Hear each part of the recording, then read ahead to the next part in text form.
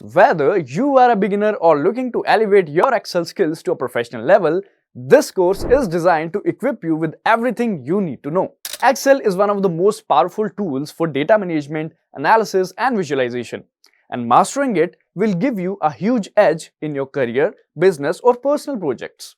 So in this course, you will explore data sorting and filtering to easily organize large datasets, professional formatting techniques that make your data pop, essential Excel formulas and functions to boost your productivity and efficiency, how to create dynamic pivot tables for insightful data analysis, mastering keyboard shortcuts to save time and work faster, build insightful charts that turn raw data into meaningful visuals, using Power Query to automate and simplify complex data manipulation, leverage Power Pivot for advanced data modeling and reporting, then understanding and applying DAX functions for powerful calculations, creating custom calendars to enable time intelligence and perform advanced data-related analysis. By the end of this course, you will have all the skills and confidence to navigate Excel like a pro and tackle even the most complex tasks with ease. So let's get started on your journey to Excel mastery.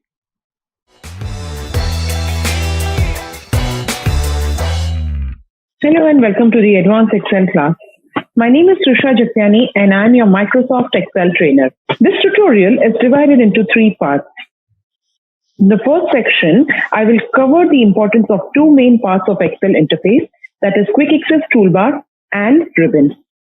In the second section, you will learn how to effectively format cells in Excel, and in the third section, you will learn how to perform text to column and the alternate function /fill. But before we begin, let's first understand the Excel interface.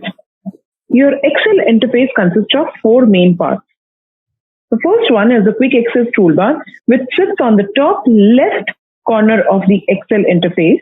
This toolbar provides access to frequently used commands in the application. The second is your ribbon, which consists of all the commands used in Excel and sits just below the Quick Access Toolbar. Third is your formula bar, which sits below the ribbon. And the fourth is worksheet, which is made of rows and columns that can be used to sort and manipulate data. Now moving back to the Quick Access Toolbar, this toolbar can alternatively be displayed below the ribbon. To do so, I will click on the drop-down menu next to the Quick Access Toolbar and select the option Show Below the Ribbon. And you will see that the Quick Access Toolbar has moved below the ribbon. Displaying this toolbar below the ribbon provides a bit more room for the icons. Moving this Quick Access Toolbar back above the ribbon, I'll click on the drop-down menu and click on Show Above the Ribbon. By default, the Quick Access Toolbar will have three commands: save, undo, and redo. You can also customize this toolbar to add more commands. Now you may ask, why do I require to add more commands to this Quick Access Toolbar? There are two main reasons. One, to save you from searching for the frequently used command in the ribbon, and to make frequently used commands easily available on a click of a button. Say for example, I want to open a new workbook. I will have to go onto the File menu, click on New, and from the New, I'll click on the blank workbook. Or I can also go to File if you have a 2003 or above version and just click on the blank workbook from the Home tab. However, if I had added that to the Quick Access Toolbar, I can just click on that button and it will open a new workbook for me. You can see that my Quick Access Toolbar already contains the new icon. So in order to add any of the new commands to the Quick Access Toolbar, I'll have to follow a few steps. So to add the new command, click on this drop-down menu again, and you can select all the commands that are given in the list to add that to the Quick Access Toolbar, but just by clicking on that command name. However, you must have noticed that not all commands are available in this list. So to add other commands, you can either go back to the ribbon and click on the command that you want to add to the toolbar, Let's say I want to add table. So I'll go on to insert, go to the table command, right click on that, and then click on add to quick access toolbar. This is one way of adding any command from the ribbon to the quick access toolbar. Alternatively, you can also click on the drop down menu again and click on the more command option, which will open your Excel wizard. And from this wizard, under the popular commands drop down menu, you can select all commands to get access to all the commands available in Excel. And now you can select the command that you want to add, click on that, and then click on the add button. Once you have done that, then you can press OK, and a new icon related to that particular command will be added to your quick access toolbar. So this is how you can customize your toolbar and add as many commands as you want, which you are using frequently, to your quick access toolbar. Now moving to the second important part of your interface is the ribbon. Microsoft Excel ribbon is the most important part of the Microsoft Excel interface. It contains majority of the commands used in the application. The ribbon is arranged in the series of tabs. Each tab contains series of related commands. You can access the commands simply by clicking on the name of each tab. Commands in the tabs are arranged in different groups. The group names are mentioned at the bottom of each group. Now let me take you through each tab in the ribbon. Starting with the Home tab, this tab contains all the commands that are used most of the time, and it contains all the commands related to formatting of the cells in Excel. Commands on the clipboard group is cut, copy, paste, and the format painter, which we will be running through later in the tutorial. Font includes commands related to formatting of the cells, like changing of the font type, font size, changing color of the cell, text, etc. Alignment group has commands related to aligning your text in a particular manner. Numbers contain options for formatting your cells, while other commands like inserting, deleting, sort and filter of data is also available in this tab. Next tab is your Insert tab. Like the name suggests, it contains commands that lets you insert charts, pivot tables, and tables, which are the inbuilt commands in Excel, and also to insert the external items like pictures. Pictures can be very useful in case where you have to add a company logo in the Excel spreadsheet. The next tab is the Page Layout tab. This tab is useful to format your spreadsheet for printing. Formula tab contains details of all the formulas and functions available in Excel. Here you can search for errors from your and control the way Excel works with formulas and functions. From the Review tab, you can access commands related to protecting your work in Excel and adding comments and validating your spelling.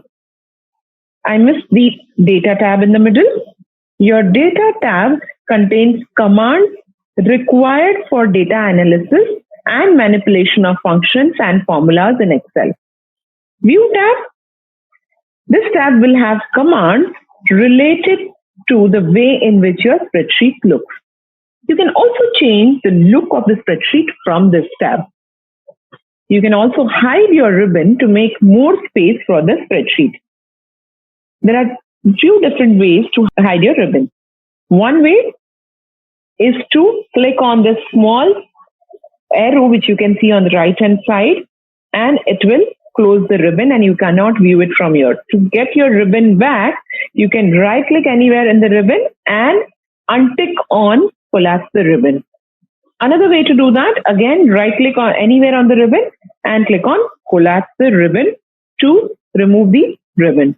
This way, you're adding more space to the spreadsheet.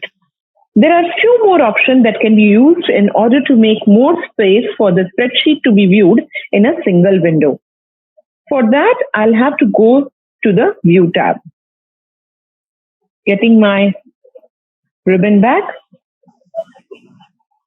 I can see a tick on the formula bar and the heading in the View tab. If you remove the tick from the formula bar, the bar will be hidden and your spreadsheet space will increase. You can also remove headings from the spreadsheet. A heading is the name of the columns and the rows that is mentioned against every row and the column. Now this has added more space to your spreadsheet. Now moving to the second section of this tutorial, and that's the cell formatting. Cell formatting, like I mentioned earlier, sits under the Home tab and is divided into 3 different groups. And those are fonts, alignment, and the numbers. We will go through each group in detail. Also, we will learn about the Format Painter command. This command is used to copy the format from one cell and paste it to the destination cell, which saves your time in looking for the right format. So let's start with the first group, which is the font group. Under the font group, you will find commands like bold, italic, underline, etc. Let's see what each command does. On my sheet, I have listed down all the commands available under font. If I have a text that I want to highlight and make it look bigger and darker than the rest, I can select the cell with the text and click on the option bold. As soon as I do that, it will turn dark and little bigger. Similarly, if I need to show a particular text in italic, I can select my cell and click on the option italic from the font group. It will change the style of the font that slants the letter to the right. Then comes the underline. As the name suggests, this option will add an underline to your text. You can also add background colors or change the text colors by using the next option. So to add the cell color, I can use this bucket sign, and to add the text color, I can use this capital A with the color sign at the bottom. I can also decide which color I want from this drop-down menu here. Same goes with the cell color also. Now moving to the font type and size. If you wish to change the way your text appears on the screen, you can do so by selecting the desired font from the options available. There are multiple options available in this list. You can also change the size of the text by entering the number that you want the size to be in. Once you have done that, it will change the size of that font. Another way to increase or decrease the size is by clicking on the letters A, that is the larger A, and the smaller A signs that you can find under the font group. This will increase the size while the smaller one will decrease the size. Moving to the next group, which is the alignment. Again, as the name suggests, this group contains all the commands related to aligning of the text. Let's look at my second example. Here I have the heading mentioned as the functions, and I have the list of function names shown below. However, the function is shown in one part of the list. Now, to ensure that the functions are heading for the whole group here, I can merge these 4 cells that I can see into one cell. In order to do that, I will select all the 4 cells together like this and click on the merge and center. This way, all the 4 cells have now been converted into one cell. And you can see that the same font and the same format is being available in that 4 cells. And anything that you type here will be considered as one cell.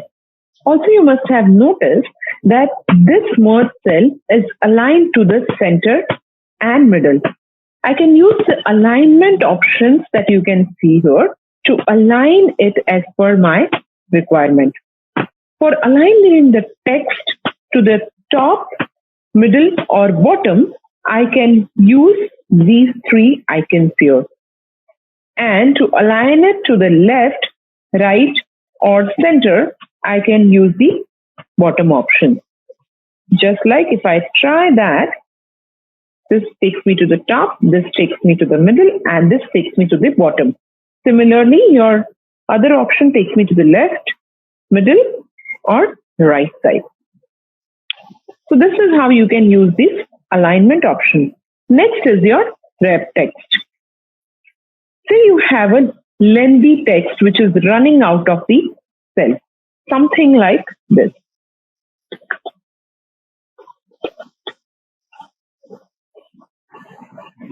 In that case, you can use the wrap text to increase the row height and accommodate the full text.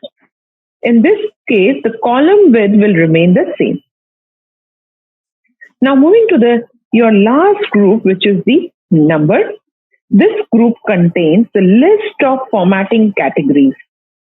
To access the formatting categories from this group, select the cell that you want to format and then click on the small box in the group format cell list. Here, once you do that, your format cell wizard will open up and all the categories that are available for formatting will be shown in the box. As you can see, the first option in the wizard is the general option. Any text or number entered in any cell will be automatically formatted in the general category.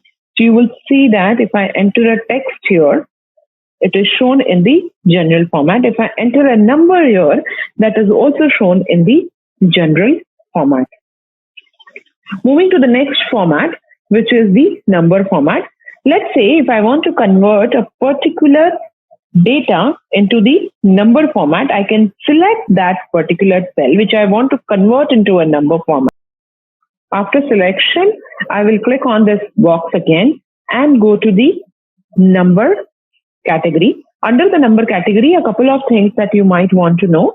The first thing is, as soon as you convert your cell into a number format, it will automatically add the decimal places to your numbers, which even if there is no decimal place, it will add as 2 decimal place, which is .00. If you want to remove that decimal place, you can go back to that box and remove the decimal places from this list by entering 0 or using this 2 different arrows that you can see here. So this is how you convert this data into the number format.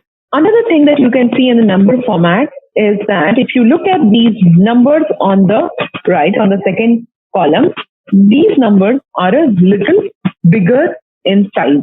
And to read these numbers will be a little difficult. If there were commas available at the right place, it would have been easier for us to read these numbers.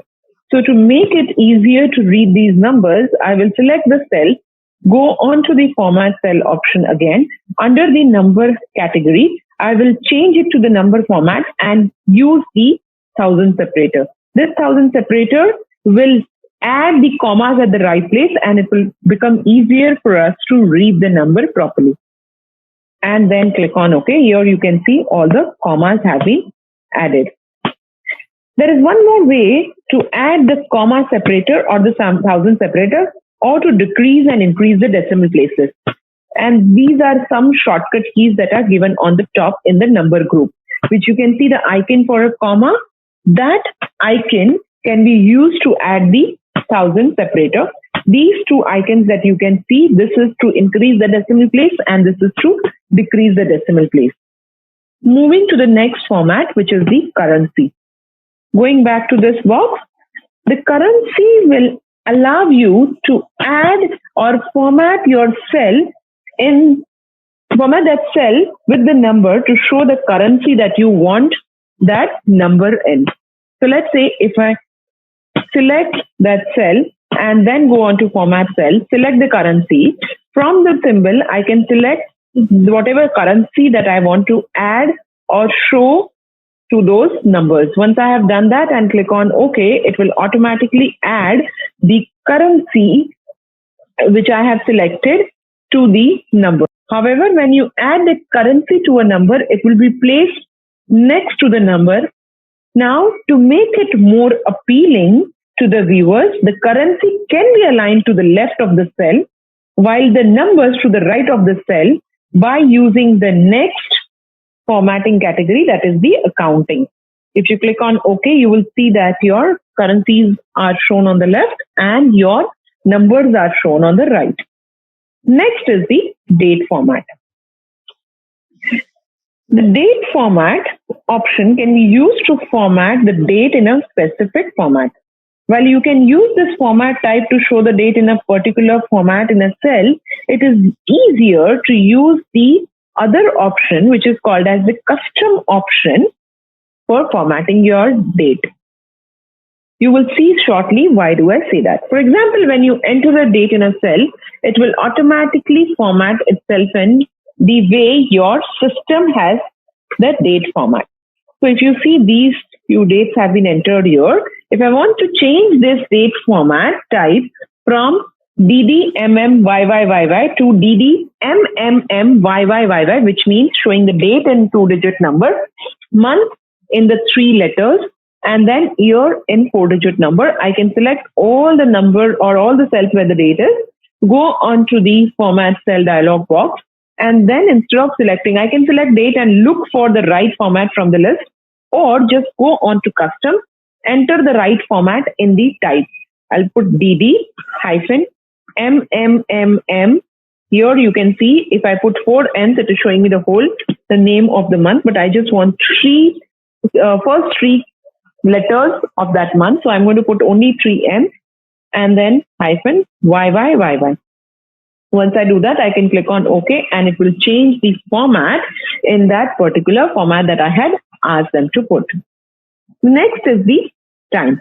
The same goes with time. If you have entered time in Excel and want to change the format, you can choose the custom format instead of using the time format. So I go on to the format cell window, select the custom. Here you will see that it is already showing in HMM. If I want to add seconds, I can also put an hyphen and put SS. It will add the seconds into my list. Or if I want to show this data in AM or PM, I can leave AM, HH and MM and add AM hyphen PM. This will let me add the exact time with the AM or the PM. Next is your percentage. The percentage format is used to show a particular number in the percentage form. However, you have to be mindful that when you change any number or any cell which has number into the percentage format, it will automatically multiply the number which is there in that cell with the 100 and then give you the result. So you will see that it has multiplied whatever number was there, it automatically multiplied it with 100 and given you the result. Another way to do that, again, there is an icon which you can see here. You can click on this icon to change it to a percentage, and that's how you get the result for the percentage as well. Now I will be moving to the third and the last section of your tutorial, and that is the text to column or the flash fill. So flash fill or text to column are the two most important commands used as a part of data cleaning strategy. Excel has these two great tools which works with all types of data.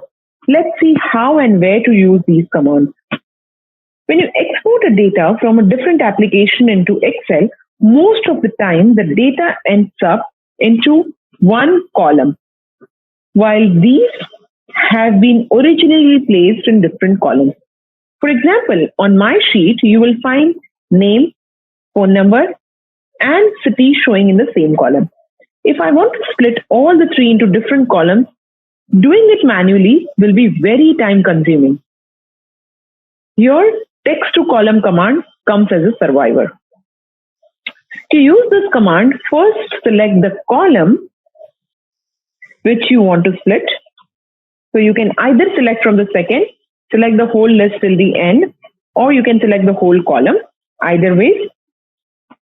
And then from the data tab in the ribbon, click on the text to column from the data tool option.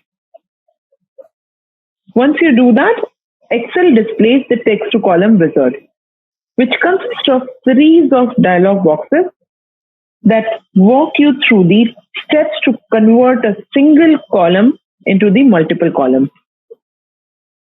In this wizard, there will be two options that you are required to select from: delimited and fixed width.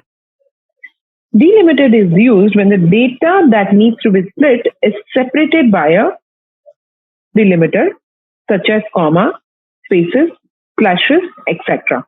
So basically, if there is a separator in your data, you can use delimited option. A data here contains a space as a separator, so we will use the delimited option. So I'm going back, click on delimited, and then click on next. In the next window, I will select the delimiter type, which is this space. So I go on to space, remove the by default tick on the tab. Once ticked on the appropriate delimiter, data preview will show how your data will be split. You can then click on the finish to split your data into multiple columns. So this is how you can see that it has moved into the different columns. However, you will notice that your original data which you had in the first place has been splitted, and so you cannot see your first column as originally it was placed. So if you want your data to stay as it is and then split the rest of the data into different columns and this to stay intact, you can also do that by selecting the destination cell. So for example, if I select this data, go on to text to column, select the delimited as my option, go to next, use the space as my delimiter. This time, instead of clicking on finish, I'll click on next, and in the next window, I can select the destination cell where I want my result to be placed. Now, because I want this data to be intact, I will select the next cell, which is adjacent cell to the first data available, and click on finish. This will allow the original data to stay as it is and to split that data into the remaining cell. So you can do that also. This is how your text to column works. However, in 2013 version of Excel, a new command /fill has been added. So, but why /fill? Now, text to column works with many types of data. However, sometimes you will encounter data that can't be split using text to column. For example, if you have variable with data that doesn't have delimiters, in this case, /fill will be your survivor. /fill is an Excel feature that automatically fills values in a column based on a pattern identified in the adjacent column. So let's see in our example, there are some data placed in a single column. The goal is to extract the number from each cell and put it into a separate cell. Text to column command cannot do this because the space delimiters aren't consistent. In order to use the /fill, we will have to copy the number from the first cell containing data and paste it in the adjacent cell, which in our case is B1. So now I will first copy this data or just type it in the next one, which is 20. Once I have done that, I can keep my cursor in the first cell, go on to the data tab. Under data tools, I will find the option /fill. Once I click on the /fill command, it will automatically identify the values that needs to be picked up from each of the cells. However, it did not correctly extract the decimal numbers, but picked only digits after the decimal place. You'll see in this case, you'll also see in this case. So, flash fill needs a little help sometimes. Immediately after using the flash fill, change the value in the first cell where the issue is. In our case, the first cell is this 9.5. So I'm going to enter 9.5 and then press enter. This will help flash fill to understand what changes needs to be done. There is a limitation to the flash fill. It will not automatically update your result when your source data changes. For example, if you change the number in cell A1 to, let's say, 150, Excel will not update the number in B1. You will have to perform the action again if you change any of your source data. Moving back to the text to column, there is one more part of the text to column which I want to show you, which is something called as the fixed width. We have already discussed the delimited, and then we showed how can flash fill be replaced for text to column delimited, but there is something called as fixed width. What is that fixed width? Fixed width is used when each component in the data to be split occupies same number of characters. Like in our example here, you will see the list of car years and models. Because every year in the list is 4-digit long, we can use the fixed width here. Again, let's select the whole data. Then go on to the text to column. In the wizard, select the fixed width this time and click on next. Excel will automatically guess where you want the split. If it doesn't do that, you can click and drag the line to move it. So how do you do that? If you don't see anything, you can click anywhere in the Excel to get the line, and then drag the line where you want that split to be placed. Once you have done that, you can either click on finish or you can click on next to decide on the destination cell. Again, if you set the destination cell as default, which is the column that your data comes from, in that case, A1, you will overwrite your original data, which we have seen in the text to column delimiter as well. So here we finish all the sections of this tutorial. Today I'll take you through the cell referencing and its types in Excel. Cell referencing in Excel is a very important component. There are 3 types in which you can reference your cell. First, relative referencing. Second is your absolute referencing. And the third is the mixed referencing. Let's look at relative reference first. On my sheet, I have the basic salary of the employees and I am required to calculate the HRA, which is 2% of the basic salary. To perform this calculation, I will have to enter a formula in I2. The simple formula will be start with an equal to sign, then select or give the cell reference of the cell where the basic salary of the first employee is available, which is cell H2. Multiply that by 2%. So I'll enter 2 and the percent sign. Press enter. This will give me the 2% of basic salary for Raja. Now, as we all know, we can drag this using the drag handle in order to get the result for rest of the employees. You will see that it is correctly calculating the HRA for all the other employees. But how is Excel doing this? To understand that, let's look at the formula in each cell. For Excel to display only formula, you can use keyboard shortcut key, Control and the tilt key. Now what is the Control and the tilt key? The tilt key will be just above your tab key and it looks like this. This is your tilt key. I'll zoom it a little for you to view it clearly. This is called as your tilt key. So if you want to ever see only the formula in Excel, you can press Control and the tilt key and it will display only formula in Excel. Moving back, I'll zoom it out again. Moving back to our sheet, I am now pressing Ctrl and Tilt so that you can see the formula only on the cell. You will see that all the formulas are displayed here. You will notice the cell reference in the first cell is H2, while in the second cell it is showing H3. The next cell has H4 and so on and so forth. Why is Excel doing that? Let's take a look. In every Excel sheet, you will see a row and a column, and every cell is a combination of a row and a column. So the cell name contains the column name followed by the row name. Now, hence when I enter a cell reference in Excel or in any formula, the Excel will show me the name which includes the column name and the row name. Now when I drag the formula down, Excel identifies that the row is getting changed.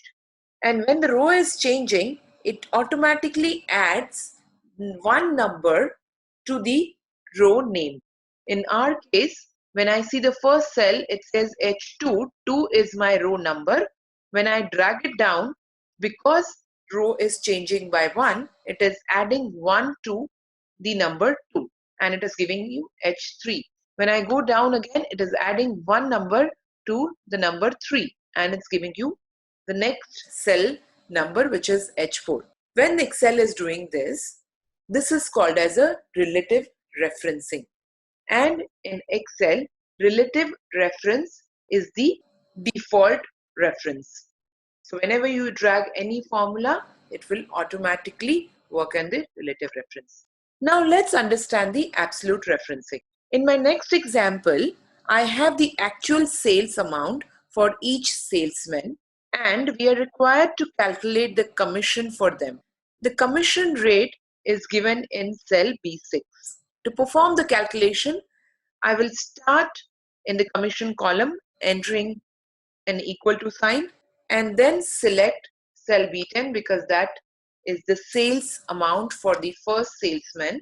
Multiply that by the sales as a commission rate, which is 15%. Instead of typing 15%, I will select the cell reference B6 and press enter. Once I do that, I will see that the commission for John Holmes is being calculated. Now I can drag the formula down to get the result. However, as we had seen in the previous example, when I drag it down, Excel will automatically take the next cell as a cell reference. Let's look at the formula again by pressing Ctrl and Tilt key. Now you will see in the first cell, it has taken B10 as the sales amount and B6 as the sales percentage, commission percentage. When I move down, it is taking B11 as the sales amount, which is correct because now it has to calculate for Susan the commission and hence it is taking B11. However, the sales or the commission rate is now taken from B7, which is incorrect. It should always take from B6. Moving down again, it is taking B8, which is the commission percentage, which is incorrect again. It should take from B6 always. So in order to ensure that Excel takes B6 always, we will have to freeze B6 so that when I take it or drag it down, B6 doesn't change to B7. In order to do that, I will have to freeze or B6, and to freeze B6, I'll have to enter a $sign in front of the column name and have to enter a $sign in front of the row name as well. This will freeze the whole cell. Now when I drag it down, you will see that your sales amount cell reference is changing. However, your commission rate cell reference is not changing. Now going back and checking the response or the result, I will press Ctrl and Tilt again. You will now see that it is calculating the correct commission amount. Now, $sign that you entered to freeze the cell, this is called as your absolute referencing. When I say absolute referencing, it will be freezing the whole cell, wherein you're entering a $sign in front of the column name and adding a dollar sign in front of the row name. So both are freezed, and that's the reason it is called as a absolute referencing. Now coming back to my previous example, let's see how the mixed referencing works. We have seen that when I calculated HRA, I dragged it down and I calculated the HRA for rest of the employees.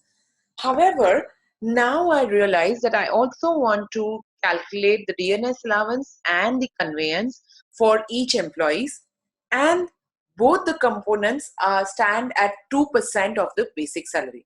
So if I want to calculate all the three at 2%, can I not drag the first calculation that I have done for HRA and drag it to the right to get the result for DNS allowance and the conveyance as well?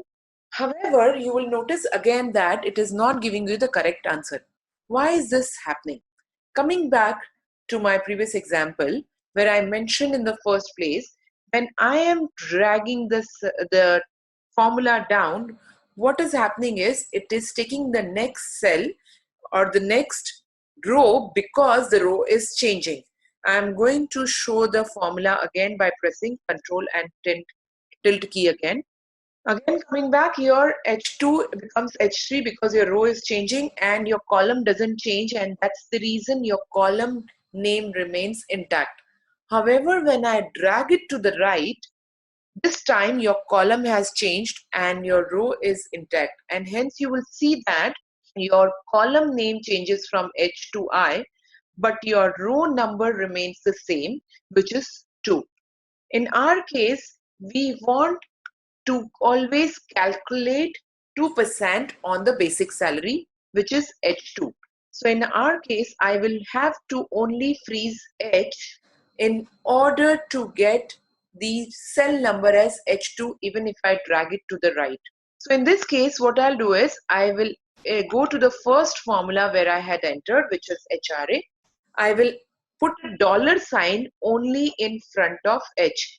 Why? Because only column has to be freezed.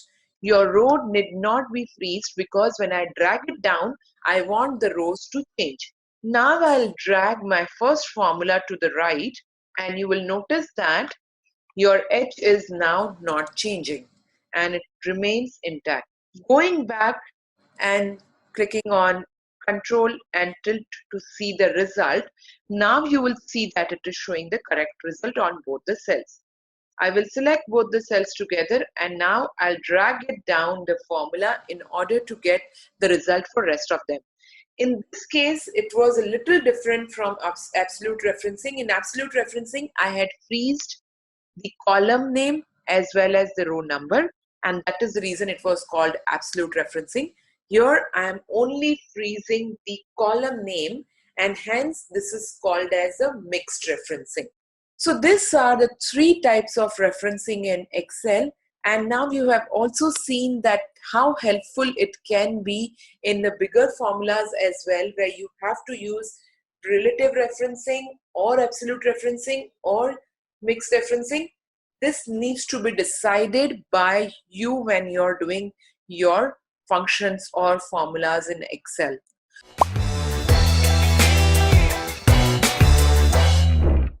In our first tutorial, we had started with understanding the main parts of the Excel interface, and also I had shown you the important part of formatting cells in Excel. Today I'll take you through the two amazing tools in Excel used for organizing data. Sort and filter are most commonly used feature to help you do this. Let's look at the sort command first. As you add more content to the worksheet, organizing this information becomes especially important, and it can be quickly done by sorting the data. For example, you can organize a list of employees by their employee ID. The content can be sorted alphabetically, numerically, and many other ways. To sort data, we need to select the cell in the column that you want to sort by. Like in our example, we can see that the data is given for the monthly sales of the organization. Now, this would be in lakhs. We need to sort the data in such a way that the highest sale or the month where the highest sale has happened is shown first, and then the lesser goes down. In order to do that, I will first select the column where the sales data is. I can keep the cursor anywhere there, and I can either use this sort box or use the A to Z or Z to A option, which is a shortcut given on the ribbon. Now the sort option is available under the data tab. So under the data tab, because I want to do a descending order, I will use the Z to A. Z to A, if you keep your mouse over, Excel will automatically mention sort largest to smallest. Now when I click on that, you will see that the highest value is coming on top, and then the next highest, and then the next highest. So it is sorted the values in the descending order. Now this was about the numbers. If I wanted to sort alphabetically, I can use the sort function by selecting the column where the alphabets are and use the A to Z or Z to A method. Now if you notice here, the months, if you try to sort, it will automatically sort in the alphabetical order. Let's try that. So if I do A to Z, it will show up A all will come in the start, and accordingly it will go down. However, if I want to show the sales in the chronological order, which is starting from Jan and going up to December, I cannot use the simple sort function. I'll have to customize it. Now, in order to customize it, I will click on this sort button or the box that you can see here. The sort dialog box will open up. In this dialog box, I can go to the sort by option, select the option or the column where I want to sort by, which is the month. Now sort on. So what I want to sort on is the cell values, and the order will not be A to Z or Z to. If I want to do that, I could have done it from here. However, I need to customize it. So I'll click on the custom list. As soon as I click on the custom list, the custom list option will open up. In this dialog box, you will see a number of things which are already available. Now, these are few things which are by default there on every system. So if you look at the Jan, Feb, March, April, May, that's the chronological order of the months that is given here. I can pick up that and then click on OK. So I'm telling Excel that I want to I want to sort this data as per the chronological order of the months. Hence, I had to go onto the custom list. I click on OK, and now you can see that the months are now sorted in the chronological order as I wanted it. So this was about how you can sort your data with a single criteria. What if you had multiple criteria to sort by? For example, if you look at my next sheet, you can see that I have the list of regions given for the employees, the month in which they have made some sales, and then I can see the sales data for each region that is mentioned here. I want to first sort the region-wise information, and that would be done in the normal A to Z or Z to A method. So I'm going to use A to Z. So it is now sorted. However, after it is sorted by region, I want to see in East, I want to see the data from Jan to December. So in East, the Jan should come first. In East, the Feb should come second, then March, then April. So in the chronological order, under the region, it should show me for East, Jan to December, for West, Jan to December, for North, Jan to December, and South, Jan to December. This is how I want to see the data. Now, in order to do that, here it comes where I have multiple level sorting. So here, if I just directly click on A to Z or Z to A, it will remove the sorting from the first level.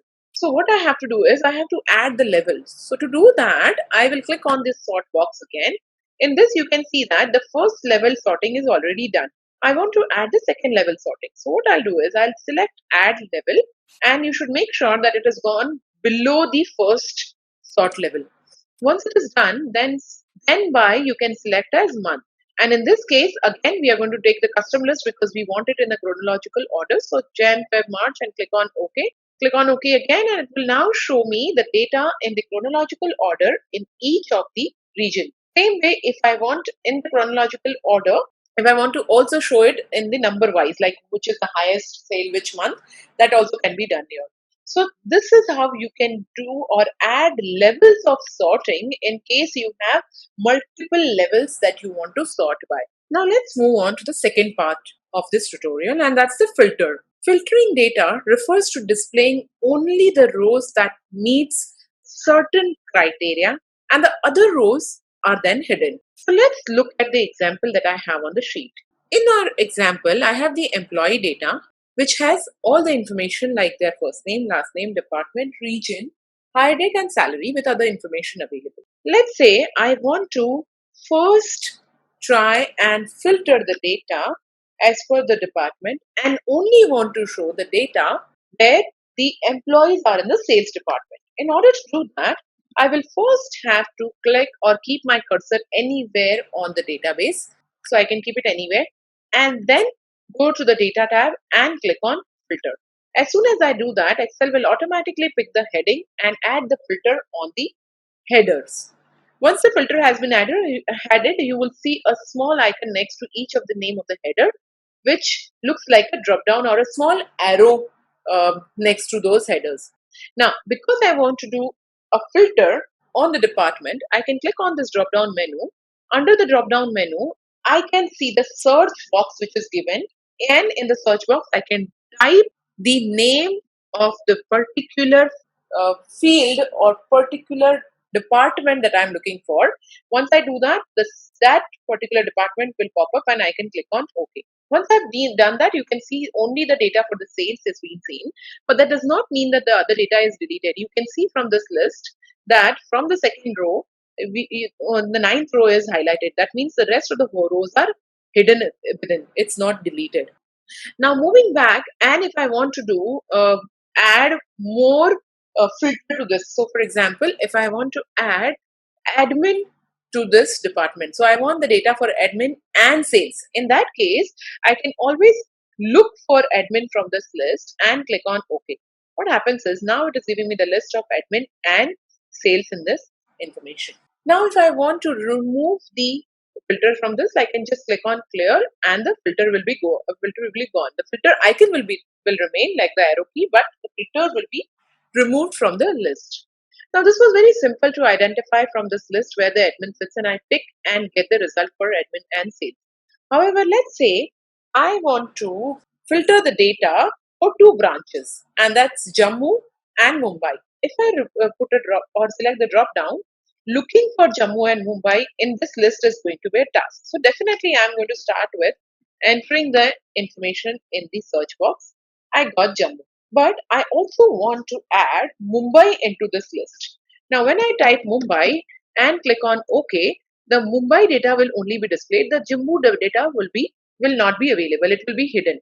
How do I ensure that both the data is available? By using this search box. So I type, so Mumbai is been selected. Once Mumbai is selected, then I go back into this drop down menu and enter Jammu this time. After doing that, I will put a tick box or put a tick next to the box saying add current selection to the filter. So that is saying that whatever is selected right now, that is Mumbai, keep that and add Jammu to it. Once I do that, you will see that Jammu and Mumbai data is now displayed on the list. So this was about how you filter the data with just one column. But if you want to filter the data for two columns, for example, if I want to identify sales department and East region, I can easily go on to this. I can enter this sales data here in the search box and click on OK. And in the region also, I can go back and enter East, and it will give me the data for sales and East. All the rest of the data will be hidden. So this is how you perform the simple filter function in Excel.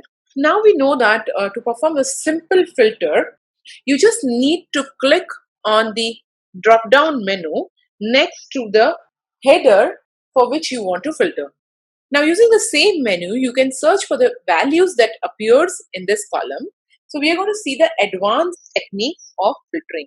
So how do I do that? So let's say if I want to go on to the, say the department column, and I only want to show data where the sales is not mentioned. So I repeat, I only want to see the data for the employees that are not working in sales. So rather than me selecting all of them and removing the sales, what I can do is I can go into text filters and then say does not equal sales.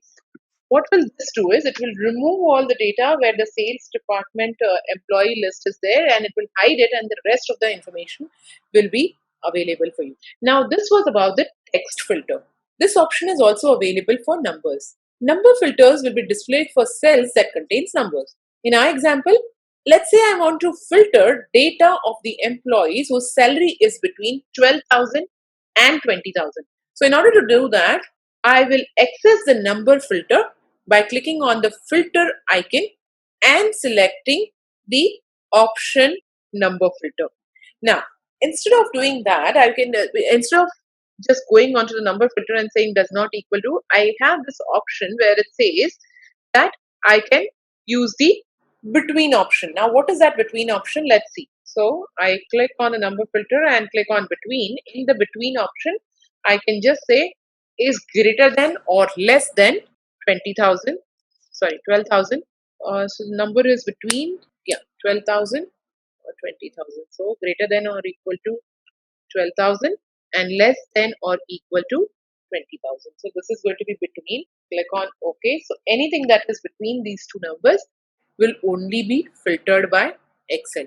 Similarly, you can also use other options like less than, greater than, less than or equal to, greater than or equal to, etc. to filter your data as per your requirement. Now next comes the date filter. This is very useful filter because you can do a lot with this filter. You can filter data from certain time period like last year, last month, last week, between two dates, etc. So let's see from an example, how are we going to do that? I click on the higher date because that is where the dates are. I go on to the date filter and here you can see all the options that are available.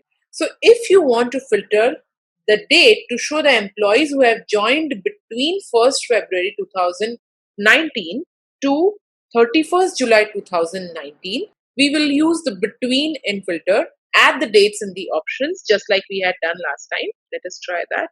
Or rather, there is no dates here like that. So we can try 1989 as a date. So I'm suppose Jan 1989 to 31st Jan 1989. Go to the date filter here. And here we will try the between. Same like we had done for our other function, that is the number. Here we will do the same thing for date also. You can either select the date from here because now these dates are very old. So we are going to type it down so it becomes easier for us to manage it, or you can select it from this list if you wish to. Here I'm going to let me just change it to 1989 and let's say it's 1st Jan. So I'm going to pick that. So it's after or equal to. Same thing here, 31st July 1989. So here you can see the dates are only filtered between these two dates which we had mentioned earlier. So this is how you can perform different kinds of custom filter by using the options custom filter which is given on this list, the date filter, the number filter, the text filter. All these can be used by in the filter option. So you can see how filter command can narrow things down really quickly and give you the data that you need.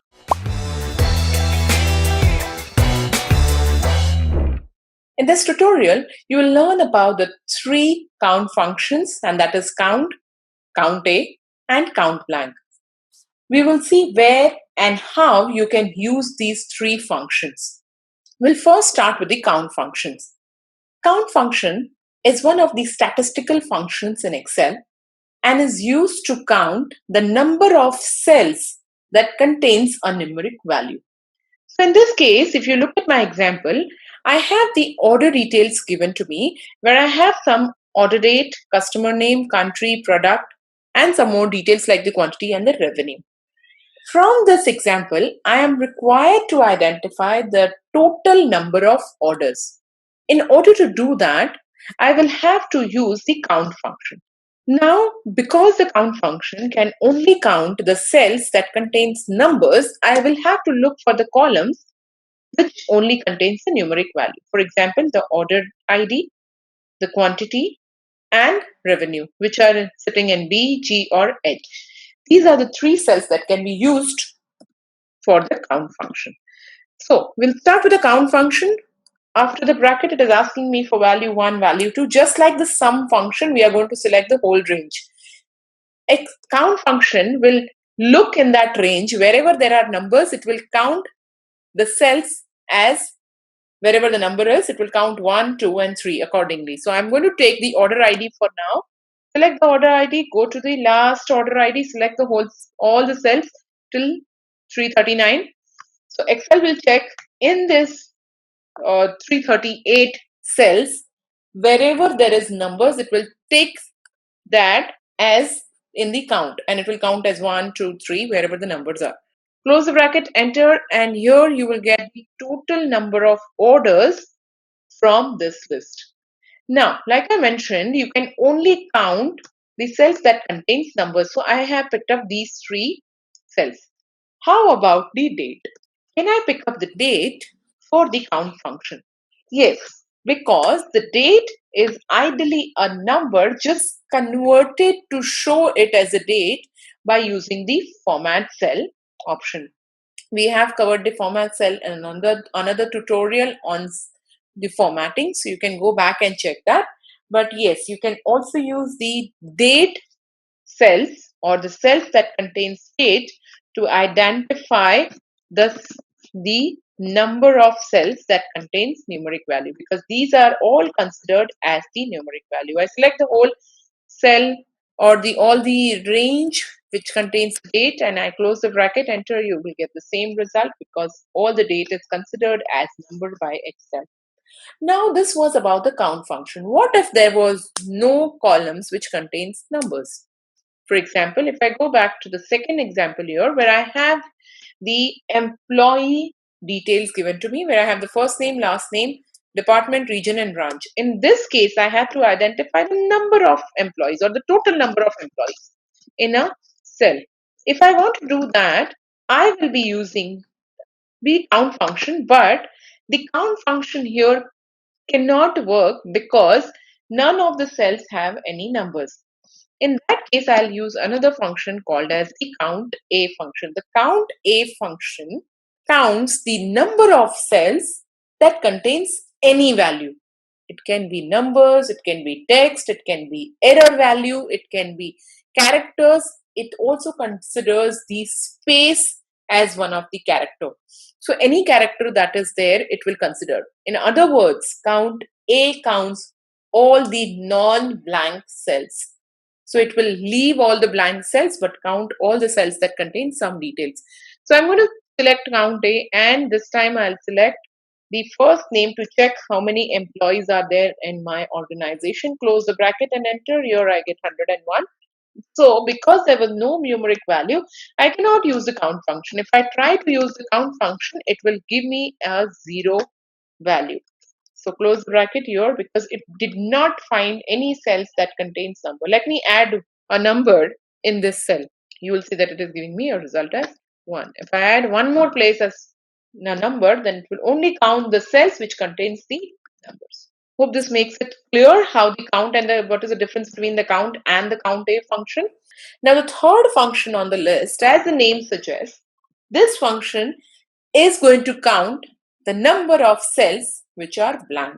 That means the cells which does not contain any value, neither the text nor the character, nothing, it's just blank.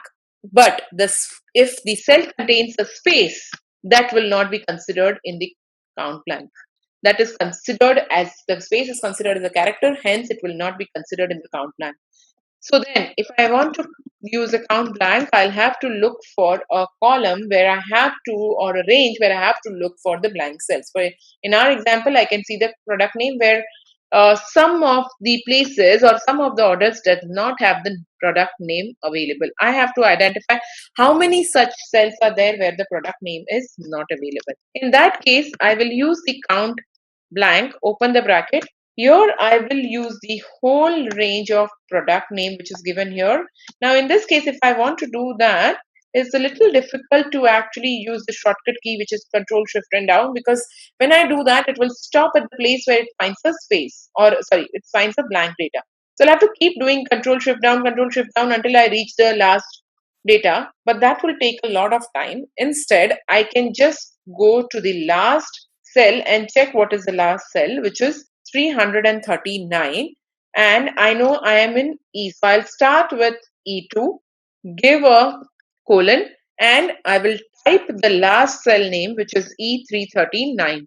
Once I do that, I can close the bracket, enter, and here I can get the result. So it is going to check till 339th cell, how many cells have blank data. So you can identify that by now. If I delete one more cell, which from this list, it will automatically count in the count blank and give me the list where the blank data is available or the blank cell is available. So this is how you identify the difference in the count A and count blank, and you know now where to use each of these functions.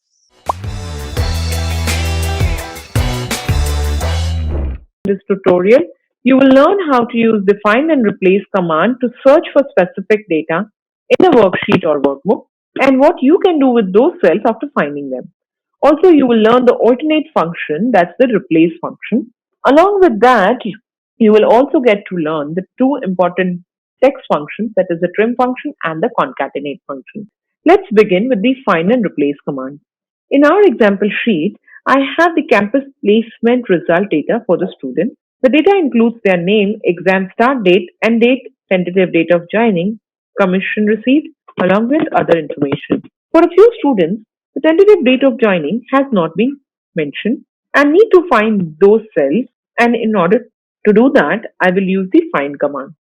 In order to use the find command, I can select the range of cells where I am looking for a particular text or the character, or to search the entire worksheet, you can click on any cells in the active worksheet, and then we can click on the Control F, which is the keyboard shortcut to open the find and replace dialog box in the Excel. Now, because I'm looking for tentative date of joining, I'm going to use the full cell or full column by selecting that particular column. So I select this column. After doing that, I'll press Ctrl F to open the find and replace dialog box.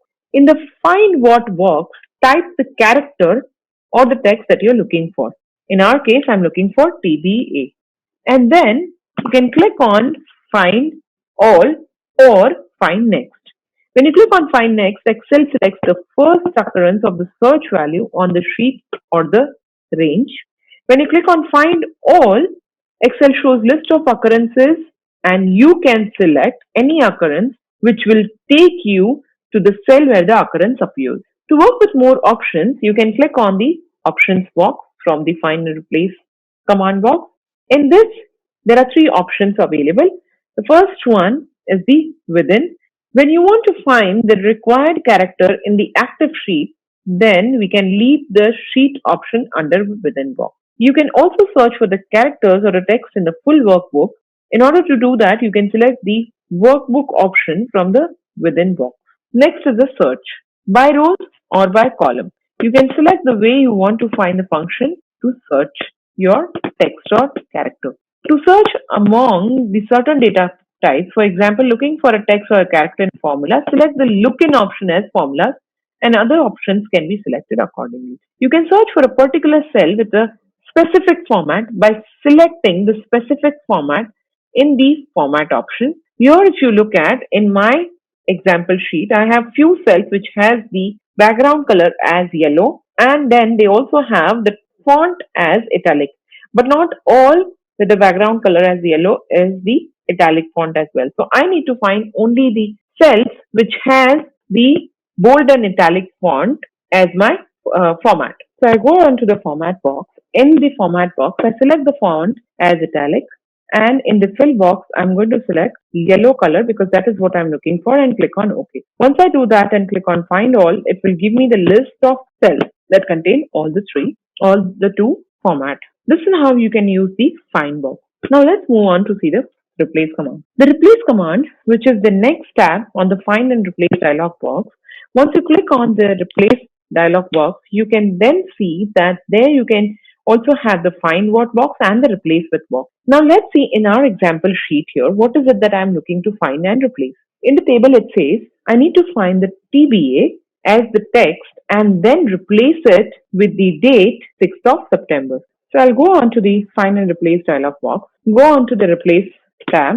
Under the replace find what, I will enter TBA, and in the replace with, I will enter the date which I want to replace the data or the TBA with. Once I've done that, I can click on replace all to replace all the cells where it contains TBA. You can see that all the cells have now been replaced with the 6th of September as the date for the TBA as a tentative date of joining. This is how you can use the find and replace command to replace or find any text or a character in a worksheet or a workbook. Moving on to see how you can use the replace function, which is an alternative to the find and replace command. Let's say I have in my example sheet here the product SKU number, which looks like the product SKU number is from 2018. I need to change this product SKU number to saying 2020. So here you can see 2018. 2018 is the start of the product SKU number. I want to change, keeping this all the other code same. I just want to change the start, which is the year on this product SKU number. In order to do that, I'll use the replace command,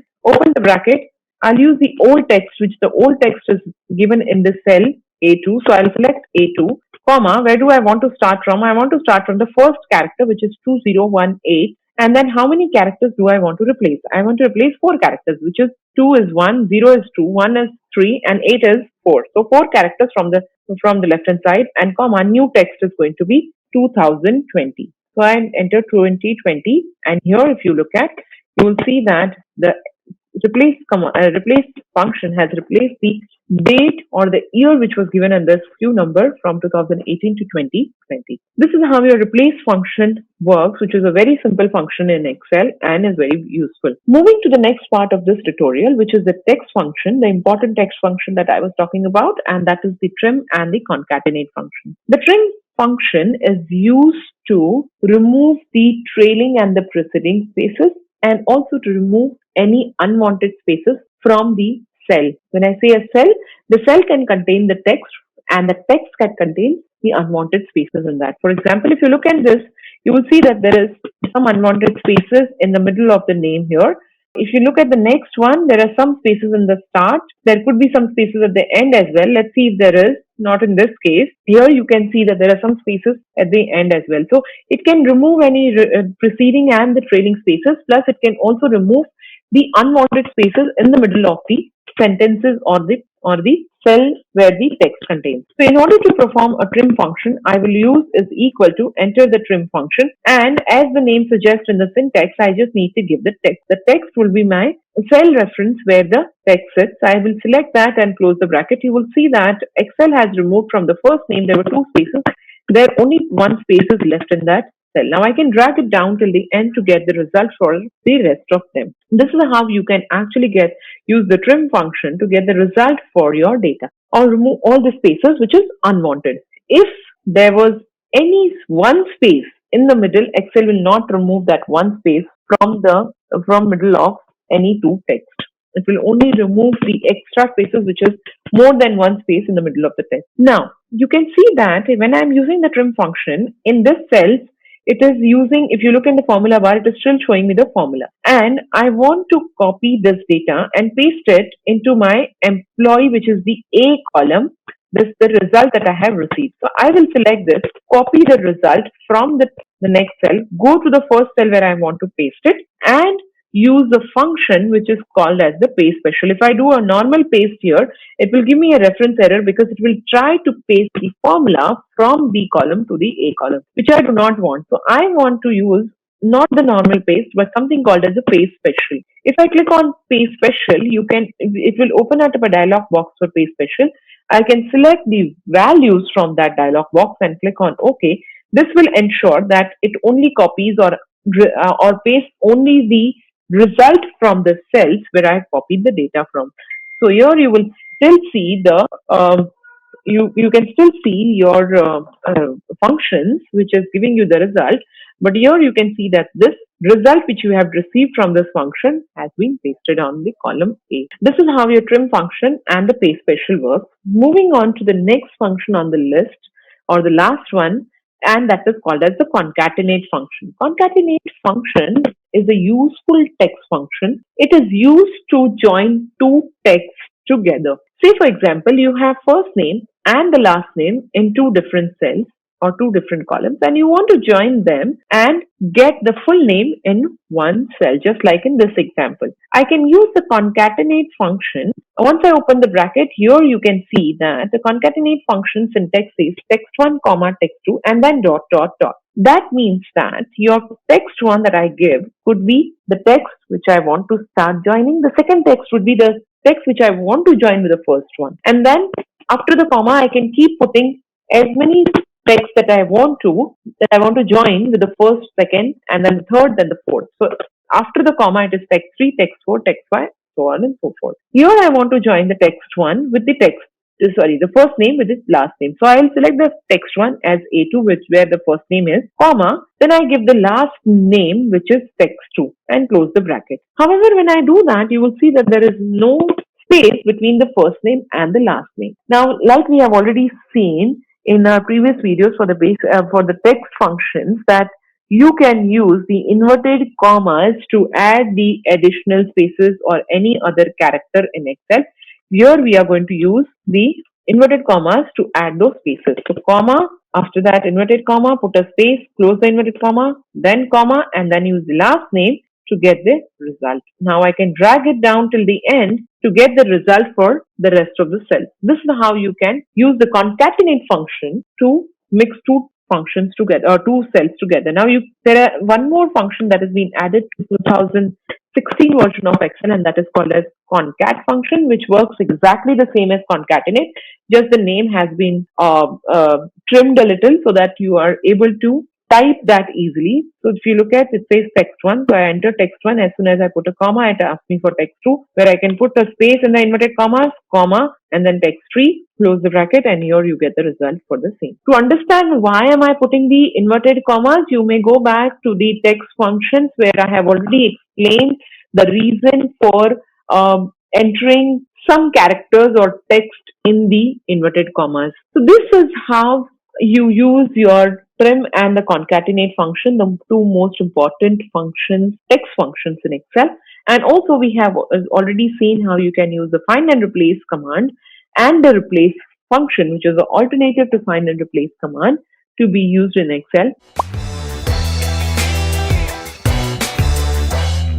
Today I'll take you through some commonly used Excel functions, which is sum, average, max, min, large, and small. Let's start with the sum function. In my example, I have salary information available for employees in the organization. If I want to know the total salary paid to all employees, I will simply use this sum function. To perform the function, I'll start with an equal to sign, followed by the function name and the open parenthesis, and then select the range which I want to sum. In our case, it is the salary range. To select the salary range, I will drag using the mouse till the last cell where the salary information is available, or I can also use the keyboard shortcut key to select the whole range. To do that, I'll select the first cell and then use the keyboard shortcut key, Control, Shift, and down arrow key. This way, you will notice that Excel has automatically selected the whole range. Now I can close the bracket by going to the formula bar and press enter. I scroll it a little up to see the result. Next function on my list is the average function. As the name suggests, it provides the average or the mean value for series of values in a range. Let's say I want to identify the average salary paid to each employee in my organization. Again, I will start with an equal to sign, enter the function name, followed by the open parenthesis, and then select the salary range by using the shortcut key, Control, Shift, and down arrow key. Go to the formula bar, close the bracket, and press enter. Scroll a little up. You will notice that Excel has calculated the average salary in the cell. Next function on the list is the max function. Max function returns the highest value in the range. For instance, we can use the max function to find the highest salary paid to the employees in the organization.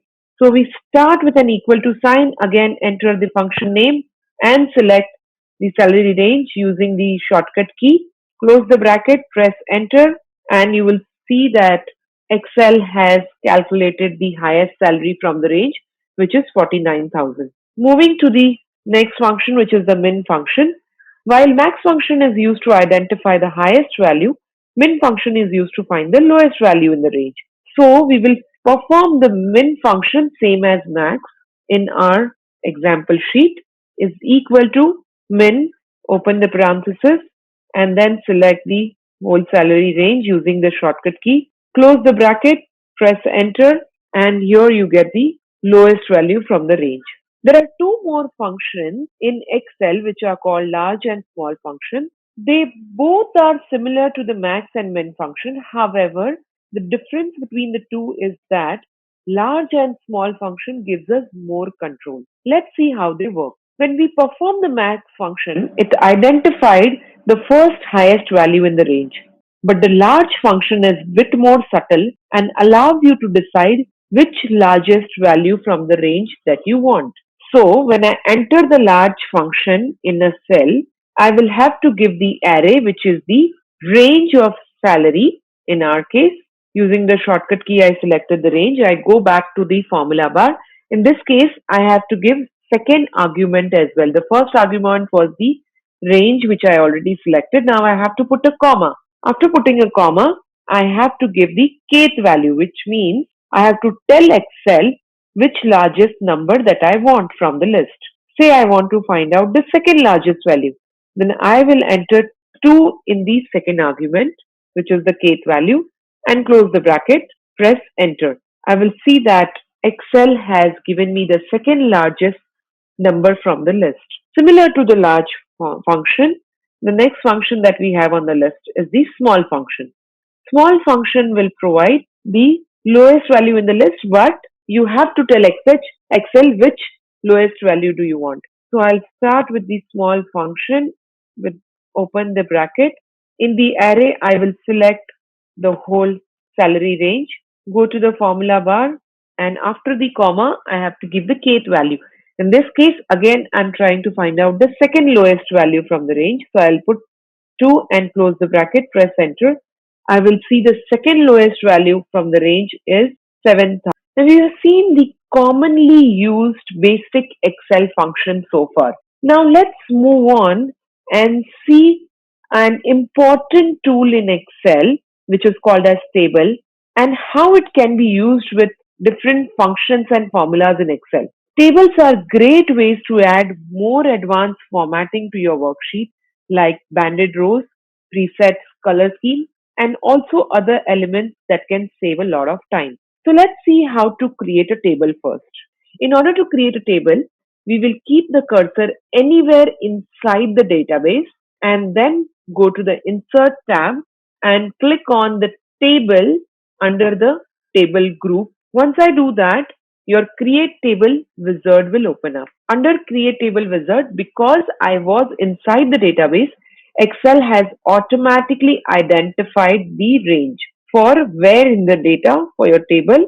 Next option that I have to select is whether my table already has a header.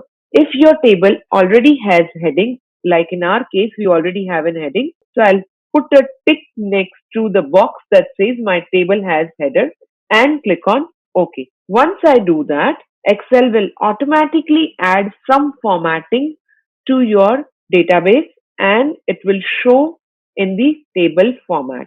Adding a table will also add filtering by default, which will let you sort and filter your data easily. Also, after adding the table, you will notice that a new tab is added to the ribbon called the Table Design or the Design tab, depending on which version of Excel you're using, which is only accessible when you click on the table.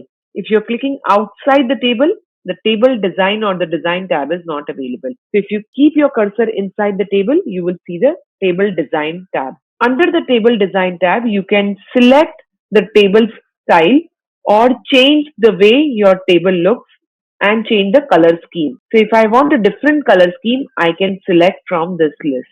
So not only that, you can also change the name of the table from this tab. On the left hand side under properties, you can see that you have a table name as table 2. I can change the name. In our case, I will put it as employee information. So I'll say EMP_INFO. There cannot be a space when you're entering a name, and hence I'm entering an underscore to add a name to the table. Now let's see what is the use of inserting a table in your Excel and what is the uses of using it under the function. We have already seen how we perform the different functions in Excel. We will try and do the function once more to see how it is useful when we add a table. Let's say I perform my sum function by selecting the range from the table. So I'll start with an equal to, enter the sum function with an open parenthesis, and then use the shortcut key Control Shift and down arrow key to select the salary range. You will notice that in the formula bar, you will see the name of the table which we had given employee underscore information, followed by a square bracket, and inside the square bracket you will see the header of the range that we have selected, which is salary. Close the bracket, enter. You will see again that your name is, or your number that is displayed is the total of this range. But this is nothing different from what we had done previously. You still got the same result. However, because I have added a table, now let me try and add a new data into this database. Let's say a new employee has joined the organization and I have to enter their information here. So I do that by entering some data here. Once I do that, I will now have to add the salary. Before I add the salary, let's see what is the total salary here. I can see 15,53,825. If I add 1 lakh to the database here, let us see if it automatically incorporates it into the sum function. It does. The earlier number was 15 lakh. Now it is showing you 16,53,825. The 1 lakh amount that I had added to the database has automatically been picked up by the sum function. Why is the sum function doing that? Because in the table, when I add the new database or the new data, it automatically incorporates the new data into the table. And so even when I don't do the function again, this range is automatically picked up and you get the result without trying to do the function again. So this is how your table can be very useful, and any other function also. You can use your tables with the bigger functions or the advanced functions that we are going to learn in the other modules. But yes, this is how your tables can be useful. One drawback with the table is that you cannot use structured reference directly to create data validation or create conditional formatting rules. In that case, your naming the range comes very handy. We will go through the name range option in the next video. So for now, we have learned how to perform the basic functions in Excel by using the normal ranges and also by adding the tables into the database, and this will make your range dynamic, and so it will become even more easier for you to perform any functions in Excel. And in this video, we will learn about some of the important data analysis functions like COUNTIF, SUMIF, COUNTIFs and SUMIFs functions. All these functions are logical functions, and like if, they also support logical operators like equal to, greater than or equal to, less than or equal to, and not equal to. Let's start with the first function, that is the COUNTIF function. COUNTIF function is used to count cells that meet single criteria. Unlike count function, COUNTIF can be used with dates, numbers, and text that matches certain criteria. Moving to my example sheet, you will see that I have names of the students along with the modules that they have enrolled for and their test results. As per the first question on the sheet, I need to identify the total enrollment for each module mentioned in E2 to E4. For this, I will be using the COUNTIF function. So to start with, I'll enter the COUNTIF and open the bracket. You will see that there are two arguments in the COUNTIF function. First is the range. Range is the set of cells where you want Excel to look for the criteria. In our case, it is the column modules. So I'll select the whole range where modules are available. Next is the criteria. Criteria is the condition that you want Excel to check in the given range. So I'll put a comma and then I will select the criteria using the cell reference. So history is written in E2, so that's the reason I'm selecting that. Close the bracket and press enter. Now you got the result for history. You can get the result for the next two by dragging the formula down.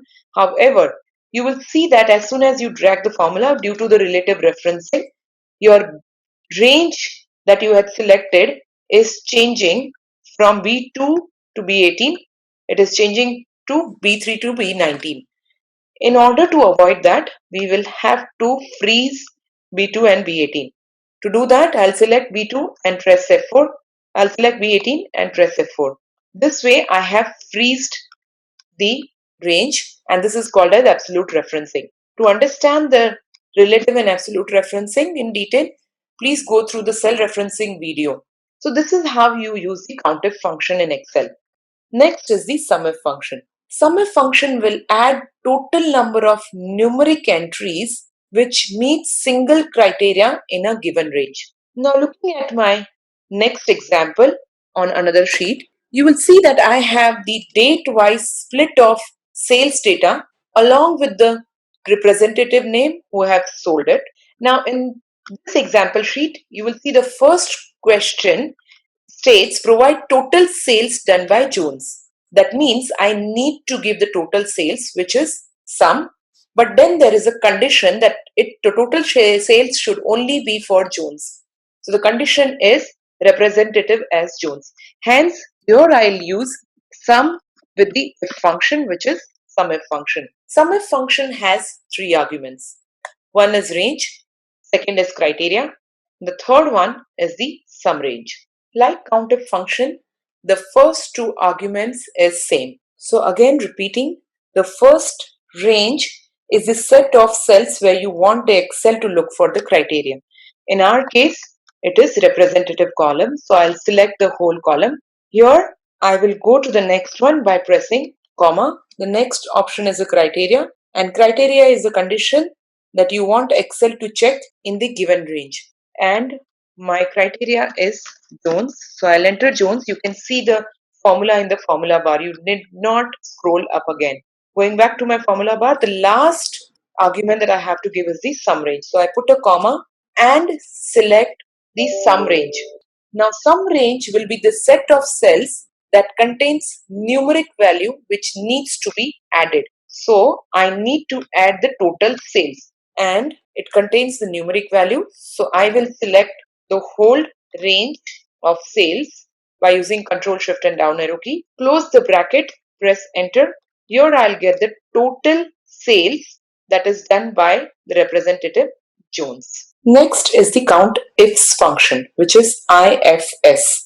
COUNTIFs function works exactly like COUNTIF.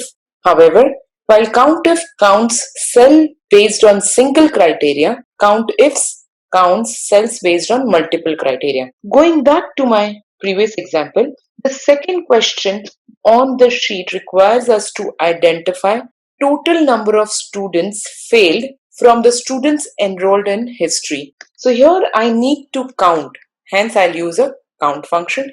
However, there are two conditions in this along with the count, where the students enrolled in the history and have failed. So two conditions. I will be using COUNTIFs function. So with the COUNTIFs function, there are more than two arguments, and those arguments are exactly same as the COUNTIF function. The only difference that you will see is with the range, it says criteria range 1. That means it is giving you option to add more criteria range, and along with that, more criterias. So the first thing it is asking is criteria range 1. My first criteria is to look for the students in the history module. So I'll select the range again, which is B2 to B18, comma. Now I have to give criteria 1. Now I have to be very careful that when I'm giving criteria, it should be corresponding to the criteria range. So if I'm giving modules as my criteria range, my criteria should be available in this module. In our example, history should be available in this range. Hence, I have selected E9, which is history written in the cell.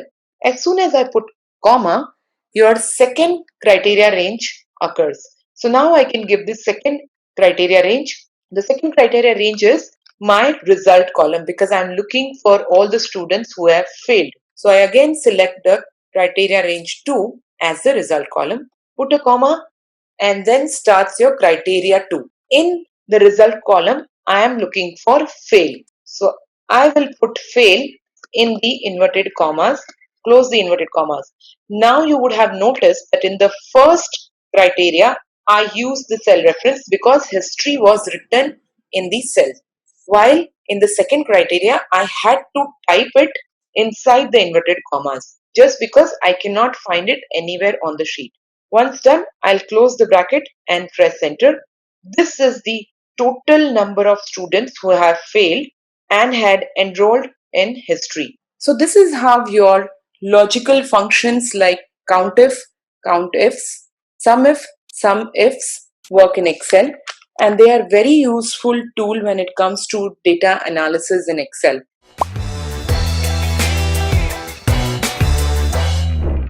To explain how you can use conditional formatting feature in Excel.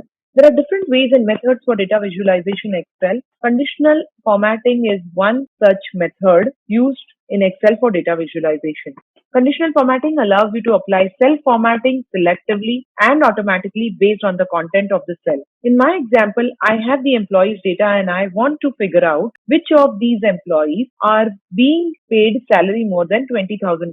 For doing so, I will have to highlight all the cells where the salary is more than 20,000, and I can use conditional formatting for doing that. First, I will select the range of the cells where I need the conditional formatting to be used, and then click on conditional formatting, which sits under the home tab under the style group. Under highlight cell rules, I will select greater than and enter the amount as 20,000 in the box. You will see that Excel has automatically highlighted the cells which are more than 20, which has the number more than 20,000 in the red color because that is the default color picked up by conditional formatting. I can select the other colors which is from the drop down list or click on the custom format and select the color I wish to add for the conditional formatting and click on OK. You will see another options under the highlight cell rule which is less than, between. These both can be used in the salary column again to highlight all the cells as per the condition. So say I want to highlight all the cells which has salary less than 10,000 in green color. So I can select the option again and use the green color this time. Click on OK. All the cells which has salary less than 10,000 will be colored in green. Similar to that, if I want to highlight all the cells where the salary is between 15,000 to 20,000 as blue, I will enter the numbers in the two columns given here and then select the color from the custom format and click on OK. It will add blue color for all the cells where the salary is more than 15,000 but less than 20,000. Now moving on and understanding more about the conditional formatting, you will see under highlight cell rule there is something called as equal to. Say I want to identify or highlight all the cells where the department is admin. I will have to select the admin department column and then go to conditional formatting and select equal to under the highlight cell rule. Because I want to identify admin, I will enter the under equal to box as admin and select the color I wish to add. This time I can select the pink color and click on OK. Here, wherever there is a admin department, the cells will be colored with pink color. Similarly, if I want to identify from the text if there is a particular character that I am looking for in that cell, I can use the another option which is given here as text that contains. So I will select the whole column under last name. I'm trying to identify wherever in the whole column I can see AN as the text available. So I will use AN in the box and click on OK. All the places where I can find AN will be colored in the or will be highlighted in the particular color that I have given there. The next option that you can see on the list here is the date occurring. Date occurring is very useful in conditional formatting because it allows you to highlight all the dates which you have given the condition for. Let's see the example sheet which I have here. In this sheet, I have the order information available along with the revenue received from that order and the payment due date for each of the customers. Now I need to figure out all the payment due dates which are falling in this week. In order to do that, I will select the whole column and click on conditional formatting. Under highlight cell rules, I will select data occurring. Here you have number of options that you can select from, but because I want to highlight or identify all the cells where the payment due date is this week, I will select the option as this week and add the color that I wish to enter and click on OK. Wherever the date is or payment date is falling in this week, the cell will be colored in red. So here you can see a lot of cells which are colored in red. So all these is falling in the current week. So this is how your conditional formatting can be useful to identify the payment due date as well. So it becomes easier to now check the payment due date, see if the payment is already received. If not, then to check if we need to chase the client to ensure that the payment is received on time. Now going back to my previous example, I'm going to identify the duplicate values in the employee code. In order to do that, again, I will select the employee code column, go to the highlight cell rules under conditional formatting and select duplicate values. From this list, again, I can select the color that I wish to add and click on OK. All the duplicate values will be colored in green. So this is how you can use the conditional formatting to highlight all the duplicate values from the list. Let's now take a look at some conditional formatting presets. Under conditional formatting, there are 3 presets.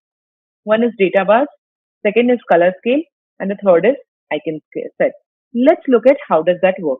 I'm going to another example in my sheet where I have the sales data, but this is another sales data. Here, under the total cells, I'm going to use the one of the presets, which is data bars. Data bars are like bar graphs. The higher the value, longer the bar in the cell. So if I select any of these data bars, Excel will add a bar into each cell, which will show which is the highest and which is the lowest. Similarly, I can use the second one, which is the color scale. Color scale will change the background color based on the cell values. The higher the cell value, the color will be green. The lower the cell value, the lowest the cell value, the color will be red. So it will start from green, it will go on to amber, then a little yellowish, and then going to red, getting darker. So this is how your color bar scale works in conditional formatting. The third and the last one is the icon set. This is also very useful in conditional formatting. You will see that the icon set can be used to add different symbol ratings and indicators. So you can see these are all shapes that are given, directions that are given, ratings and indicators are available. So, and you can choose from any of these styles in the options provided. We will see an example for one of these styles. So I'll go to my another example sheet that I have on my list.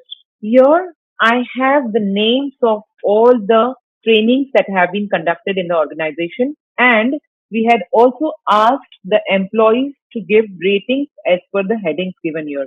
Relevance of the program, course material, faculty, and overall score. So now this is the overall score which has been averaged out from all the employees, and this is the total score that we have received. Now, as per the scale that is given on the top, I need to see 5 will be my excellent score and poor will be my 1 will be my poor score. I will be using the icon set option from the conditional formatting to give the shapes like this in all the ratings that I can see here.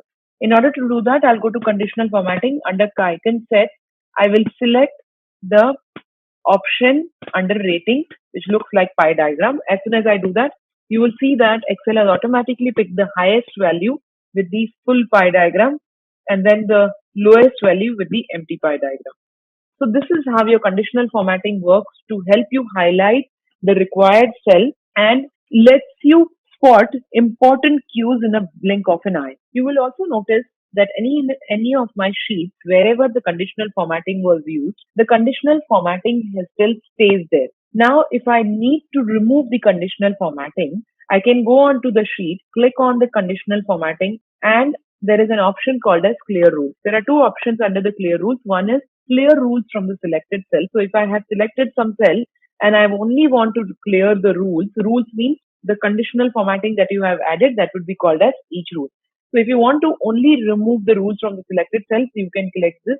Or if you want to clear the conditional formatting from the entire sheet, you can click on clear rules from the entire sheet, and all the colors will go away from the entire sheet. So these are the basic rules that you can use in conditional formatting to highlight your required data. There are other things that you can do with conditional formatting, which is new rules, where you can add the rule as per the formula. So you can add a formula inside the conditional formatting to highlight only the cells where the formula has been fulfilled. We will see that in the other video.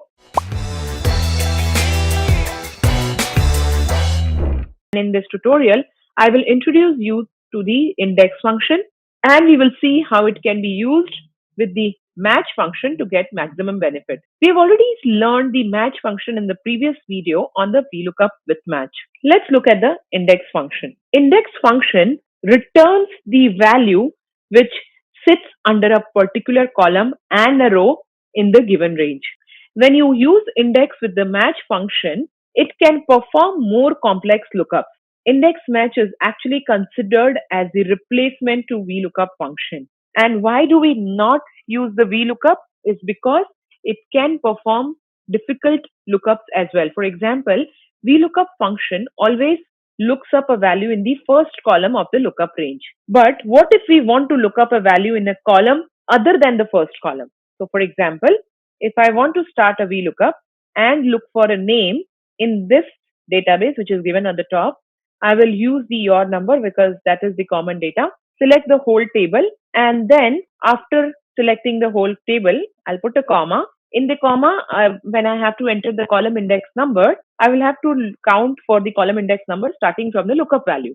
To understand VLookup, please go to the video on VLookup, and then you can come back to understand the replacement of VLookup. So yes, coming back, when we are looking at the column index number, I will have to give the column index number starting from the lookup value. But my name is at the next on the left hand side. So I cannot go backwards. It would have been helpful if you could provide a negative value for the third argument, which is your column index number. So if it was better, I could do -1, but VLookup doesn't have such facility. So then what do we do? In that case, we can use index and match function together. So let's first understand the index function. In the index function, there are 3 arguments for the syntax. Your first argument is the array. Now, array is the table or the range from which you need the data or you want to derive the data. Next comes your row number.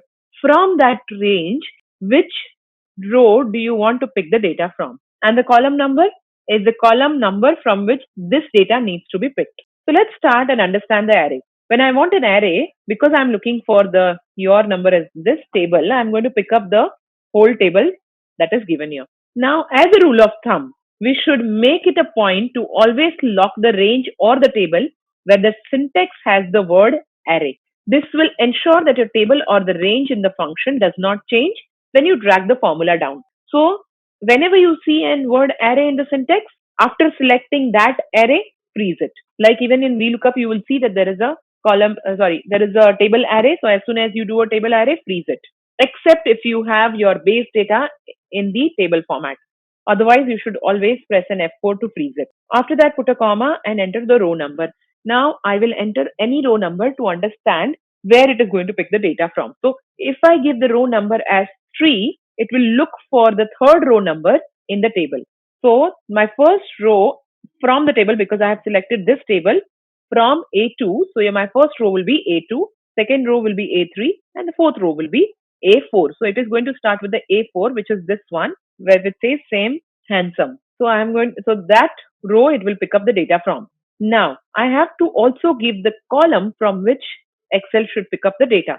So if I only say row, the row will be 4th, but there are 4 or 5 different things or data available in this row. I will also have to give index the column number from which it can pick up the data. Now I want the name to be picked up. So I will pick up the first column in this table. So column, which is the first column, is the B column. Why? Because the table starts from B. So I'll say 1. As soon as I close the bracket, it will look in the third column, which I'm looking at. 1, 2, 3, which is the third row, same handsome. and then first column, which is your B, and wherever the intersection is, my intersection is in same handsome, it will give me the result of same handsome. Now, this case, I have given the data manually to look for the data. Now, I have not really looked for, not anywhere have I given the your number and not picked up the clear data. I have just given you how does an index work. So if I want to use index for any other column or any other row, it will accordingly give me that number. So again, picking up the array, this time I'll take the fifth row and second column, or say fifth column. So if I give fifth column, it will look for fifth row, fifth column, which is 1, 2, 3, 4, and 5. That's Megan. From this row, it will look for the row that I have given. So the row is 1, 2, 3, 4, and 5. So it will give me the pin code of that particular row. So 4527, which is this one. So fifth column and fifth row. So the intersection is in this part. So it is giving me the result as that one. So this is how your index function works. Now we already know your match function returns the position of the text or a value from a given range, which we have already seen in the previous video. So I will try and replace this two things which are given here, number 5 and number 5, which is the row number and the column number, with a match function. Why would I do that? Is one reason is the match has to match this your number which is given here. So that match will look up for this number in the row, and then it will look for name in the column, and then accordingly the intersection will give me the result. So I'll start with an index again. In the index, I will again give the row array as this one. Like mentioned earlier, I will have to freeze it because it says array. In the row number, instead of entering manually, I'm going to put the match function. Now, I need to look for the row. The first thing that I have to look is the row. So the row is, what is sitting in the row is your number, because which row I will have to pick up the data from, I will have to start with the your number. So my lookup value will be your number, comma. Then I have to look for lookup array. Now lookup array means I'll have to go in the your number to see, because then it will be able to give me which row. So this is my first row, second row, third row, fourth row. So it will look for 1, 2, 3, 4, 5, 6, 7 in all these columns. You remember last time also I mentioned whenever you're looking for a row number in the match function, you should give one column as your lookup array. But when you're looking for the column number in the match function, your lookup array should be a row. So here, when I'm doing this, you can see that I'm looking for a row. This is the row that I'm trying to find. In the match, I'm looking for C10 and then giving the row as my lookup array. Because it is an array word again, I will freeze it, comma. Now I have to give the match type, which is the 0. That's the exact match. Now this completes my match function. Because I completed the match function, I'm going to close the bracket. As soon as I complete the match function, your row number will be calculated by this match function. So now I need to calculate the next one after putting a comma is the column number. So the column number will be identified by looking for the next data which I have here. That's my name. So now I'll pick up the value that I need to find to give the column number. The value will be my name, where my name sits. So I will pick up name and look for name. Sorry, I'll have to enter the match first. In the lookup value, I'll use the lookup value as name, comma. Then I will put the row number or the row as my lookup array. Again, the lookup array, that's the reason I'm going to freeze it. And then after that, after the comma, I will put the 0, which is the exact match. So now I have completed giving the column number also. So the first match will identify the row number. Second match will identify the column number. Once I have done and closed the bracket for the column number also, now I'll close the bracket for the index and press enter. Now you can see that Excel is automatically identifying the name even when I do not have to use the VLookup, which is going backward. Here, even when the data is in the middle and your answer is, or the data that you're trying to derive is on the left hand side, index match can easily identify the data from here. So this is how your index match function works when it comes to the reverse order also. Now again, there is another function that I can see, another example that I can see on this list is using a VLookup reverse order, derive the sales number for the given name in the cell A17. So cell A17 has Sam. I need to identify the sales. I'm giving another example to see how does your index match function will work to give you the VLookup in the reverse order. So index, again, like I mentioned, I'm going to pick up the table from where I want to derive the data. So array will be my table. Now you will see that I need not do an F4 because, like last time I mentioned, if your database where you want to derive the data from is already converted into a table, you will not need to do an F4 or freeze the table, because even if you drag the data, it will automatically take that into the range. Next comes your row number. Like I said, we are going to use the match function to look for the position of the particular data in the row. So then, because I'm looking for the row number, the row number will be identified by using the name first. If I do sales, sales will identify the column because it is sitting in the column. So then I'll use the name as my first lookup value. The lookup array will be definitely where my column is. Because I'm looking for a row number, I will pick up the column as my data. Comma 0, close the bracket. This gives me the row number. Now comes the column number. In the column number, again, my lookup value is going to be sales, comma, and then the heading from where I need to pick up the data, comma 0. Again, you will see because I had done a table for this database where from which I want to derive the data from, I did not put any F4 key anywhere in the data, even when there were arrays. So close the bracket, enter. Instead of putting match, I have put here column. So that's the reason it is giving you error. So yeah, so when I do this, you will see that it is showing me 1100. Now, if I change the name of the student to say John, it is giving me 1000, which is the sales that he has done. Or the name, I'm changing the name of the representative to Jose. It will give me 1800 because Jose has done the sales of 1800. So this is how your VLookup in the reverse order can work when you're using it with the index and match function.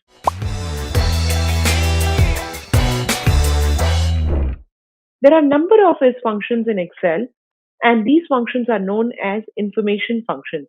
And that is because they evaluate a value or the cell reference and return the logical true or false depending on whether the value is or isn't the type for which the function tests.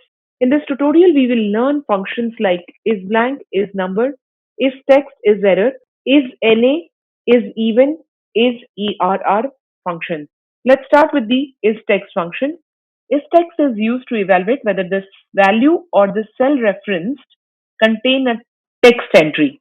So in my database, I'm going to check if the cell that is given here, that is B5, contains a text. If it contains a text, Excel will automatically give me the result as true. If it doesn't contain a text, it is going to give me the result as false.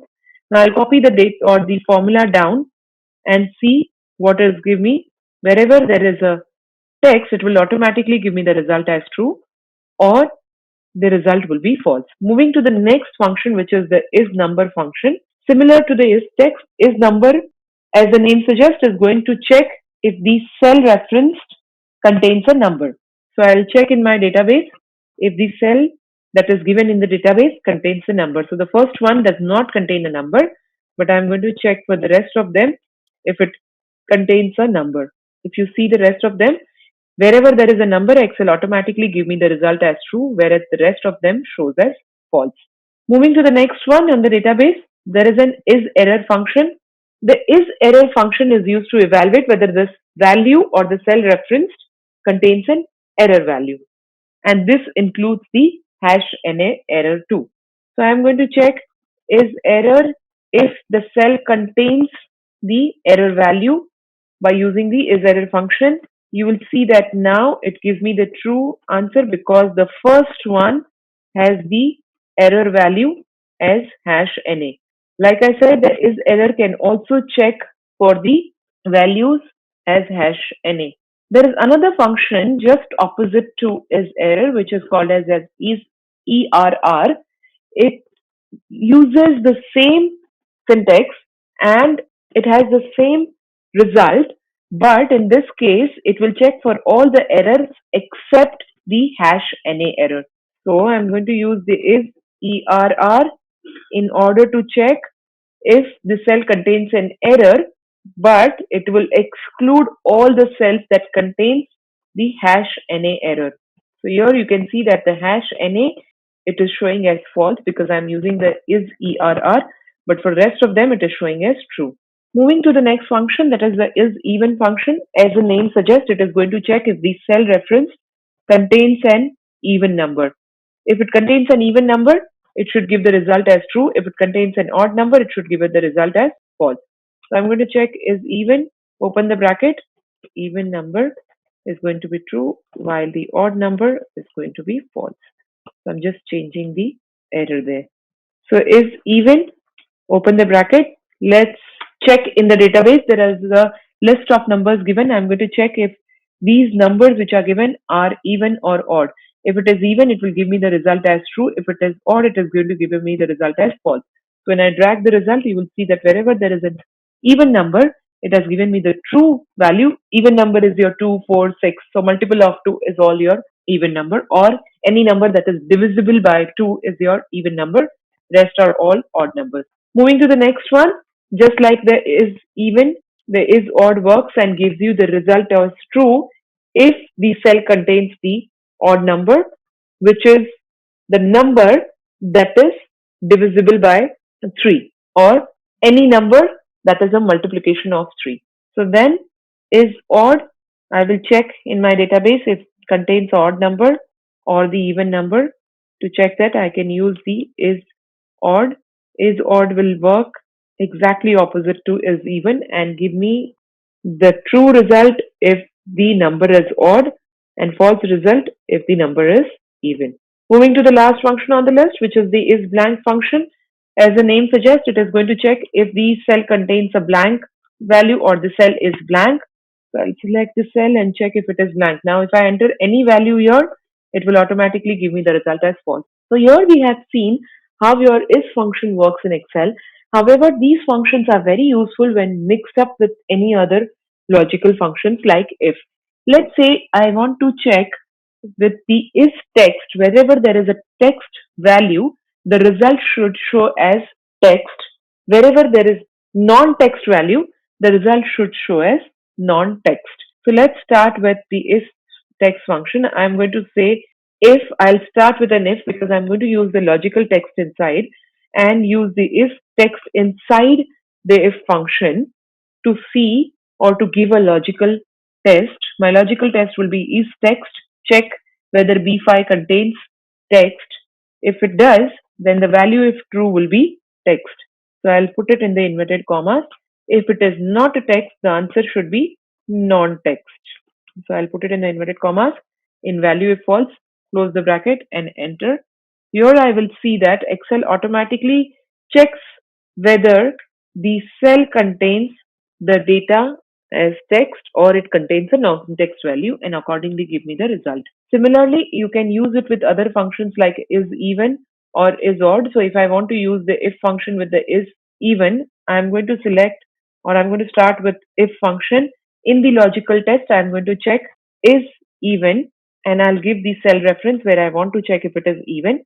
In the value if true, I will enter the value as even, and in value if false, I will say odd value. So close the bracket. Wherever Excel finds the value as even, it is going to give the result as even. If it finds the value as non-even, it is going to give the result as odd. So this is how you can mix your function, that is function, with the if function, which is the another logical function, and get the desired result. So this was about how you can use it with the if function, but you can use the if function with other commands also. For example, you can use it with the conditional formatting. Now, conditional formatting is used to only format those cells where the condition is fulfilled. We have also seen in the conditional formatting with formulas that you can use the formulas to identify the cells which fulfills a certain condition and give them the particular formatting. This function which we have learned now, this function can also be used with the conditional formatting and to evaluate any cell where the is text or is number is true and give the particular color. So let's see, before we start with the next function, that is using the is function with the conditional formatting, I would want to tell you or explain you some other rule. In Excel, wherever you see a date, it is actually a number which is converted into the date format. And why do I say that? There is a conclusion to that. If I enter any text in Excel, it will automatically align itself to the left hand side. That is the rule. If I enter any number in Excel, it will align itself to the right. Now let's check where does your date align when I enter in Excel. So if I enter a date in Excel, it automatically aligns itself to the right. Now we already know that when I enter number in Excel, it will align to the right. If date is also aligning to the right, we can conclude that your date is also a number, but it is only formatted in such a way to show it as a date. Now moving to the next sheet to see how we can use the conditional formatting using the is function in that, I am going to show you that there is in the example, I have the order date which is given. This order date, like I mentioned earlier, is actually a number, but it is only formatted in such a way that it shows you as date. However, I am very sure that in this cells or in this column, there are few dates which are not properly formatted. Why do I say that? If I go on to filter and check, you would see that there are few dates which are not grouped in the year which is shown here. So it says 2019, 2018, 2017. It should, all the dates should automatically group into this. However, you can very well see that there are few dates which are showing at the bottom. The reason being they are not formatted as a date, or they have been formatted into text or not properly formatted, and hence it is showing below, and it is not grouped in one of these years. Well, you can see there is 2018, it should have come under 2018. 2017 should have gone under 2017, but that is not what is happening.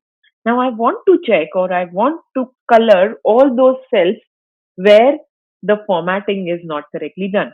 So then I will use the is function inside conditional formatting. But which is function? So we have already seen that all the date is supposed to be numbers, and hence I can check for all the cells where there is no numbers. In order to do that, I can use the is number function. So in the first place, I'm going to select the cells where I need the coloring to be done or the formatting to be done.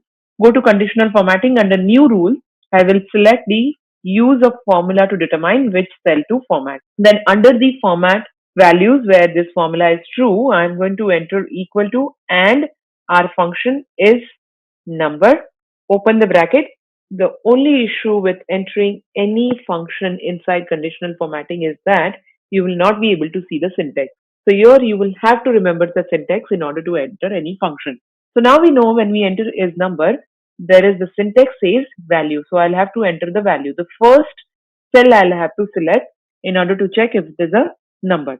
Again, like we have already seen in the conditional formatting video, we will have to remove the dollar sign in order to remove the constant from it and make it relative reference. So once I have closed the bracket, select the format or the color that I want to add if this condition is fulfilled. Then I will say yellow, click on OK and say OK. Wherever it is a number, that means it is properly formatted in the date, it will automatically show in that color. For the rest of them, it will show me non-colored. I can also use the other function, which is the text function, and it will change the color from this to the ones where the text is there and the date is not properly formatted. For example, let me go back to the conditional formatting and remove the rule from the entire sheet. Select the column again in the conditional formatting. In the new rule, this time I'm going to use the is text to identify wherever there is an error. So is equal to is text, open the bracket.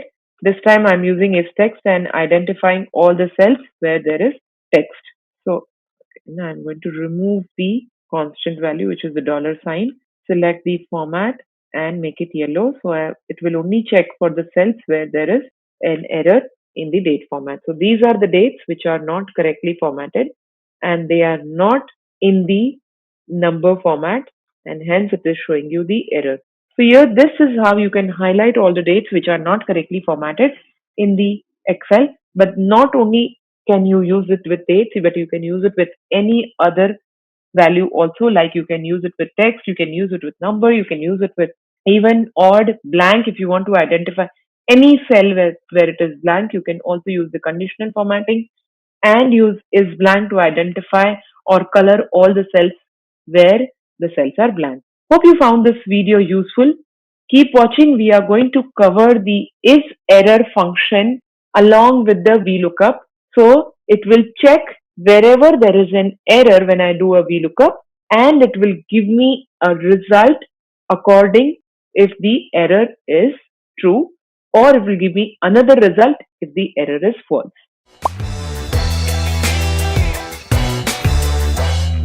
And today I'll take you through the important command in Excel, which is the data validation. Data validation is a feature in Excel used to control what a user can enter into a cell to make sure all data entries are accurate and consistent. So you can use data validation to restrict the user to enter the numbers, say between 0 to 10, or if you want to make sure they only enter dates occurring in the next 30 days, or only allow them to enter text less than 25 characters. Data validation can also be used to create a drop-down list of items in a cell to select from, so that the user is restricted to only pick up the data from the list or the drop-down list. We will start by creating a simple drop-down list using the data validation command. So to do that, I will select the cell where I want the drop-down list. In my example, I will select the cell just below the fruits heading. Once I do that, I will need the drop-down menu from this left-hand side data which I have available. So I'm going to go on to the data validation command, which sits under the data tools group in the data tab and ribbon. So once I click on the data validation window opens up. Under settings, in the allow screen, I'm going to select list, and in source, I will select the source where this fruit names will come from. So my source is from A2 to A9. Once done, I'll click on OK. A simple drop-down list will be available here. If I now try to put any other information other than what is available in this drop-down list, it will automatically throw an error. Now, this error which is given here is the default error which is there in the data validation command, but you can also customize it as per your requirement. So if I click on the data validation tab again, you will see there is an option to add a error alert. If I click on that tab, there will be a style option and then a title and an error message. If I keep the style as top, Excel will not allow the user to enter any other information other than what is there in the drop-down list. However, there are two more information here under style. One is the warning and another one is the information. In both the cases, Excel will allow the user to enter other information other than what is there in the list. However, in both the cases, it will just throw a warning to the user. Now, I will decide to keep it as top and enter a error message, customized error message. So I'll put a title as error, and under customization, I'll put the message as please enter the data from drop-down list and click on OK. Once I do that, now if I enter any other information which is not there in the drop-down list, it will give me this error, same window, but the error message is customized now. Similarly, if I go back and not using the stop, I use warning this time and click on OK and try to enter the information again, it will now ask me, do you want to continue with your current information? If I say no, it will go back and ask me to enter the information again. If I say yes, it will take the data and go to the next cell. Same thing, it also works with the information. Again, it will only give me the information about that this is not the correct data, but let me enter it if I click on OK. So let me enter the data again. It will give me the error, but if I click on OK, it will accept the data that I have entered and will go to the next cell. So this is how your three styles on the error alert window works. Also, you would see another window or tab which is called as the input message. This is used to enter an information to the user. So if you want to tell the user or give more information to the user, you can enter that detail into this tab. So if I want to say fruits name, and I want to tell the user that please only enter tropical fruits name. So I will put the information here. Please enter tropical fruits names only. I'll stop and I click on OK. Now if I go to that cell where I need to enter the information, you will see that it is automatically pop up that message for me. Now I had entered the information in the next cell, so it is showing me there. But if I create the information here also, it will show me in all the windows where I have entered this data. Please enter tropical fruit names only. Stop, enter, sorry, okay. And here when I click on keep the cursor here, it automatically gives me this information. So this will be very useful for the users to see what they need to enter here. Now this is how your simple data validation works in Excel. Moving on to see a little advanced version. In Excel, if you decide to create a form and you have already created a small template to create a form where you want to take a feedback from the employees for the trainings that they have gone through. So now in that data or the template, you're going to ask for their employee ID, their gender. The feedback will be given from 1 to 10. That means that if they have really liked the training program, they will give the 10 as the feedback, which is very good. But if they did not like the training at all or it was not relevant, they will give the feedback as 1, which is very poor. So this is what our requirement is. And the date of the training. Now, date of the training should be within the last 30 days, so that you have to restrict them to only enter the information for the past 30 days training that they have gone through. So the first and the foremost, I would want them to enter the employee ID, but the employee ID will be from the list that I give them. So I'll select all the cells where I want their information and click on data validation. In the settings, again, I'll select list. However, this time the source will be from a different sheet. So I'll select the sheet where I want the source from, which is the database sheet, and select the employee code from here and click on OK. As soon as I do that, I'll see that all cells will now have that drop down list. Under gender, I will again select all the cells where I want the result. Click on this data validation tab. Under list, this time I will not give the source of any cell range. I will enter the information here separated by a comma. So male, female, and click on OK. You will automatically see that the list is shown here. Similarly, now I want in the feedback, I want the employees to only enter numbers between 1 to 10. So like I mentioned earlier, if they really like, if they think that the feedback was very, very good, they will put the 10 as the result. If they find the feedback as very poor, they will put 1 as the result. So then in that case, I'll have to restrict them to do that. To do that, again, I'll select all the cells where I want them to enter the information.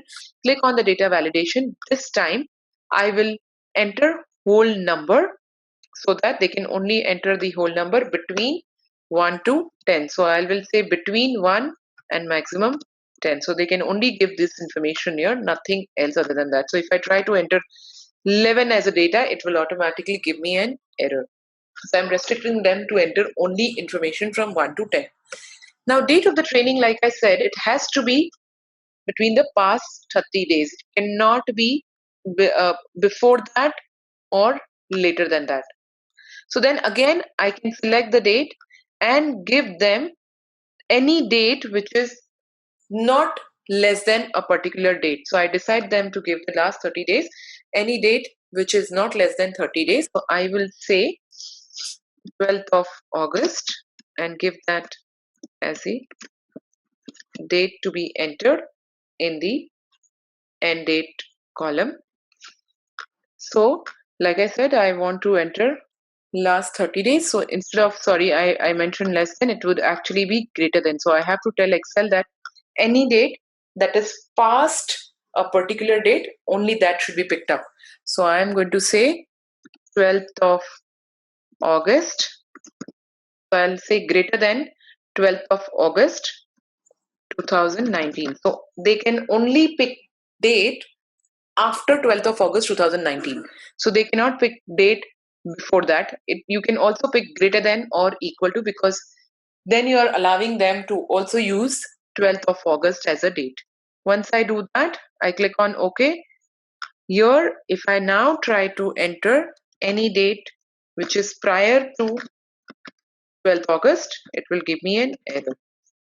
So here we go. But if I try to enter 12th August, like I said, because we have picked up greater than or equal to, it will not give me an error. It will accept that. Here we go. If I put any other date between after those dates, it will definitely work. Similarly, you can also use the between date option here. Not only this, you can always say between this date to this date, which will restrict the user to only use the dates between the two. So I'll say 12th September as the end date 2019. So your start date is 12th August and your end date is 12th September 2019. You can also enter it in DDMMYY, or you can enter it in DBMMMYYYY. And once I click on OK, now if I give any other date other than this 13th September 2019 and click on OK, it will give me an error because I'm only supposed to give the date till 12th of September 2019. So this is how you can restrict the user to enter the information only from the drop-down list or from the date that you have mentioned in the data validation, or even any number that you want to give, which is a whole number between the two numbers that you have listed there. And there is also one more option which you can always use in the data validation, which is the text length. Now, text length, why do we restrict this? Because you want a feedback from the user, but that feedback should not exceed, say, 25 characters. So if you want to do that, you can always go to the cell where you want the feedback. So I say I'm giving a heading as feedback of free text. So they have to give a feedback as a free text. They have to mention what they liked in the training or what they did not like in the training. For doing that, we are restricting them to only enter any 25 characters. So I select text length and then equal to, I give the length as 25, let's say, and click on OK. If I try to enter any other information more than 25, it will not let me do. Yeah, here it gives me an error because I'm only allowing them to enter till 25 characters. If it is more than 25 characters, it will automatically give an error. So this is how your data validation tool works in Excel. This is a very useful tool. You can also do more with data validation, like using a range or naming a range and then working on the data validation, which will help you further to do the advanced validation, which we'll learn in the next video.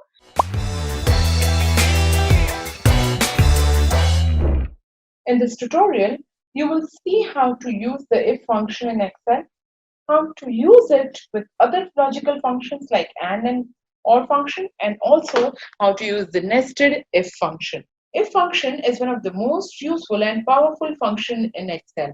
With if function, you can ask Excel for a condition and then ask Excel to give a value if the condition is fulfilled and give another value if the condition is not fulfilled.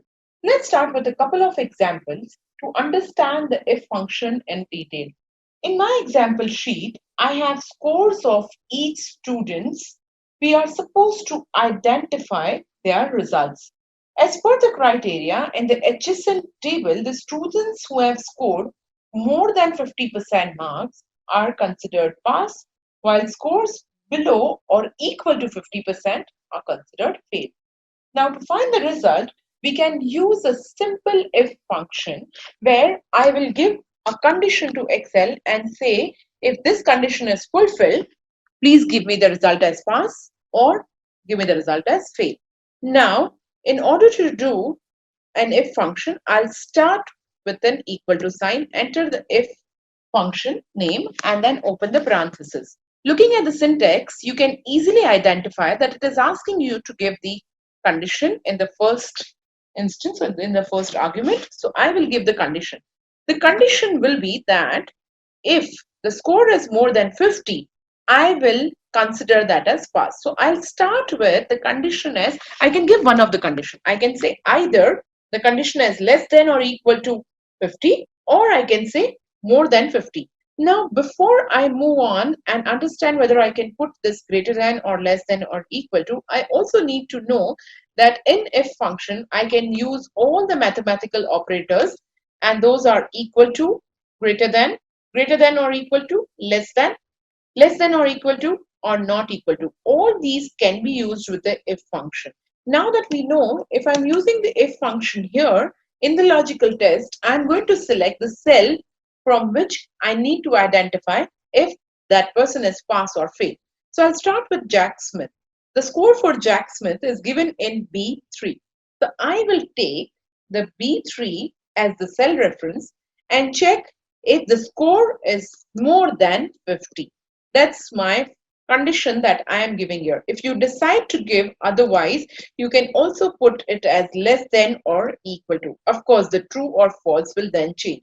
Let's start and see if we give the first condition, which is on the table, which says greater than 50. So if I give the score as greater than 50, then I will have to give the result, which is value, or if true, as pass. Now I know that I cannot enter pass just like that, and I'll have to put it in the inverted commas. To understand why to use this in the inverted commas, it has been covered in the previous tutorials. So please go through the previous tutorials to understand why is this being used. The tutorial name is the text functions. Pass and the value if fail. So if B3 is not more than 50, if it is either 50 or less than 50, I need the result as fail. So I will enter this in the inverted commas and close the bracket, enter. Now I got the result for the first person, so it is going to check only for Jack Smith. But as we already know, if I drag this using the drag handle, it will automatically check for the rest of the cells as well. Assuming that I am not using the first condition, but in the logical test, I give the second condition. I can also do that by using the if function, and the logical test I'll give as checking for if the score is less than or equal to. We have already seen that Excel can accept, or if function can accept, less than or equal to in its function.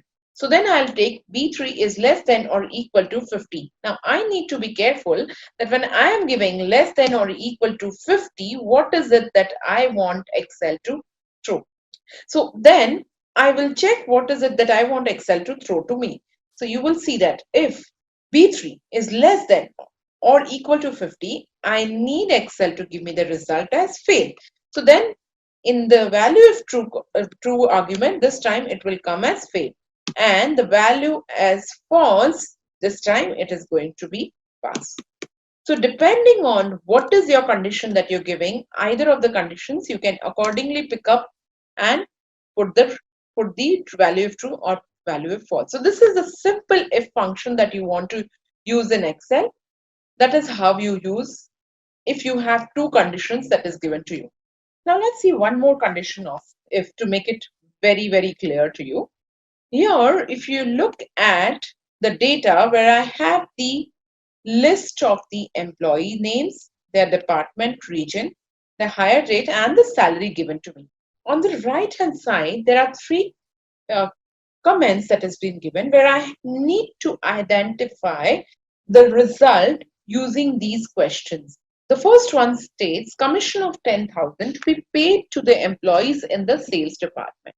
Now, this is a very simple thing that I am looking for. In the previous example, we used the mathematical operators like greater than and greater than equal to. Here, it is even more simpler, where I need to identify the employees who are in the sales department, and if they are in the sales department, the result has to show as rupees 10,000.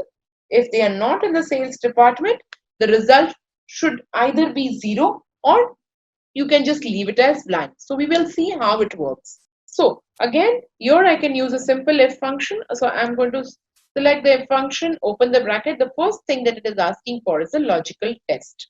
My logical test in this case is the department of each employee has to be sales. If it is not sales, then it is not going to get 10,000 rupees.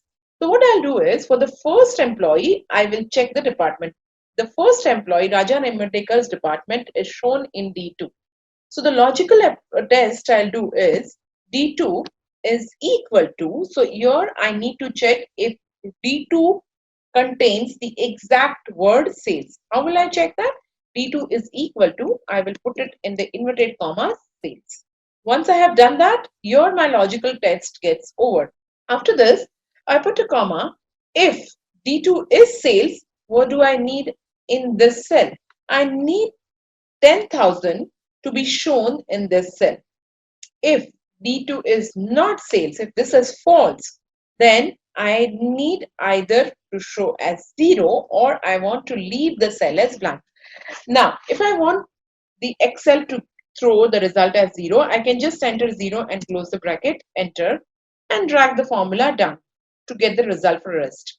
You will see that wherever there is a sales department, you will see the result showing as 10,000. However, if this department is not sales, any other department is showing as 0. Now trying to go back to the same formula and see if I do not want Excel to throw a 0 result, I want to leave the cell where the department is not sales as blank. In that case, I will use the double inverted comma twice without entering anything inside that, just saying that 2 double inverted commas and close the bracket. This will tell Excel that I do not need anything if the value is false. So as soon as I drag it down, the cells will be left blank for all the cells where the department is other than sales. This is how you use the simple if function in Excel. Moving on to see the next function on the list, that is using the if function with the AND function. Let's first understand the AND function. An AND function is used to check multiple conditions and then return a true if all the conditions are fulfilled, and it will result or give me the result as false if none of or either of the conditions are not fulfilled. For example, let's look at the AND function where I am trying to understand if the department is sales and the region is east, I need to get the result as true or as false. So we are just using the AND function for now. So in order to use the AND function, I enter the AND function, and inside the bracket you can see the first argument as logical 1 and then comma logical 2 and then comma dot dot dot. Again, we have seen in the previous examples that dot dot dot means it is trying to tell you that more logical tests or more logicals can be given to that formula. Now here we have two conditions. One is where we are trying to understand if department is sales. So I'm going to first look at department is equal to sales. I put it in the inverted commas. I have to be very careful with my spelling. It may not be a right or exact same case. That is, it can be capital in the database and you can put in the logical test as all small. That is all fine, but it is very much spelling sensitive. So you have to be very careful with what spelling is given in the database. You have to use the same spelling in your function. So what is my condition? I'll write it again here. My condition is that the department has to be, so my department has to be sales and my region has to be east. Only then it should throw me a true, or else it should throw me a false result. So AND does that. If the condition is both the conditions are fulfilled, it will give you true. If none of the conditions are fulfilled, it will give you false. So then what I'm going to do is I'm going to start with an AND, open the bracket, the logical one. Logical means you're looking for a condition. So department is equal to sales, because that is what we are looking at. Each department is equal to sales. Logical 2 is where the region is equal to east. I close the bracket, enter. You can see that only if both the conditions are fulfilled, then it will give me a true result. Otherwise, everything will be false. In the second one, you can see that the sales and east is there. That's the reason it is giving me a true result, or everything else is returned as a false. Similar to the AND function, the OR function picks up the multiple condition or checks the multiple condition and returns true if any or all of the conditions are true, and returns false if all the conditions are false. What does that mean? Say, in the same example, not where we have used the sales and east, here the example that we are going to use is the same database, and the example is going to be where we are trying to identify if a person is either in sales or marketing. So then what I'm going to do is, if a person is in sales, I will go and check, or I can use the same example also, which I used in AND, but I'm trying to identify if the department is either sales or region is east. So what I can do is, if one of the condition is fulfilled, the OR will give me the result as true. So what I'll do is, I'll enter OR, open the bracket, I'll look the logical test, that is D2 is equal to sales, or E2 is equal to east. Close the bracket, enter, and then drag it down. If one of the condition is fulfilled, it will give me the true result. That is, if this department is sales or the region is east, one of them is true, it will give me the true, or it will give me false if both the conditions are not fulfilled. Now, these two that we have understood how and OR works, this can be used with the if function to evaluate or get even more advanced results. For example, let's look at the second condition here. It says commission of 10,000 to be paid to the employees in the sales or marketing department. So here I'm trying to identify if a person is in sales or marketing department, that person gets 10,000. It's very simple. So the first thing that I'll do is the if function. In the if function, I need to identify if the person is either in sales or in marketing. I cannot just directly go to D2 and look for sales, because if I do this, it will only let me enter one condition here in the logical test. I want Excel or if function to take two conditions and then give me the result. So here I'm going to use the OR function, because I'm going to check if the person is in sales, give 10,000. If the person is not in sales, but it is in marketing, still give 10,000. So either of the condition is fulfilled, then it has to give the true result. So I'm going to use OR function. I'll check in the department if the person is equal to sales, that is D2 is equal to sales, that completes my logical one. So I'm going to put a comma, and in the logical 2 again I'll take D2, because I'm going to check in the same cell if it is not sales, then is it marketing. This time I cannot type marketing like this, because check the spelling of marketing in this database. It says MKTG. Again, which I had I'm repeating, which I had mentioned earlier, that this functions in Excel are all spelling sensitive. So you have to make sure that spelling is correct. If the D2 is equal to sales or D2 is equal to marketing, close the bracket. Here, why I close the bracket? Because my OR function is over. This will result either a true or false. Now, after the logical test is complete, I put a comma because my logical test is also over and I need to start with value of true. This OR function will either give me a true or a false result. If this is true, what do I need? I need Excel to throw the result as 10,000. If this is false, I need Excel to throw a 0 or a blank. This time I'm going to use a 0. You will see that if either of the conditions are fulfilled, Excel automatically picks the result as 10,000. Rest are all considered as 0. Now, moving to the third example. Here, the commission of 15,000 to be paid to the employees in the sales department working for the West region. Now, if you think logically again, Excel has, or this condition mentions that I have to pay 15,000 to the employees if they are in the sales department, but not only in the sales department, they should also be in the West region according to this condition. Now, I am pretty sure that I need both the conditions to be fulfilled, that is sales department and the region is West. It is not that one of the condition is fulfilled, I can give 10,000. No, I have to look for the person working in the sales department as well as in the West region. Only if both the conditions are fulfilled can I give him 10,000. So in this case, again, I'll throw an if because there is a condition, and with the condition I am supposed to give a result, so I'll use the if function. In the logical test here, I will be using an AND function. In the AND, I will check if the department is equal to sales. If the department is sales, or, okay, again, now I have to look for department as sales, and I have to also look for region, which is in E2 is equal to West. Close the bracket because my AND is over. Now here the logical test contains an AND. If both the conditions are fulfilled, AND will give me the result as true or false, which we have already seen in this column, the M column, when we did only AND in that. Once that is done, if the result is true, I want Excel to give me the result as 10,000. If this logical test result is false, then give me a blank data or a 0 or anything else that you wish to enter there. Now you can see that the first one doesn't fulfill the requirement, which is it is sales, but it is not West.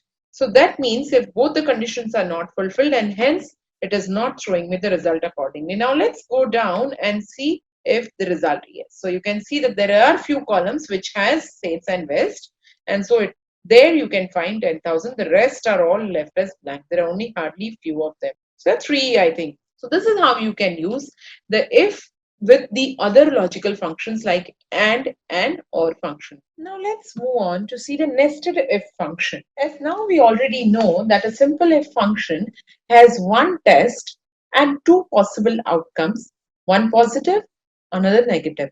Nested if function, meaning one if function inside another, allows you to test multiple criteria and increases the number of possible outcomes.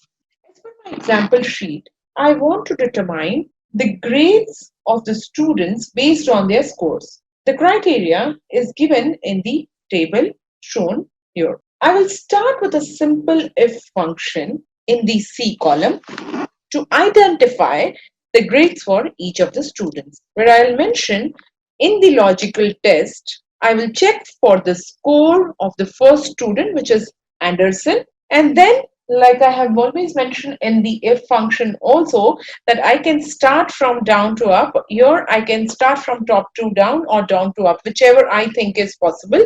I will start with the top, where I am saying that if the B2 is greater than or equal to, less than or equal to 49. I can also say less than 50, because what I'm trying to say is if the score is less than 50, which is from 0 to 49, that student should have the grade as F. So I'm going to say if B2 is less than 50, or I can also say, like I mentioned, less than or is equal to 49. Either of this is correct. Then value if true will be F. So I'll mention it in the inverted commas as F. Now this becomes my value if true. However, in value if false, I do not have one condition. I have to now start checking for another condition to check if the second condition is fulfilled, then I'll have to give E. If the third condition is fulfilled, I have to give D, and so on and so forth. Now, if I want to check for second condition, Excel doesn't allow me if I'm doing only simple if function. In that case, in order to add another condition to be checked by Excel, I have to add another if. If I add another if, I will have the option to add another logical test. And in this logical test, I will again check for B2 is less than, this time I have to check if it is less than 63. Now, the condition here is, if you look at this properly, it says 0 to 49. That means if the test is that if the person has scored anywhere between 0 till 49, so anybody will score either a 0 and go up to 49 will score or will get a grade as F. But if somebody has got marks as 50, from 50, then it has to check whether the score is still 63. So here I can mention either less than 64, or I can say less than or is equal to 63. So anybody who has scored up to 63, that means anybody who scored 63 also will be getting a grade as E. Moving further, again I have third condition where I cannot put the value if false as directly D because I have another conditions to be checked. So I'll put another if here. In the logical test, I will check for the score if it is less than or equal to, this time 72. Next, value if true, if this is true, I have to put D, but if this is false, again I have to look for the fourth condition. If the score is less than or equal to 84. If this is fulfilled, then it is going to be C. But if this is not fulfilled, I have to look for one more condition, which is if the score is less than or equal to 94. If this is fulfilled, give me B. But if this is not fulfilled, then there is no other option, but I have to give the last condition. So I'm not going to use if again, because if none of these conditions are fulfilled, I will pick up the value if false as A. Close the bracket. Okay, now when I'm closing the bracket, I have to remember how many brackets did I open for if. I opened 4 brackets for if, that is 1 if, 2 if, 3 if, 4 if, and 5 ifs. I'm sorry, it was 5 if. So if I've opened 5 brackets, I have to make sure that I close 5 brackets at the end. You will see the last bracket is shown in the jet black color with a bold one. So that is how you identify the last bracket. In one formula, you can add a total of 64 ifs. That is being added from 2013 version. So if you have, 2010 version, if you have a 2010 or any version above that, you can add 64 ifs in one formula. But if you have 2007 or lower version, you can only do 7 ifs. Now once I have closed the bracket, I can press enter and drag the formula down. Here you can see that this is how your nested if function works. So what did I do? How many conditions did I have? 1, 2, 3, 4, 5, and 6. But for the 6th condition, which is the last condition, we are going to put it in the false. So we have added only 5 conditions for the 6 that was given to us. This is how your nested if function works. So here we conclude with our tutorial.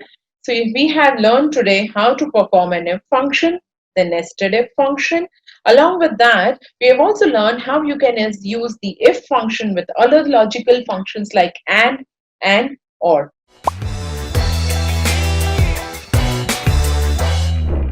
And here I will be covering charts. Charts or graphs in Excel can say more than a sheet full of numbers. Excel has several different types of charts, allowing you to choose the one that best fits your data. In order to use charts effectively, you will need to understand how different charts are used. And there are 3 main different types of charts in Excel: the column or the bar chart, line chart, and the pie chart. Like I mentioned, a chart is a visual representation of numeric values. We will see that in our example here. I have the sales data available for different products and for different years. Now I need to compare the data for different products. How much revenue have I generated in different years? In order to do that, I can either use the column or the bar chart. There are different types of column or the bar chart, or rather 3 types under the column or the bar chart as well. If I want to add a chart, I will stay inside the database, go on to the insert tab, and from the charts group, I'll select the column chart. In the column chart, there are, like I said, 3 different types. One is the clustered column, second is the stack column, and the third is the 100% stack column chart. The first, which is the clustered column, this will be used to show the data or the category in different bars, and the number will decide whether the bar will be smaller or the bigger to show the exact differences or what are the changes that is required, or what is the comparison that is there between the 2 databases. Another one chart that we look at there is that if I go on to insert and click on the column chart, you will see there another one, which is the stack column chart. The stack column chart will give you the total amount of sale for that particular product and then divide them into different parts for that year.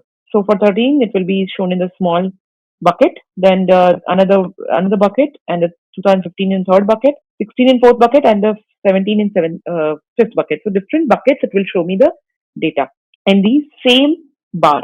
That was the another type, but you will see that it is also showing you the size of the bar is changing as per the total amount that the data is giving. The third type of chart in this list for the column chart is your 100% stack chart. Now 100% stack chart works in a very different manner, or it is similar to the stack column chart, but 100% stack chart is the chart where it will give you, of course, it will pick up the total of the particular category and then split it into different numbers in that bar. However, in this case, it will take it as 100%.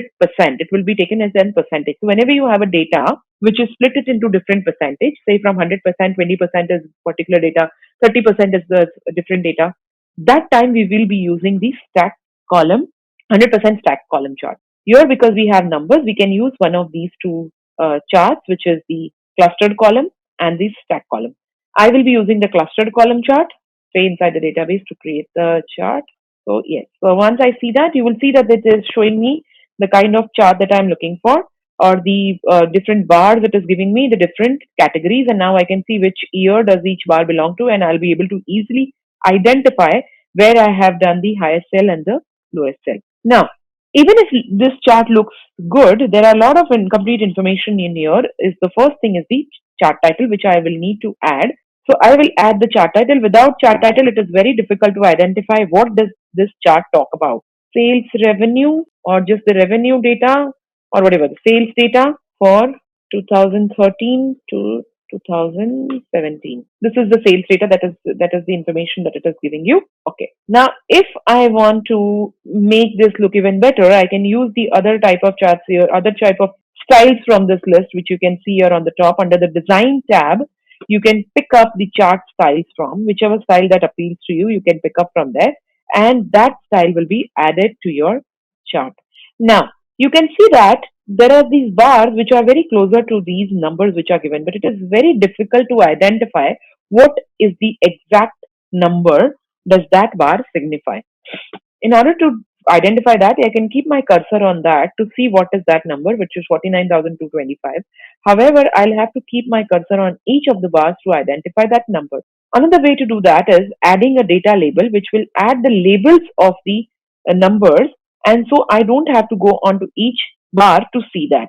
How do I add those data label? Two ways to do that. One is selecting your chart and go onto the design tab from the ribbon and click on add chart element. All the chart elements will be available here from which I can add the data label. Different data labels, you can add the data labels in the center of the bar, or inside end, or inside base, or outside end, wherever you think is looking better, or you can also add the call outs for that data label.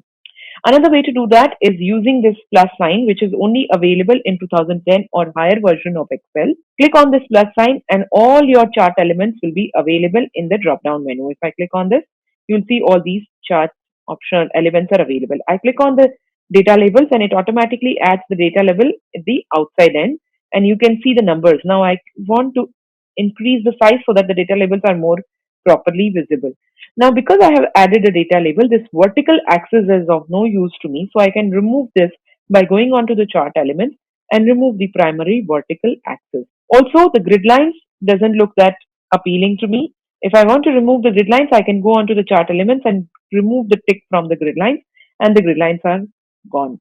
This looks more clean and neat as compared to what we had previously. Also, the legends are now showing on top. If you want to change the legend where it is placed, you can always click on the legends and select where you want the legends to be placed. I always prefer to put it on the top, so I'll keep it as top.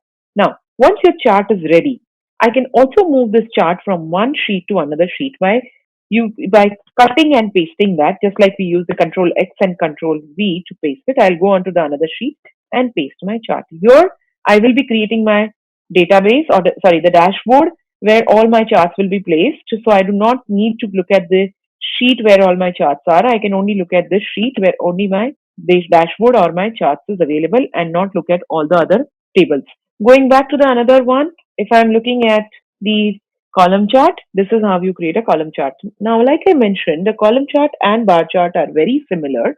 Using the column chart gives you the great way to compare the data. Bar chart is also the same way you will be using to create a comparison between the data. And the only difference between the column chart and the bar chart is that the column chart displays vertical column, while the bar chart displays horizontal bar. Now, where will we use the bar chart in that case, and why will we use the bar chart? If you have a lengthy category label, a bar chart may be a good choice. Like in our case, in the second example, where I have the survey result given for a store, I have the sentences given as the category label. Now, it will be very difficult if I want to put it in the column chart to read my sentences down here. You will see that it is all cut, so it is very difficult to read them. I would rather put it in the bar chart by selecting the bar chart from this list and using the bar chart. Now, like I said, we have different types of column chart. Similarly, we have different types of bar chart. Here you can see that the bar is not very appealing. It is very small because there are so many things that you have to put it on the bar chart. Also, you would see that there are percentages given on the bar chart. Like I mentioned while showing you the column chart, there is a third type of column chart or the bar chart, which is 100% stacked bar, which can be used in this case because it is talking about your percentage. Once I select that, you will see that your stacked 100% stacked chart is selected now. And you can do the same things that we did it for the column chart and select your style from the list, add the chart title. Now this is about the survey result. So I'm going to enter survey result and remove the grid lines from the list. Add the legends on the top. Like I said, I like to put it on the top because if it is a bigger data also, I will be able to see it. You will see that your sentences are now easily visible on the left hand side and you can read the whole sentences to look at the data. Also, now I can add the data labels on this and your data labels are easily visible. However, you will see that your bars are very thin and so your data labels are not that clearly visible. If I want to increase the size of the data labels, I will have to reduce the gap between those bars. So I'll select any bar and right click and select format data series and reduce the gap between the two bars. Now you will see that as I reduce the gap, your bars are becoming thicker and it looks, your data labels are looking much better now looking at this. Again, removing my other parts that I did for the previous one, cutting this data or this chart and putting it in my dashboard sheet. Here I have the dashboard sheet where I have added the data. This was about how you can use the column chart and the bar chart to compare your different types of data. Now moving on to the third part of the charts, which is called as your pie chart. The pie chart uses pie slices to show relative size of data. Pie charts are used to display a contribution of each value to a total, and pie chart can only be used with one set of data. Like for example, I have this product names against which I have created the revenue or I generated the revenue. Now, this is the total revenue, of course, which is the total is about 173,874. And out of this, I want to identify which particular product is generating how much revenue. In order to do that, I will be selecting a pie chart. Going on to the pie chart level from here, I can select the pie chart that I am looking to add. If you have a 2010 or higher version, you will also have something called as a recommended chart. The recommended chart is very similar to what we had seen in the recommended pivot tables. The recommended chart gives you the type of chart that will suit your data. So if I click on recommended chart, I will see that the pie chart is the second chart that I can pick from. And similar to the other charts, you can do the rest of the things like adding styles, adding the data labels and all those things on this list. So I'll use the same style that I have used for them. Add the data labels. Data labels will only add numbers in this, but there is a more benefit with using the pie chart as that you can also add the legends inside your pie chart. How you can do that is going on to the data label drop down menu, click on more options, and from the more options, select the category name which will get added onto your data label. And you can remove the legends from your list. So now you can see your pie chart a little bigger because your legends are now removed and you have more space to add your pie chart and move it a little down so that it looks a little better and everything is showing inside your pie chart itself. So this is how you can use your data labels to add more data into your or more information into your chart. Cutting this data and pasting it into your dashboard. This is how you use your pie chart to add your data accordingly. Now, the last chart that we were talking about is your line chart, which is again the most useful chart that you look at. Line charts are used to display trends over a time. Like I want to show the trends from or the sales data for a particular product. So let me just take the product name and the revenue, and let's say this is my month. If I want to identify from each one what is the trend of the revenue that I have earned, I can use this is the database that I have, and I can use the line chart to identify the trend of the data. In order to use the line chart, again, either I can use the recommended charts or use from this list which is given, or also I can go onto the all charts to get all the charts that is available with me. Use the line chart, click on OK. Now you will see that it is showing me the trend of the revenue that is earned in each month. Again, similar to what we had done in the past, we can add the data labels onto this as well.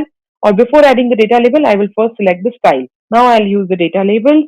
I can remove the axis from the left hand side so that it is giving me the clear information. Cut this data, paste it onto my dashboard and align it properly. Of course, I'm not aligned it in proper way. I can align it in such a way so that it looks really nice to create a dashboard. So when we are doing the dashboard training or when we are doing the tutorial for dashboard, you will see how you can create or also summarize the data on the dashboard by using all these charts. So not necessary that always you need to know the highest or the advanced charts. Even with the basic charts, you can create your dashboard and very efficiently and very effective charts, very effective dashboard, and it will look very nice. This tutorial, I will introduce you to the match function and we will see how it can be used with the VLookup function to make your VLookup dynamic. Match function is used to return the position of the text or the value from a given range. For example, in my sheet here, I have two tables given on the right where you can see some value given in the table and I have to identify the column number or the row number in this table. In order to do that, I will use the match function because match function can easily identify the position of the particular value in the given range. So the first argument in the match function is the lookup value. Unlike VLookup and the HLookup functions, lookup value in the match function is the value or the text that I'm looking for. So in my case, I'm going to pick up the sales because I'm looking for sales in the given range. Now, where will I look for the sales is the question. Sales is mentioned in the headers, which is in the first row in the table on the left. So then my lookup value is the sales, which is sitting in the H4 cell, and hence I picked up that cell reference. After the comma, I'm going to give the lookup array. The lookup array is the range from which I need to identify the value. So in our case, the lookup array is going to be the first row from where I need to pick up the position of the word sales. Once I have picked up the first row, the next one I have to give is the match type. Because I'm looking for the exact match of the lookup value, I'm going to pick up exact match as 0 and close the bracket. Also notice that the second argument in the match function, which is the lookup array, will only be one row or the one column. It cannot pick multiple columns or multiple rows. It can only be a single column or a single row. So this is a rule. After doing this, I will press enter. Excel will give you the position of the sales in that particular row. So when I say position, it is going to check in this whole range which position is the sales sitting. First position is customer, second is region, third is order date, and sales is in the fourth position. So can I say easily that sales is sitting in the fourth column? The first column is customer, second is region, third is order date, and the fourth is the sales column. And that's the reason it is saying the fourth column from the table. Next one I need to identify is the row number for which Smith and Company is sitting.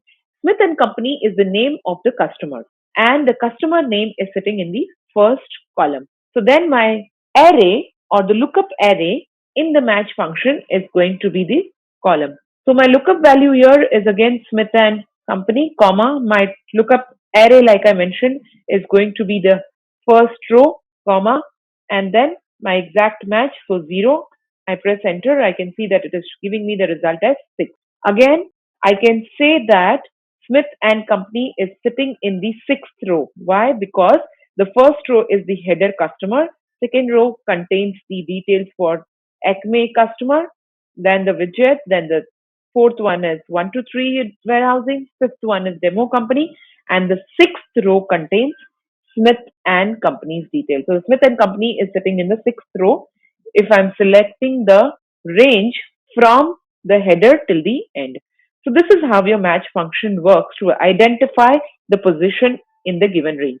You would have also noticed that when I wanted to identify the column number, I had picked up the row in the lookup array, but when I wanted to identify the row number, I had picked up the column number or the column as my range in the lookup array. Now moving on to see how we can add match with the VLookup function to make your VLookup dynamic. In order to do that, I will first start with the simple VLookup function which we have already learned in the VLookup video. We will first see how the VLookup function works here. So the lookup value here, because I'm going to identify tentative date of joining from the base data, I will have to use the lookup value as my name, which is the first name, and then table array is going to be from the base data. I pick up the full base data. From the base data, I will have to check my column index number. The column index number will be the column where tentative date of joining is sitting. So starting with the name, I'm going to take the first column index number as name, second column index number is gender, third is stream, fourth is exam start date, fifth is exam end date, sixth is JC update, and the seventh one is my tentative date of joining, and hence my column index number is going to be 7, comma. My last thing that I have to give is the range lookup, which is going to be the exact match. So I can either enter false or I can enter 0 as my exact match or the range lookup. Press enter and here you get the result for the tentative date of joining for the first student name that is mentioned here. If I drag it down, of course, it will give me the result for the rest of them. Now, let's move on and see where I can add the match function. In the VLookup function, your column index number is entered manually, which is number 7, and is a static number. So it will not change even if I make any changes to the base data. However, you can also create a dynamic column index number by using a match function, and you can easily now understand how you can do that by looking for tentative date of joining in the base data in the first row, because that is where I need to identify which column is the tentative date of joining sitting. So first I will only do the match function here. So why we will do the match function, that also we will see. Let's say I delete any data from the base database and I delete from here. Ideally, your tentative date of joining now is in the 6th column. So 1, 2, 3, 4, 5, and 6. But when I go onto the VLookup, you will see that it is still picking up 7. That means it is giving me the answer from the next column, which is the commission received. And so it is incorrect. Now you might ask me that it is still giving me a date. How is it picking a date when the commission received is actually a number? Because it is still having the format as the date. So if I want to change it and see, I can always change it into a number by clicking on this number format and it will give me the number. I'm keeping the format as it is, and this time I will try to delete one more and see what happens. Here again you will see that it is giving me a reference error because it cannot find the 7th column in the list and it is empty, and hence it is giving me an error. Going back, if I have to make sure that Excel automatically identifies the column index number, I will have to use the match function to replace the static number as my column index number. So first I will do the match function in a different column to identify my column index number.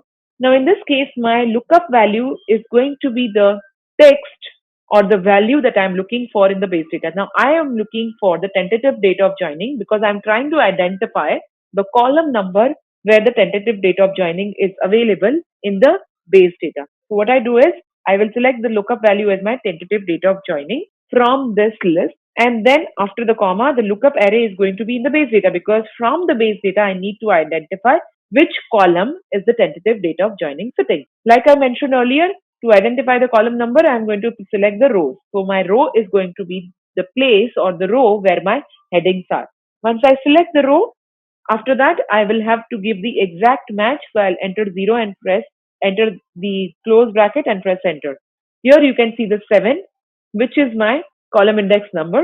So now can I replace this column index number, which is a static number, with the match function?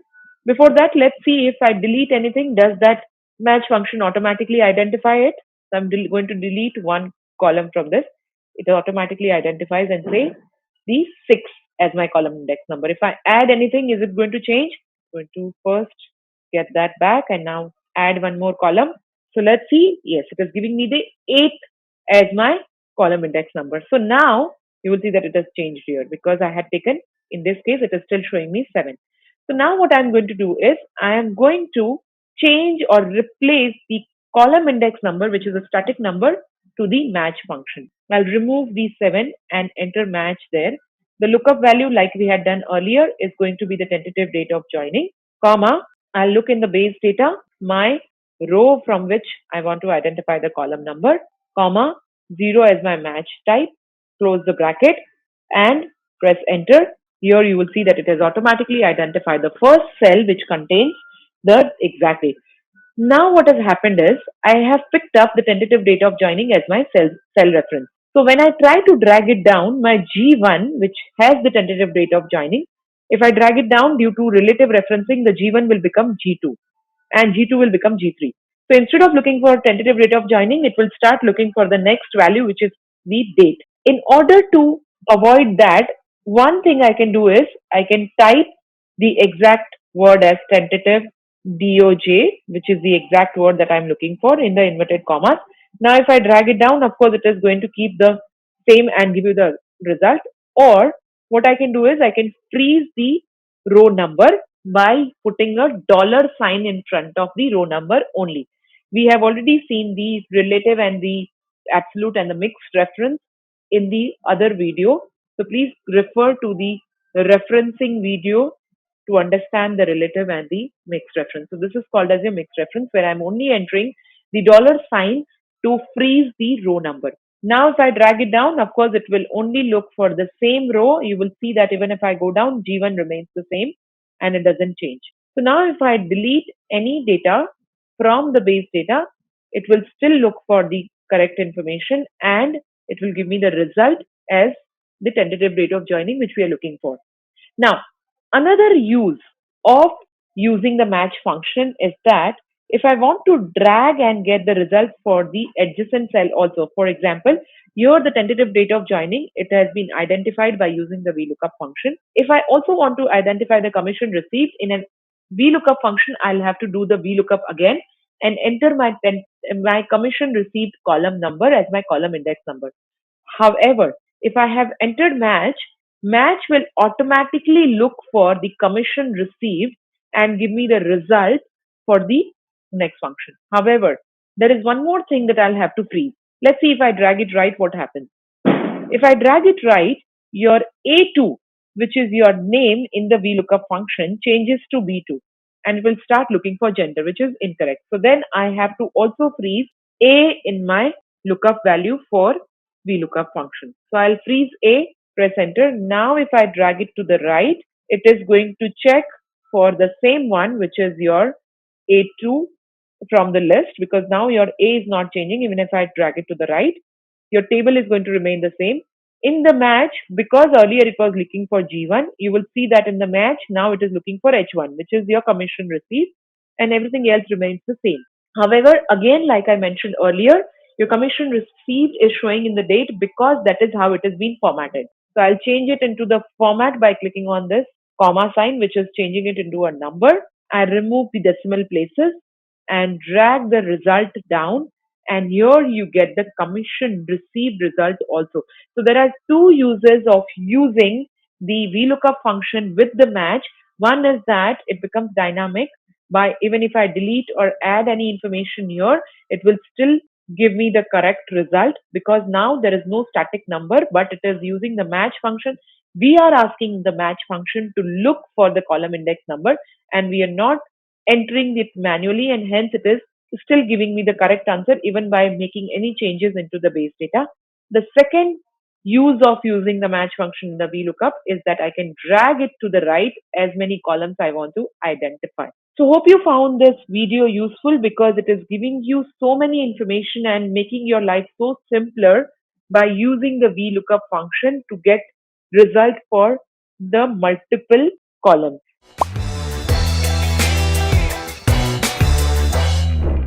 Excel can work with numbers as well as strings. Hence, while Excel has inbuilt functions specifically for numbers, There are also functions that work with text or strings. Today I'll take you through the functions that Excel offers when it comes to manipulating text or strings, and these functions are shown on the screen. The first three functions on the list help to change the case of the text. The other three functions on the right, which are shown left, right, and mid, is used to extract the characters from the text. The next two functions, which is find and search, is used to find the position of a particular character in the text, and the length function is used to find the length of a string. Let's start with the first function, which is the upper function. As the name suggests, it is used to convert a text into an uppercase. Looking at my example sheet, you can see that I have the first name and the last name listed, and I'm required to convert the first name into an uppercase. Hence, here I'll use the upper function.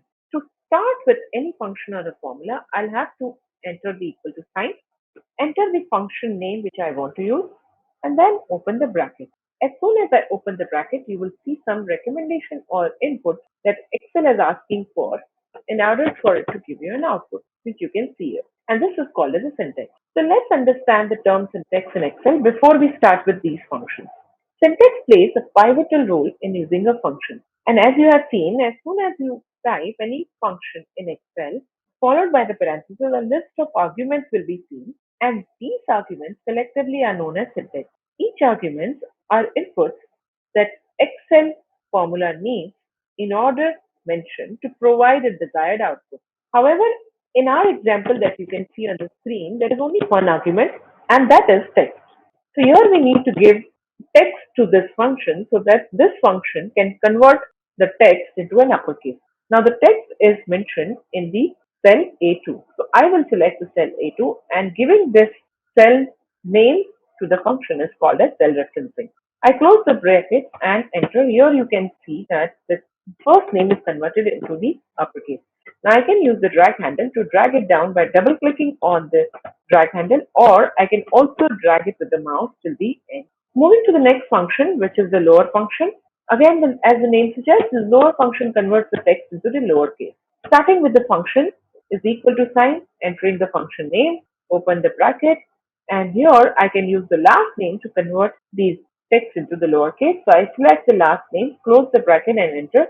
Here you can see that the last name has been converted into the lowercase. Using the drag handle again to drag it down to get the result for rest of them. Now how do I get the result for rest of them is mentioned in the cell referencing tutorial.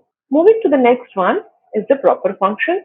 As the name suggests, the proper function is used for the proper noun, and this converts the text into the proper case where the first letter in each word is capital and the rest are all small.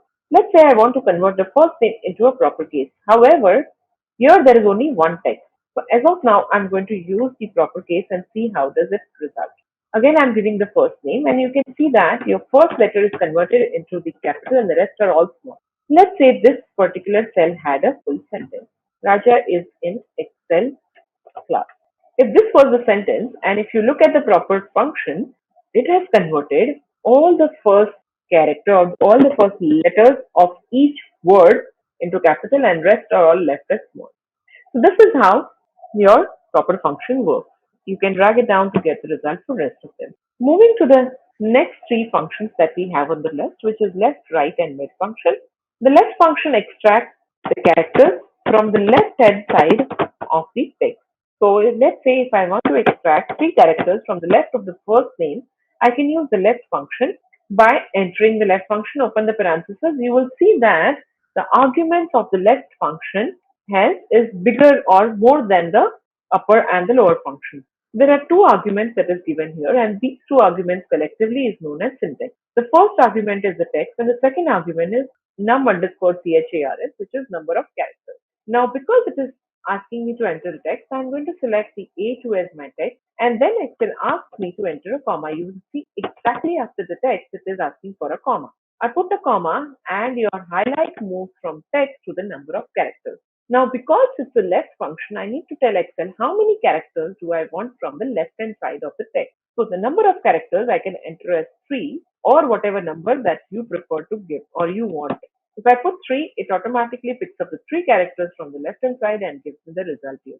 Now, you would have noticed that in the function, your number of characters is shown in the square bracket, something like this. If I give a space to understand better, it looks like this. And between those two brackets is number of characters. This two brackets means that that particular argument is optional, and even if you don't give that argument, Excel will still give you a result. However, if you do not give a mandatory argument, Excel will throw an error. So we'll see how that works. So here, when I say that this is an optional argument, which is number of characters, if I decide to not give that, let's see what is the result that I get. If I don't give that, you will see that it is only giving the first character from the left hand side, because in the optional range or the optional argument, the default value is 1. Similar to the right function, the left function, the right function works. It works in a similar fashion where it picks up the data from the right hand side of the character. So you will see that it is asking for the text. So this time I'll use again first name, comma, number of characters I can give 2, or I can leave blank if I want only 1 character from the right. And you can see it has picked up 2 characters from the right hand side of the first name. Again, you can use the drag handle to drag it down till the end. The next function that we have on the list is the mid function. The mid function is used to extract characters from the middle of the text. So when I say middle, I have to check what is the syntax of the mid function to understand this better. If you look at the syntax, the first thing that it is asking is the text, which we know that we want to pick up the first name or any other text that we want to pick up. Second is the start number. That is, where do I want to start picking up the data from the middle. So if I want to say, I want to start from the third character from the first name, that is in the third character, Ajay is in the Excel class, the third character is RANJ. J is the third character in this first cell. So I am saying that I want to start from the third character and I want 4 characters from the third character. That's how I'm saying in the middle. So then I give the text as the first argument. Second, then I have to start number where I'm saying third character. So it will start from J, comma. Then I have to give the number of characters after J. So I'm saying 4 characters. Now in this case, you can see the number of characters is not optional. So this is a mandatory requirement. So let's say if I'm giving 4 characters and close this, you can see 4 characters including the space has been picked up. Now that you can see that the number of characters is not optional, if I leave this as blank and close the bracket, Excel will throw an error. All the mandatory requirement has to be given to Excel in order for Excel to give you the result. Now I'm giving the 4 number and here you can see the result has been picked up. I can drag it down to get the result for rest of it. So for each one of them, it will start from the third character and give 4 characters after the third character or from the fourth character. The next 2 functions on the list is the find and the search function. The find and the search function is used to search the position of a particular character in the text. Now the difference between the find and search function is that find is case sensitive while search is non-case sensitive. We will see when we are doing this function. Let's say in the find function, when I am using, I want to identify what is the position of the character E in the first name. If I want to do that, I will use the find function is equal to find, open the bracket, and here in the find function, I will have to enter the particular text or the character which I want to find. Now I want to find the, let's say, E. If I want to find E, I cannot enter E in this way. There is a reason why I cannot put E in this way, because E is something that Excel doesn't understand. So then what is that I want? So I need to know those few 4 things that Excel understands. And if Excel doesn't understand something, how do I give that to Excel for it to give me a result? So let me go back and tell you some concept or make some concepts clear. There are only 4 things in Excel that Excel understands. One is the number. Second is the cell reference. When I say cell reference, that is A2, B2, H19. That's the name of the cell that I give to the formulas and functions. Third is the formulas or functions, which we already know of. And then the word true or the word false. So these are only 4 things that Excel will understand. Anything that you want to give to Excel other than these 4 functions has to go in the inverted commas. So open inverted commas, enter what you want to give to Excel, and then close the inverted commas. It has to go between these 2. Now, when I say that these 4 things only Excel understands, it doesn't mean that I can not enter my name in a normal Excel sheet. I can definitely enter my name here. However, when you want to enter this name inside a function, say for example, if I'm using a find function and I want to use or I want to enter the name inside the find function, I cannot just type like this. I have to put it inside the inverted commas like this. Open inverted comma, enter the name, close inverted comma. This is all I'll have to give inside any function in Excel. Now that we know that your Excel will not understand anything other than those four things, which are numbers, cell reference, functions or formulas, and true or false. The true or false, when I say, that's the word true or the word false. Okay. Other than those four things, has to go in inverted commas. Your E is neither of the four, so I have to put it in the inverted commas. Now, like I mentioned in the start, find is case sensitive. So I will have to ensure that when I am looking for E in the first name, E here I can see is capital. So I am looking for capital E in using the find function. If I'm doing that, once I enter, open the inverted commas, enter E inside that, close inverted commas, here I can say that I'm looking for E in the text first name, which is Raja is in the Excel class. This is once I have given. I can skip the start number. Why? Because start number is optional. I close the bracket, enter. You can see that it is giving me the position of E where it is sitting in that particular text. Now, if I drag it down, only if E is capital will I get a result. So you can see that all are giving me a value error because there is no E that is capital. All E's are small in this list. However, same goes with the search function. It's exactly the same when it comes to the search function. Your search function will be able to look for E even if it is shown in the small letters because search is not case sensitive. I close the bracket, enter, and here you can see that I still get the result even if it is shown in the small letters. Now you know the difference between the find and a search function is only that find is case sensitive while search is non-case sensitive. Now move back to the find function. One thing that we left out was the start number. The start number where did I leave was because it is optional. And like I mentioned earlier, the default value in the optional is always 1. The start number when I say, I need to tell Excel that I have to find E in the cell A2. And where do I want to start? So I'm saying that I want to start from the first letter. Now, why would I use or where will I use the start number option? Say I have 2 words in the same cell. Like I have 2 A's or 3 A's in the same cell. Let's take Raymond Daker. In Raymond Daker, you can see 2 A's in the surname. Now, if I want to use find function to find A in Raymond Daker, what will I be able to do is I will use find A, putting it in the inverted commas, comma, within B2, but this time I do not want to find the first A, I want to find the second A. Then I'll have to tell Excel that start from after the first A. So I will, what is after the first A? The third character. So I'll have to give the number of characters from where I want Excel to start in order to get me the number for the second A. So if I'm saying that, I'll start from R is 1, A is 2, and Y is 3. So I'll have to start from the third character, and I'll have to tell Excel start from the third character and then tell me where does the A is. You can see it is sitting on the 10th value. So this is how your find function is used to find the second character if you are ever looking for it.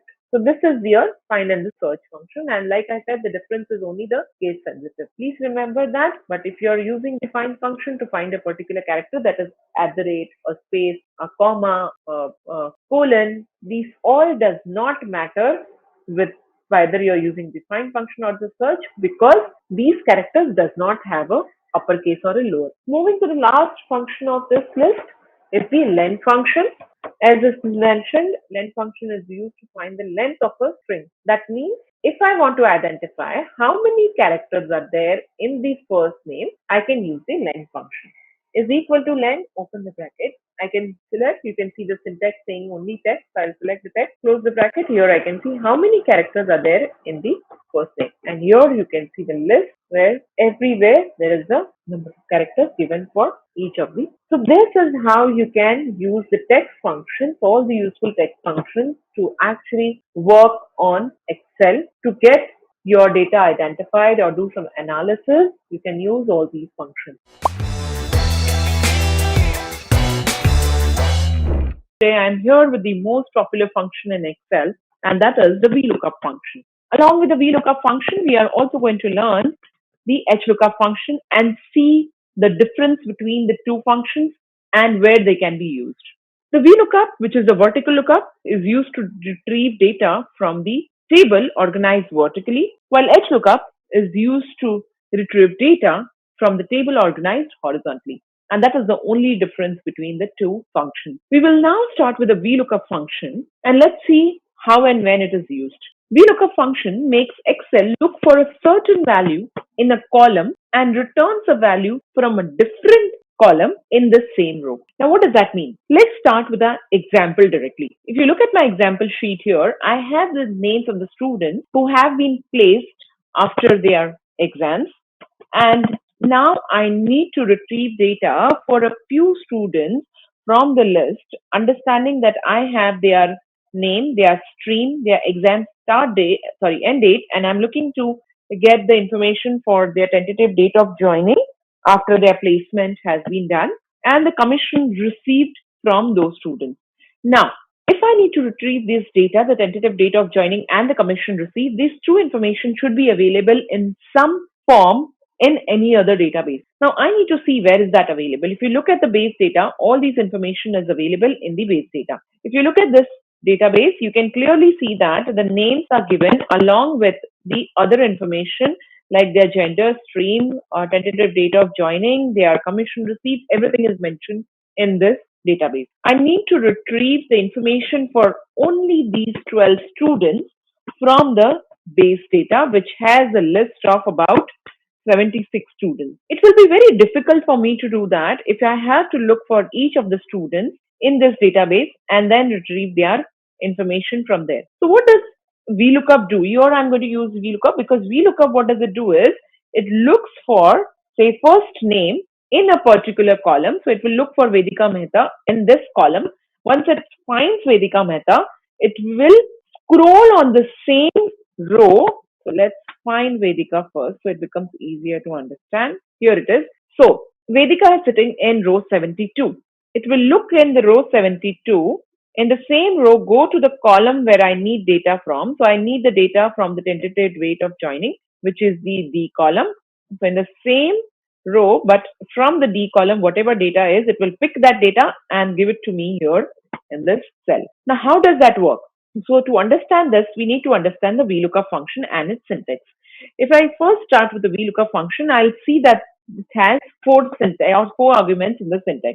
The first argument is the lookup value. So when I say there are four arguments, definitely there are four parts of a VLookup function. So the first thing that I have to give to VLookup function is the value that you want to look up. So what is that we are trying to look up? We are trying to look up the name.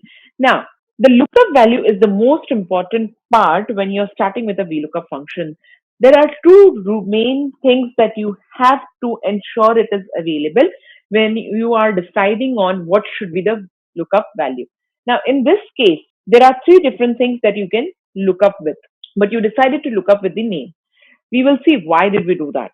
So if you look at VLookup function, the lookup value which we are looking for, there are two rules to start or decide on the lookup value. The first rule is that both the databases, when I say both the database where you need the result and the database from where you want to retrieve the data, both should have some columns in common. So when I say columns in common, you can see that it has name, it has stream, it has exam end date. These three data are common in both the databases, name, stream, and the exam end date. So this three data is available in both the databases.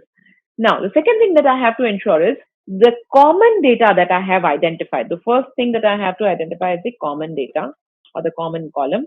The common column that I have identified needs to be unique in itself. When I say this, it means that there should not be any duplication in the data. So when I say, if you look at these two databases, there is name, stream, and exam end date.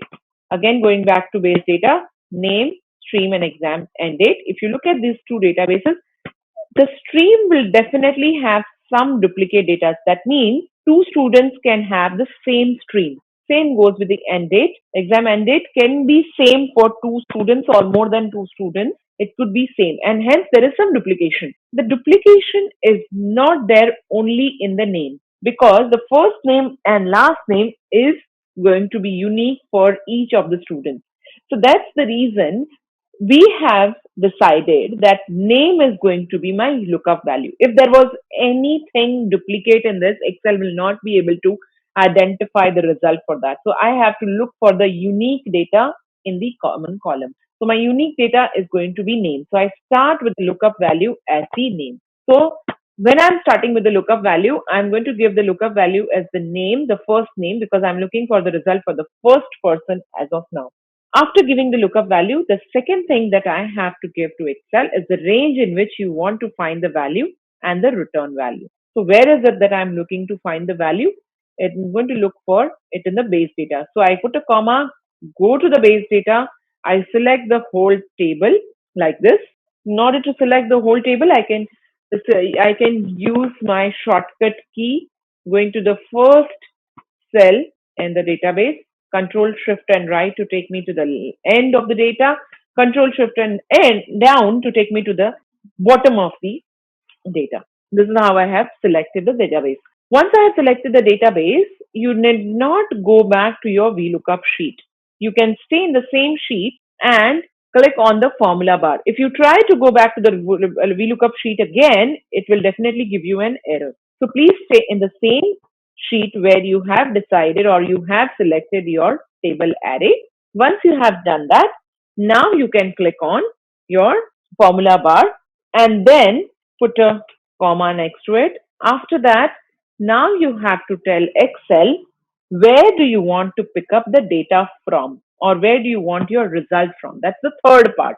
The number of columns within your defined range that contains the return value. So when I say number of column, I have to start from the column where I have started my lookup value. My lookup value is in the name column, which is my first column. I have to go up to tentative date of joining, because that is where I want to find the result from. So my first column is going to be A or name. Second column is going to be gender. Third column is going to be stream, and tentative date of joining will be the fourth column. So I'll put these 4 as my column index number. After doing that, I'll put a comma. Now I have to give the last part, which says whether I have to put a 0 or a false for an exact match with the value you're looking for, and 1 or true for an approximate match. But here we are looking for the exact match. When I say exact match, that is the name of the student that I'm looking for. Hence, I can put a 0 or the word false to ensure that I'm selecting the exact match. Close the bracket and enter. Here you can see that it has automatically picked up the information or the result for the first student. Now that I have identified the first student, it is very much evident that I will drag this information down. However, you will see that there are some places where you can see the result as an -NA, which is an error that Excel is throwing up. Now you would want to know, why is Excel throwing you the error? If you look at the first the formula, it says A2, the base data that is selected is A1 to H77, which is A1 is the first cell in the database, while H77 is the last cell in the database. Going back to my VLookup, if you go down, it automatically changes your table array from A1 to A2, which is in the base data.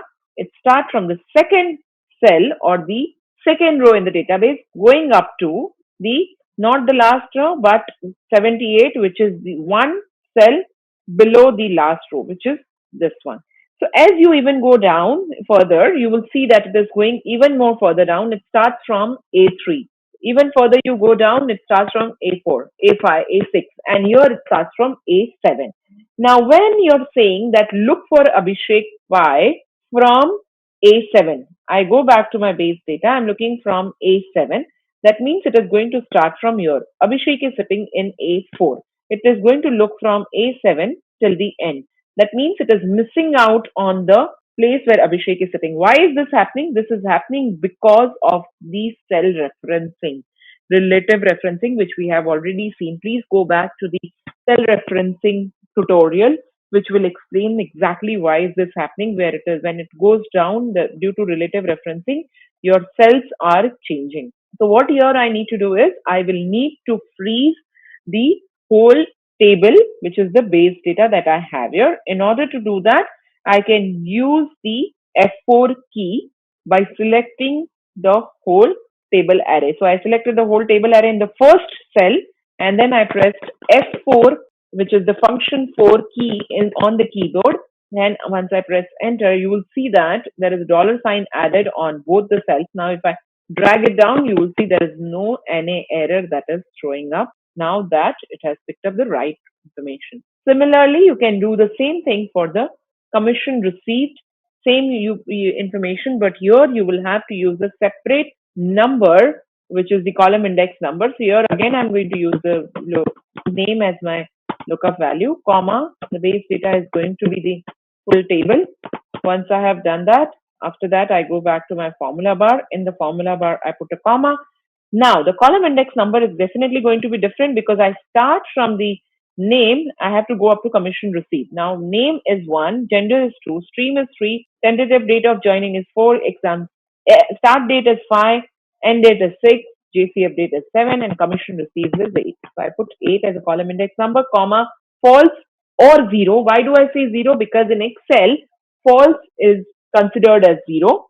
Or if you put 0, Excel understands that as false. If you put it as 1, Excel understands it as a true. That's the Excel language.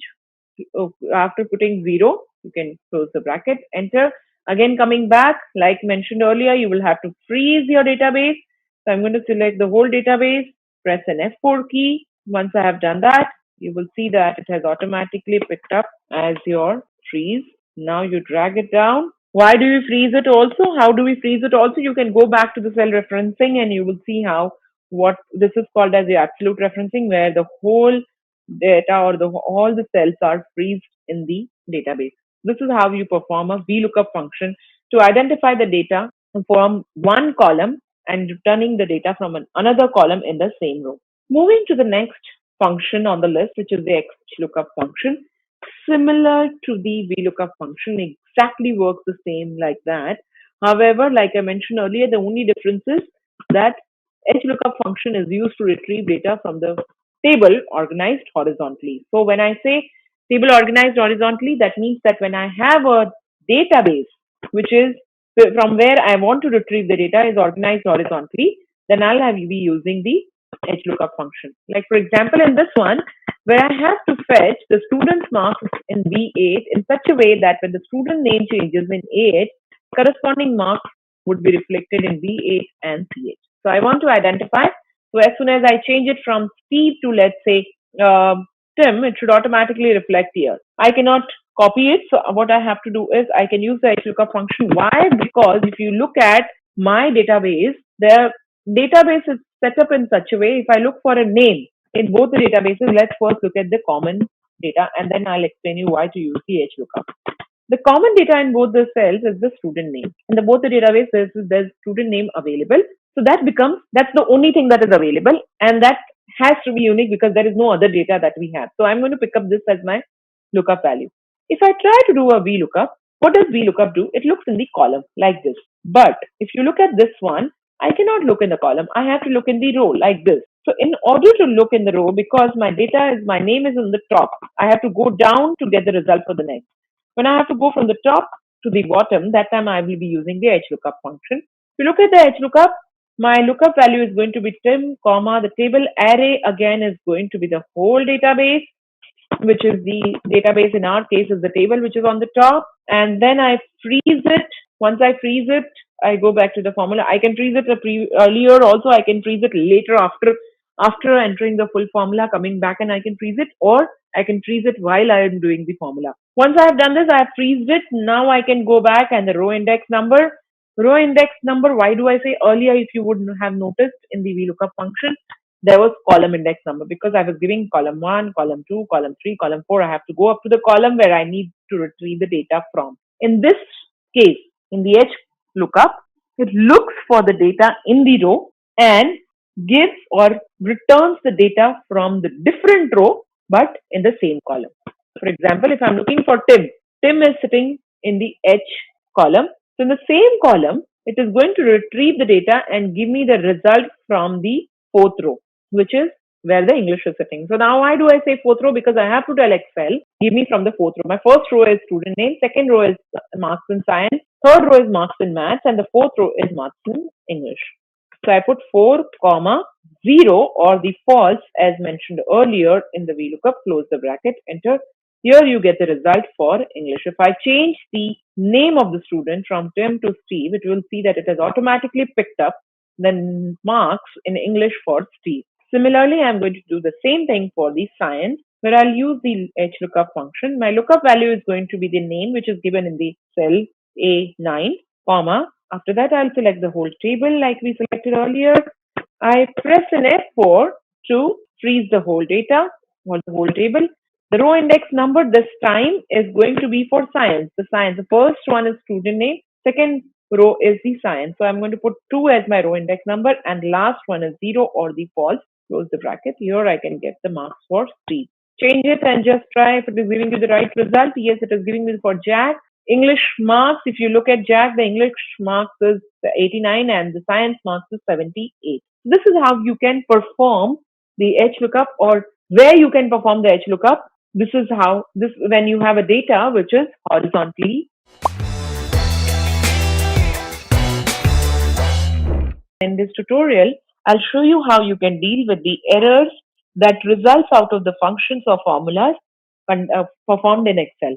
There are two types of error functions that can be used, which is the IFNA and the IFERROR function. These two functions determines whether the cell contains an error value and returns the custom result when a formula generates an error and a standard result when no error is detected. So let's see the first function for the error, which is the IFNA function.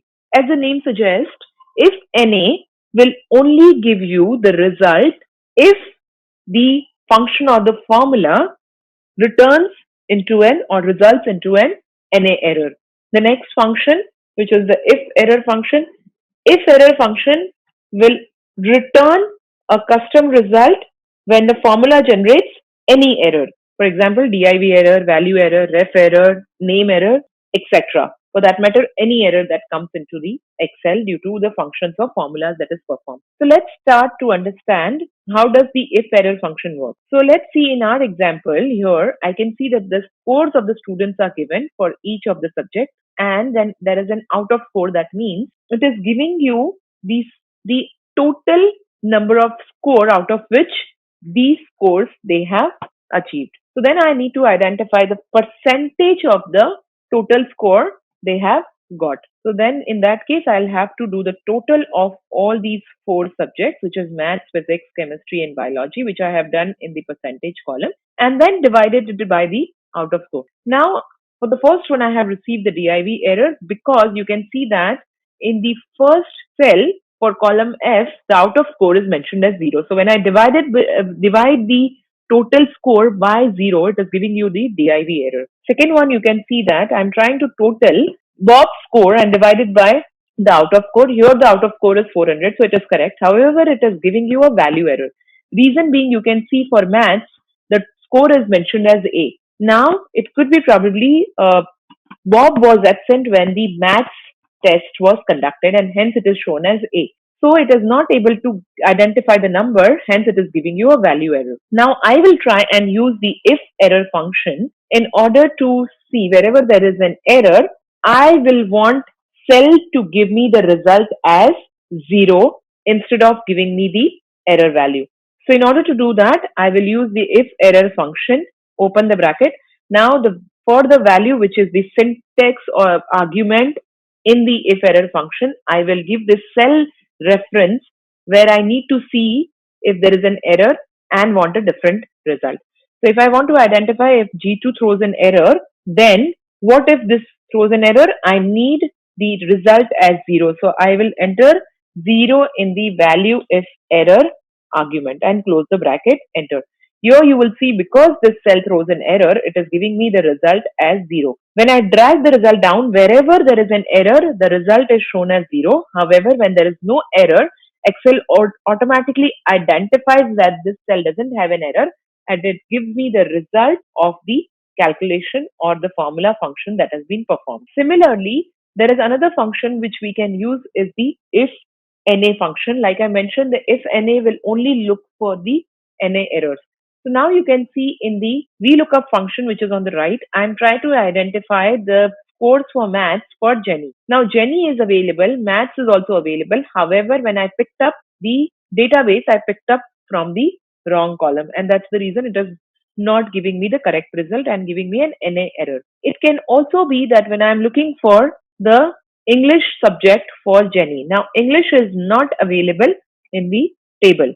So it will again throw you an NA error. So let's see if there is an NA error, how do we deal with that? I will use an if NA function. Now if NA will only be used when when you are trying to only look for the NA error. So in the value, I'm going to take the cell reference where I'm looking for the error. And then after the comma, this time I'm going to say that the data is not available. So I'll put it in the inverted comma, data not available, close the inverted commas, close the bracket for the if NA, enter.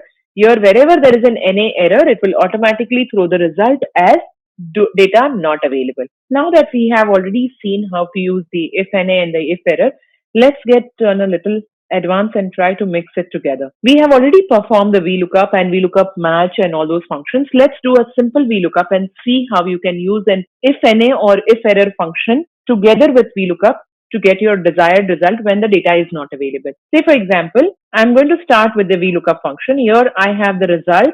I need the result of tentative date of joining for all these students where their placements are done from the base data. So I'm going to start with the VLookup, look at name, comma, go to the base data. For understanding how to perform the VLookup, please go to the video or the recording where the VLookup function is explained. Comma, because it is in the 7th column, so 7 column index row, and then 0 as the range lookup. Here you get the result accordingly. Now because that was a table already, I do not have to freeze the array either. Drag it down. You will notice that while it is giving you the correct data, there are few places where you can see the NA error. Now this is happening because this data is not available in our database. Let's see, which is Dhara Trivedi. I'm going to copy and check if it is available in the base data. It is not available, so it is giving you an error as well. So what I'm going to do is, I do not want this NA error to be shown in these cells. I want to say that this data not available. So data not available will be I want the result when there is an NA error thrown. So I'm going to use if NA function along with the VLookup. So before VLookup, I need to check if this VLookup is showing as an error. So I'm going to start with an if NA. As we already know, there are two arguments for if NA or if error. So the first argument is value. Now value is, I'm not going to take the cell reference. The value will be my formula or the function which I want to evaluate if it is going to return an error. So this is my value that I'm picking up. After the value, I'll enter a comma. In the comma, after the comma, I'm going to enter value if NA. So that means if this throws an NA, I need the result as no data available. So I'll put it in the inverted commas, close the inverted comma, close the bracket, enter. Now if I drag the formula down, you know that row 7 and row 8, 6 and 7 shows an error as NA. Now let me drag it down and see if it is giving you the correct result. So you can see if I make it a little bigger, you will see that the 7 and 8 is now showing as data not available or not data available. Further you go down, you will see all the cells where the data is not available. Now if you want to filter it and get the result for all the ones where the data is not available, you can do that by going into filter and enter no data available. This is so simple to identify now where the data are not available. Why you can actually also do the NA error, but the NA error does not look that good and it doesn't give you the clear result as to why is it giving you an NA error. Not only NA, you can also use the if error function instead of if NA. If I want to use if error, I'll change it to if error and close the bracket. It will still give you the same result. Copy this up. Here I am. So if NA or if error results you to the data that you want in case the formula results in an error, or it will give you the result of the formula if the formula doesn't result into an error. So this is very, very useful function.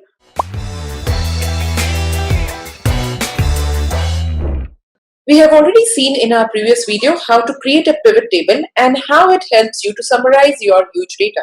In this tutorial, we will learn about some additional features in pivot table and like grouping, naming a pivot table, refreshing your data in pivot, and how to make your pivot table dynamic. So if there is any new data added, you will not need to change the source of the data.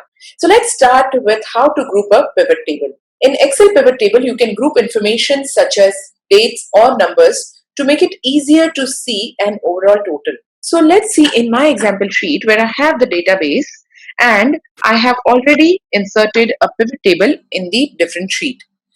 Now I need to check the total revenue earned in each year. In order to do that, I have the order date which is already mentioned in my database here.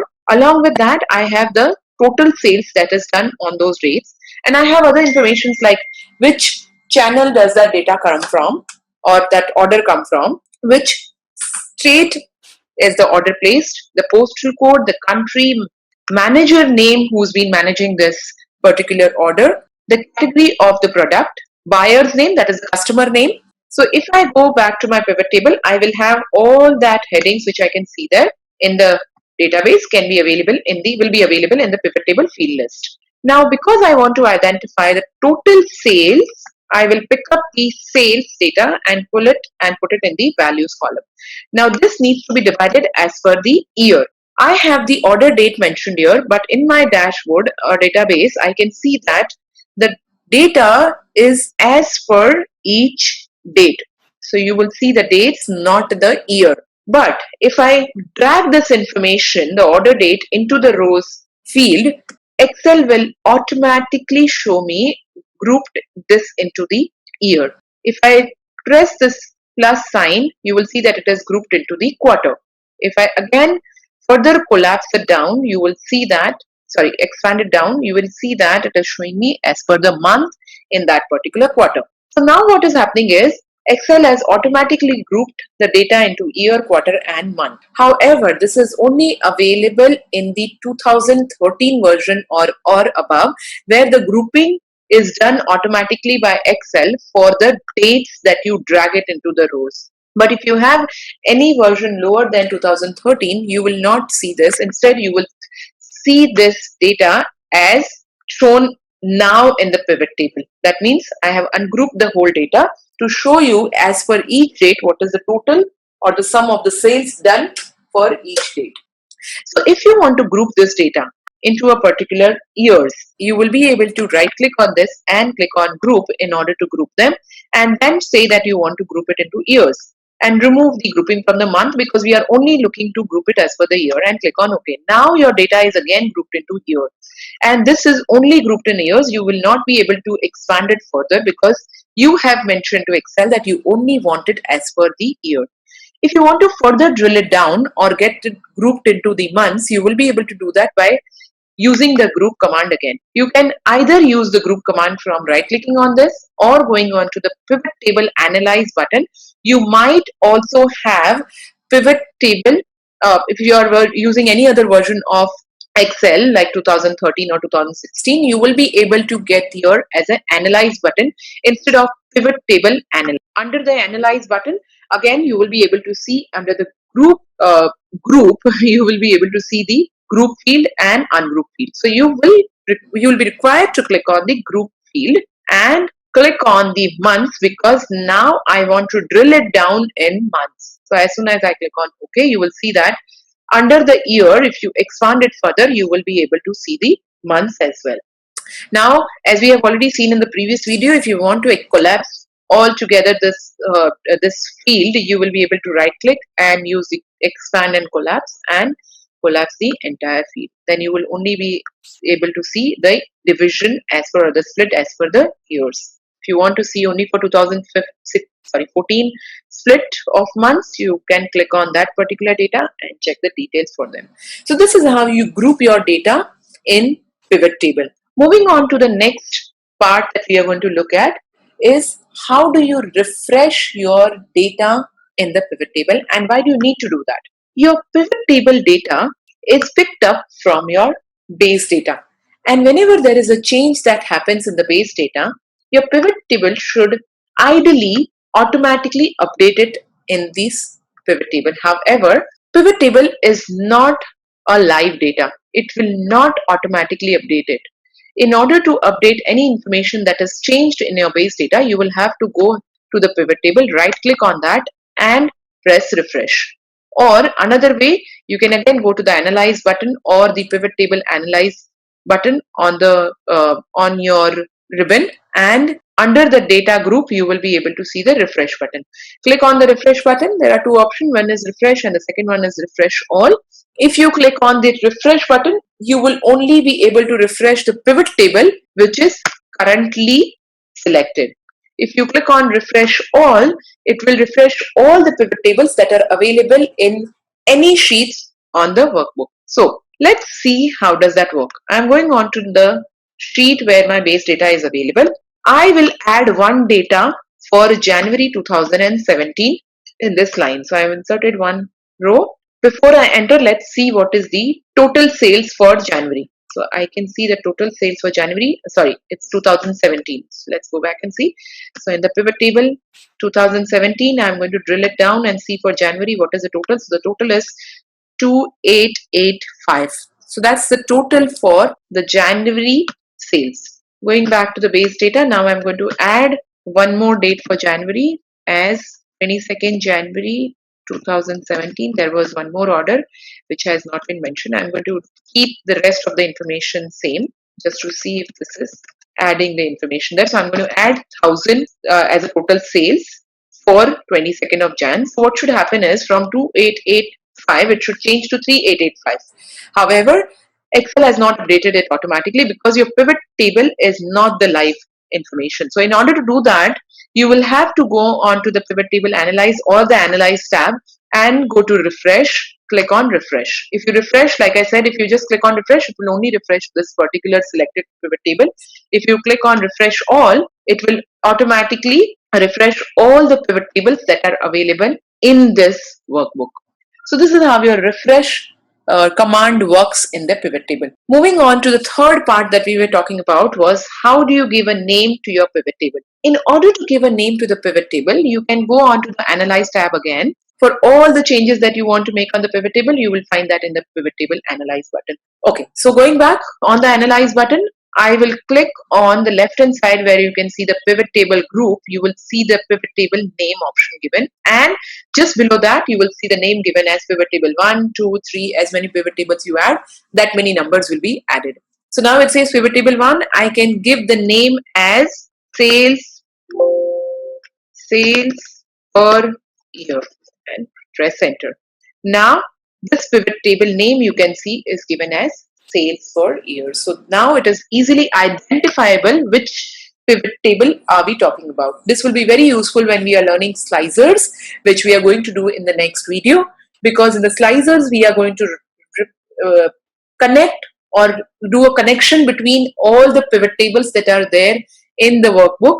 At that time it will be easily identifiable which pivot table are we trying to connect to the slicer. So when we are seeing that, this naming of the pivot table will be very, very useful.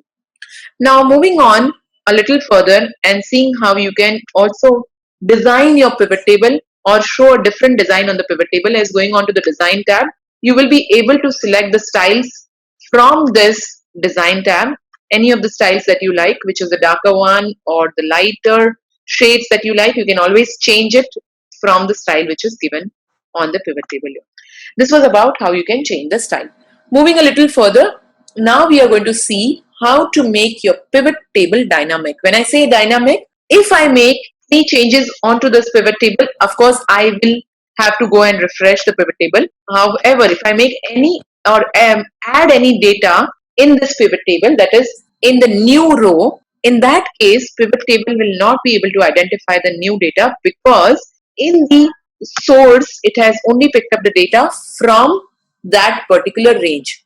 So let's see if I add a new data, is it even able to identify that. So we have data, let's see, until 2019. Let's assume we had some order for 2020 and I'm going to try and add that data at the bottom. Why I'm doing that is because we want to see if it is automatically coming here as 2020. So it will be easily, we will be able to identify. So I'm going back and I'm adding one information for the 20th of Jan 2020. I have received a new data order.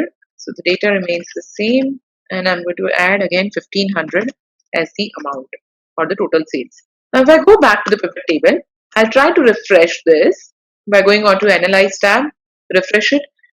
One more thing I want to highlight is if you have a version lower than 2010 or if you have a version 2010 or lower, you will not have the Analyze tab, you might have the Options tab.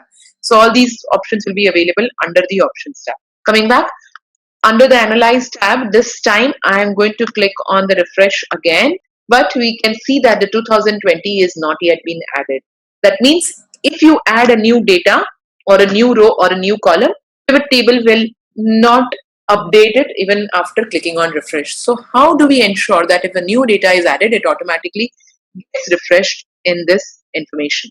So one way is, of course, if there is a new data added, you will have to change the source. In order to change the source, I'll go on to the Analyze tab, click on Change Data Source and click on Change Data Source again. It will take me to the place where the data source belongs to. Now I'll have to delete the table or the range where this data is picked up from and select the whole data again and click on OK. This way, pivot table will be able to get the new data added. Now for 2020, you can see that the 1500 is now added. However, if I add another information again I'll have to go back and do the change data source to get this new information added. But if I do not want that to happen, I just want the pivot table to automatically update whenever I press on refresh button. Even the rows and the columns that has been added, newly added, should be added to the pivot table. In order to do that, like we have already seen in the previous videos, to make any formula or the functions dynamic, we make our table or the base data and convert into a table. So in this case also, we will convert our database into a table to make our pivot table dynamic. So going back to Insert tab, click on Table. My table has header, click on OK. Now it has been converted into a table. And if I add new data, so we already know for 2020, I have a data for 1500. Now I'm going to add the data for 2012. Just adding the same information but changing the date to 2012 so that we are able to see if that is added to the pivot table. Now it will not be added, but let's try by refreshing. Are we able to get the data added? You can see that the 2012 data is also added now. So 2015 and then 2020 and now 2012. So this is how you can see that if you have converted your database from where the pivot table is picked into a table, it will automatically update in the pivot table when you refresh it. So that means you can make your pivot table dynamic by using the range or converting a range into a table. So every time you want to make any function or formulas or pivot table dynamic, please ensure that you convert your database into a table. Table is a very, very useful tool in your Excel.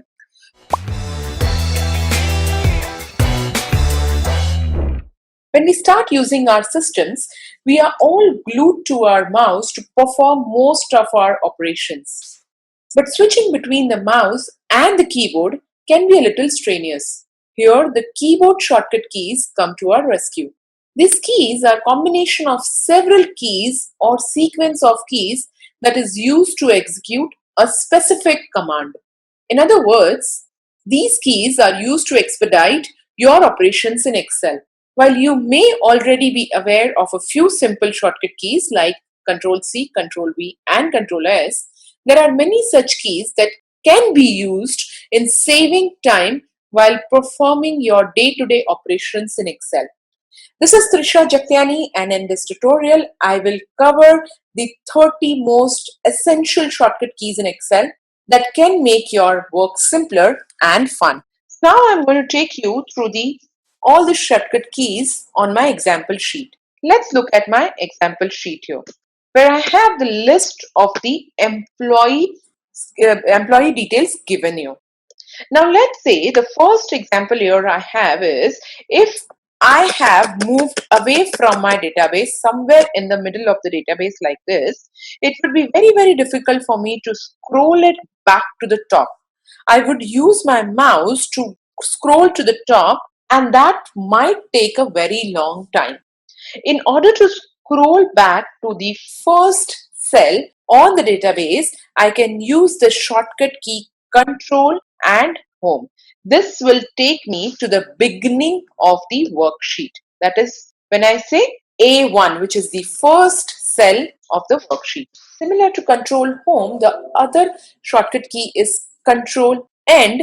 This will take me to the end of the used portion of the worksheet. So when I say used portion, that means where I have entered some data, it will take me till that portion. So you can see that the last cell where the data is available is in H102. So as soon as I press Control and End from my keyboard, it takes me to the last cell on that worksheet. The next three that I'm going to cover is the simpler one, which is part of the formatting, which is bold, italic, and underline. If you want to use a shortcut key for bold, the shortcut key for bold is very simple. It's Control and B. So when I do Control and B, you can see that the cell which I had selected, and then I press Control and D from my keyboard, that text in that particular cell has been converted into the bold font.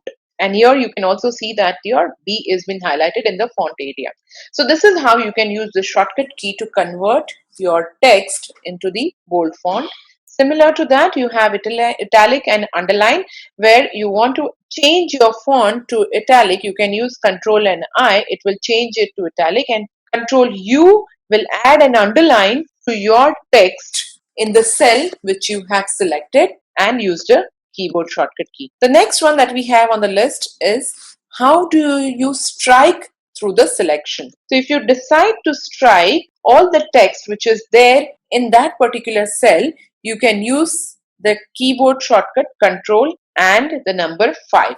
This will strike through the whole text that is there in that particular cell. The best part about the Control and 5 shortcut key is that you can actually strike through only the selected area of that cell. So let's say if I say this is an Excel tutorial, this is my full sentence in one of the cells, but I only want to strike out Excel from this particular sentence or the text which is in this cell. So I will select only Excel and I'll press Control and 5 from my keyboard and press enter. Only the word Excel will be striked out from this particular sentence. In order to open a new workbook, you can use the shortcut key Control and N. This will open the new workbook, a blank workbook in Excel. The next one that we have here, how do you select the last cell in a particular row or a column?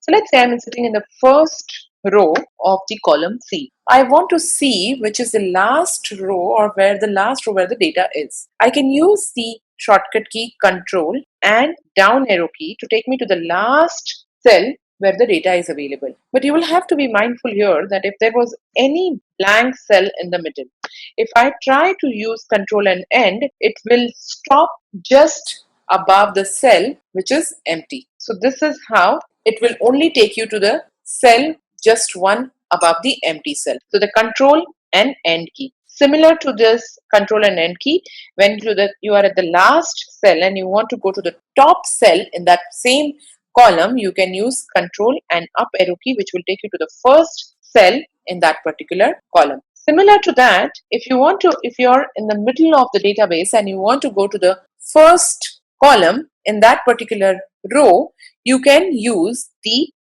keyboard shortcut key, which is Home. Just Home will take you to the first column in that row or in the reference row of the cell that you have selected. If you want to select the last cell in the same row, you can go to Control and right arrow key, which will take you to the last cell in the same row. Now let's say you're performing a function like a sum function or a count function. You want to select the whole list of range. Now selecting a range, you might want to use it by using the mouse by selecting the first cell and then you drag it down till the end to select the whole range. Instead of doing that, you can use the shortcut key Control Shift and down arrow key. So if you press Control and then Shift, so you select the first cell and then Control Shift and down arrow key to go to the last cell where the data is. What will it do? It will select the whole range from the start where you have first selected the cell, and then once you press Control Shift and down, it will go till the end, but it will select all the cells in between as well. So the whole range is selected. So this is very useful when you're performing any functions like sum, count, or any other function like VLookup where you have to select the whole database. This could be a very useful keyboard shortcut key. Similar to Control Shift and down, you can also select the last cell, and if you want to go till the top one or you want to select the whole range from bottom to the top, you can do Control Shift and up arrow key. This will take you to the top cell or the cell just below the empty cell. Again, the same rule applies here. If there is any empty cell in the middle, Excel will stop there. What if you want to select a row or a column? In order to do that, let's say if you want to select the reference row of the cell that I have selected. The cell that I have selected is J10. The row here is 10 and column here is J. I want to select the row of this reference cell. In order to do that, I can use the keyboard shortcut key Shift and spacebar. Once I do that, it will automatically select the whole row for me. Here, I do not have to use the mouse to go back and select the whole row. Similar to that, if I select that same cell, and now if I want to select the column, I can use Control and spacebar to select the reference column to that cell. Now that you know how to select a particular row or the column, sometimes we are selecting this column or a row because we need to add a new row or a column just before that column or a row, or you want to delete that particular column or a row. So we will see what is the shortcut keys for doing both the things. So if I am in the cell and I am selecting the row and I want to add a new row just above row 10, I can use the keyboard shortcut key Control Shift and plus key. This will add a new row just above the row that I have selected. Similar to this, if I want to add new column just before I or just before H, let's say, I'm going to select H10 and then use Control and spacebar, which will select the whole column for me, and then I'll do Control Shift and plus to add new column just before the column I. Now let's say if I want to delete this particular column or row, if I want to delete the column, I'll select that particular row from which I want to select the column. So for selecting the column, it's Control and spacebar. Once I've selected the column, I can use Control and minus key or the hyphen key from your keyboard to delete that particular column. Similar to that, if you want to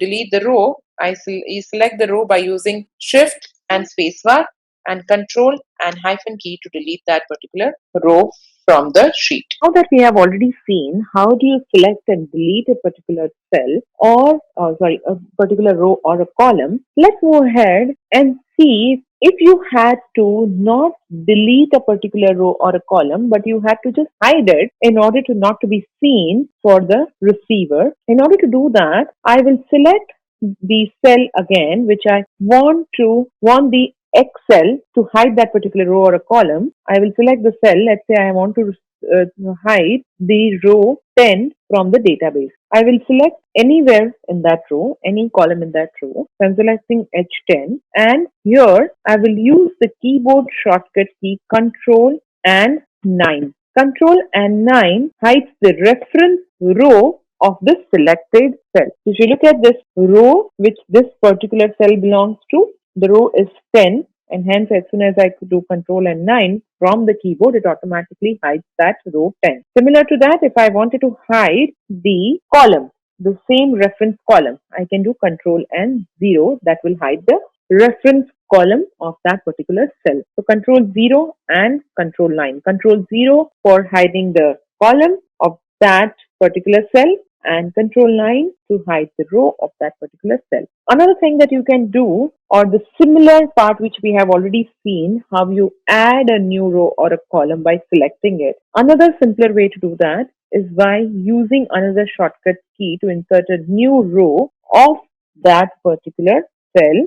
I'll go back and undo the previous one. I'll select the cell, the reference row of which where I want to add a new row. So let's say I want to add a new row just about row 10. In that case, I'll select the whole row. How do I select the whole row? Shift and spacebar. Instead of doing Control Shift and plus, this time I'll do Alt I and R. So if I do Alt I and R, it will automatically add a new row for me. Again, I had shown you how to select the whole row and add the new row, but with Alt I and R, it is even more simpler because even if you do not select the whole row, Excel still allows you to add the row because as per the shortcut key Alt and I and R, I'm telling Excel to insert a new row. So instead of even selecting the whole row, I will just stay in the cell, the reference row of which I want to select and add a new row. And then let's say I want to add a new row just above the row 12. So I'll select any column in row 12 and then do Alt I and R. This will add a new row just above the row 12. Now you can see that this row 12 has moved to row 13 and a new row is added just above that, which is a blank row. Similar to that, you can add a new column or insert a new column by using the Alt I and C. So if I decide to add a new column just before G, I can do Alt I and C. Alt I C. This will let me add a new column just before column H.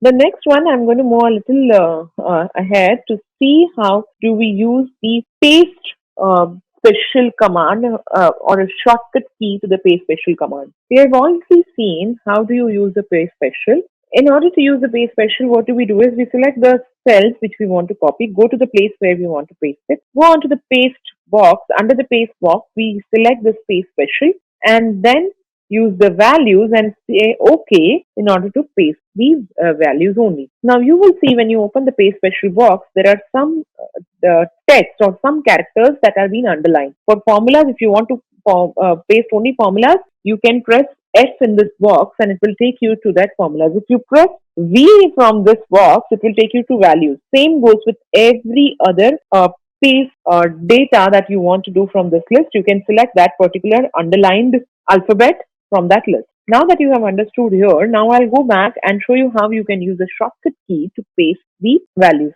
You can use Alt E S. Here it will open the paste special dialog box. From this box, like I mentioned earlier, you can use or press the particular alphabet which you want to paste. In our case, we want to paste values, so I'm going to select V and then press enter. I do not need to even use the mouse to select OK. So this is how you use the paste special, Alt E S, to open the paste special dialog box, and from there the particular alphabet which you want to use or you want to use in the paste special box. We've already seen how do you do a total of a particular data, that is how do you do a sum. In order to perform a sum function, you do is equal to and sum, open the bracket, and then you select the range of cells which you want to add, close the bracket and enter. Here you get the sum. Another way to do that is just go on to the summation box which you can see under the home tab in the ribbon in the editing group. Click on the summation and it automatically picks up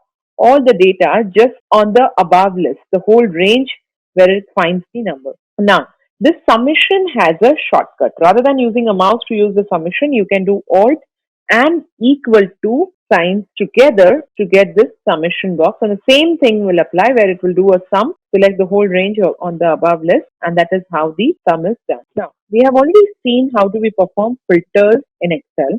Now, in order to add the filter, what do? Is we go on to the database where you want to add the filters. Click on the data from your ribbon and then click on filters from there. Instead of doing that, you can use the keyboard shortcut key. Keep your cursor anywhere in the database and use Alt D F F. So Alt D as in Delta, F as in Frank, F as in Frank will open or add the filter to your database. You can use the Alt D F F again to remove the filter from the database. It is as simple as that. The next one that we have on the list is about your Excel spreadsheet. How do you move or navigate through your Excel spreadsheet? If you want to go to the next spreadsheet or move to the right of the spreadsheet, how will you do that? Is use the Control and page down key, which will take you to the next sheet on the right. Keep using page down, control and page down to go to the next sheet on the right. Similarly, if you want to go to the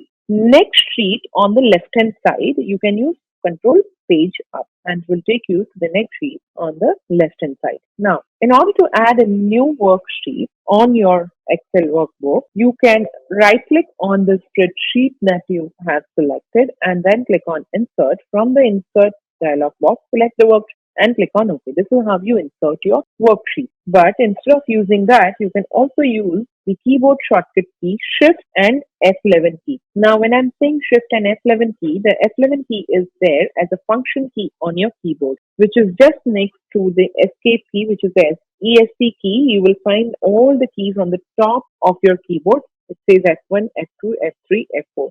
You do not have to press F and look for number 11 on your keyboard. You have to actually press Shift and F11 together in order to get the new sheet added to your workbook, and that sheet will be added on the left hand side of the selected sheet. So this is how you add a new worksheet using the keyboard shortcut. And the last one, the next one, if I want to open the Format Cell dialog box, I would select a cell, go onto the home page, and then select the small box on the number group. Once I click on that, the Format Cell dialog box opens up. But if I want to use the keyboard shortcut, I can select the cell where I want to open the format or make any changes to the format, and then click on Control and 1 keys together in order to open the Format Cell dialog box. So these are all the shortcut keys that I have shown you today, which are the essential shortcut keys which you can use to make your life simpler, and you can use this in your day-to-day working, which will help you to save time as well as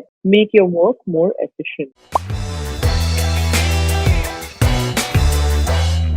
Your Excel interface consists of 4 main parts. The first one is the Quick Access toolbar, which sits on the top left corner of the Excel interface. This toolbar provides access to frequently used commands in the application. The second is your ribbon, which consists of all the commands used in Excel and sits just below the Quick Access toolbar. Third is your formula bar, which sits below the ribbon. And the fourth is worksheet, which is made of rows and columns that can be used to sort and manipulate data. Now, moving back to the Quick Access toolbar, this toolbar can alternatively be displayed below the ribbon. To do so, I will click on the drop-down menu next to the Quick Access toolbar and select the option Show below the ribbon, and you will see that the Quick Access toolbar has moved below the ribbon. Displaying this toolbar below the ribbon provides a bit more room for the icons. Moving this Quick Access toolbar back above the ribbon, I'll click on the drop-down menu and click on Show above the ribbon. By default, the Quick Access toolbar will have 3 commands: Save, Undo, and Redo. You can also customize this toolbar to add more commands. Now, you may ask, why do I require to add more commands to this Quick Access toolbar? There are 2 main reasons. One, to save you from searching for the frequently used command in the ribbon,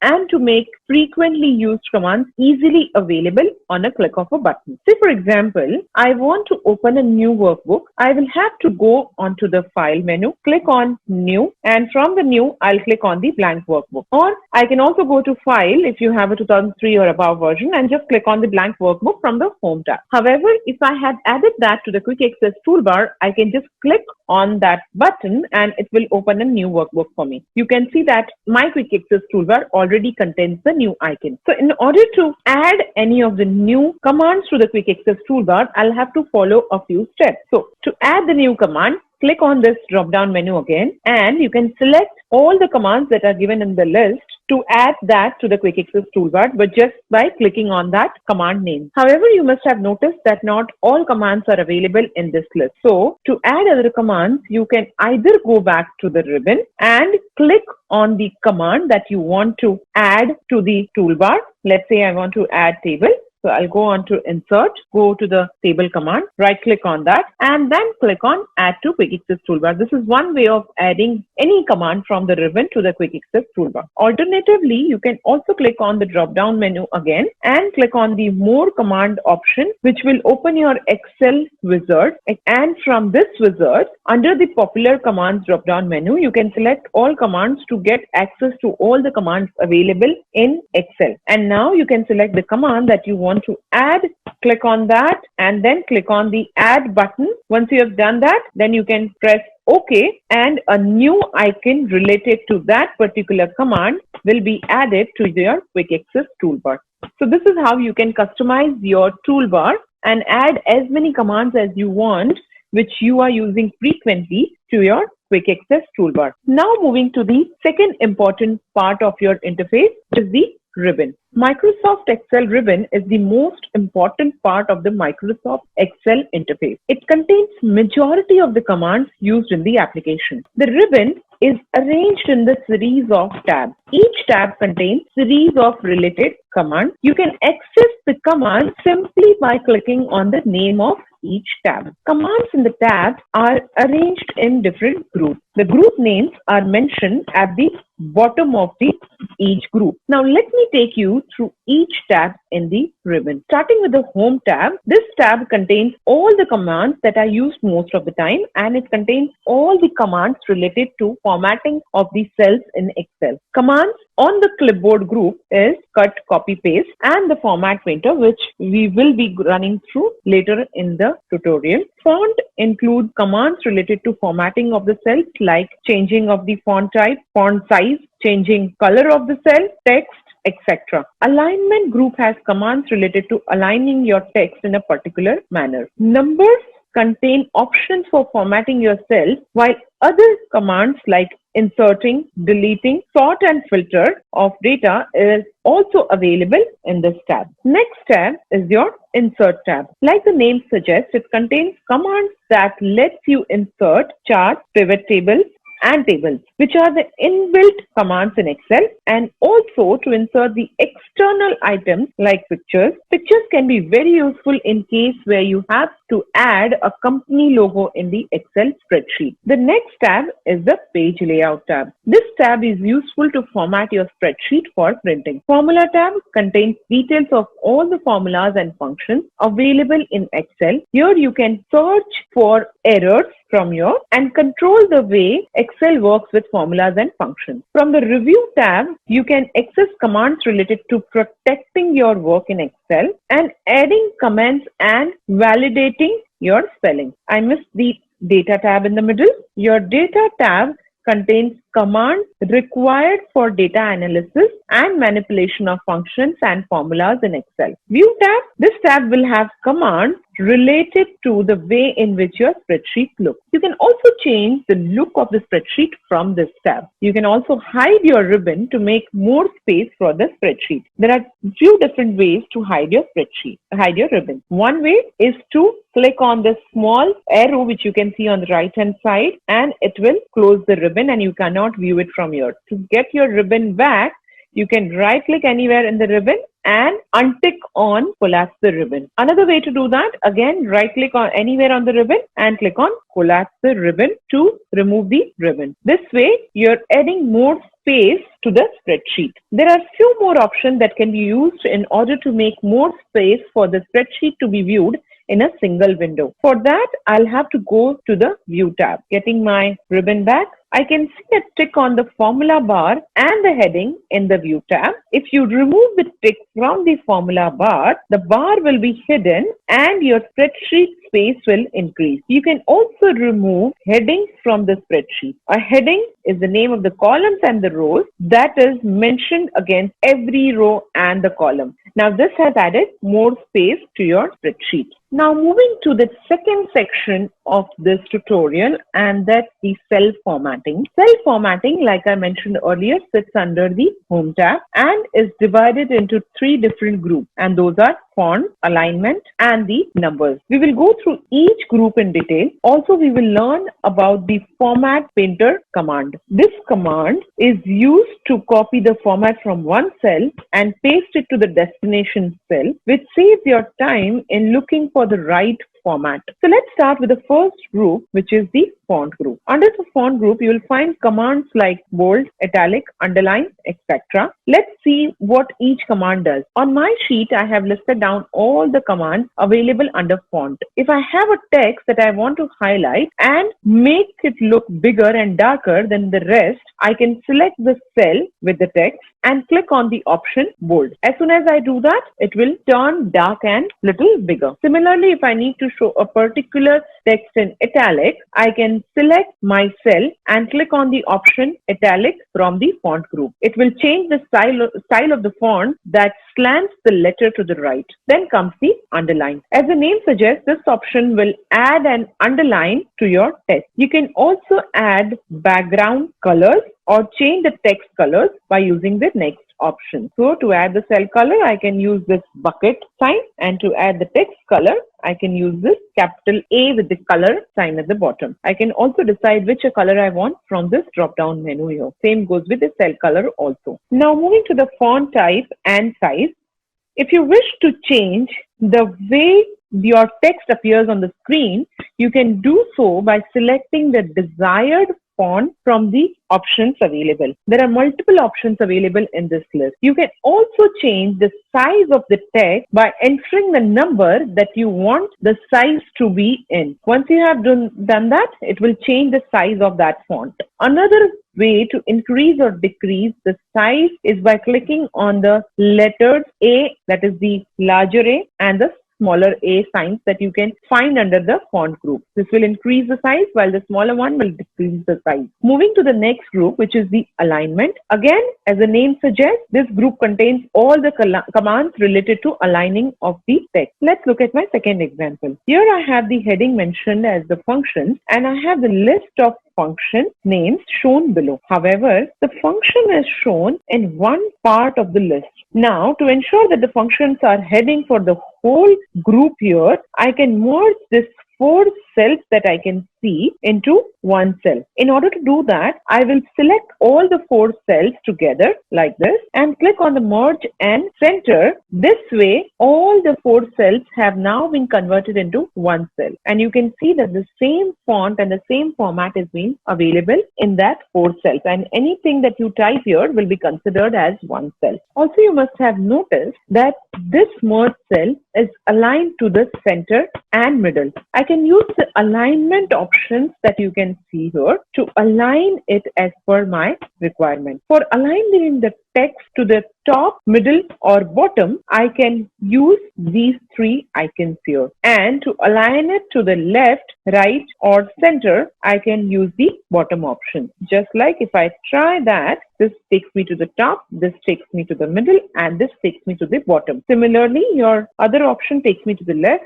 middle, or right side. So this is how you can use this alignment option. Next is your wrap text. Say you have a lengthy text which is running out of the cell. Something like, in that case, you can use the wrap text to increase the row height and accommodate the full text. In this case, the column width will remain the same. Now moving to your last group, which is the number.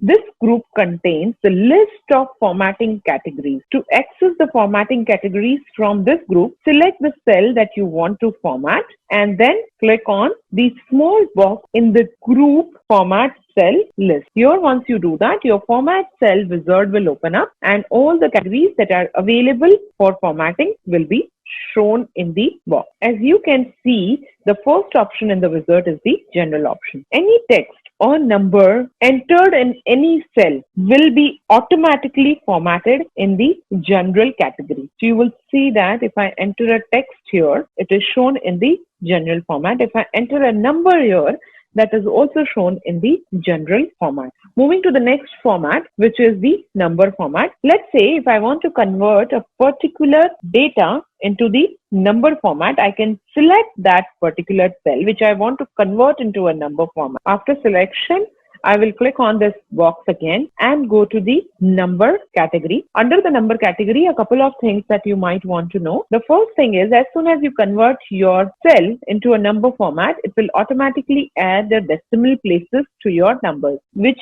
even if there is no decimal place, it will add as 2 decimal place, which is .00. If you want to remove that decimal place, you can go back to that box and remove the decimal places from this list by entering 0 or using this 2 different arrows that you can see here. So this is how you convert this data into the number format. Another thing that you can see in the number format is that if you look at these numbers on the right, on the second column, these numbers are a little bigger in size.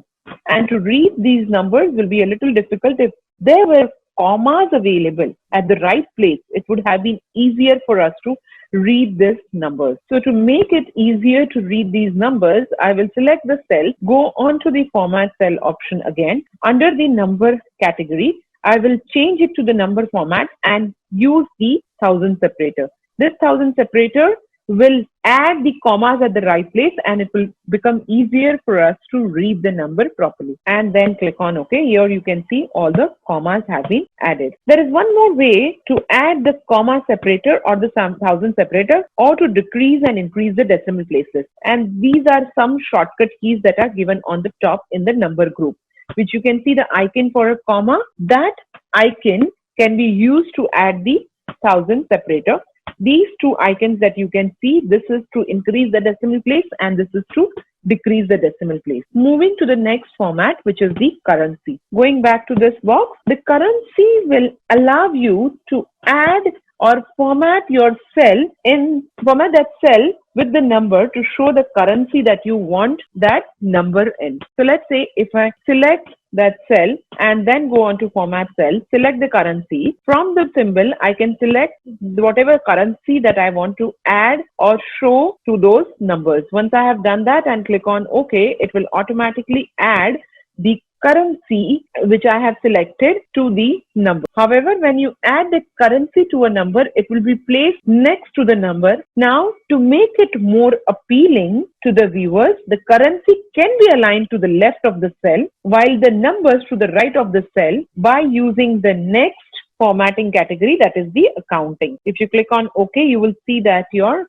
currencies are shown on the left and your numbers are shown on the right. Next is the date format. The date format option can be used to format the date in a specific format. While you can use this format type to show the date in a particular format in a cell, it is easier to use the other option, which is called as the custom option, for formatting your date. You will see shortly why do I say that. For example, when you enter a date in a cell, it will automatically format itself in the way your system has the date format. So if you see these few dates have been entered here, if I want to change this date format type from DDMMYYYY to DDMMMYYYY, which means showing the date in 2-digit number, month in the 3 letters, and then year in 4-digit number, I can select all the number or all the cells where the date is, go on to the format cell dialog box, and then instead of selecting, I can select date and look for the right format from the list, or just go on to custom, enter the right format in the type. I'll put DD-MMMM. Here you can see if I put 4 N's, it is showing me the name of the month, but I just want first 3 letters of that month. So I'm going to put only 3 M and then hyphen YYYY. Once I do that, I can click on OK, and it will change the format in that particular format that I had asked them to put. Next is the time. The same goes with time. If you have entered time in Excel and want to change the format, you can choose the custom format instead of using the time format. So I go on to the format cell window, select the custom. Here you will see that it is already showing in HMM. If I want to add seconds, I can also put an hyphen and put SS. It will add the seconds into my list. Or if I want to show this data in AM or PM, I can leave AM, HH and MM and add AM hyphen PM. This will let me add the exact time with the AM or the PM. Next is your percentage. The percentage format is used to show a particular number in the percentage form. However, you have to be mindful that when you change any number or any cell which has number into the percentage format, it will automatically multiply the number which is there in that cell with the 100 and then give you the result. So you will see that it has multiplied whatever number was there, it automatically multiplied it with 100 and given you the result. Another way to do that, again, there is an icon which you can see here. You can click on this icon to change it to a percentage, and that's how you get the result for the percentage as well. Now I will be moving to the third and the last section of your tutorial, and that is the text to column or the flash fill. So flash fill or text to column are the two most important commands used as a part of data cleaning strategy. Excel has these two great tools which works with all types of data. Let's see how and where to use these commands. When you export a data from a different application into Excel, most of the time the data ends up into one column, while these have been originally placed in different columns. For example, on my sheet, you will find name, phone number, and city showing in the same column. If I want to split all the three into different columns, doing it manually will be very time consuming. Here, text to column command comes as a survivor. To use this command, first select the column which you want to split. So you can either select from the second, select the whole list till the end, or you can select the whole column, either way. And then from the data tab in the ribbon, click on the text to column from the data tool option. Once you do that, Excel displays the text to column wizard, which consists of a series of dialog boxes that walk you through the steps to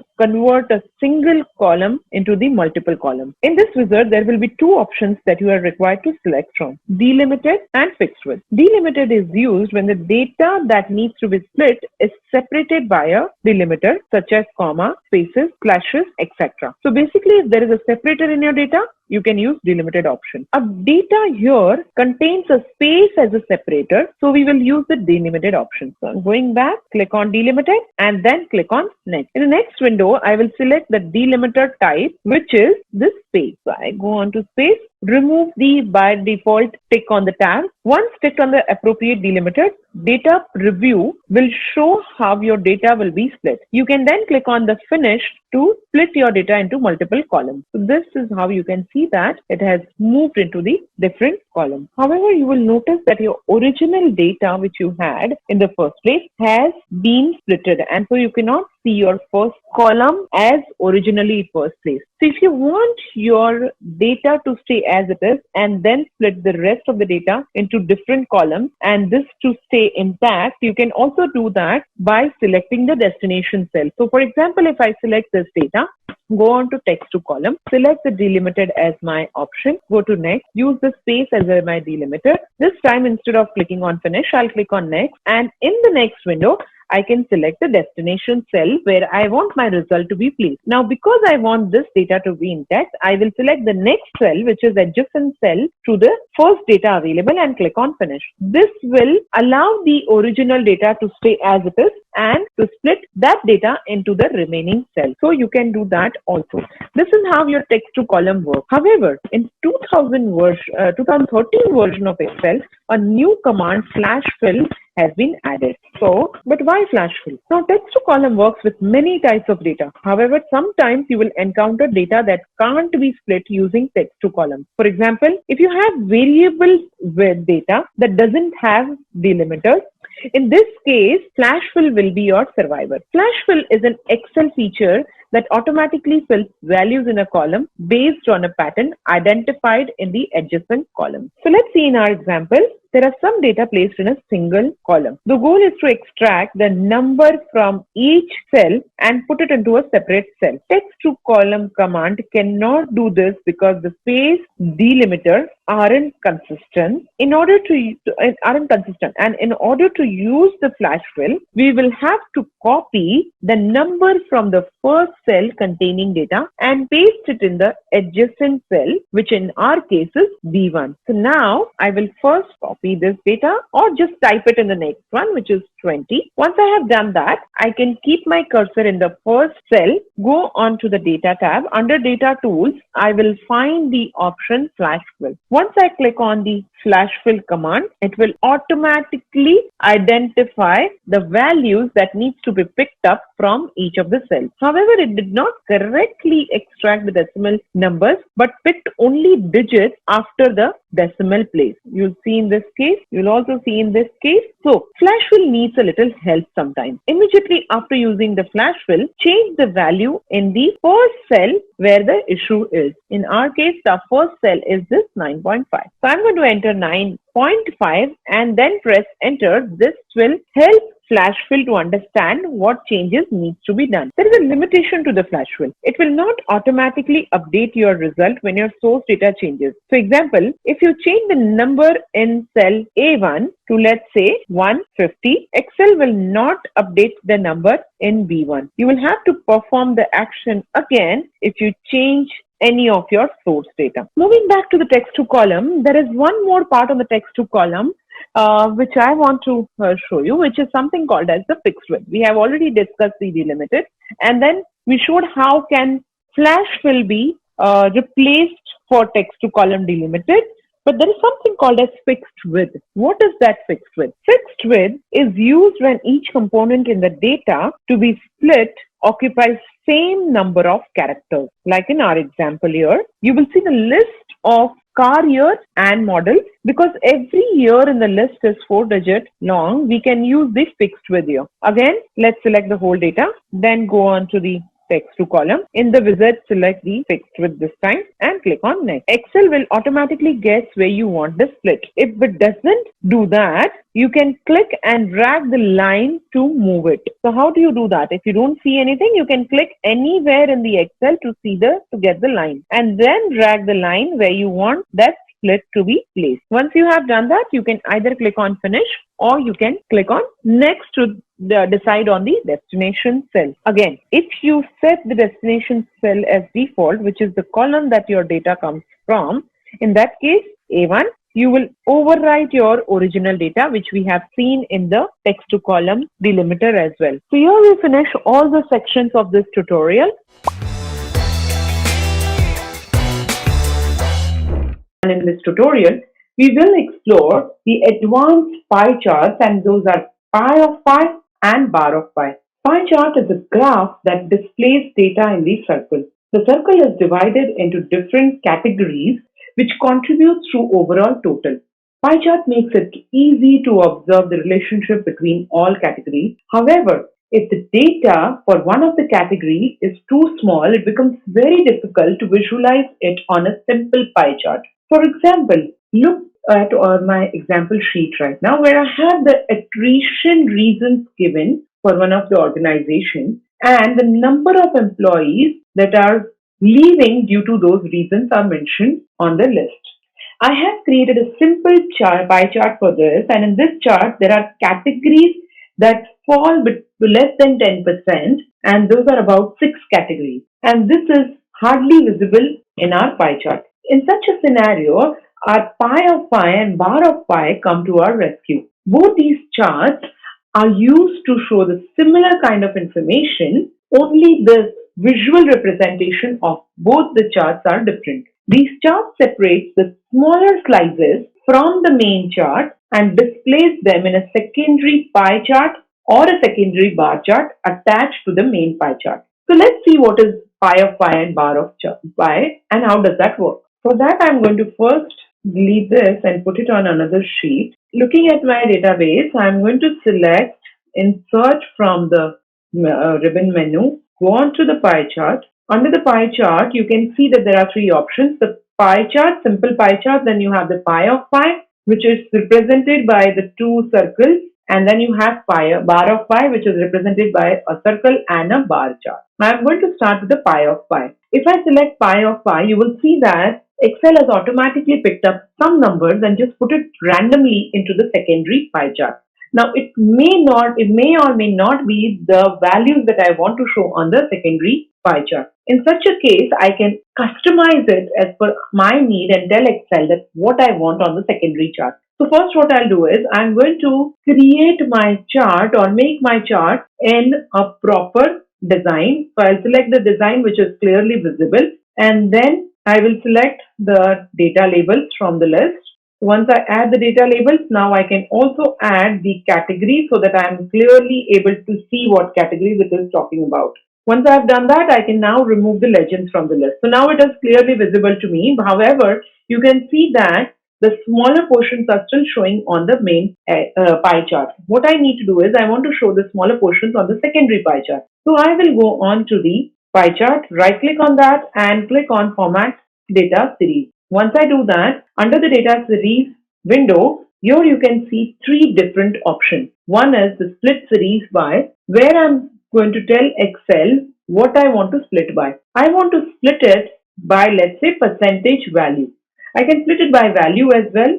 However, I'm going to pick up as percentage and I'm going to say that values less than 10% should automatically fall under the secondary axis. You can see that your chart has now changed and your main chart shows anything that is more than 10% and all less than 10% data is going in your secondary pie chart. The second option that you can see is the pie explosion, which we already know in our simple pie chart. Also, you can do that where you increase the pie explosion and your slices will separate from each other and it will look a little different. The gap width is a very, very important part which you can use in the pie of pie, because the gap is between the two pie charts are very, very important part. You can see that because of that gap, the area that is occupied is too much. If you reduce the gap, the pie chart becomes a little bigger in size, and you can also reduce, let's say if you have a dashboard where you have a limited place to show, you can actually reduce the gap between the two pie charts, and that will help you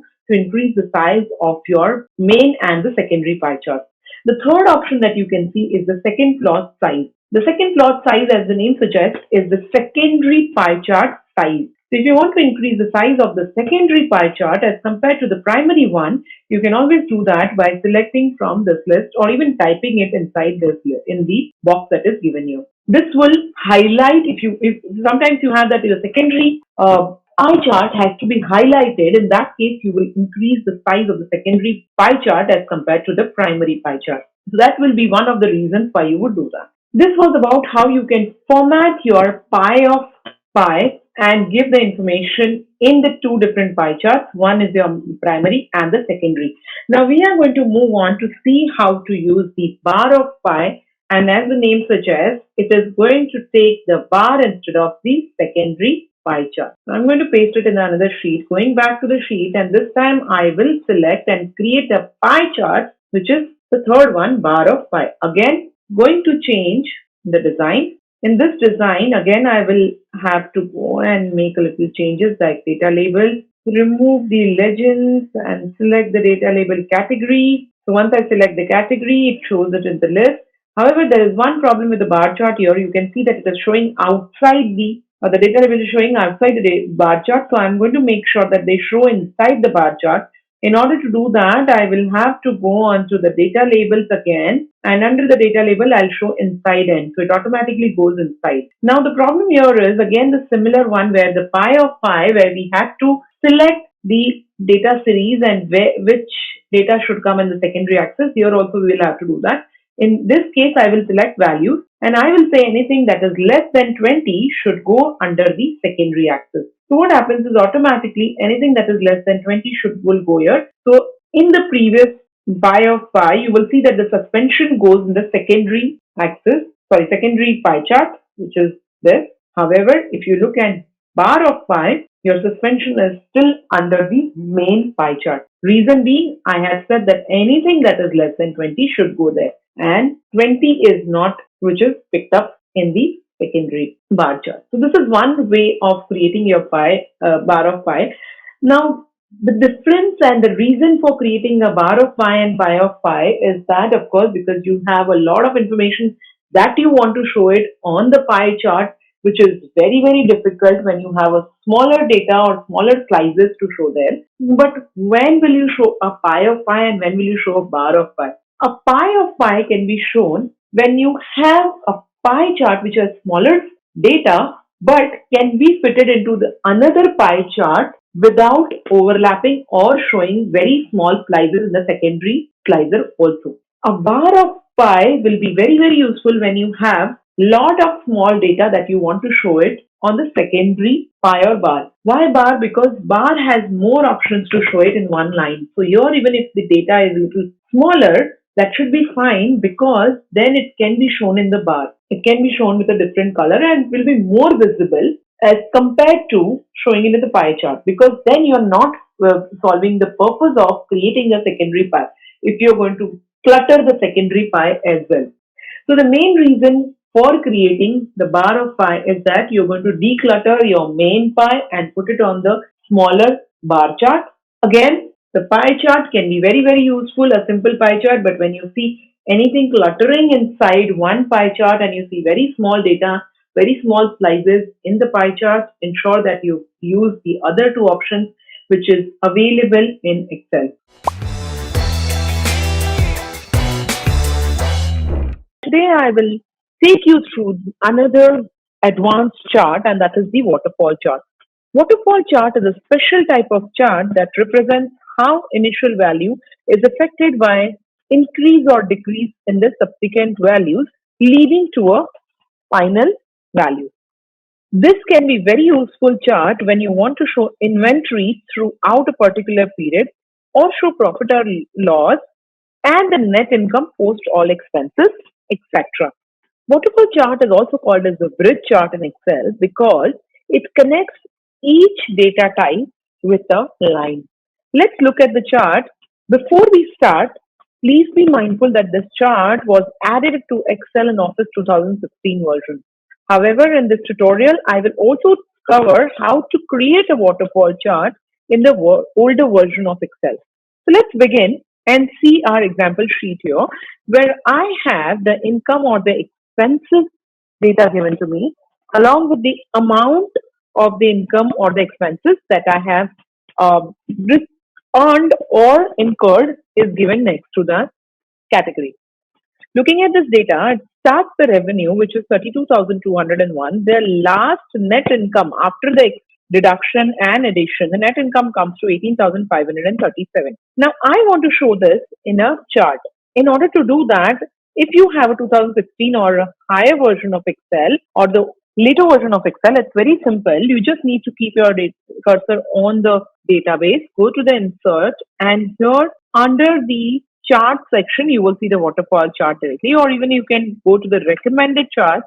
In that option, you will easily find your waterfall chart in the third option. Or if you can't find it in the recommended charts, you can also go to the all charts and you can look for the waterfall chart in the list on the left hand side. So 3 different ways to look for your waterfall chart. Once you have done that, select the waterfall chart and click on OK, and the waterfall chart is ready to use. Now, if you want to make it even more presentable, you can now add the chart title like we did it for each chart. So I can call it income chart or income and expenses chart, or I can call it a revenue chart or the sales chart, whatever is more relevant to this kind of data. Now, I can also give a particular color to the negative and the positive numbers. Now you can see that it automatically picks up 2 colors, which is the blue and orange, but you can change the color if you want to. But let's start and see the first part of this, which is the revenue 32,201, which is a positive number, but it is actually the initial value. So I will change this initial value to call it as a total so that it shows in a different color. So I'm going to go to right click and format data series, and you can see that on the right hand side the format data series window is showing up. Under that, under series options, you can see gap width, show connector lines. These are your bridge. Why we call it a bridge? If you see that there is a connector line between. If you remove this grid lines, you can easily see those connector lines. Let's remove our grid lines and see what are those connector lines. You can see the connector lines here. This is the reason why it is called as a bridge chart. Now moving back, I'm going to show you the data series. So I want to change this into total or show it in different color. What I'm going to do is ideally I can manually go and pick the colors by selecting that particular bar and then going on to the format option and selecting the right color that I want to add to shape fill and add the color. But this is still not going to be the total. So what I'm going to do is I'll select the bar which I want to add it as a total.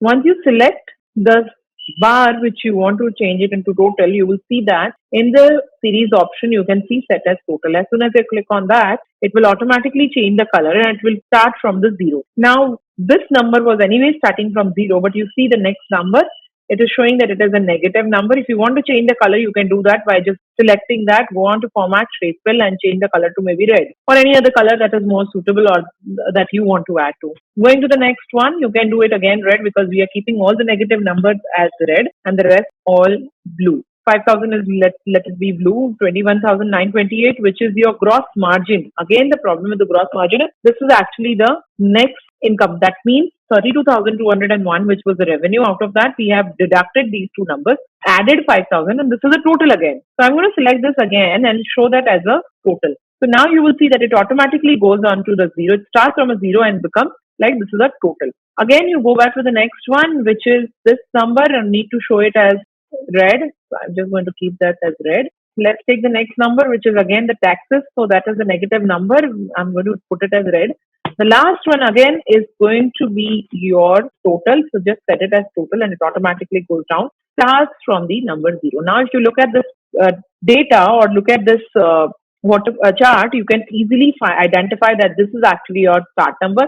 These are your negative and this is your positive, and these are all the totals that you are looking at. So it's very simple to create a chart or a waterfall chart in Excel 2016 or the later version. However, if you want to create the same chart in the previous versions of Excel, which is 2013 or the previous one, then it becomes a little challenging because we don't have that chart with us. So then what do we do? Then we will have to create separate calculation. I'm going to cut this paste and cut this chart and put it in another sheet so it doesn't disturb us here. Now I'll go back to the sheet and let's create a calculation where I'm able to use this data to create my waterfall chart. So I'm going to select this, copy and put it in another cell because my original chart is linked to this. So I'm not going to change this database. I'm going to call this income expenses. Now comes my base data or the initial data that you want to call it.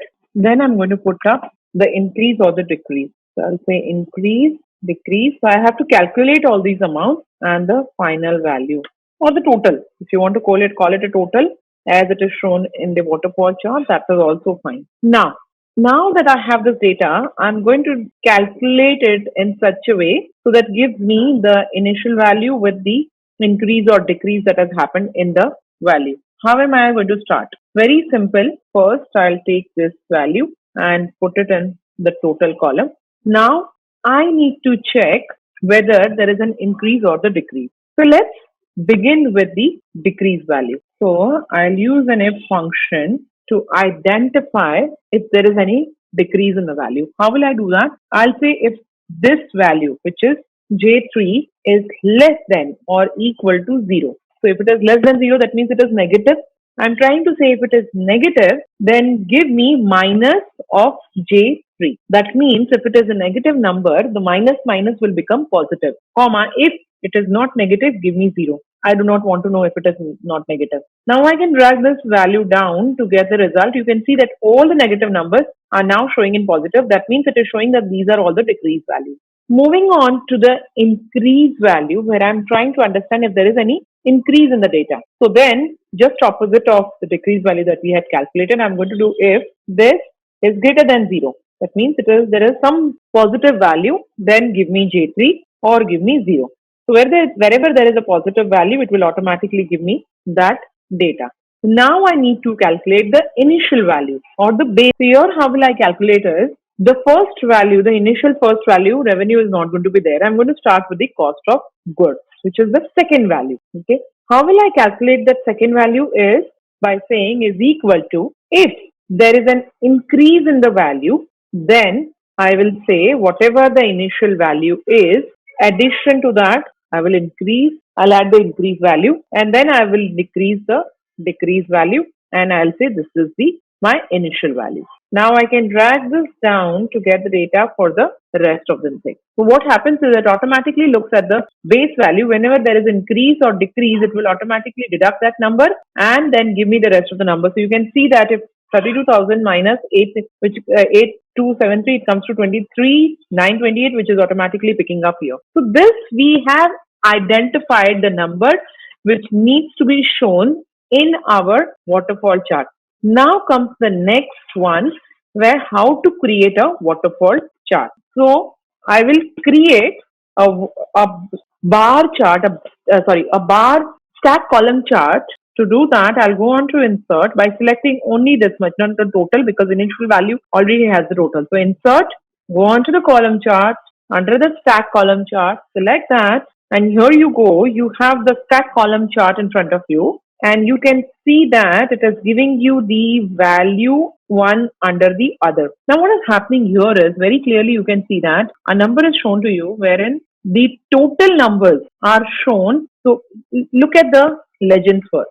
So it becomes easier for us to read it. I'm moving a little right so that we can only see our data, the calculated data and the chart. So the revenue that we have is the positive number is showing to us in the orange, or which you are looking at right now. The revenue amount, the decrease that we have, or this amount, if you let's add the data label so it becomes even more simpler to read it. So look at the data labels that it is showing you. Here it is showing you the amount, which is 3 numbers. Of course, the 0 is not going to be shown here. So the increase that we have is in the orange. The initial value, that is the total that we have, is in the blue color, and your decrease is in the gray color. We can change the color as we wish to do that. So we can actually select orange, and because it is the initial value, we can make it to gray so that it is exactly looking as what we were looking for. So shape. The rest are showing it to you in gray and blue. So we know that the amount that we have here for initial value is definitely your gray color. That is the initial value. So I'm going to remove the zeros where I can see zeros there. I don't want to show zeros, so that it doesn't make sense to, or rather what I can do is I can remove the 0 in the first place where we have it here. So whenever there is a 0, it should not show up. Instead, what I can do is I can change the data labels in such a way that whenever there is a 0, it should not show up. So I'll go on to format data labels, go on to numbers. Under the numbers, in the general, I can just put hash, comma, hash, hash. So it doesn't show me 0 at all.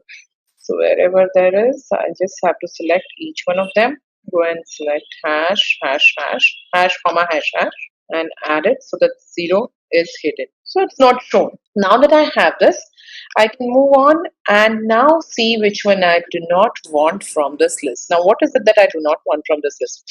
In the first place, definitely I want to show the first place the amount of initial value that is given, which is the 32,201. So I'll leave that.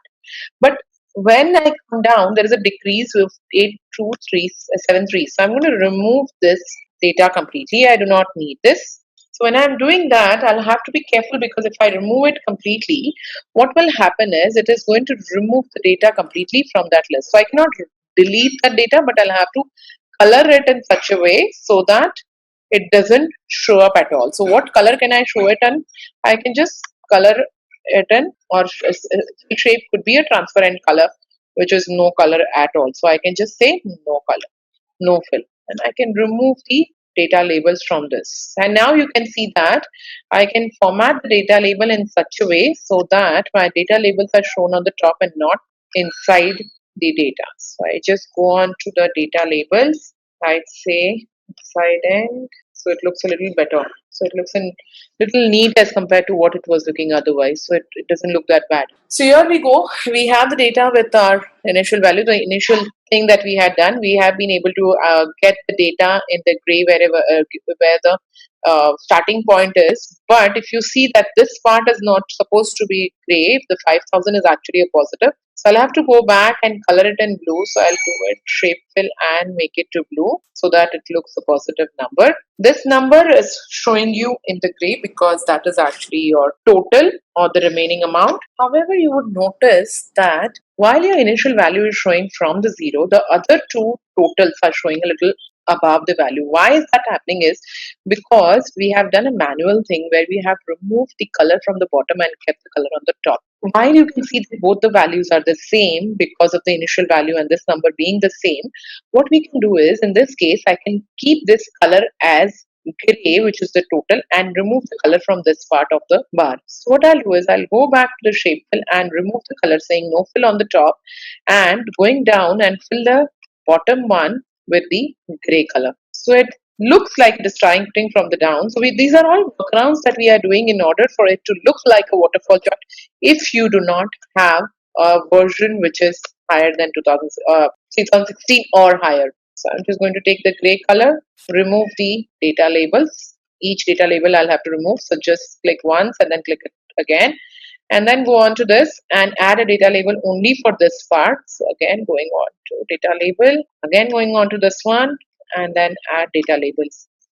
Once you do that, here you go, it looks like exact waterfall chart. Now you can add the chart title, you can also remove the grid lines and make it more presentable. So this is how you can create your waterfall chart if you have a 2016 version, and if you do not have a 2016 version also. These are just the workarounds that you are looking at, and it looks exactly like your waterfall chart that we had seen there.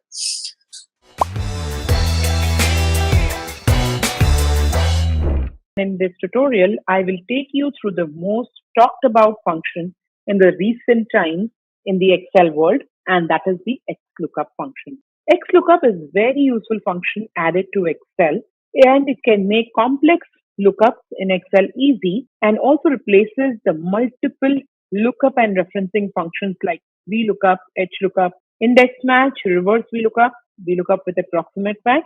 Along with the lookup and referencing function, it also replaces the IFERROR and IsError function. Please ensure the IFERROR and IsError, it is only replaced if you're trying to use it with the VLookup function. Also, please be mindful, if you are trying to use the XLookup function, it is not available in 2019 or the older versions, but is only available if you have Office 365 version available on your system. So let's begin and see how your XLookup function replaces all the other important functions. Let's look at my example sheet where I have the names of the students who have been placed in the companies through placements, and now I need their tentative date of joining and the commission received mentioned in these two cells. I do not have the tentative date of joining and commission received in this data, but I need to pick it from the base database. Now, why you can see the commission tentative date of joining here? Because I have already done a VLookup, a simple VLookup, just to show you how it looks. So the first time when I did, or in my previous video when I showed you the same example, I did a simple VLookup where I tried to identify the tentative date of joining by using the name of the student. If you look at this table, it uses the table array from the base data, and the column index number is 7 because in the base data, starting with the name, this column index number is 7, where the tentative date of joining is written. Moving back, if you look at this data, if I want to replace the VLookup, and you have to use the XLookup function here, where I'll start with is equal to XLookup. You will see that I get all the syntax already highlighted that, and the first thing that it is asking me for is the lookup function, lookup value. My lookup value is the Vedika Mehta, which was the same in my VLookup function as well. Comma, now I'm asked to enter the lookup array. Now lookup array is in the base data. However, just like the VLookup function where we say the table array, we pick up the whole table. But here Excel says lookup array. So we are just going to give one column, which is our lookup array. Our lookup array is the first column, which is where the name is. So I pick up the whole name list and I go back in the formula bar, put a comma. Next is the return array. Now what is a return array? A return array is the column from where I want the Excel to give me the result. In my case, my return array is tentative date of joining. So I'm going to select the whole list. I have done this. Now you can see, even if I don't give the rest of the information, that's okay because they are all optional. Close the bracket, enter, you get the result here. I can drag the formula down to get the result for rest of them. Now, if you notice in this list, you can see some NA errors being mentioned here. Why is this NA error coming here? Which we already know that there is no data available in the base data, and that's the reason we are getting the NA error here. So how did we solve the problem when we were trying to use it with the VLookup function? We solved it by using the IFERROR function along with the VLookup. In XLookup, your IFERROR is already inbuilt. Let's see how. If I look at this XLookup function where we had given the last return array as tentative date of joining. Post that, if you see, if I put a comma, the next option is if not found. So it is saying that if this data is not found, what do you want the Excel to respond? Let's say I want the Excel to say 0, or let's say I want Excel to say data not available. Once I do that, close the bracket, enter. Now if I drag this formula down, all the NAs will turn to data not available. Now just be very, very careful when I say it is replacing if error. It is only replacing when it comes to using the XLOOKUP function. Also, it only replaces the NA error. When I say NA error, that means if the data is not found in the VLookup result, only then this NA error can be replaced with whatever data that you're looking for. Now, this gives you the result for if error and a simple VLookup. Now, I also mentioned that it replaces the HLookup function. How does it replace an HLookup function? Let's look at this. In our previous example, again, we had done an HLookup where we had the database in the horizontal method. Here also, I have the same data where I'm going to use the XLookUp here instead of using the VLookup. My lookup value is going to be the names of the student, comma, I just have to give the lookup array. Lookup array is going to be my student name, which is the first row.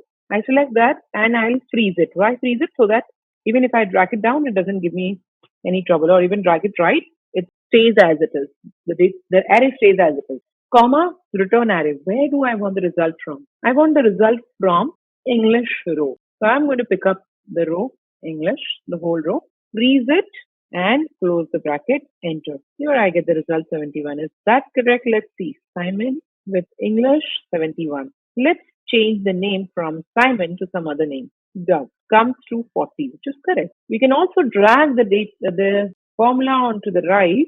However, of course, there's going to be a little trouble because when we were dragging, we didn't freeze the A9. So it is changing to B9. So I'm going to freeze A here so that when I drag to the right, your A doesn't become B. A is your name of the student. So when I drag it to the right, this is what I get. Why do I get the same? Because my my lookup array, or my return array is going to be different this time. And I print the return array from the science row. Freeze it, enter, and here if you see, Doug in science has scored 71.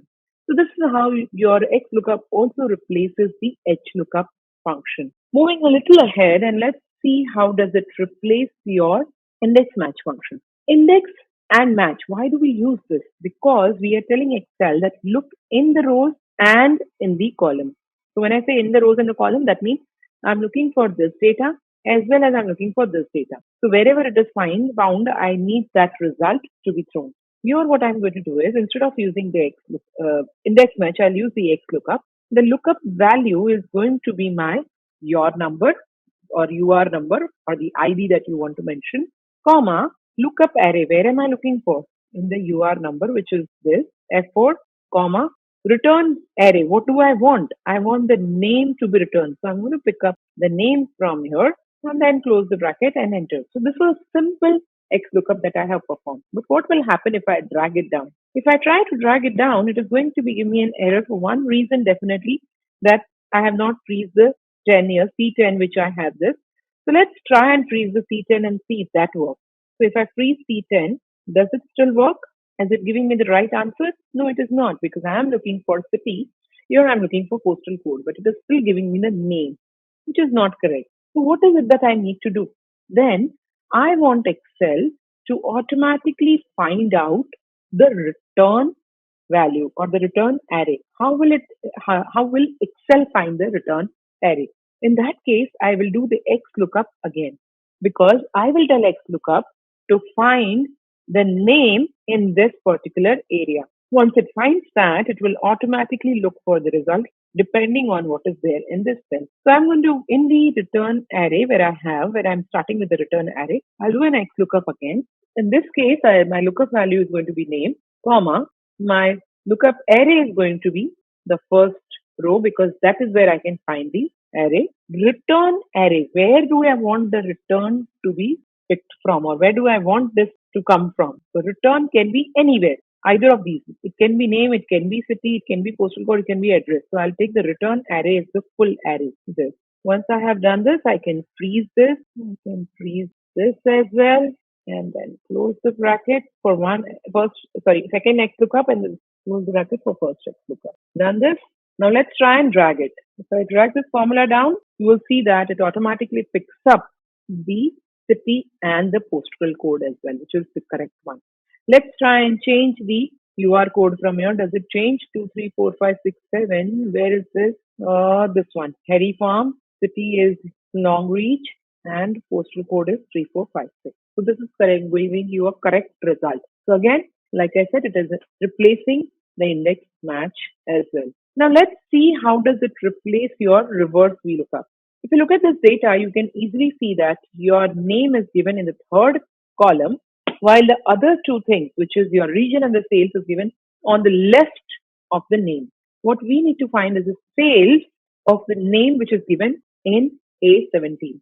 A simple VLookup will not work here. I'll have to use a reverse VLookup, which is VLookup with choose function, or even index match can work. But if you had an XLookup function, you can replace or leave everything else and just use the XLookup function, where you say lookup value is going to be the name, comma, what is that I'm looking for? The lookup array is going to be my name column, comma, my return array is going to be my sales column. So I'm going to pick up the sales column and close the bracket.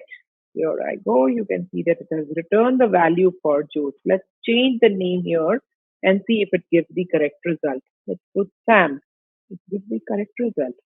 So it has replaced your reverse VLookup function as well. Now let's move on to see how XLookup can be useful to replace the VLookup with approximate match function. So here I have the scores of the students given to me, and I need to identify their grades. The grades are given on the right hand side, where if the score is anywhere from 0 to 50, the grade is going to be S. From 51 to 63, it is E. 64 to 72 is D, and so on and so forth, which is given to me.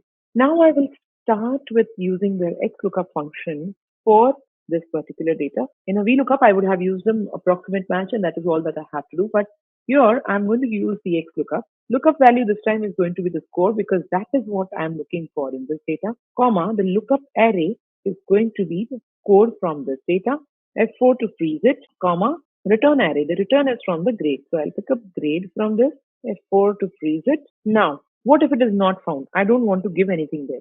If I want to skip this, I can just leave that as it is, blank, and put another comma next to it. So one comma to go to that particular argument, second comma to go to the next argument. So I'm not going to put anything in the previous argument. Next is either I want an exact match or next smaller item, exact match or next larger item. Now what do I want is, I have shown my data in the reverse order, but I'm saying less than 50 is going to be 50 or less than 50 is going to be F. So in that case, I'm going to pick up exact or the next larger number and then close the bracket, enter. Here I get, so anything which is 85 to 94 is going to be B. Now if I drag it down, you can see that the results for all of them are correctly mentioned here. Let's check for Judith. She's at 77. She should be C. That is correct. So this is how you can perform the XLookup to replace all the important functions that you have seen.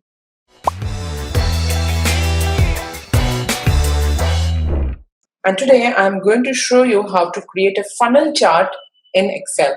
Funnel chart is very useful when you want to depict the values across multiple levels of a process. For example, if you want to show the number of hours spent at each level of production in a factory, your funnel chart can be very, very useful. Please be mindful that this chart is inbuilt in 2016 or higher version of Excel. However, if you want to create this chart in a lower version of Excel, you will have to use the bar chart to create a funnel chart. So let's start with how you can create it in the new version of Excel. Look at my example sheet here, where I have the data from a website traffic information, where I have the number of people visiting in each category. When I say each category, you can see that number of people visited were 1,000. However, there were only 200 prospects that were converted through this 1,000 visitors, and the last closed sales from this 1,000 visitors were only 100. So what we're trying to do is we can show this in a funnel chart as to how many was available in the first process and how much or how many people really closed from the first level of the process. So every level, the number of people are reducing. So we can show this in a funnel chart. Why funnel chart? Because in the funnel, what happens is when you put in the lot of water in it and only a small amount goes from the bottom. So same thing we are going to show here, that we have a lot of people visiting, but a lot of data that we have put across, but in the end the filtered data comes very little. So to start with, I'm going to select the database, go on to the insert. Because I have 2016 version, I can see recommended charts, and under recommended chart, the fourth option is my funnel chart. I can click on OK and my funnel chart is ready to be used. Here I can change the chart title. I can also add the category name in the data labels by using this option, more data label option. Here I can add the category name. Once I do that, I can now see all the categories inside the funnel chart itself, and I can remove my axis from the left. Just be mindful that if you have a smaller data, the last data which is very, very small as compared to the first shape, it may happen that you might not be able to see the category or the data in the smallest of these shapes. So you will have to be careful and just make the chart a little bigger so that the last data is also available or visible. Now, moving back, I'm going to show you one more trick onto the funnel chart. Now you can see that this funnel chart has this rectangle shape with the corners as sharp or pointed. Let's say I want to change this to a different shape. When I say a different shape, a shape which is a rectangle but with the curved edges. If I want to do that, I will first need to go on to insert, and under illustration shapes, I will select the shape that I want to add, which is my rectangle with the rounded corners. I select that and I paste it somewhere on the sheet. And now once I have done that, I will select that shape and copy it and go on to the first shape on my chart. I select it twice. So once I select it once and then I select it again to make sure that the first one is selected. After that, in the format data point window, I go onto the fill and border or fill and line option. From that option, you can see different options like no fill, solid fill, gradient fill. I'll select picture or texture fill. And from that picture or texture, I can select clipboard. Once I do that, you will see that the shape automatically changes to the corners rounded. I can do that for each of the shape here. Select the second one, go on to this, picture and texture fill, and select clipboard. I'll have to go to the third one, do the same thing for each one of them. I can do that. And you will see that your data is complete, or your shape has completely changed, and it looks a little different from what you could see earlier. You can also add an oval shape circle as well if you want to. That can also be done with your data. So you can do anything, any shape that you want to add from this list. You can add it by using the shapes from the illustration group. Now this was about how do you create a funnel chart in 2016 or higher version of Excel. So this was very, very simple, and you can also change the shape from this data. Now, what if I did not have the 2016 version and I have a lower version of Excel? In that case, I'm going to just paste this in another sheet so that it is still available with us, and we'll see how different it looks, or even does it even look different. Go back to the sheet or my example sheet, and here I have the data. Again, I'm going to select this data, go on to insert, and I will select the bar chart from my chart list. The bar chart has to be the stack bar, and not the 100% stack bar, but the stack bar. I select the stack bar chart. What happens is, however, it is just selecting the normal bar chart where it has the list of data, but it is not going to select in the proper funnel chart. Now we will have to create something, or have to add one helper column to get the funnel chart to be shown as a bar chart to be shown as a funnel chart. So I'm going to delete this and go back to my chart and add a helper column just before the numbers of people that I have here. The helper column will help us to add one more small bar next to the current bar which we have, and that will allow me to create that into a or shape it into a funnel chart. So what I'll do is I will use my function, the max function, where I'll say max of all this data. Once I've done this, minus my data that I have here. Once I have done this, I will put a bracket so that it calculates this first and then divided it by 2. What happens is it will look for the maximum number out of this whole, which is 1000, then it will minus that with the first value, and once it has got, which is the total number is 0, it will divide it by 2, which is going to be 0. Now I will have to make sure that my database that I have selected is freezed, that is this to this, which is the maximum that I'm finding from. Once it is freeze, now I will select and drag this data or information till the end. You will see that it has calculated some numbers which will help us or which will let us create a funnel chart.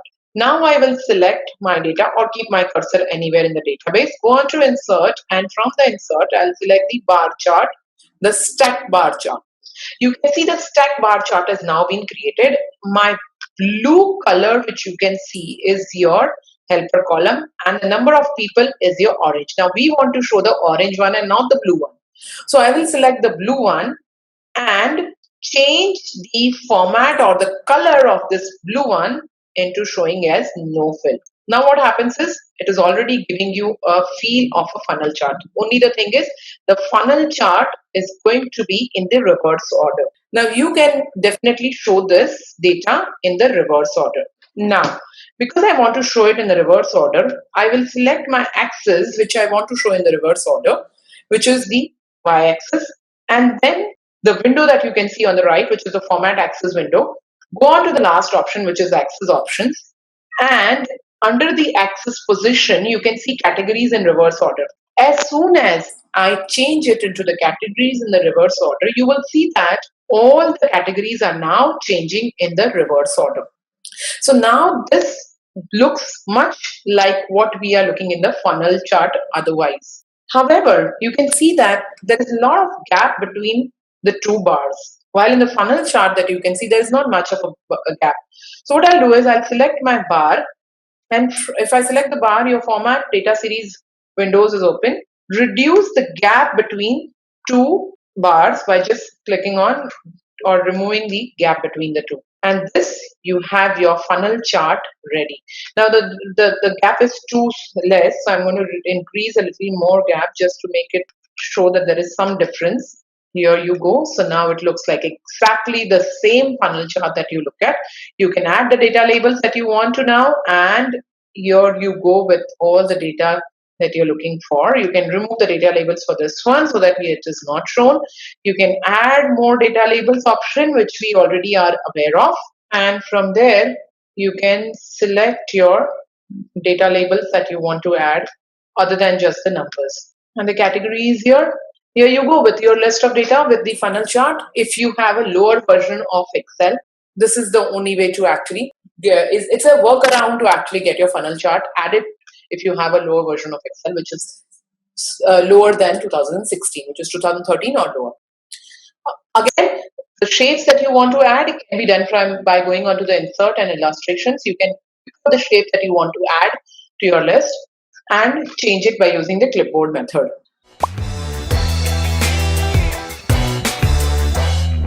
Today I'm back with another tutorial on advanced charts used in Excel. And today I'm going to take you through the two important advanced charts, and that is the area chart and the combo chart. The combo chart is also known as the combination chart in Excel. We will start with the area chart and see when and where to use it and how simple it is to actually create an area chart. An area chart is similar to the line chart, or I can also say that it is actually a line chart, but the areas are divided with the line, and then there are colors given to each of that areas which are created through a line. Area chart is used to show trend over a time, just like the line chart. So like I said, it's actually a line chart, just the colors are filled into it. Now, where will I use the area chart?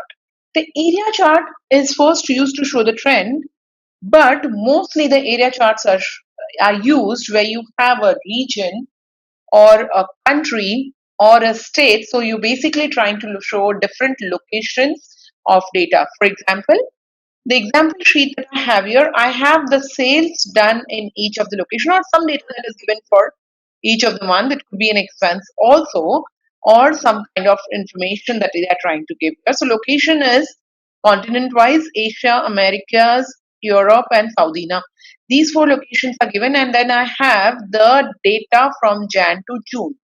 I need to plot this data into the chart. It is very simple. I can go on to insert and select the chart that I want to. I can actually select the normal stack column chart also here. However, the best way, because it is talking about location, I would prefer using the area chart here because we'll see how does the area chart look. Let's keep the cursor in the database and then go on to insert and look for the area chart in this list. You can actually go on to the recommended charts and it will give you the option to select your area chart in the recommended chart list. You can see that the first option is actually your cluster column, second is your line chart, the third is your stack column chart, and the fourth one is your area chart. So if you look at the line chart and the area chart, it looks exactly the same. The only difference that you can see here is actually the colors that is given below the lines, and that's the reason that shows a little different from the line chart. Now I select the line chart, it's giving me in different colors. I click on OK. Now why is it more useful as compared to the line chart? If you look at the line chart here, in the same, if I'm trying to insert a line chart with the same data, let's look what is the difference and how, which one is better. So I'm going to go back to the recommended chart, select the line chart and click on OK. And let's see the difference between the two here. You can see that the difference is exactly the same. The only difference where I can see is the line is entangled between each other and it's very difficult to actually read the information here. But if you have selected the stack area chart, it is very, very simple where it is trying to tell you the first part, which is the blue, is actually your Asia. So this is the small part where I can see that from Jan to Feb there has been a very small data or very minimal data that is available. From Feb it goes on increasing. In April it goes down again, and then May and June it is on the higher end. Then the next part that you can see is actually your Europe, Americas, which is in orange, and then your gray is in Europe and yellow is in Saudi. So if you look at the area charts, it's more simple to read this as compared to the line chart because it is all entangled and it is very, very difficult for me to read this information in this kind of a chart. So I would prefer using a area chart and such kind of a data. Again, like I mentioned earlier, I would prefer a area chart where I have data for a location or a state or an area or a continent, anything where I need to actually show the difference or trend depending on the location. So this is how your area chart actually looks when you create that. It's very simple. Now you can format it by adding your chart title here, whichever is the right title for this. You can actually color the color of the data that you can see here by going on to the format and selecting the fill color option that you have here and decide which color you want for which state or the location. Instead, if you don't want to do that, you can also go on to the chart design and select from this list, which you can see here, which chart or which design that suits best with your data or that you like to do that. If you want, you can add data labels, but with data labels in the area chart, it doesn't look very nice because area chart itself is so with colors and all, it becomes very difficult to read the labels in here. Now, here the data is very simple, so it can still be readable, but look at the first part where the Jan is. It's not possible to read that kind of a data.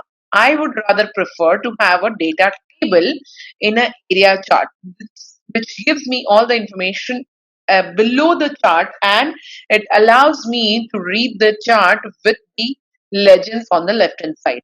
So it gives me that option as well. So I can still remove this axis so that the area chart is available as it is, and you can read your data at the bottom. So it gives you a little bit on the trend as to what trend it is following. So this is about the area chart. Now let's move on to the next chart that we have on the list, which is a combo chart or a combination chart. What is a combination or a combo chart? As the name suggests, a combination chart is a chart that allows you to combine two or more chart types in a single data. So if I have to say that, let's look at one of the examples that I have here. I have the sales data, and that is divided into quarter wise, quarter one, quarter two, quarter three, quarter four. But it is also divided as per the projected value and the actual value. So of course the projected and the actual has to be different because there was a target that was given to the sales team, and then depending on how much they were able to achieve, the actual sales will change. So here that I have the two different data, it's very, very important that I plot it into two different uh, charts so that it is very much visible to me that what is projected and what is actual, and I can accordingly read that data. Now, if I look at this, I can show the projected value in a bar chart or in a column chart, not the bar chart. Column chart would be the straight, the vertical one. And I can show my actuals in the line chart. So then it plots and gives me that here the bar gets over while the line shows me actually how much uh, sales was really done. What I'll do is I'll again select my data which I have here, go on to the insert tab, and under the recommended charts option, we will see which one suits the best. Now there are different options that you can see, the column chart, line chart and all, but there is no option here for your combination chart. While you can also use the cluster column chart, which gives you the data as to this is projected and this is actual. It would be better if inside the projected there is a line that tells me whether it is higher or lower. Let's see how that works. Okay, so I'm going to go back to insert. In the recommended charts, I can select that all charts option, which is the tab which is given here.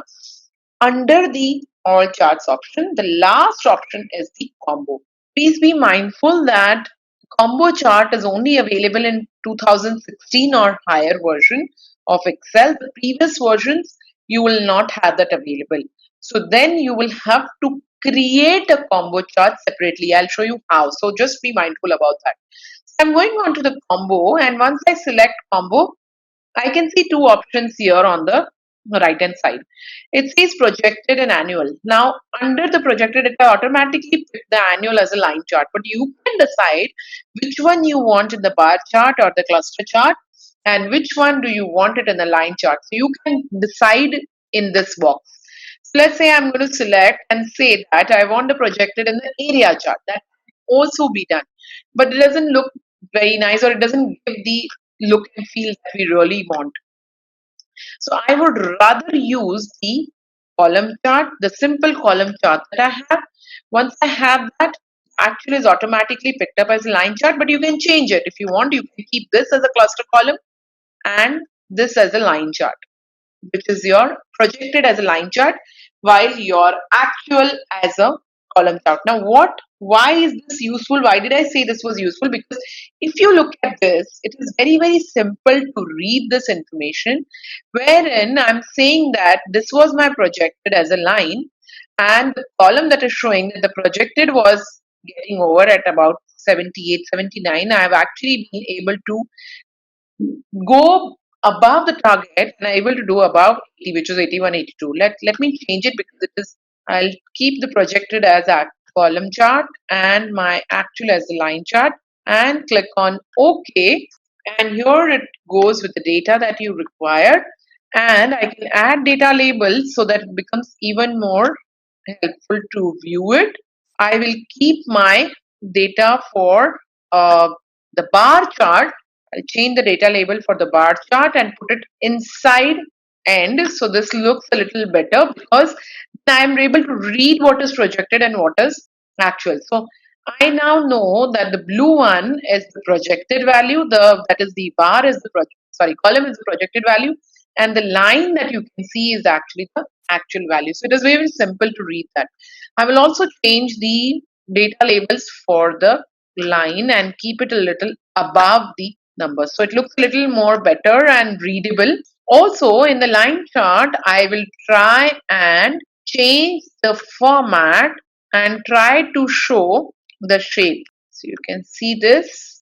Now we'll try to show this marker, which you can see. So it just is transparent. There is no color filled in that marker. So let's see how we can do that. I'll right click on this marker, click on the format data series, and go on to the first option, which is my fill and line. And instead of line, I'm going to select the marker. Under marker, I will say that I need the marker option. So I'll go to marker option and say built-in. And here I will decide the kind of marker that I want. Let's say I want a kind of rhombus kind of a thing, where I'll select this.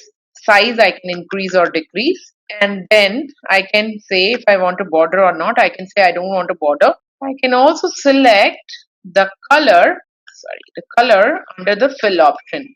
Here it has automatically picked blue, but that's not the right color because your projected already has a blue color. So I'm going to pick up the orange color, which is line color as well. And once that is done, you will see that the marker color has also been added. So it looks even more better to look at as compared to what it was otherwise.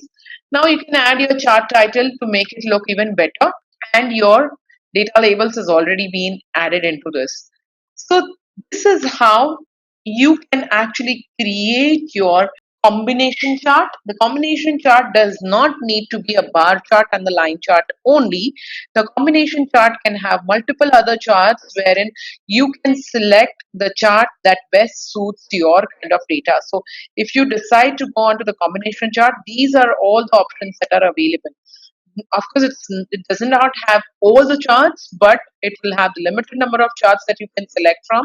The best you can select is the column and the line. You can actually select the area chart with the line chart as well. So this is how you can create your line chart, your combo chart and the area chart. Today I'm going to take you through the XMatch function. XMatch was added to Microsoft Excel along with the XLookup function. And just like the XLookup function replaces your VLookup and is more advanced and flexible, your XMatch also can replace the match function and is more flexible. Just like the match function, XMatch is also used to find the position of a particular item in an array or a range. However, XMatch is made more powerful in terms of the flexibility in which it looks for an item. The key difference between the match and the XMatch function are the following. We will go one by one and see the examples along with it. So the first one is, while the match function defaults to the exact or the next smallest item, XMatch defaults to the exact match. What does that mean? We already know that when we do the match function, the third argument, which is the match type, it automatically defaults to the less than, which is either it will look for the exact match or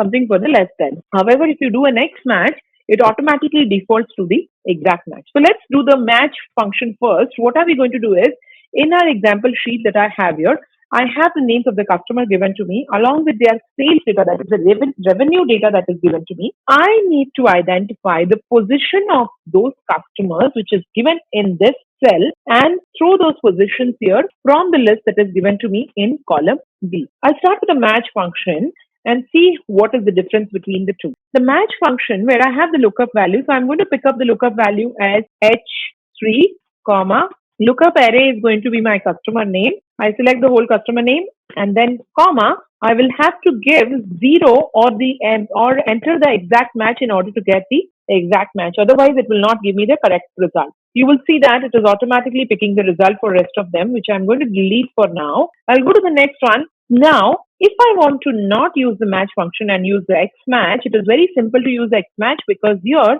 the lookup value that I'm going to pick up is going to remain the same. The next argument is also exactly the same as the match function, where the lookup array is going to be the customer name column And now I do not have to give the third and the fourth argument because they are optional. And like I mentioned, by default, the match mode in this case is going to be 0 or the exact match. So it is automatically picking up and I do not have to. So by mistake, if I miss the last one, it would, XMatch will automatically pick up the exact match as the match mode. So this becomes more powerful in terms of not remembering what you had to enter in the last argument. The next function that, or the next difference between the XMatch and the match is that there are two more things added to the XMatch function. When I say XMatch function, two more things, if you will see here, in the XMatch, while the match mode was already there in the match function, there in the match function, the last option was not available in the match mode. And this is called as the wildcard character match. Now, what is that? Let's look at that. Wildcard means when you have a data in front of you, but you do not know the full name of that particular lookup value. For example, I have the name of the customer, which is USVI schools. I know it was some schools, but I don't remember the first part of that customer name. I only remember the second part. Now, if I want to identify the position of that particular customer, it will be very difficult if I have data in thousands or millions. And I only know the last part. In that case, what I can do is I can use something called as the wildcard option. Here I had already entered star away, but I can change that to saying star school because this time I'm looking for something with the school. Now, while this is not really possible in match, you will have to do a lot of changes. Your XMatch makes it very, very simple to use the wildcard checking or position search. So now the lookup value is going to be hash school, lookup array is going to be your customer column again.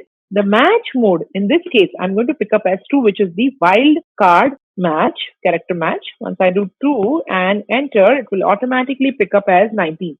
Let's check if that is correct. So if I go and check, this is the 19th column. Definitely it is going to be correct because I'm starting from the first column and going up to this USVI schools is the 19th. So XMatch makes it even more simpler. If you do not know the full name, you can use the wild character search to identify the position of a particular data. Now let's look if XMatch can replace your index and match function. To a certain extent, I would say yes, but not completely. And why would I say that? Let's look at how to perform an index match function with your XMatch. The only difference with the index and match, you have to use the match function as it is. But in the index match, obviously you have option to use the wildcard as well, wildcard character search. Also, you have an option where you do not have to put the default value, which is the exact match. So that's the only difference that you can say when it comes to the index and match. For example, I have the data here, which I am looking for. Let's do the simple index match and identify that first. So if I have the data here, but I have the name given to me, their UR number, address, city, and postal code. I have another table where the UR number is given at the top and I need to identify their name, city, and postal code. To perform a simple index match, I can do that by using the array which I pick up from here, freeze that, comma. Now my row number that I have to identify depends on my UR number. So I'm going to do a match, a simple match, where I will pick up the UR number, and from this list I will say you have the lookup array, comma, I have to give a 0 here as the match type, comma. Now my column number is depending on what is given on the left hand side. What is that I want? So then I'll have to do a match again. When I do a match, my lookup value is going to be the name, comma, the column that I have to pick up from the top, which is this, and then comma, the last one is 0. I'll just freeze this so that it doesn't move. This was a simple index and match function that I have used. I can drag this down to get the result for the rest. Now, one more thing that I'll have to freeze here is C10 because this part cannot move. So I'll just freeze that and this is done. Now, if I have to use this against a XMatch, what I'll have to do is I will do the index and the same thing, instead of doing index and match, I'll do index and XMatch. So I'll select this whole data, comma, my row number depends on the UR number. So XMatch lookup value is going to be this, comma, my UR number is this. So I'm going to pick up that value. I'll freeze my first part also like I did it for the other one. And instead of giving any default value, I'll close that, comma, again my XMatch. In this case, my lookup value is going to be B11, comma. Again, it has to go on the top, freeze it. Here, like C10, I'll have to freeze the C10 as well, and then close the bracket. So the only thing that I'm not doing here is adding the default value which is already given, and it saves my time or just effort, or if I forget sometime, I can use the XMatch. It becomes easier for me to use that. It's more flexible. Now moving on to see one more example of the XMatch. Why am I going to show you this example is because there is also something called as the exact match or the less than, and exact match or greater than. How you can replace your VLookup with the approximate match with your XMatch. So if I'm doing a XMatch here, let's say I have the example here where I have the incomes given to me. Income value is $0, $0. Even if it is anything starting from a zero income to 8,455, I have to pay an interest of 13%. So of course, if it is a zero income, you don't have to pay anything. But anything from 0 to 8,455, I have to pay an tax rate of 13%. Now it is very simple that I will be able to identify that. However, if it goes above 8,455, I have to pay 18%. And then if you move ahead from 8,456 to 15,873, I have to pay 18%. After that, it's 15,874 to 36,896, I have to pay 20%, and so on and so forth.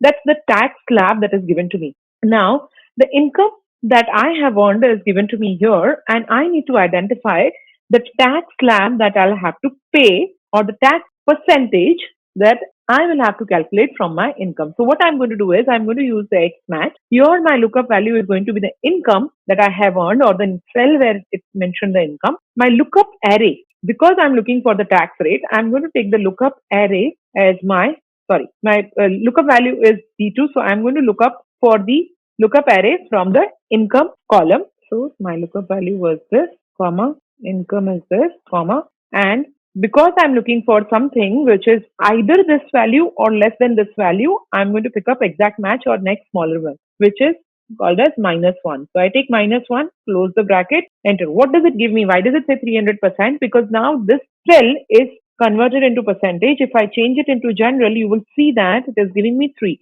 Why is it giving you 3? Because XMatch gives you the position of the cell. What is it that I'm looking for? The position is 3. Now this is where the data is available, which is less than 8,500. Now what I need to do in order to identify that 18%, I'll do an index function just along with the match. Here the index function is going to be even more simpler, because I'm not going to take the full table. I'll only take the data which I'm going to look from, which is the tax rate. So I'll pick up that, comma, my XMatch is going to be remain the same, which is what I need the rows to be found out.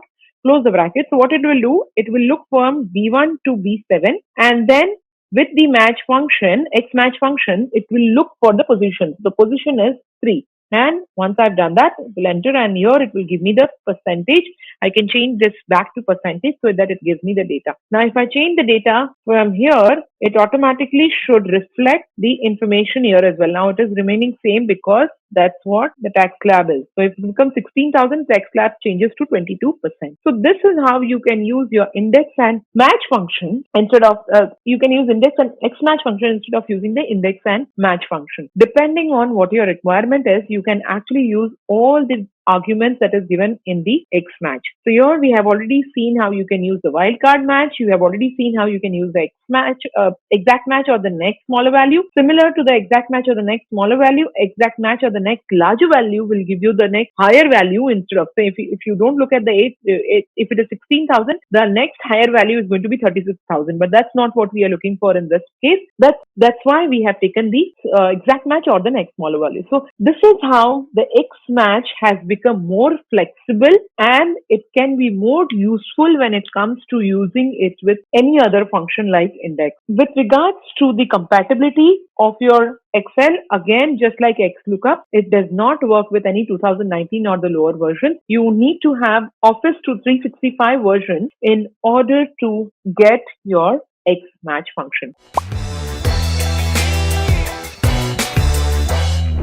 In this tutorial, I'm going to take you through another important newly added functions to Excel, and those are let function and the filter function. Let's start with the let function first. Let function makes it easier to write a complex function in Excel by assigning a name to a calculation inside the formula. This makes the formula more easy to read and reduces the chances of errors. Let's see how does that work and how it is going to be useful to any function. Look at my example sheet here where I have the product name given to me and the revenue that has been generated through these products have been given in another column. Now I need to identify the sales tax that I have to pay from the revenue that I have generated. The tax slab is given to me on the right hand side and there are two conditions. One is the tax slab says that if the total sales is more than 2 million, then 10% of the total sales has to be paid as a sales tax. If the total sales is less than 2 million, then 5% of the total sales will be paid as a sales tax. On the right hand side, if you go a little further on the right, you can see that I have already calculated the 10% of the total sales and 5% of the total sales just to see if this is giving the correct result. And also, I have identified the total sum of the revenue that I have right now. According to the numbers that we have right now, the sum is about 1.9 million and it's not going up to 2 million. So ideally, it will give you the result as 5% of the total sales. Anyways, let's first start with our normal calculation that we do without the let function. I will use the if function here and I'll say that in the logical test, I will check if the sum of the revenue, which is this, is greater than 2 million. If yes, which is value is true, I'm just going to check the numbers. 1, 2, 3. If it is correct, then what do I need to do is I will have to add 10% of the total sales. So I'll do a sum of revenue again and then I'll say multiply by 10%. If not, then I'll have to do sum of the revenue again and say multiply by 5%. So this is how my calculation is going to go in case of this calculation that I want to do, which is a sales tax calculation. Now this was something that I have done with a simple if function along with the sum function, but this takes a lot of effort where you have to keep adding the calculation again and again. There are high chances that you might make mistakes while you're copying, pasting, or even doing the calculation the 3 times. Also, it is increasing your work of typing the formula again. Now you can actually reduce your work by using the let function, wherein I will start with the let function and I'll tell Excel or I'll tell let function to add a name to my calculation. So let's say I'm saying that I want to do sum of revenue. So I say sum of SUM REV is my, or I can just say, even if I want to make it very small, I can say SREV, which is sum of revenue. This is the name that I'm giving to my calculation. So I'm going to start now and see how to calculate. So calculation is going to be sum of the revenue, close the bracket. Here what does it do? It's saying that this is my name and this is a sum of revenue that I have to give the name as SREV. Once I have done this, I am completed my let function here. However, I want to use a function wherein I want to use the name that I have given here as SREV. So I'll start with my if function in the next category and here I will say check for SREV, which is if SREV is greater than 2 million, then give me SREV multiply by 10% or SREV multiply by 5%. Close the bracket, enter. I have to add one more bracket. Here you can see that it is giving you such a simple result, the same result that you got from the top, 5%, and only thing that you have done here is added one more formula, which is let formula, where you're saying that asking let to actually give a name to your data. Now that we have already calculated, let's add some more numbers here and see if the calculation changes. So it does. You can see that as soon as the sum changes from 1.9 million to 2 million or more than 2 million, it automatically gives you 10% of the revenue.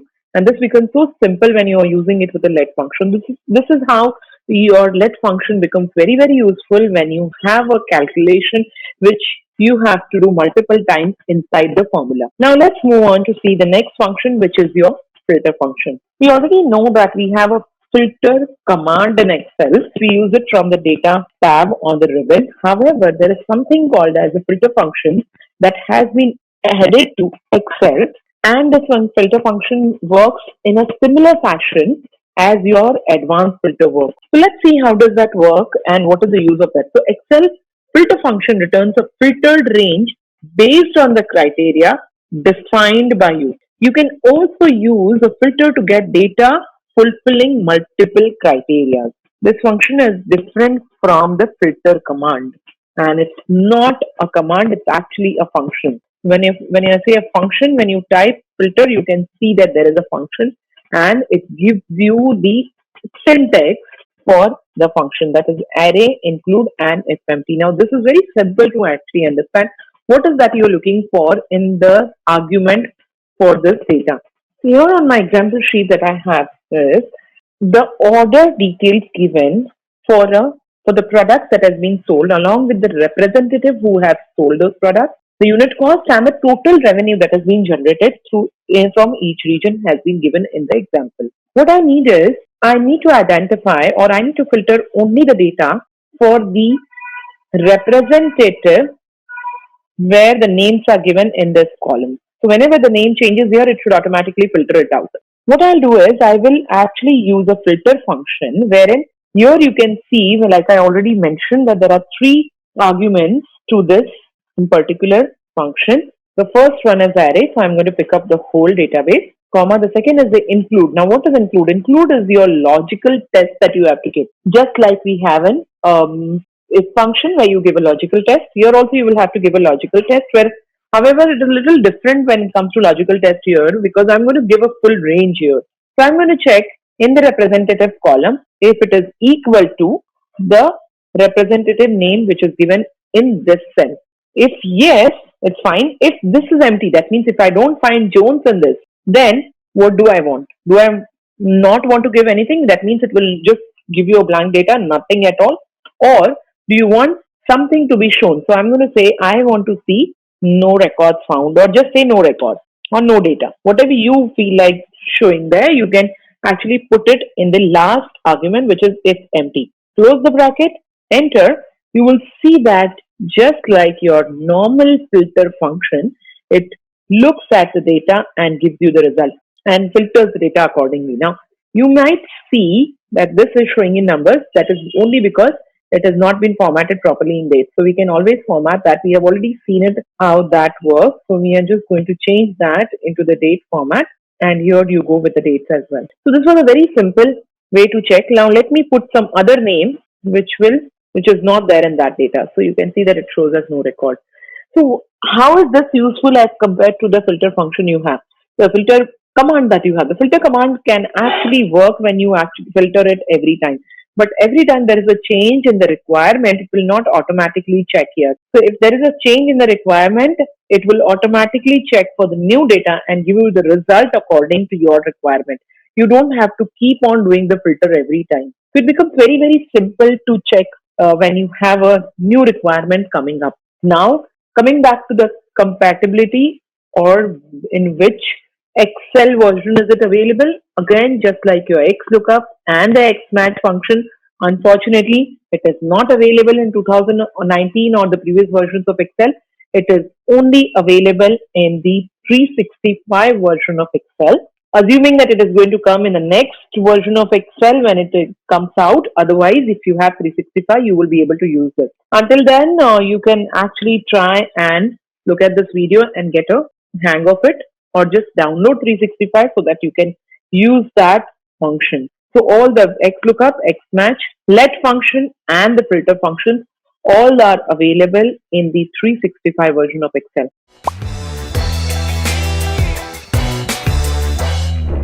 Hello and welcome back to another tutorial on advanced charts. Today I am going to take you through the gauge chart. Gauge chart is an instrument that is used to measure the level of content of something.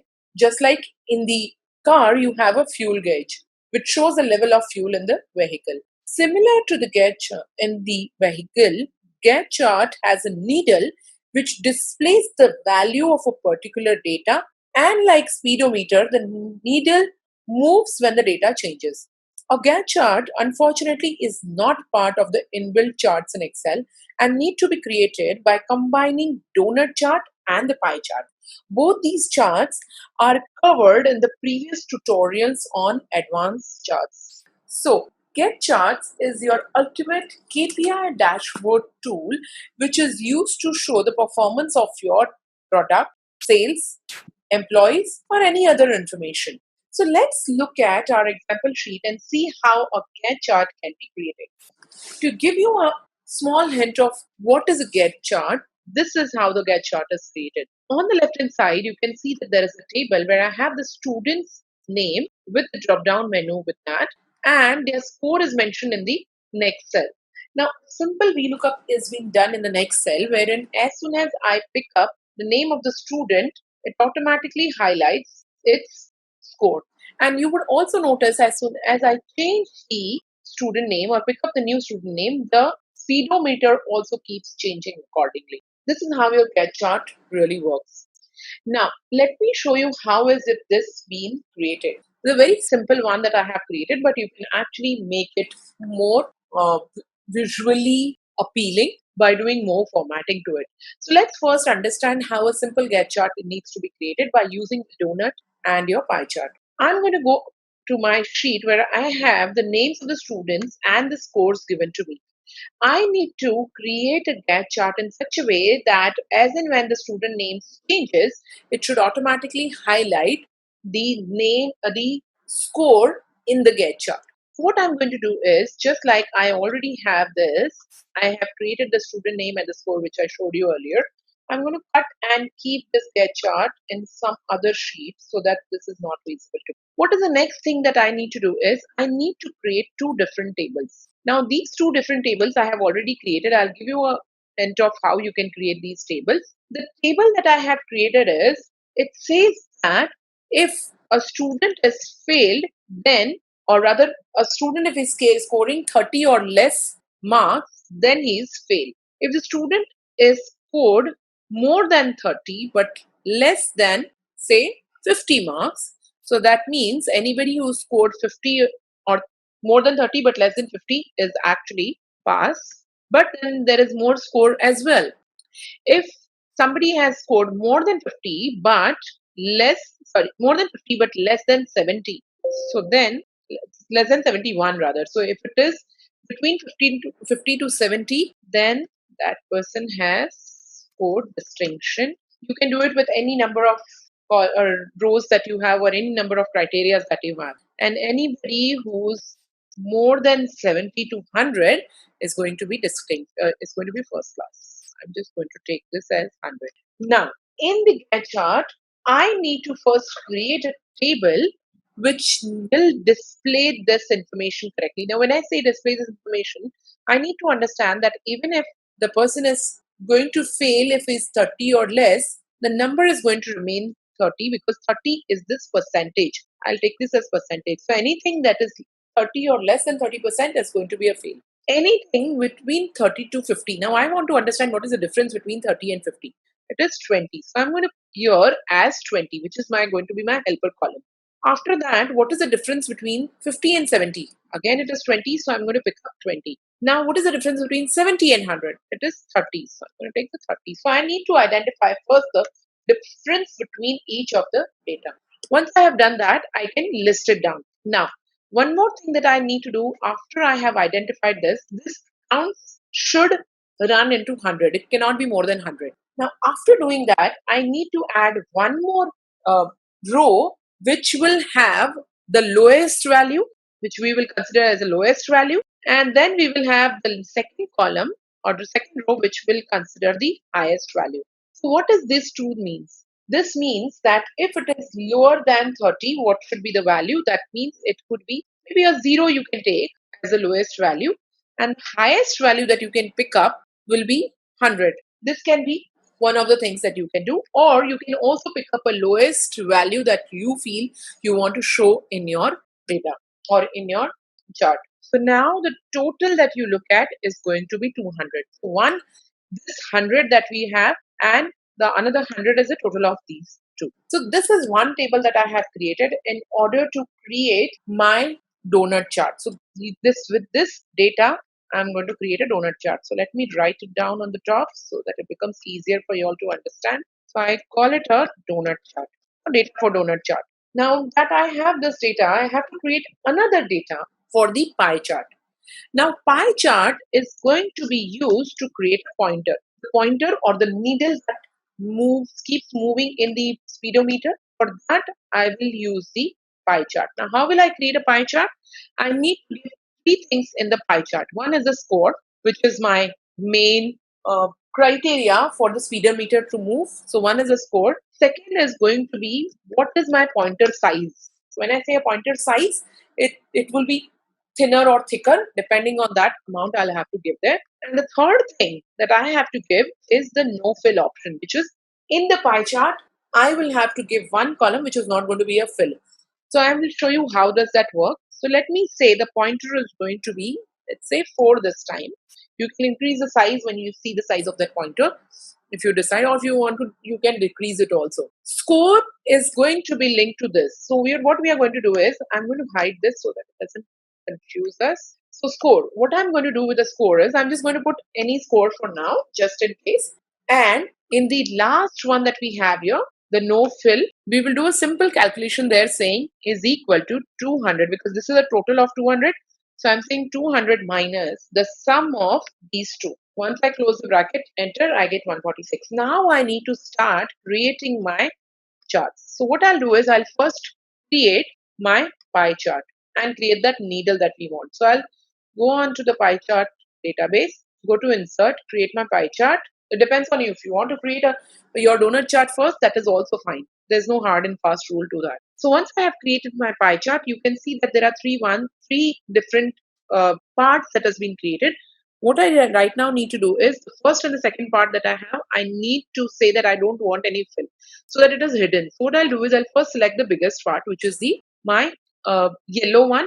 But let me do one thing before that. You can see that my pointer, now this small part is going to be my pointer.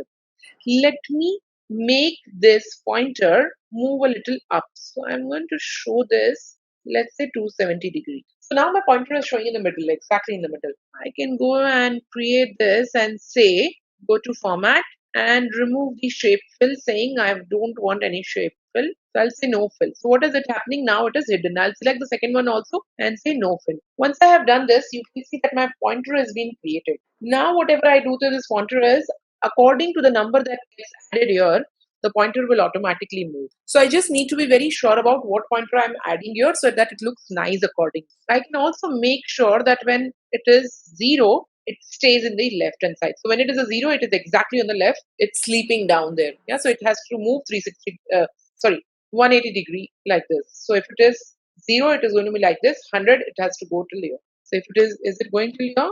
Yes, it is. So then this looks a little better, but it is going a little down. So what I'll want to do is, I'm going to make this angle of the slicer a little small so that it moves exactly in the middle. Yeah, so it looks much better now. So it's going to be in a straight line. Now if I put 100, it looks fine. If I say 0, it's exactly moving in the 180 degree angle. Depending on how you feel it, you can also make a little more change if you want to, for it to show even more down. That's all fine, but just make sure that it moves in the 180 degree angle. So now that I have created my pointer, now I'm going to go ahead and create my donut chart. Now how will I create a donut chart? I already have a data here. Select the data, go on to the insert, click on the donut chart and create the donut chart. Now, what has happened in this case? There is a double donut chart that has been created because I already have a data which is for criteria, and then I have created a helper column. So what I'll do is, I'll select the inner circle, which is only the inner circle which I have, and just click on delete. Either ways, if you're not able to do that, you can always go on to the chart, go on to chart design, and under the chart design, you will see the select data. From the select data, you have on the left hand side legend entries. You can see donut chart criteria and donut chart help. You can always remove the donut chart criteria by clicking on donut chart criteria, click on remove, and that is gone. Once you click on OK, you can see that only one donut chart or one part of the donut chart is left now. Now again, going back to just like this, similar to our pie chart, what we did, I'm going to go back to the format data series, and under format data series, I'm going to change the angle to saying 270 degree again, so that it shows exactly to me in the same line as it is that one. Maybe a little tilted to the right because it doesn't look exactly in the middle. So now it looks much better. It has to be closer to 270 so that it looks in the same line. So it shows in 180 degrees. Now, one more thing that I can do with this one is, just to make it look better, I can go back to the data series and decrease the size of the hole in the middle. Once I've done this, so it looks that the chart or the color looks a little bigger. Select the bigger part of the option, which is the 100% or 100 that we had selected. Select that, go on to format and remove the shape fill. Now what happens is, you can see that exactly it is coming in 180 degree with the data gone from the bottom. So it doesn't look like anymore your donut chart. It looks like a half or a crescent moon shape. Now exactly we have got what we wanted. Now I'm going to add these data labels onto this so that the data label comes with this. So when I add the data labels, what I need to do is onto data labels, add data labels. However, it is showing the numbers. What I want is, I just want these legends to come in the donut. So I'm just going to say category name and remove the values so that the values are gone away. Once I've done this, I will remove the highest. I'll select it by clicking on it twice. Select the lowest also and click on it twice. Delete that. Once I've done this, you can see that it looks a little smaller. So I'm going to make it a little bigger so that it is properly visible. Remove the legends from the bottom. Now it shows me fail, pass, distinction and first class. Now what I need to do is make it a little more bigger. Okay. Now what I need to do, I need to get that pointer on this chart. How do I get that pointer is a question. Yeah. So what I'll do is, in order to get that pointer, I'm going to first go ahead and select my pie chart that I had created with the pointer. Right click on that and there is an option to say bring to front. I can click on that and my new chart is now in the front. But what has happened because of this is that I cannot see the chart behind now. But I want both the chart to be visible. So what do I do in that case is, I'll have to select the chart, the pie chart again, and click on the fill option from the format chart area. If you don't have that format chart area window open, you can right click on that and then say format chart area. In the window open, you can go to fill and say no fill. Once you do that, you can see that now your pie chart area has become transparent. Now you can place it over your donut chart in such a way so that it is properly visible.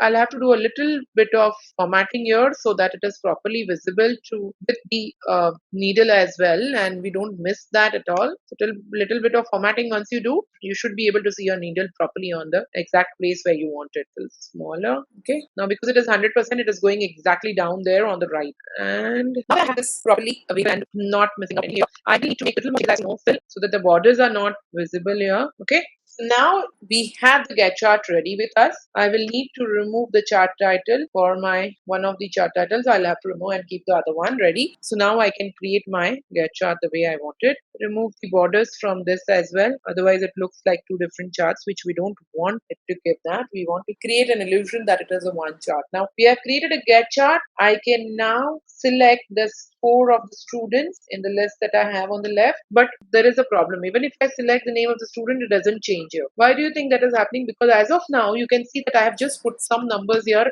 and I'm letting this data decide where the get chart has to be. So what is happening is, because of that, until and unless I don't link it to this cell, I cannot get the pointer to move properly. So what I'm going to do is, I'm going to do equal to and then the cell where I want to link it to. Now it will show me exactly where I want it to be linked. One more thing that I can do, but here when you see that when I change the name for the student, I can see the pointer moving. But the problem with the pointer is, right now I'm not able to see the names which is there on the donut chart or the category name that I had mentioned as a data label. What I'll do is, I'll move the chart a little down, my pie chart, and select my data label, do a little bit of formatting and move the data labels a little up. But while I'm moving the data labels up, I'll have to be sure that it doesn't show that legend or the line which is shown. So we will make that change also. Let's see how that can be done. You can move it just in that. So I'm just doing some formatting for it to look nice. A little bit more tilted and it should be fine. Going back, I'll have to remove the leader line. Same, I'll do a little on this as well. The others can remain the same. Little tilted should be fine. I don't want it to be too much tilted. Just make it a little bigger so it is visible in one line. Maybe you might have to make the chart a little bigger so it is visible. So yes, so I'm going to move this out so it is visible here. This also I'll have to do the same thing. So once I have done this, I should be able to get the get chart that I wanted in the way I wanted. So you can do more things by adding a small circle in the middle using the shape to show your Gantt chart just like exactly, or just like a speedometer which has a small button in the middle kind of thing. Move back my, it's always a good idea to actually keep 100 here so that you're able to angle it properly. So now that I have angled it properly, I can move ahead and do the rest of the things. Now if I, because I have linked it, not yet linked it, okay. So I'm going to link it to my cell. Now it is showing me correctly. You can see how the donut chart is now moving. The speedometer is now moving, and it also shows me properly where it needs to be at. So this is how we can actually get your Gantt chart to move with the data. One more thing that if you have noticed, you can see that on your Gantt chart, your line or your speedometer is the same color as the past color. So you can change that color also by selecting your needle and selecting which shape fill do you want. So maybe you can do a small shape fill, which is black color shape fill, so it is more visible. So I'll do a black color, so it becomes simpler to now read it. Let's look at a data which is even smaller. So is it going there? It is. Yeah. So it within 30, so it is going to be fail. So anybody who is going to do this, you can do it with your even the your employee survey that you're trying to do, or an employee productivity that you want to check can be done with a Gantt chart. If you're creating any KPIs, this could be a very good pointer to actually show your data, how it moves when you change your information there.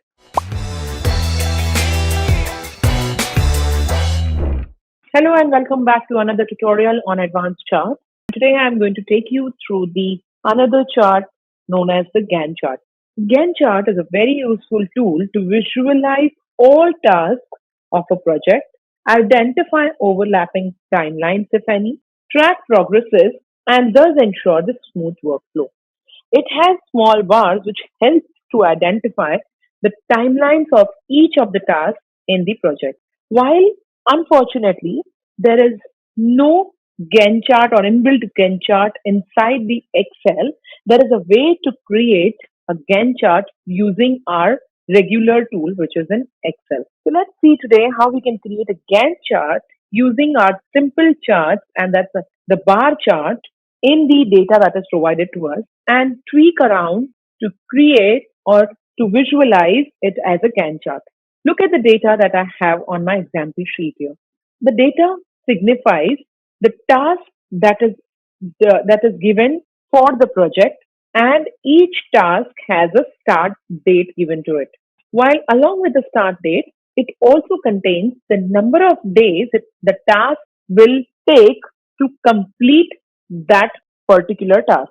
So now if you look at this, the task 1 is starting on 22nd May, but it is getting over in 13 days, which will definitely be going or overlapping in the next month. However, if you look at task 2, which is 31st May, and it will take 9 days. So if you look at this and this, both the tasks, which is the task 1 and task 2, anybody who's going to start with task 1, and if that same person is going to do task 2, the task 2 is going to overlap task 1. So then the person who is doing task 1 and task 2 will have to perform at some point of time both tasks together. So this kind of information, when it is put into the chart, it becomes very, very useful for the project manager to also assign the workflow or the man days accordingly, or the resources accordingly, depending on where the task is getting over or when the task is starting. So it becomes very, very useful for a project manager. Let's move on and see that how you can create a Gantt chart in Excel. Now that I already have the task names given to me with the start date and the dates of complete, what I'll do is I will start with creating a simple bar chart from the data that I have available here. I start by selecting the first two data or first two information from our database, which is the task name and the start date. Once I select this two information, I'm going to leave days to complete as of now and create a bar chart from this. Go on to insert. Under the column or the bar chart, I will select the second option, which is the stack bar chart. Once I do that, you can see that the stack bar chart is created in this list. You can see the task names are given in the vertical axis, while the horizontal axis contains the dates or the start dates from them.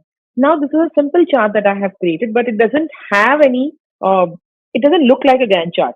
So what I need is small bars that needs to be created. So what I'll do is, I will go on to select the chart that I have created, go on to the select data option from the chart design option in my Excel sheet, go on to that, and you will see that there are two options given here. One is legend entries and one is the horizontal axis label. Horizontal axis label is definitely already giving you the list of the tasks that is given here. Why is it horizontal? Because we are using the bar chart. That's the reason this becomes your horizontal bar. Now that I have the task given here already, what I need to do is the legend entries, which are your dates that is mentioned here. I will add one more data to that, and that is the days to complete, so that it automatically adds one more bar to this. And the series value is going to come from the list of values that is given here. Once I click on OK, you can now easily see that one more data is added just next to your original data that we had picked up from.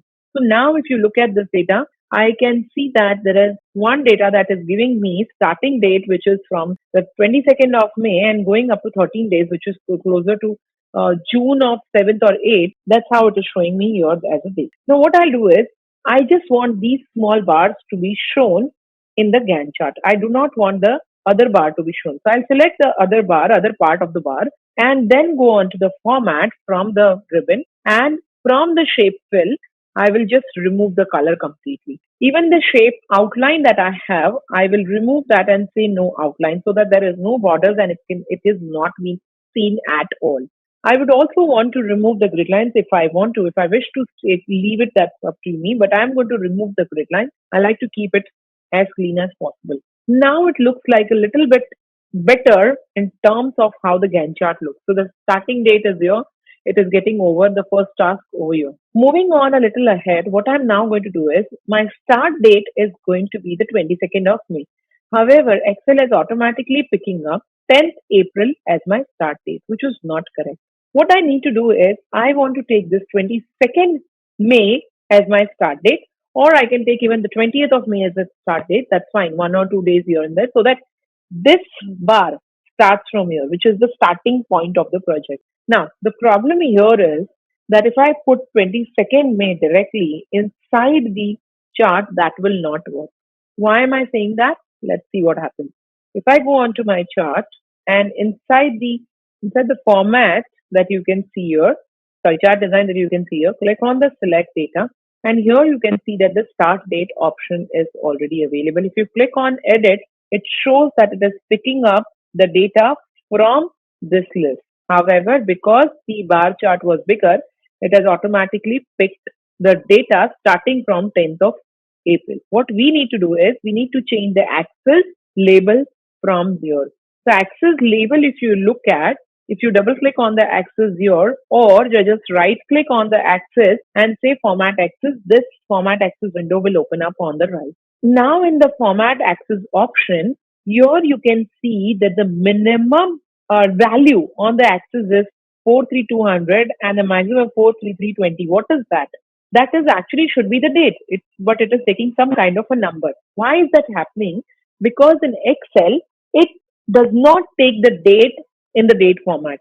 If I put 10th April, it is going to look like 10th April, fine. But if I change it to a general option, it will show me a number as 23931. So it is taking it as a number.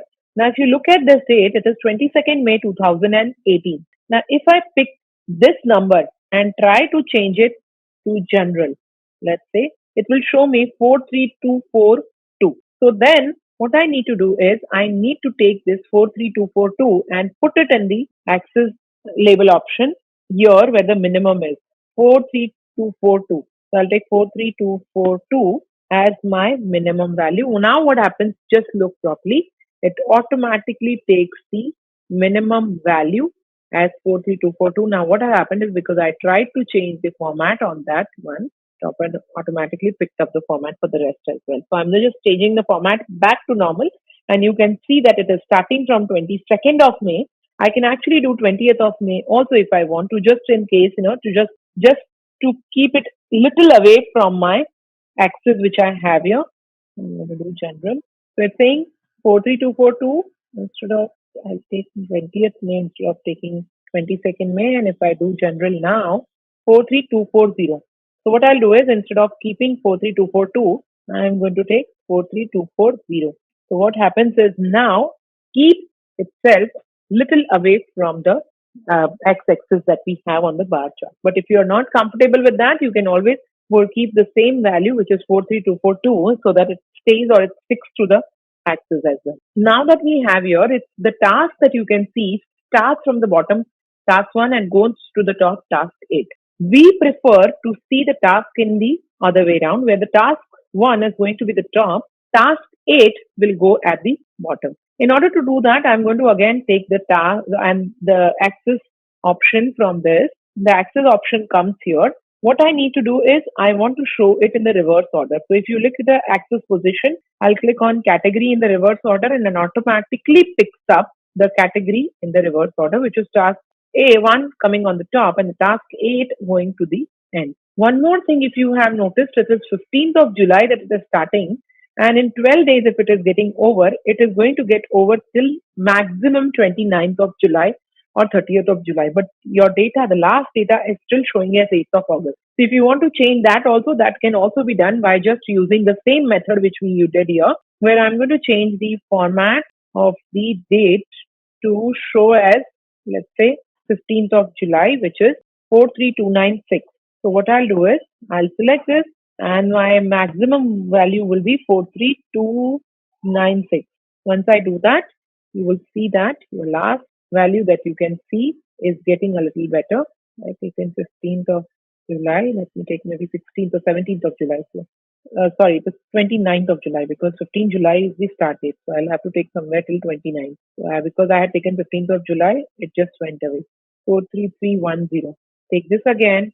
These are just some tricks that we are doing here. 43310. Now you can clearly see that it is only going up to 29th of July and the data is starting from the 22nd of May. Your project gets over on the 29th of July. You can add your data labels if you want to in this list so that it looks even better. So it gives you more information as to this data. This is giving you the dates here, while that you can remove your dates from the top.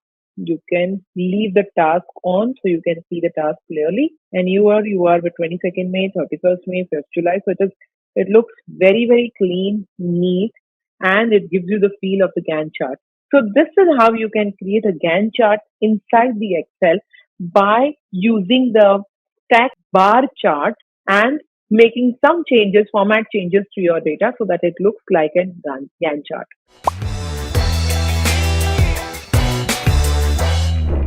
Hello and welcome back to another tutorial on advanced charts. Today I am going to take you to the donut chart. A donut chart is a variation of a pie chart, but it can also work as a progress chart. Now the difference between the donut chart and the pie chart is that there is, in the donut chart, there is a small hole added to the circle and hence it looks like a donut and so it is called as a donut chart.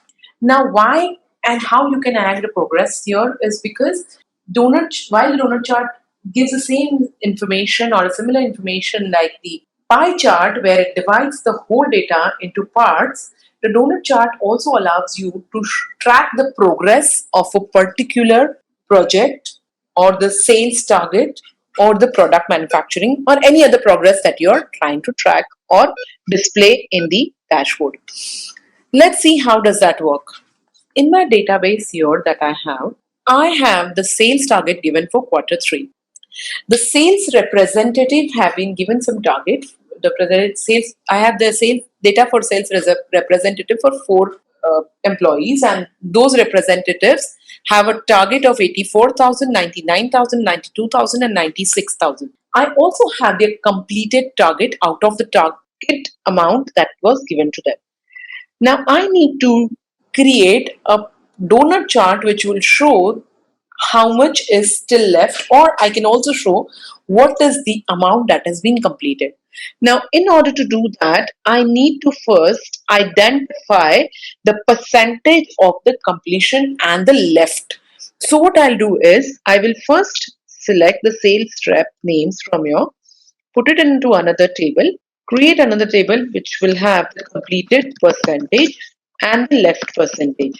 So what I need to do is I will easily just do a simple calculation where I'll say the completed divided by the target for each one of them and change it into a percentage format. So this gives me the completed or the progress of the completed target from the target. And now I need to know what is left. So what I'll do is the target minus the completed. This will be something in the amount that it will be giving me result. Now this has to be divided by the target. Again, this will give me in the numbers. I need to change it into percentage. So now I got this percentage. Now what I need to do is I will create a donut chart selecting the first representative. I will have to create donut chart for each one of them. So go on to the pie chart and the last option is a donut chart. Once you create that, you can see simply that it has created your data for the representative one. First I'll do is I will change the title. I will say sales or the target or the progress report for rep 1 or rep 1 sales target.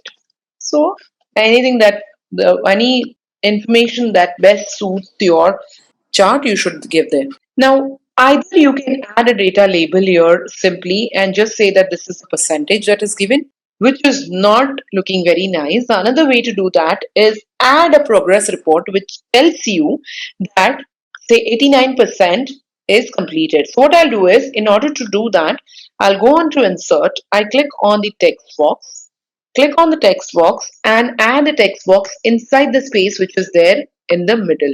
Once I've done that, I'll immediately go on to the formula bar, say equal to and select the completed percentage portion. Once I've done that, it will allow me to add that percentage in the middle. So like I mentioned earlier, it has a hole in the middle and hence your donut chart is more space efficient because you can add this data in the middle as compared to the pie chart where you only have the option to add the data onto the chart. Now I will increase the size of the text box so that it looks a little bigger and it gives me the feel of the progress chart. So here it shows 89% completed.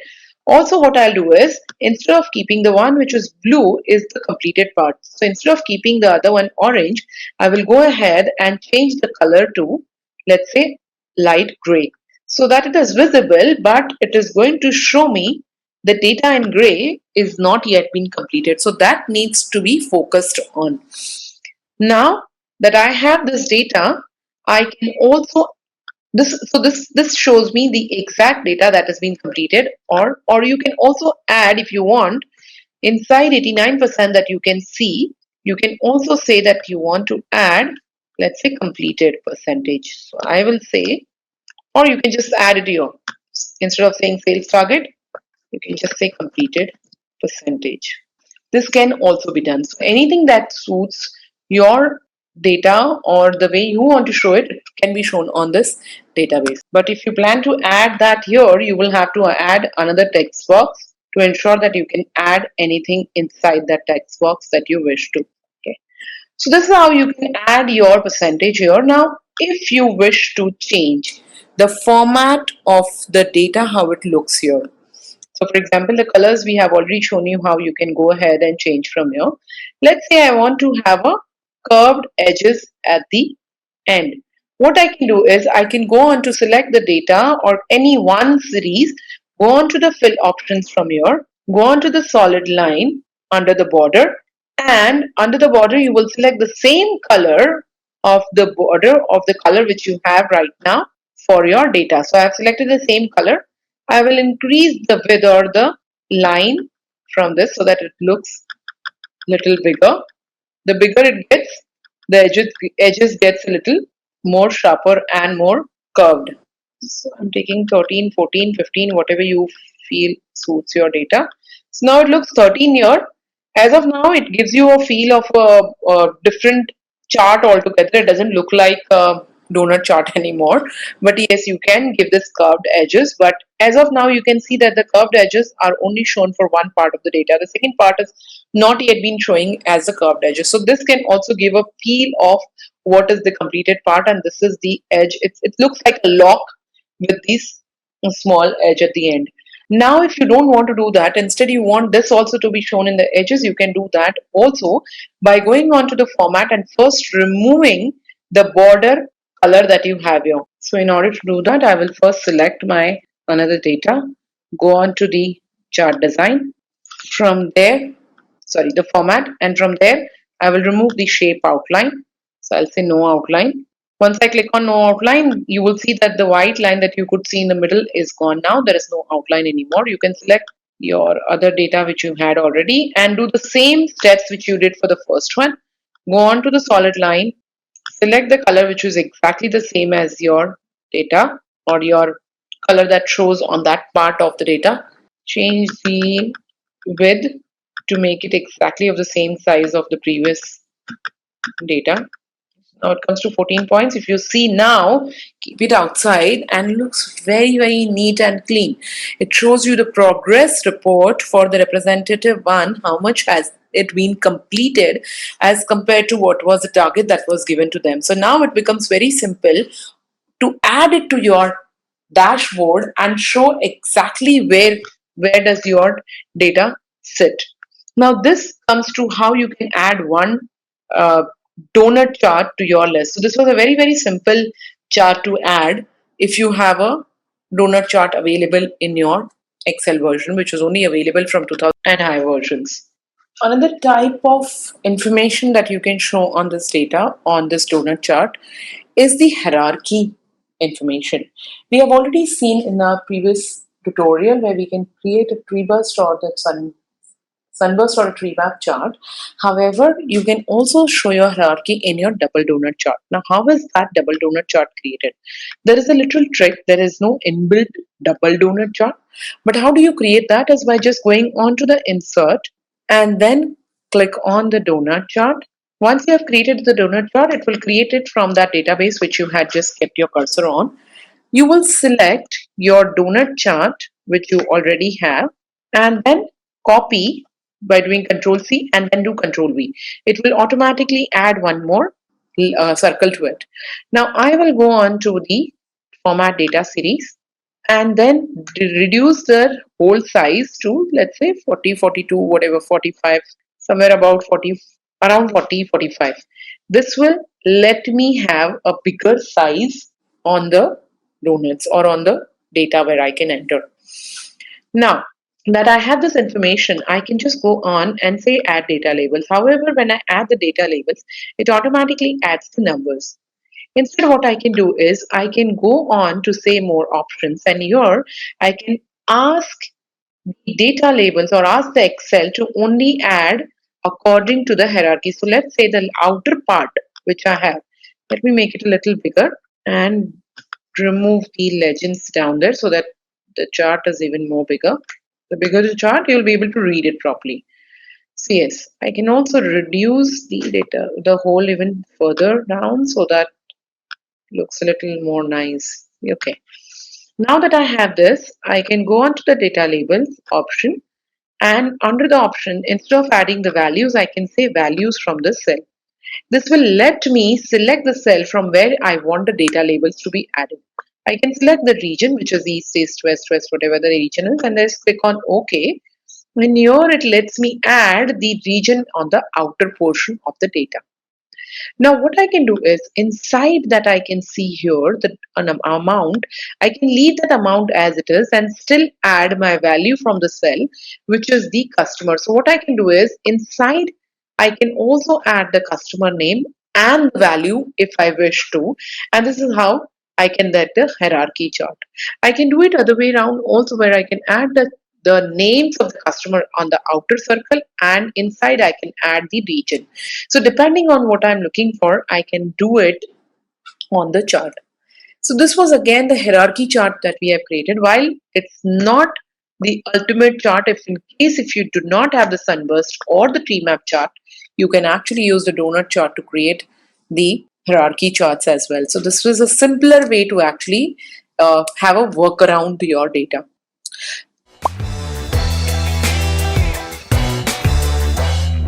In this tutorial, I'm going to introduce you to this most powerful data analysis tool in Excel. Power Query was first introduced as an add-in in Excel 2013 and was made available in Excel 2010 through a download.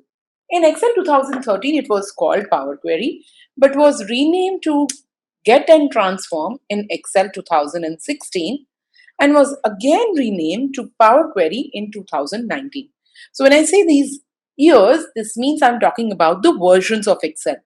So I'm saying 2019 Excel, it had Power Query again.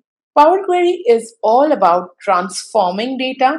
It allows you to export data from different sources, and those sources can be any application that you use, like an Access or SQL, or even from a website. It allows you to, after exporting, clean and transform the data, and then load the transformed data into Excel to make your file ready for analysis and for creation of dashboards. Now, you might think you can do this manually too, like in Excel. Why use the Power Query?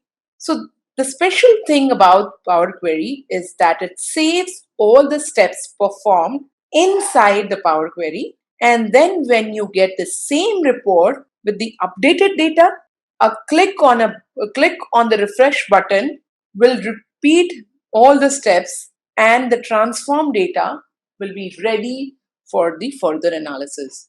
So before we keep on talking about it, let's understand what is Power Query and how it works. So now that we have understood there are some steps that Power Query saves, but where does it save? Or how do you transform your data? So in order to understand that, let's first understand how is the Power Query come into play in Excel. When I work with a Power Query, I need to first have a data in Excel which I can start transforming. I'm going to start with the basic of how to export the data from other sources. Not necessary that you have to export data. You can actually start working on the Power Query to transform your data, even if your data is already available in Excel. So let's first start with, if you did not have a data in Excel but wanted to export it from another source. Let me export it from an Excel file itself. In order to do that, you open an Excel sheet, a blank sheet, go on to the data tab from your ribbon and click on the get data option from the ribbon, which is under get and transform data group. Once you click on get data, you have a number of options that you can pick up from. One is from the file. So when I say from the file, there are a number of options that you can pick up from.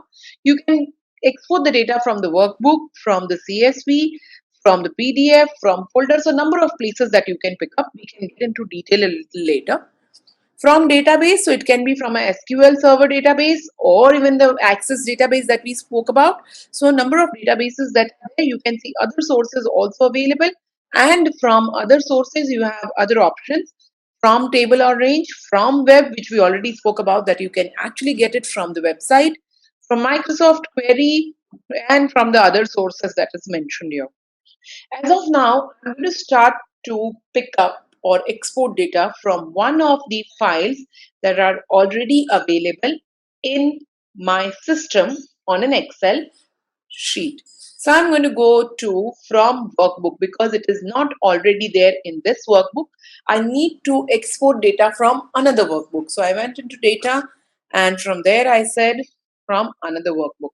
Now where do I want? I will have to browse that to the place where I want to pick up the data from. So let's say I want to pick up the data from one of the systems here, where I can see that I can pick up the data from one of the files where I have already browsed to. Let me say I'm picking up data for 2020, and I pick up that data or click on that data and I say import. As soon as I say import, a Power Query or a navigator window will open up, which you will see that it is connecting to.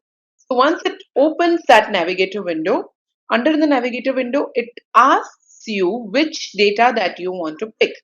Now, if you had not seen that data, you might be confused as to which data you want to pick up. So might be you want to just go and browse through that file.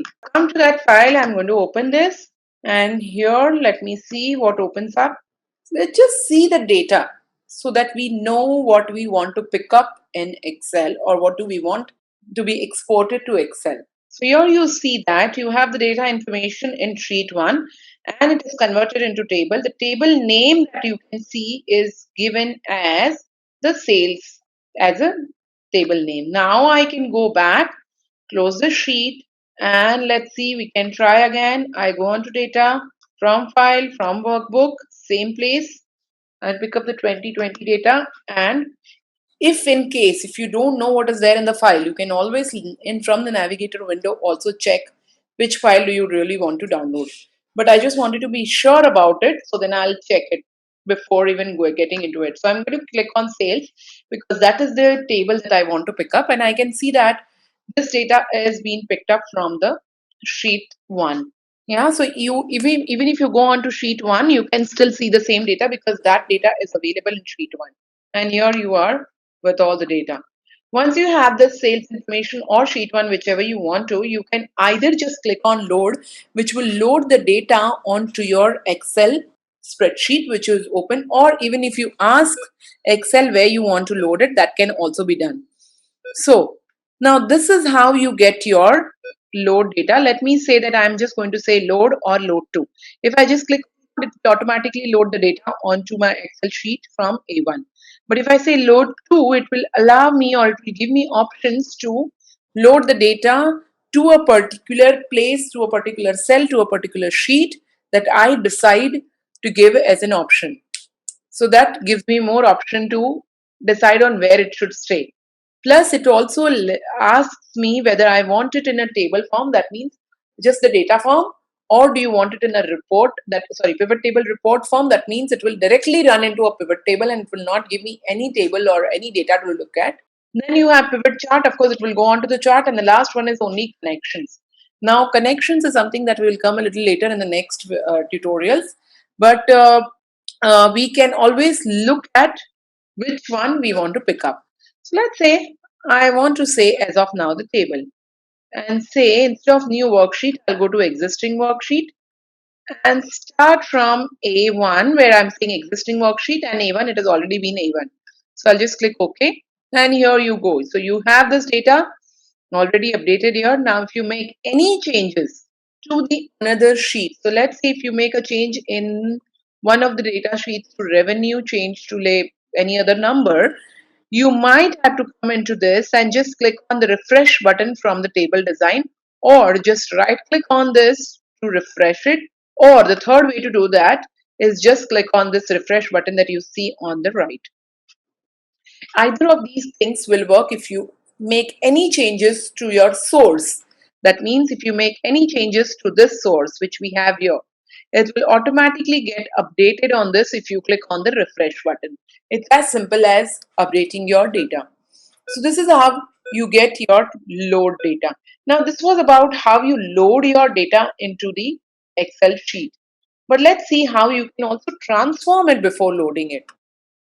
So if we did not just load it, wanted to transform it, in that case, I will perform the action again to see how we are going to do it there.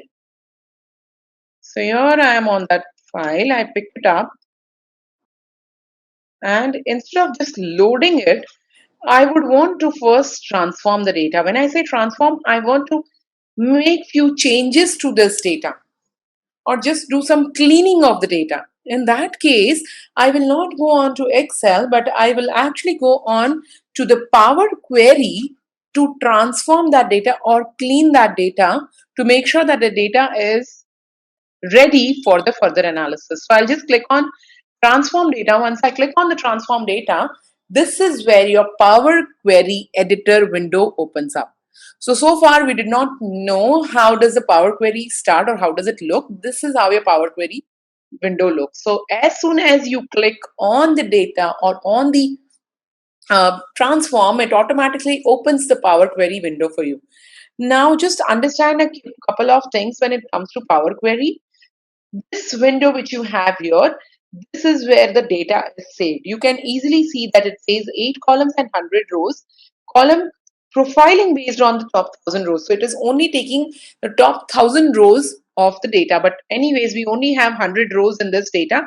So that doesn't matter to us. So it should be fine. Another thing that you can see is it says queries here where the queries are saved. So if you have too many queries or even 2-3 queries, all the queries will be loaded here or it will be shown here. You can just make it a little small so the window becomes bigger here. On the right hand side, which says query settings, you have the name of the query. So this name is automatically picked up from the table name. You can always change the name of the query by just entering the table or entering the query name here. So sales for, let's say sales 2020. You can call them like that. So it automatically changes the name. Now if you come a little down, it says applied steps. These are the steps that have been applied to this particular query and it is saved here. So whenever you come and refresh the data, or anything changes or updates the data, it will automatically perform these steps which are given here and then give you the result on your Excel sheet. So you don't have to perform the action and again. It's just like a lot of time we rely on VBA or the macro to perform these actions because that's the only way to automate it. That's what we know. But there is an easier way to do that and that is the Power Query. So then if you have saved these queries or these steps here, it becomes simpler for you to actually perform these actions. Now, what are the other actions that you can do? We are definitely going to go deeper in the next videos, but just let's look at the ribbon on the top that you can see just to give you a hint of what you can do with Power Query. If you see the ribbon on the top, it has the home tab just like Excel, where everything about your formatting or making any change or any transforming your data to a particular uh, for particular data for analysis, you can do it from the home tab, like deleting some rows or columns, or even making any change to your formatting, like changing the data type. That data type is your changing your format of the column to a particular percentage or currency or text. All these things which are already available in Excel under the number group is available here. You have merge queries and append queries, which again, where you combine more than one queries or more than one tables together. That can be done by using these two options and more things that can be done. If you go to the next one, you see the transform. The transform has all the transformation functions that is available in Power Query. Few of the transformation functions are already available under home screen, which is the common ones, but there are more of them that are available here. Things like group, things like transpose, which we already know in Excel available. Then again, your data change, that is the format change, unpivot, pivot, convert to list, and all these things are available in the transform data. You can also do the extraction, which is the function, which is the formula that we use in Excel, the right, left, and the mid function. This can be done here by using the extract function, which is already given on the transform tab. Add column is where you add an additional column of the transform data. That means that if you want to capitalize your name, let's say customer name is in the proper form, and you want everything to be capitalized, but you do not want to change the data in the existing column, but you want to add additional column to change the format. You can do that by going on to the add column. Add column can also be used when you have a condition. For example, in Excel, when we have a condition like anybody in the sales uh, department will get a bonus or a commission of 20,000, what do we use? We use a if function. Similarly, you can use a if function inside the add column option or inside the Power Query by using the add column option, where the column will be added with the new condition. Next that we have here is your view column or the view tab. The view tab is more of how does your Power Query window looks to you. Just like in Excel, we have a few things that you can do from the view tab, where you can actually remove your formula bar. Same thing is available here also, where you remove the tick from the formula bar option and it will go away. So there are few such things available in the view tab here, which shows you the layout or the data preview options available in the view tab. So this is about your ribbon and your interface of your Power Query. So one was about how do you export the data by using the Power Query editor or the get data option from your list, and we will see how we can do more things of cleaning data in the next videos. But let's see one more example of how do you export your data through the website. Now before we move ahead, there is something when I have to close this information, if I have made any changes onto the Power Query, I can click on close and load and just say close and load. So that will load the data onto my Excel sheet where I am sitting now. It's the same like load and load to, just like when we had got it or transformed the data or exported the data, when we got this information by using load or load to, same thing, it is close and load and close and load to. So we can decide what we want. As of now, I'm going to do close and load, so it automatically loads onto the worksheet that is open. You can see on the right hand side the queries are automatically updated and it says 100 rows loaded. As in when there is any changes, it will automatically say the number of rows that is being loaded here. I'm going to pick up the next sheet here. And in this next sheet, I'm going to show you how you can actually get your data from the website. So let's say I'm going to pick up, again going on to the data, and in this case I will use the from web, which is automatically available as the icon here. If not available, you can go on to from the other sources and click on from web, and then you can enter the website address from which you want to pick up the data. So from the web here, I'm going to enter the website address from where I want to pick up the data. Once I do that, I can click on OK and it will start loading the information from that particular website. Just be sure that you have your internet connection so that you can use this from the web. Otherwise, it will not load. It will give you an error. So as soon as you do that, again you see the navigator window and again you will get the options as to which one you want to pick up from this website as well. And the right one you can just pick up from this website by clicking on that particular data. So let's say I'm just going to pick up the central publication matrix. If I click on document, it doesn't give me too much information, so I'm going to go on to the central. This is what I want to pick up from the list. Again, I can say load or transform, whichever I find it suitable for me. I click on transform, I go on to the Power Query editor window. Here I can edit or update any information that I want to or clean the data and then close and load the information onto my Excel sheet. So here you can see all the data that is available. And here you have the total at the end. Let's say I do not want the total to be shown at the end. You can always filter that out if you want to. So by just clicking on this, just like we do a simple filter, I can say text filter and I can say equals to total because I do not want to show the total at the end. So I'll say equals total so that it doesn't show up on my screen here or on my data. And why would I not want the total? Because when I'm creating a pivot, the total will be an hindrance for me. So because I only have one condition, I'm just going to say that. Just remember or be very, very careful, your Power Query editor is case sensitive. So if you're entering any information here, you have to be very sure that it is exactly shown or the exact, if it is capitalized or it is small letters or even if it is proper, you have to put it accordingly. Only then it will filter it out.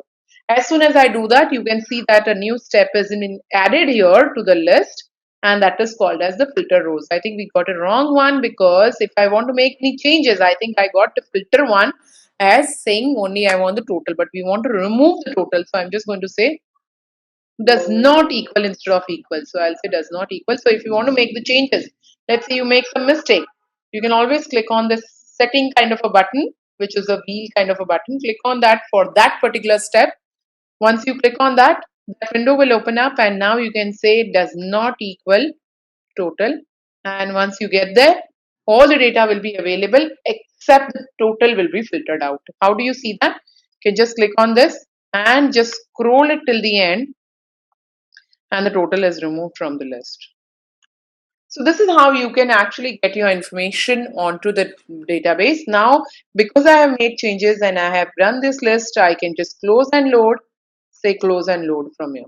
And it will get added to my new sheet which I have here. You can see that it is getting updated now. It's loading the data onto my spreadsheet. You can see that it is 112 rows loaded onto my Excel sheet, and the Excel sheet name is the same as what was the name of that particular data. Of course, we did not change the name of the query this time, which we can by going back to the query design tab or the query editor tab, and there you can change the name. So you can go on to query and say edit, or just right click and say edit, or rather just click on this, double click on this, and it will automatically take you to that particular data. So either ways is correct. You can just go on to those links and open that particular tab, make the changes and come back. Because you have made those changes or added those steps, every time there is any change to the data on the website, it will automatically get updated. What you need to do is it doesn't get updated automatically. You have to go on to the data or the query and refresh it. So just go on to query and click on refresh, or right click on it and say refresh, or just go on to the data and say refresh. So either ways it will be fine to work on. So this is how your Power Query really works. So there are a lot of things to learn in the Power Query. Of course, in the next video, I'm going to show you how to clean your data and add those steps, just like we have seen one step added to your one of the query here. We will see how to add those steps to your the Power Query or your database so that you can clean it every time there is a data that is being added. So for example, if you have a huge data where you have to keep removing all the unwanted data like blank data or data that is throwing error, or if there is a format change, every time there is a format that is changed to text and you want to change it to numbers and then load it on your Excel. Otherwise, you would have done VBA, but here in Power Query, it automatically refreshes it once you add that step.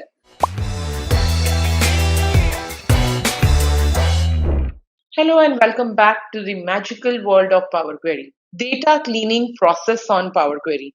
Like we had already seen in our previous video, how you can use some techniques to clean data in the Power Query editor window. And as promised, I've come back with more ideas or more techniques to clean your data or more functionalities to clean your data through the Power Query editor window. So first, what we are going to do in this tutorial is I will first extract data or export data from a CSV file and then go on to the transform screen to start editing or making transformation to my data so that we get the final product or the final data for further analysis. So I'm going to start with going to get data from the data tab. From the file, this time I'll select text or CSV, browse through where I want the data from, select my table or the file that is in the CSV format and click on import. As soon as I do that, you will see that it starts importing. You will see that it automatically detects the data type based on the first 200 rows. You can change it if you want to based on the entire data set, or so that it will check entire data set and then give the proper data type. Or you can also go on to saying do not detect the data type, so that when you go on to the edit window, you can change it as per your requirement. So as of now, I'm going to leave it as saying based on the first 200 rows, which is fine because that is all the data that I have. Once I have that, I will click on transform data. As you have already seen that the transform data takes you to the Power Query editor window. So as soon as the Power Query editor window starts, I can now start working on the transformation of my data. So here I have the data going on to this queries list. You can see there are some more queries. The first time when we did it, there were only very few queries left, but there are more queries added here. Now we are looking at 2018 sales information. You can change the name like we already are aware of, and the steps are applied here. Now, because we had already said that check or detect the data type automatically as per the 200 rows, it has added 2 steps onto the applied steps as well. Now, looking at few more things that we are going to see today is how do you start working on deleting some columns or making some more changes. So let's start with the first is the order date. Now we can see that the order date has already been detected and all the dates are showing in a correct order and the correct format. The next that I want is I'm looking at the order ID. As of now, I'm not looking at order ID. I do not want the order ID to be there in my data. In order to do that, I can just select the order ID column and click on remove columns. If I click on remove column, that column will go away and the remove column step will be added to the Power Query editor window. Moving to the next one, you can see the customer name. The customer name looks a little odd where the names are not in a proper form or in the proper case. Now I want to change this to show it in a proper case. How do I do that? In the data type, I cannot change the format because that is not where it is available.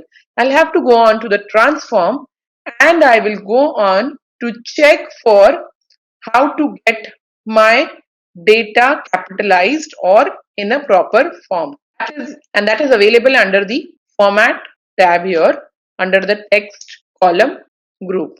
Click on the format and here you can see lowercase, uppercase, capitalized each word, trim, clean, add prefix, add suffix. Depending on what is your requirement. As of now, we are looking at capitalizing each word. So I'm going to click on capitalize each word.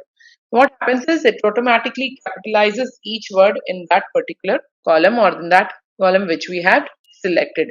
I had selected only one column. So this was another way of actually capitalizing. So we have already seen how you can delete a column, how you can capitalize each word or making your data in a proper case. Now capitalizing each word is definitely where you have one or first letter capital and the rest are all small. That is what is called as capitalize each word. Now moving a little ahead, I can see the country. In the country, it looks everything is fine. However, if you look at Saudi Arabia that's given, if you look at the names United States, it just says United States. While we are aware United States is the same as the United States of America, I want it to show the complete name. In that case, I will have to look for United States everywhere in the data and then keep changing it. But that would take a lot of time. So in order to change that, I can just select my country data, go on to the transform tab and click on replace values. Once I click on replace values, the replace values window or the pop-up will appear. In this window, just like we have the find and replace in Excel, you will have to give the value to find and replace with value. In the value to find, I'm going to add United States. Remember, Power Query is case sensitive, so you have to give exactly the same case that is there in the data here. So just be very sure that it is exactly written the way it is here. So it is spelling sensitive, it is as well as case sensitive. Replace with what? So we want to replace it with saying United States of America. That is how I want my data to be shown. Once I've done that, I click on OK. And another step is added here. And all the United States where it was, it has changed to United States of America. Now let's look at more transformations. The next that we see here is the product name. What is there in the product name? We have some digits and some alphabets. So that's an alphanumeric ID that is given to those product names. What I need to do is I need to split product name into the alphabets only. I do not want the numbers to be shown. I can do that as well by just going on to the transform data, select my product name, and from the extract column, there is an option to extract it in different ways. One is the length, by the first character, by the last character, just like we have left and right in Excel, we have first character and the last character in your Power Query. So if I go to first character, it will ask me how many characters in the first from the start. So I can give that. The same goes with last character, range, text before delimiter. If you have a delimiter, like we have text to column in Excel, same here. We have, if you have a delimiter that you are using, you can give that. Here we don't have a delimiter, but we have something which is splitting by the numbers. But there you cannot see anything in the extract column. So where do we go in order to get this number split by the alphabet, or the wherever there is a number, where the number starts, you need to get a split. In order to do that, you can go on to the another option, which is under the text column option, called as split column. The split column also allows you to split the data as per other options, by just like by delimiter, by the number of characters, by position, by lower to uppercase. So if there is a difference in the lower and the uppercase, like one data has uppercase, and then in the middle of the text or in the middle of that word starts with an uppercase, then you can actually use this delimiter or this split column option to split the data into two. Same goes with upper to lower. The next is by digit to non-digit. So if the data is starting with the digit and in the middle of the data it gets or it changes to non-digit, you can use this. But in our case, it's the other way around. It starts with non-digit, which is a text, and then changes to digit. So hence I'm going to use the last option, which is by non-digit to digit. And you will see that it has automatically split the column into two parts. One is your saying the alphabets, and the second part gives you the number. Now again, I do not want the second part, which is the numeric data. So I'm going to select that and click on remove column. So that column is gone away. You can see that each step is getting recorded on the right hand side. So just like a VBA, it is getting recorded. Now the product name has automatically changed to saying product name 1. I will rather want to keep this as product name only. So I'm going to remove the name and press enter. It will again add one more step saying rename this column to product name from product name dot one. So these are few steps that we have added. Let's look at more things that you can do on this data. One more thing that I would want to see is on the order date column. You can see that the date is split as per our date is mentioned as DD, MM, YY, YY. While I am okay with the format, I want another column which will have only the month extracted from the order date. And how do I get that? Another way to actually use the transform data option here. There are two ways to perform this action. One is simply select the order date, duplicate this particular column, and then change the data type to the duplicate column, saying I just want month in that column. So you can actually change it to show that, but instead of doing that, it's the easier way to actually do that is going on to the add column, because we are anyways going to add a new column to it. So I'm going to go to add column and just say month, and then click on the month option, which is the first month here. Now what happens is as soon as you do the month, it automatically adds a column at the end of the data on the right hand side, and you can see the numbers added to it. However, I do not want the number to be shown. I want this to show as the alphabetical or the name of that month. So the alphabets or the word that month name is called. Again, going back to this data, add columns and then say date, and here I will say name of the month. Once I say the name of the month, you will see that it automatically picks up the name of that month, which is in that order date. Now I can move this data to the start or in very close to the date here. In order to do that, I can right click and say move to the beginning, or you can always say move to the left. But if you do left, it will just go one step on the left. So it will take some time to reach to the start. So I'm going to say move to the beginning. Once it has moved to the beginning, I will then right click and move it one step to the right. So it becomes easier for me to now get the data just next to the order date. So this is how you can get your order date change or added a month onto your data.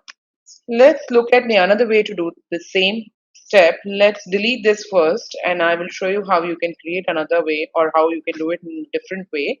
So let's say you do not have this month given here. You will select the order date. Say you want to duplicate this order date. by doing a duplicate this column. In order to duplicate column, select the order date and then go on to the add column. And under add column, you will see the duplicate column. Just click on duplicate columns and the duplicate column is added at the end of the data. Now at the end of the data, you can change this by going on to the transform, and under the date option, you can see other options which are available. Change it to name of the month. That is another way to do that. Instead of using the add column and doing it, you can do the same way by going on to add column, adding a duplicate column and then changing the name of the, or the way the data is shown into the name of the month. So these are two different ways to add your uh, uh, date or change the name of the month. So you can do a lot of different things with these kind of information that you have available on the database, and you can already see that all the steps have been added. So whenever there is any change or any new data that is uploaded on the database, it will automatically run all these steps and get uploaded on your data, and you will have the new refreshed data on your data set. Just you have to remember that you have to click on refresh. So as of now, I'm going to click on close and load so that it goes back to my data sheet and it gets loaded on my database. And you can see that it is getting loaded, and here it is running the data. Here you can see that 130 rows have been loaded and your data is ready for further analysis. You can also see the order date or the copy of the order date which we had added. Due to the name that we did not change there, you can always go back and change the name if you require. And here you are with your data. You just need to remember to refresh it the next time when you come inside or make any changes to the data.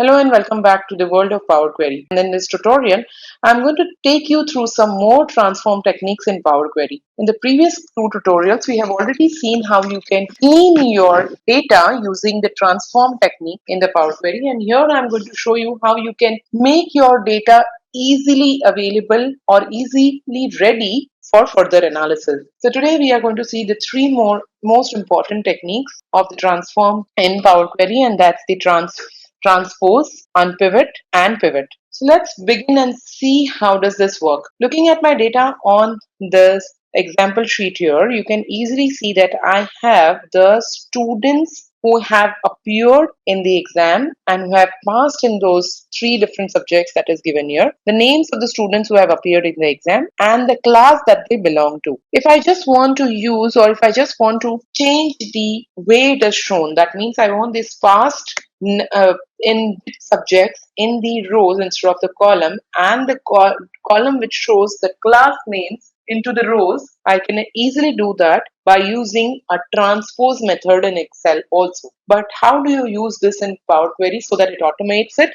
I can just go on to the data, click on the get from the table or the range, and then I can either click on my table has a header or does not have a header. As of now, I'm going to say not have a header because I can transpose it and then make these columns as my header. So I can just click on OK. Once I do that, I can see that the Power Query editor window is open now. Under this window, I will go to the transform tab. Once I go to the transform tab, you can see the transpose given on the top. I can just click on transpose, and very easy, it automatically changes the row to the column and the column to the row. And now I can use first row as a header option in the home tab to get the header to move to the, or sorry, the row to move to the header. Now you can see that the class has come in the rows and the rest of the things are now coming in the column as I wanted it. Now let's say that here you can see the data it is showing in the past in science, past in maths, and past in English.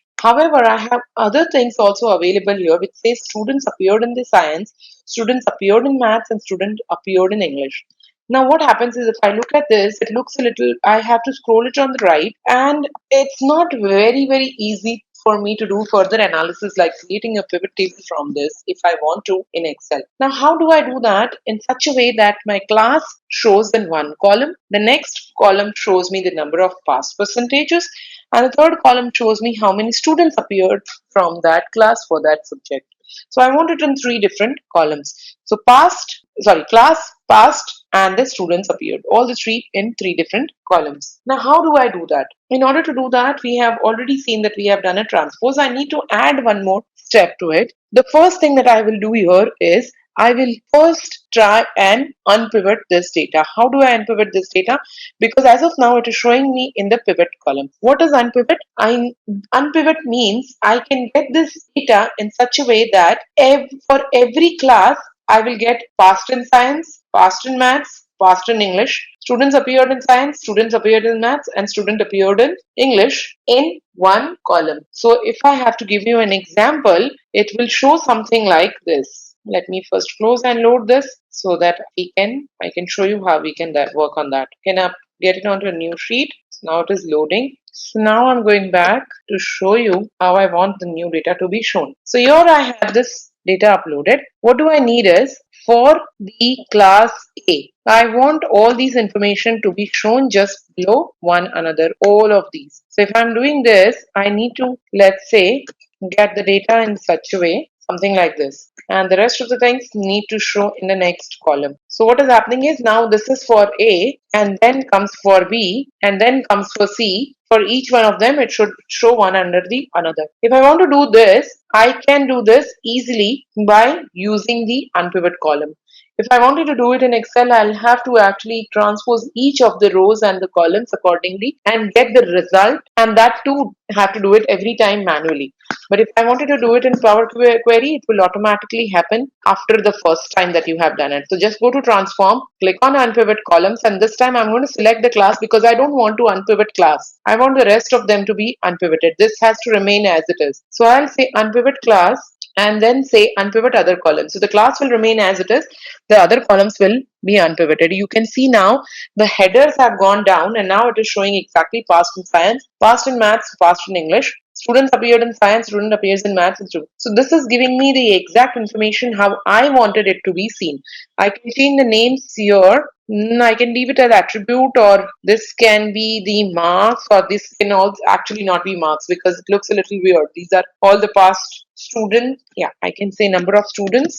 So I can say this. Here I'll have to leave it as attribute for now, and then we'll see how it works. Now that I have got this data, I know that it looks a little weird when I want to show that people who have passed in science, maths and English. I can see that very easily here. But along with that, I also have the data for appeared in science, maths and English. What do I need is I want to show the past in one column, appeared in one column, so that it looks a little better. So I have one class, one is past and one is appeared. So these are three columns that I want to show here. How do I do that? In order to do that, I will use another transform method which is called as the pivot column. First, what I want is I want to split this data in such a way that one is past and one is appeared. Has to show in two different columns. How is that going to happen? Also split the data saying that past, and then I will also show the subject in two different columns. So then how will it show is class, past, appeared, and according to which, so class, past and appeared is going to come in one column, and then it will show in two different columns on the top, and plus it will also show me which subject have they passed in or which subject they have appeared in. That will also show up in this column. So in order to do that, first I will go and say split columns. Which column I need to split? The attribute one. So I'll say split column, and I will have to say the extreme right. So let's say by delimiter, and in the delimiter I'll be using the delimiter as face, but there are three different options: leftmost delimiter, rightmost delimiter, and each occurrence of delimiter.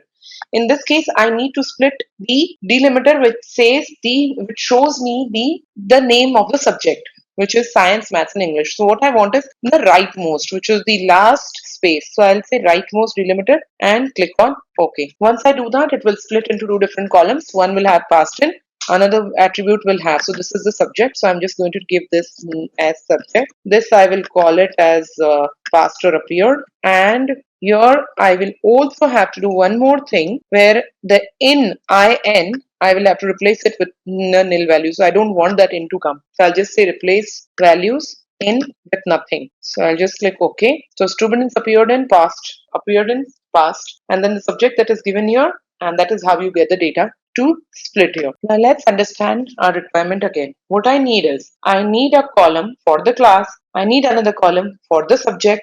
I need a column for the past and appeared two different columns. One which says past and the another column which says appeared. And the last one that I have, the number of students, should automatically come under the past or the appeared. So what will happen is wherever there is past will come under the past. Wherever there is students appeared, that number will come under the students appeared. In order to do that, I need to pivot the past or appeared column. Like I mentioned in the previous one, we have to understand that when you want to change the rows to the column, you will have to use pivot columns. If you want to change the columns into rows, that time you will be using the unpivot columns. So now that we want to change from the rows to the column, what we are going to do is we are going to use the pivot column. So I'll select the past and appeared one, say pivot columns. Once I say pivot columns, in this I'll have to select which one I want under these pivoted columns. So I want the number of students to be shown under the pivoted columns. Then click on advanced option. It will automatically pick as the sum. We don't want it to sum. I just want it to show the values as it is, not add or delete or count or anything. So I'll just say don't aggregate and click on OK. Once I do that, you can see that the past and the students appeared comes in the two different columns. Now the data shows like this. The class of AAA, subject English, Maths and Science, you can see the past year, the Maths past year and the students past year, and accordingly the appeared numbers also appearing here. So this is how you can actually use your data to get the information that you have. You can now close and load the data to get the result as you were looking for in your database. Then now you can start working on your data analysis. I'm just going to delete this. This was just for an example. So this is fine. So now that you have got the unpivot, pivot and the transpose methods of the transpose technique, it becomes very easier to use these when you have to do data analysis in Excel. So after you have loaded it in Excel.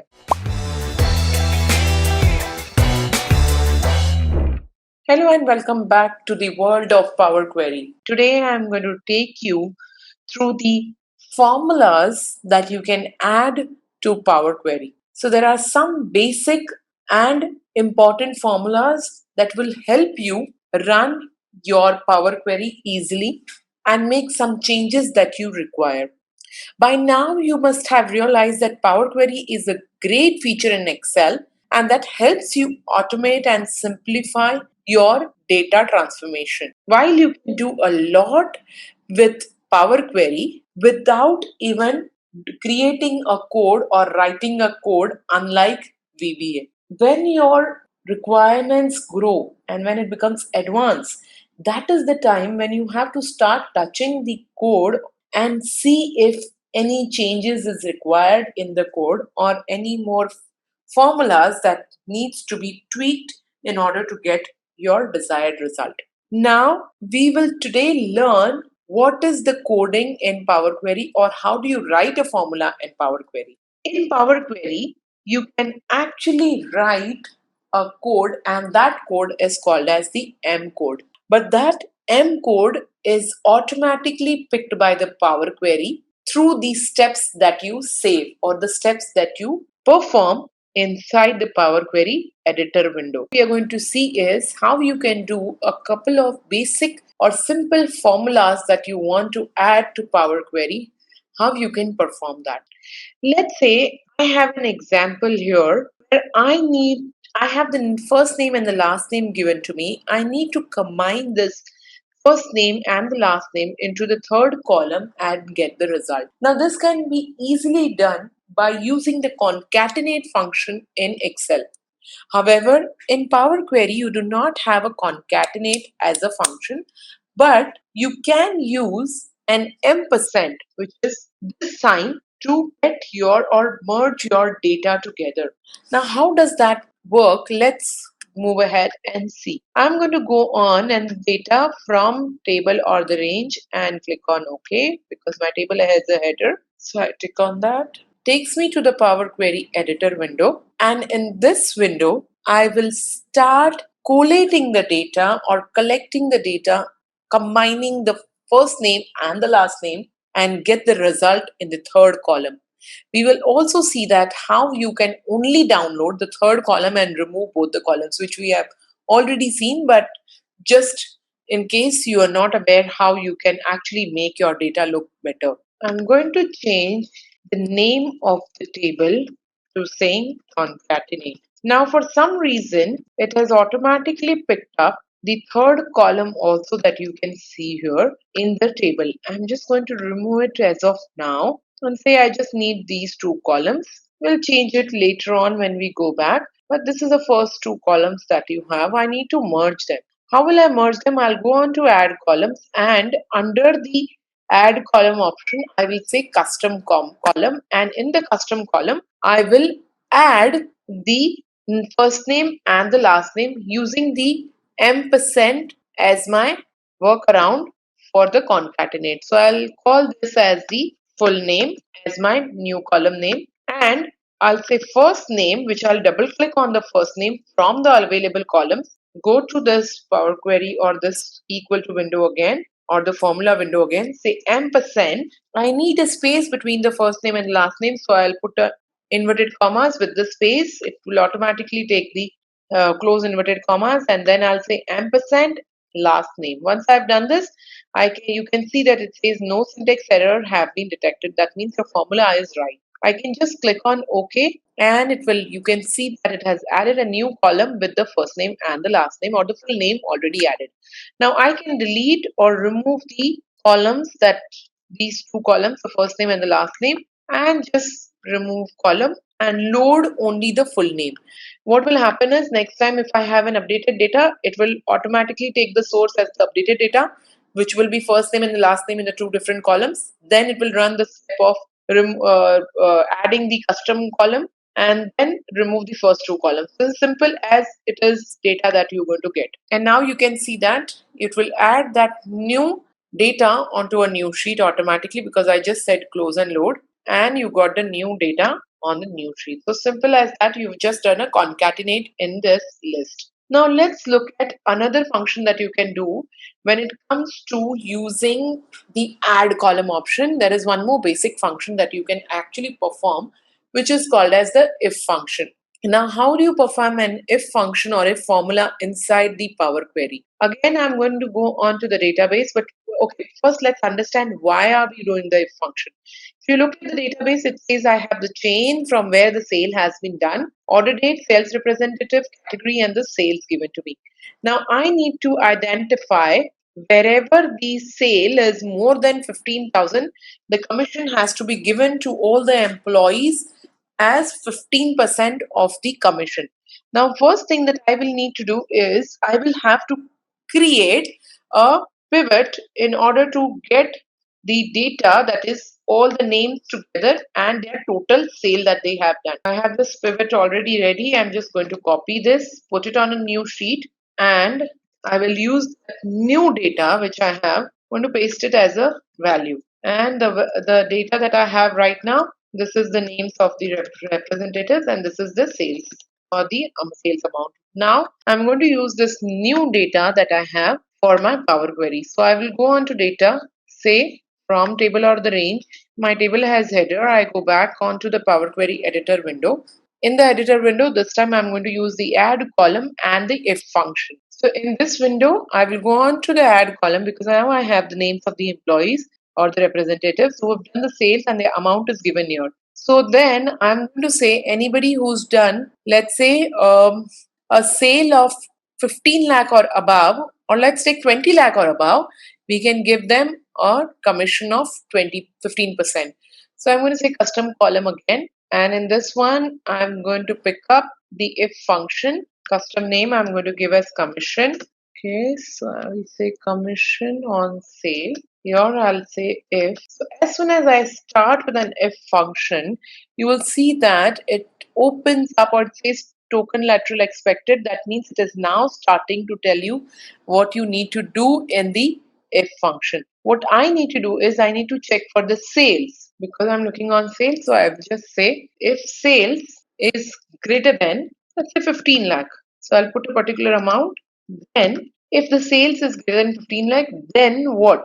Then I need to take sales and do multiply by 15% because I need in the commission column as the 15%. I can either say this or I can say divided by 100, whatever suits. Once I have done this, now I cannot put a comma just like we do in Excel. Here I'll have to say the word else. Once I put else, then I can say what do I want. I want a 0 to be mentioned if the sale is not 15 lakh or above, or sorry, it is not more than 15 lakh. So I'm just going to say this and I click on OK.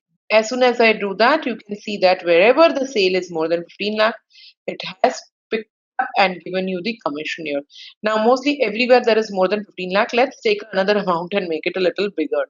Okay, so let's do this. If I want to make changes, I can always click on this add column setting key that you can see on the right. And let's say I am going to increase one more 0 here and see what happens. So you can see that if I increase it, it shows me if the value is higher. Now I can see wherever they have not fulfilled the sales amount, it is giving me the 0 as in commission. The rest are getting the 15% as the commission of the sales. This was very, very simple to create your own formulas inside the pivot table or inside the Power Query. You can also do nested if function after the else that you have here. You can start with an if function again. And in this, you can say if the sales is maybe greater than 10 billion. So that kind of a thing can also be done if you are looking for creating your own formula. So I'll say, sorry, then sales into 10%, else, now I can say 0. So anything that works, depending on what is my requirement, I will need to actually put that on the database here or on the function here. However, when I'm doing this, completing this, you can see that there is an error that shows up. What is the error? If you want to see, you can just click on show error and it says token else expected. While we have done the else, I can see that it is showing 10%, which is not accepted by Power Query. So I'll have to divide by 100 and now you will see that no syntax error has been detected. Now, once I have said else 0 or I can just say else nothing, whatever suits, and accordingly I can give the data. Now you will see that the nested if has also brought down some detailed information onto your database. So this is how you can create your formulas using the Power Query add column method, where you have already seen how you can create concatenate function, you have if function. You can also do merge queries that also do VLookup using the merge query option. So there are some few of such basic functions which you actually use in your Excel can easily be done in the Power Query. Welcome back to another tutorial on Power Query. Today I am going to show you how you can append data in Power Query. What is the append data in Power Query? If you go onto the Power Query window, there are two options that are available, and one is the append while another is merge. The append query that you can see here is actually used to get the data or get the two queries one below the another. So if I have this one query that I'm looking at, and if I want to add more data into this query, I can just do append queries to get the data just below the existing database. What is in the merge query? The merge query is a little different from append query. Merge query is actually used to get the information from another database which is not available in the current database. It's just like the VLookup function in the Excel, where you have two different databases, and both the databases have something in common. So what you do is, with that common data, you try to identify the another information that you are looking for in the another database and drag it into the current database. So this is the merge queries does in Power Query. So what we are going to do is, what we are going to learn today is we are going to learn the append queries in this tutorial, and in the next tutorial I'll also take you through the merge query. So let's begin. If you look at my database right now, I have two different data that is available with me. One is for the East region employees, and another data that I have available is for the West region employees. So let's look at that. So here is my data for the East region employees. You can clearly see it says East employees. If I have the another database, it's the West region employees. Both the databases doesn't look very clean. So why is the question that I will use the append data or append queries? When I have already seen how I can combine three different files or three different sheets together into a single sheet without doing this append and merge. So why increase that work? So that would be very, very useful when you have a data which is not clean, where you have to perform some steps to ensure that the data is clean, and then you can merge the query or append the query depending on your requirement. In our case, you can clearly see that the West employees have some issues in this data where there is some NAs, there is no data available here, some errors that are available, and if you can see the East employee database also, the headings are not very clear and there would be some small issues that we will have to check. And first clean that data. Once the data is clean, after that I can use the append query method to get that appended. Now the steps are saved while, so I will need to be very, very sure that my data is clean. For cleaning that data, I'm going to save those steps. So what I'll do is I'll start with my East employee data the same way what I did for the rest of them. I go on to the data. Under the data, I go to get from table or range.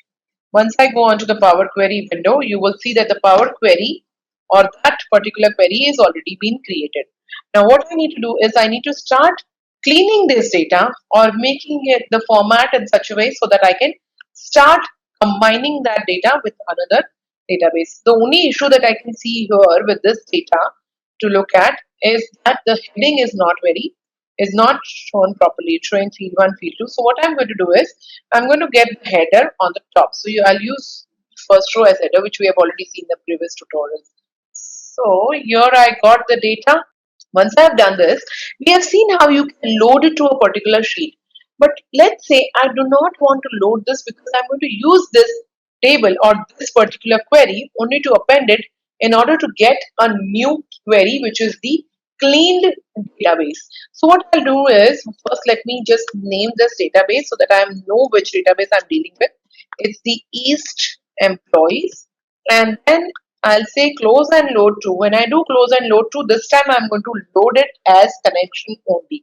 So what will happen is when I load it as a connection, the data will not show up on your Excel spreadsheet. So what I'll do is only create connection. You will see that it doesn't ask me where I want the data, whether in a new sheet or existing worksheet, because it only saves as a connection. That means it will be used for appending queries, merge queries and other things, but you will not be able to see it on your workbook. So I'll just click OK and you will see on the right hand side that it has been loaded as a connection only query. So this was very, very simple to do that.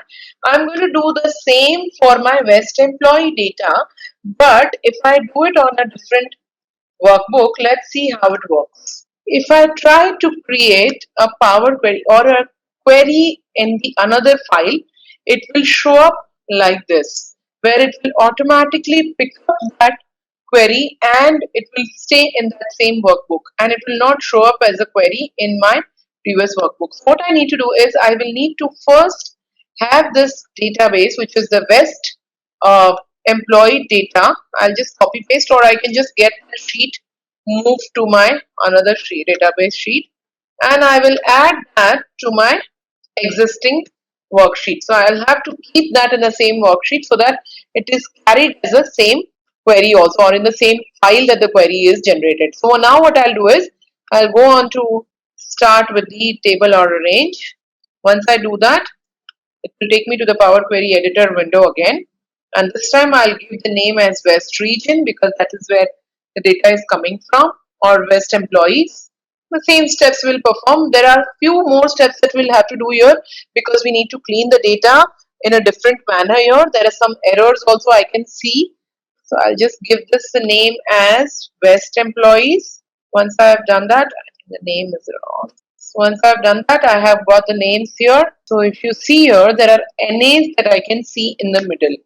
So what I'll do is for removing this NAs, I will just filter out the data to say I do not want any NAs to show up. So I'll say NA and I will just remove the tick from NA and the rest of the ticks can stay. And click on OK. But if I do this, let's see what happens.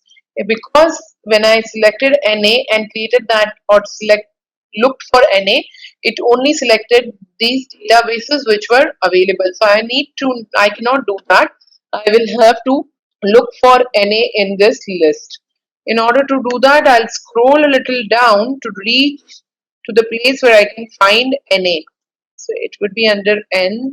So I'm going to do that and click on OK. Now you can see that the NAs are gone. So it is no more available in this list. The rest looks fine. I'm just going to move the first row as header so that the header is clear. Let me see if there is any other issues I can find. I don't see any other issues. Everything else looks okay.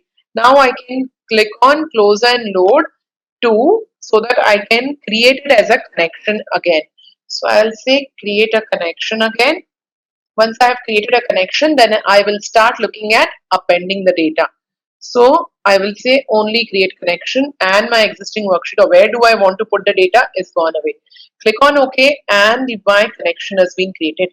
Now that I have two different queries already available, I can go back and start working on appending this data. So how do I do that is I will first go on to the query. Just click on anything so that you can go on to that query editor. Once I reach to that query editor, on the left hand side, as we had already seen previously, that we will be able to see all the queries that are available for this workbook. So I click on this and these are the two queries that are available. This time I need to append the data. That means I want the East employees I want the West employees below the East employees. So I've selected East employees query and I'm going to go to append queries. There are two options. One is append queries and append queries as new. So either I can select or I can add the West employee data in the same query which I'm working on right now, or I can always say append queries as new. If I do append queries as new, a new query will be created automatically, wherein you will have both the data, that is East and West, one below the another. So I just do append queries as new, and you can see that it is giving me options. Concatenate rows from two tables into single table. That means you're just asking to get together. So if you have two tables, you can just keep the cursor here only or leave it on two tables and select the second table from the list that you have in the drop down for second table. However, if you had more than two tables or if you had the third or the fourth table to work with, you can always click on the three or more tables and from this list you can select which table you want to add to the existing table and click on add. Once you click on add, you will see that the tables to append will have the list which you want to add. Now I have by mistake added two. If I want to remove one of them, I can just select that and click on delete. Once I have done that, you can see that I have the two tables appended. I can also move it up or down. If I want the West employees to come on the top, I can use this arrow key to do that. Click on OK and my new query will be created which will have the East and West employees one below the another. I can give a name. So now it says append 1, which I can give a name as combined employees. I can just call it, and that's where you are with your appended data. So now if you press enter, and now you can also this data.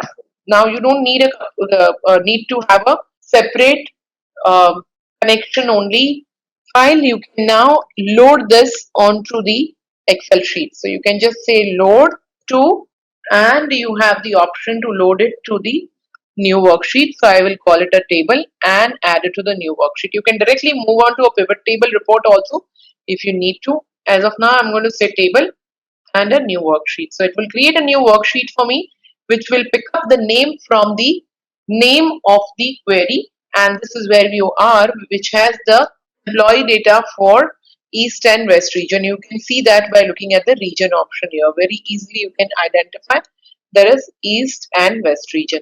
And if you look at only the east of employees, you can see that the region is only east in this. So this is how you can use your append data method to get data just one below the another, to combine two different queries or two different data into one.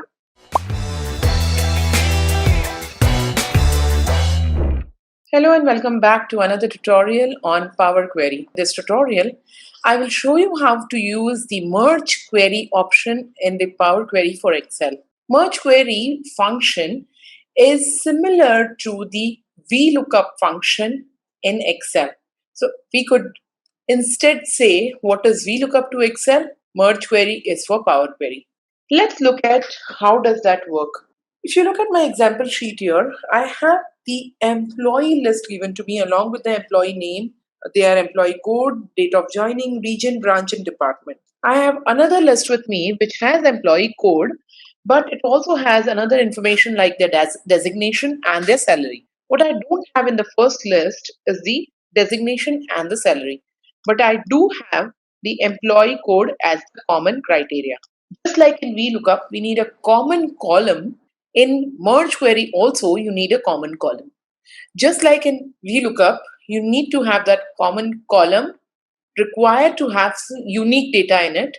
Similar to that, merge query also need to have the common column data which is unique. So now I'm going to start. I can see that because I have the employee code which is definitely going to be unique in both the cases, I'm going to use the employee code as my merge query value. So how will I work with that? Just in if it is in Excel, it will be a simple VLookup function that would work. But if you're using in Power Query, you will need to use the merge query option. Now the question is, why would I do merge query if I can do a VLookup function? Imagine you had a database that you want to download or export from a different system or an application. When you downloaded or got it from a different application, it was not clean. You had to clean all the data, do the filtering, the changing the case of the data, removing the spaces, everything you had done, and then you have to get the information from another database and do a VLookup for that. Now, what you had to do was all the manual tasks before performing VLookup. But if you had Power Query, the manual task will be recorded in Power Query as we have already seen in our previous tutorials. And plus the merge query, which is your VLookup, will also be recorded. So next time when you come, you don't have to do all the manual tasks and wait for the VLookup to give you the result. The Power Query, which has recorded all the steps, with the new or the updated data also, it will automatically work for you. So let's move on and see how does that work. If you look at this database, I'm going to start with going on to or creating a simple query from this current database. So I'll go on to data. From the data, I'll go to from table or range, which will open my Power Query editor window. I have to, of course, say that if I need to create a table. So all these I've covered in the previous tutorials. Once I get into the Power Query editor window, here I'll first change the name of the query. Says table 1, I'm going to change it to employee data, press enter. I've got the first query ready here. Now what I need to do is I am not going to load it or put it on the sheet. I'm going to say I need to load it as a connection. So I'll say close and load to, so that it is just loaded as a connection so that I don't get that data again on the spreadsheet. I'll just say only connections, and now I can move on and create another connection for the another database. Let's look at another database that I have here.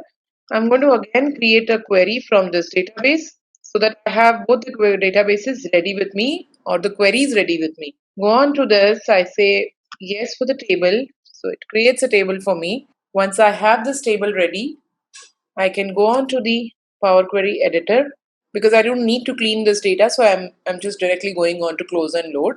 So I just say close and load to, and then I can say only create connections and click on OK. So once I do that, you can see that the another table has already been, or the query has already been loaded. Now the problem is we missed to change the name of the query. So I'm just going to name that query as containing additional data. So I'll just say additional info. for the query name. So here I'll say additional info, press enter. So here I am ready with my data and I'm going to load it as a connection. So I have already loaded, so I just need to close and load. Now what happens is these both are come as a connection. Now I need to go back to my query in order to start merging the data. So I can click on any of the queries to reach the query editor. Once I get into the query editor, this time I'm going to use the merge query option to merge my databases and to get the result from second database. So what I'll say is under the merge query, just like in append queries, we had append queries or append as new. In merge queries also we have merge queries or merge query as new. If I do merge queries, it will give me the data or the information in the same query. If I say merge query as new, it will create a new query for me. So I'm just going to say merge, but if I do merge query as of now, it will load as a connection only because that is what we have done. So what I'll do is I'll say merge queries as new. So it creates a new query for me.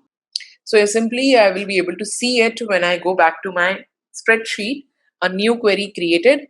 Now what I need to do here is select the tables or the matching column to create a merge table. So what I need to do is the first table that I'll create from this list is my employee data. The second query that I have is going to be add info.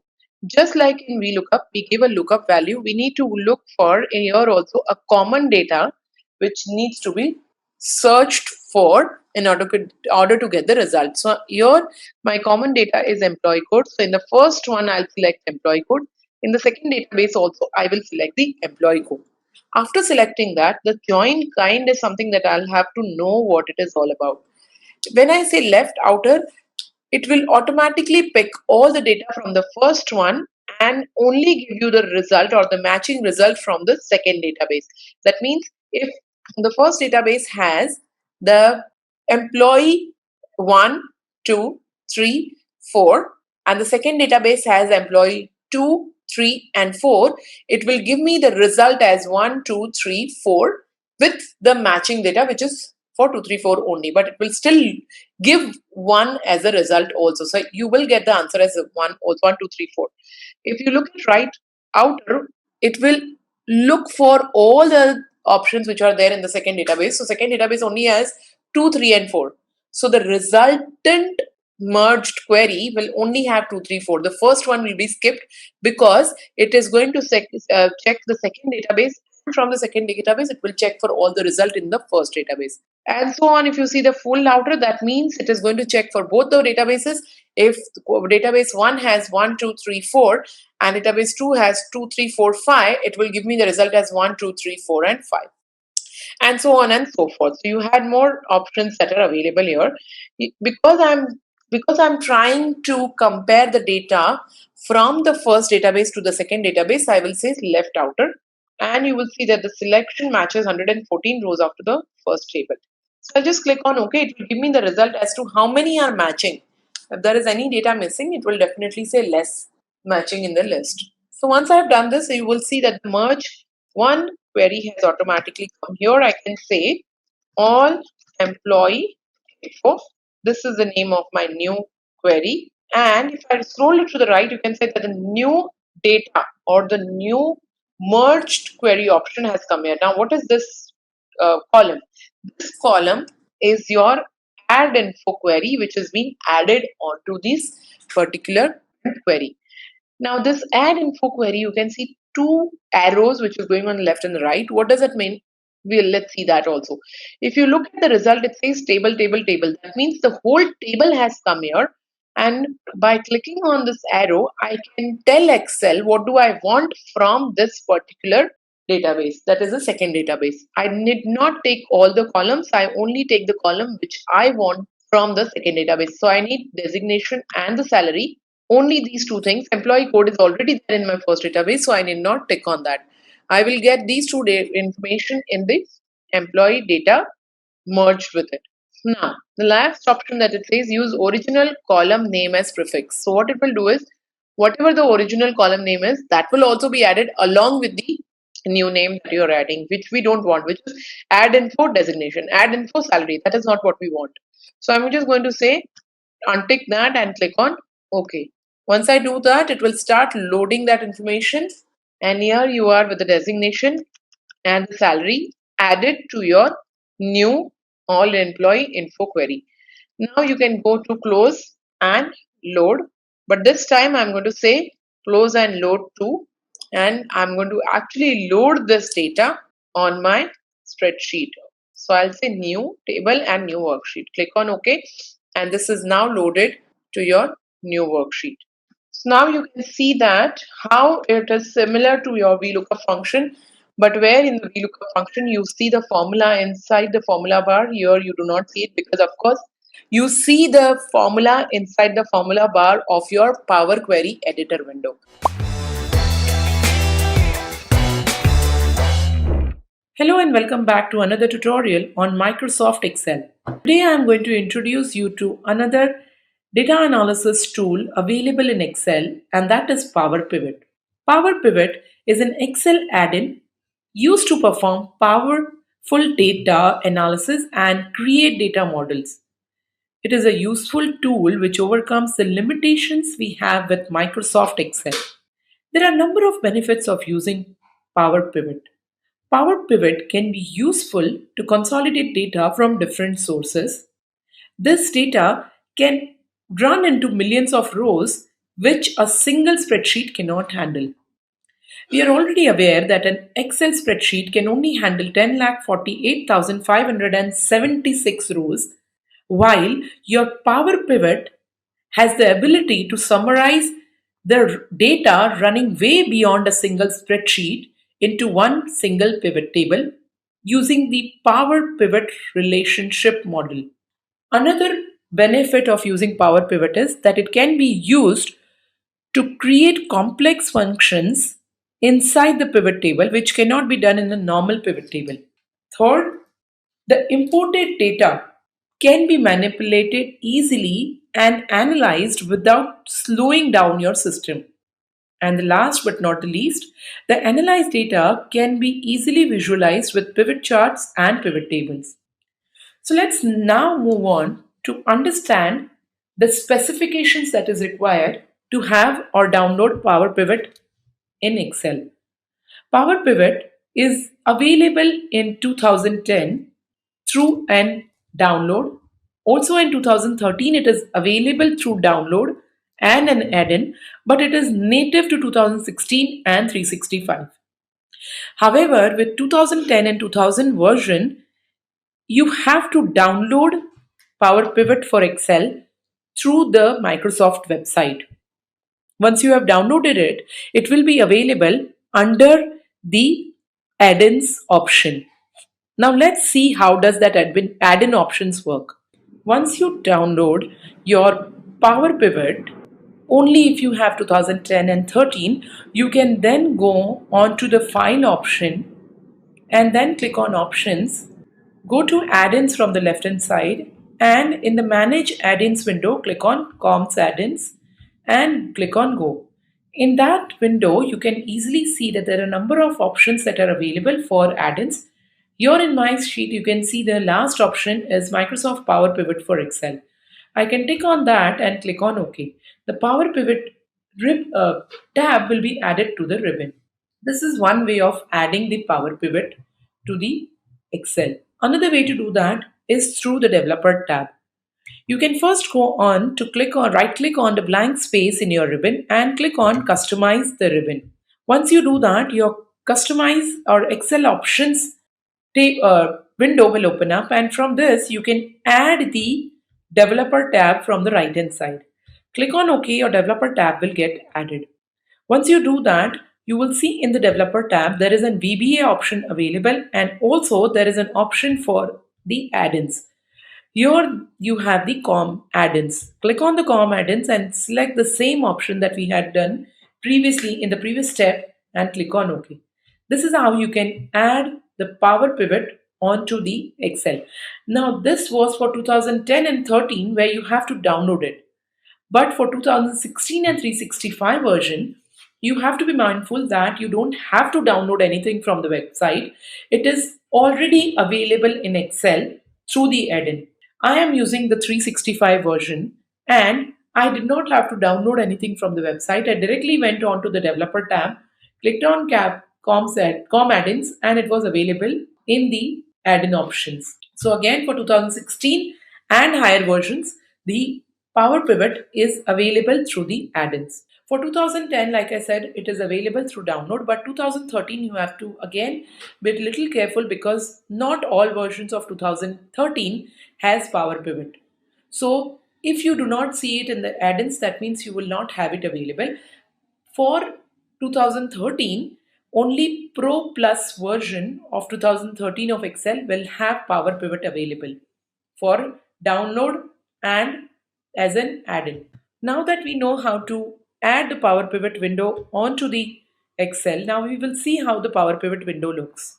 On the Power Pivot tab, you can see the Manage option, which I can see on the left-hand side. There is measures, there is KPIs, so you can perform all these things on Power Pivot. I'll click on the Manage window in order to open the Power Pivot window. As soon as I do that, you can see that my Power Pivot window is open up. You can see the relationships, you can see the data, which you can see a different ribbon which is available on the top for you to view and start working on. I'm going to now close this window and go back to my Excel sheet. Once I close this window, I go back to my Excel sheet. Now we will see some more things on the Power Pivot as to how do you start with the data model. In this Excel spreadsheet, I have here an example where I have two different spreadsheets with me. One is 2017 sales and another one is 2018 sales. I have converted that into table and I have given them the name as sales 2017 and sales 2018. I need to combine this and get it into another Excel spreadsheet through a pivot table. Now, if I create a normal pivot table, only one data will be exported. But if I want to combine both of them, I can easily do that by using the Power Pivot method or the data model method. So I'm going to go on to insert, keep my cursor in one of the tables and click on insert and say from the table or range. If I do this, it will automatically pick up the whole table and same pivot table option will pick up where you have the new workbook. And the last option that you can see here is add this data to the data model that we need to tick. Once I click on OK, we will start seeing how it already creates a data model or pivot table with the data model. You can see that a pivot table has been created with the data model option that we had picked up. Now, if you'll see on the right hand side where we have the pivot table fields, you have the active one. What is active is the one that we created the data or the pivot table from, which is sales 2017. If I go on to all, you will see all the tables that are available in that spreadsheet. One is your 2017, another one is 2018. That is where you have two different tables available here, and this is where your sheet is. Now, not necessary that I have to pick up data only from table 1. I can easily pick up data from table 1 and table 2 as well. So this allows me an option to actually create a model or create an option through the level that is given to me. Okay, so this is how you can actually create a pivot table using the data model option. As of now, there is also a relationship that you need to create using the data model option, which we will see when we are going further down to understand the pivot table in advance. So these are few options that are available where you get one pivot, all the sheets combined. This is only two sheets that I have combined, but you can combine multiple sheets or multiple tables into one single spreadsheet using the data model and the relationship method. Here we have not created a relationship, and so if the data is not clearly shown, but we will see how to create a relationship so that we are able to create or get the information that we want using Power Pivot. Hope you liked the video and it was insightful. Keep watching for another tutorials on how to perform relationship or how to create relationship between two or more datas, how to get external data into Excel using the Power Pivot, creating data analysis, and further DAX formulas which are available in Power Pivot. So just like we have Excel formulas, we have formulas in Power Pivot as well. In the Power Pivot window, we can do calculations, and those formulas are called as the DAX formula.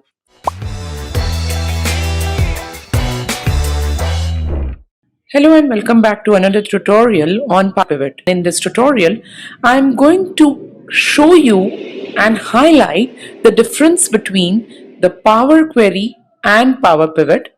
While both are of the powerful data analysis tool available in Excel, they are both used in different ways and for different kind of databases. In this tutorial, I'm also going to show you how you can combine the Power Query and Power Pivot together, or rather work with both of them together to perform a powerful data analysis. So let's look into this. The first data that I have with me in the example sheet, I have the athlete ID and the athlete name of the athletes who are going to play in the Olympic games. What I also have is their gender, their discipline ID, and the country region abbreviations. I do not have their country name as such. I do not know which sport are they going to play. But I have another file with me which has this information readily available. I have the which sport they are going to play, and I also have the country for which they are going to play. But that's in a different file. So there are two different files that I have which I want to pick up the data from. If you're using Excel, you'll perform a VLookup to perform this calculations or merging this to data and then performing a pivot table. But if you're using a Power Pivot, you do not have to perform any such formulas or functions. You can easily do that by combining data using Power Pivot. The first thing that you will have to do here is combine the two datas to merge them. However, if you want to merge the data, what we normally do is we use the Power Query method. While there is an option inside Power Pivot to also combine the data, you can see how it can be done. Go to Power Pivot tab, click on Manage, and it opens the Power Pivot window. Under the Power Pivot window, in your ribbon, you will see that there is an option just like you have in the Excel data tab to select or import the data from another files. Window you can see on the home tab in the ribbon from database, where you can pick up from the different databases, from the data services, web and all, you can pick up from the existing connections and from other sources, but they are very limited. The recommendation would be to actually use your Power Query method to perform or to import data into Excel first. So here you're going to use the Power Query. So when I say the difference is that the Power Query, when you are using Power Query, you import the data and then you can get it onto Excel spreadsheet and then perform your analysis. We will see how this is different from Power Pivot. To understand Power Query in detail, please go through my tutorials on Power Query as well. So here what I'm going to do is I'm going to go on to File and click on From Workbook, because I have the file saved in one of the workbooks. So I'm going to go on to the workbook and browse through the place where I have that workbook saved. Once I get onto that place, I can select the file and click on Import. As soon as I do that, Excel will start importing the data and will open up my Power Query editor window, which you are already aware how it looks. In this window, I am going to select the files which I want to import, and here I want to import two different files. So I'll say select multiple items and I'll select both the files. Once I've done that, I'll click on Transform. Once I click on Transform, it will open the Power Query editor window, and in the Power Query editor window, I can click on Close and Load. This will allow me to load it to my Excel spreadsheet which I have currently. As soon as I click on Close and Load, it will ask me Close and Load or Close and Load to. So I'm going to say Close and Load to, and here I will select only Create Connection. I do not want it to be saved on any of my sheet on the file. So I'll say Create Only Connection and add this data to Data Model and click on OK.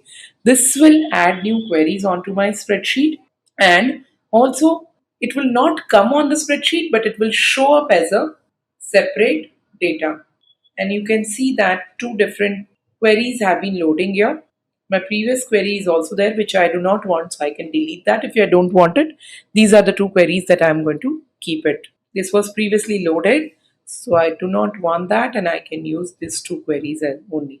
Once I have it, now what I can do is I can create a simple pivot table using this data which I had on my example sheet, and I can say from the table and the range, this will take me to the pivot table window. I will say add this to data model and create it on a new sheet.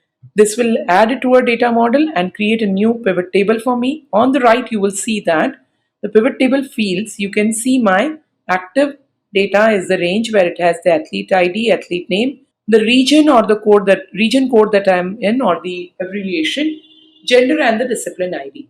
As soon as I click on all, you can see all the files which can be linked to my data model is available here. And that is my country code, my event details and the range.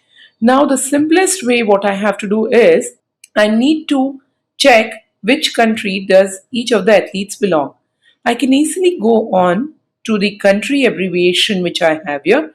I can say country, so what I need to do is I need to have something in common here. So this is the country names that I have. What I need to check in this country, how many athletes are there from each of the countries. So I'm going to pick up the country and say athlete ID. I'll put it in the values. Now you can see clearly that there is a little bit, so you can see that there is some data that is occurring in the count of the athlete ID. It is very, very simple to now read how many people are belonging to each of the countries.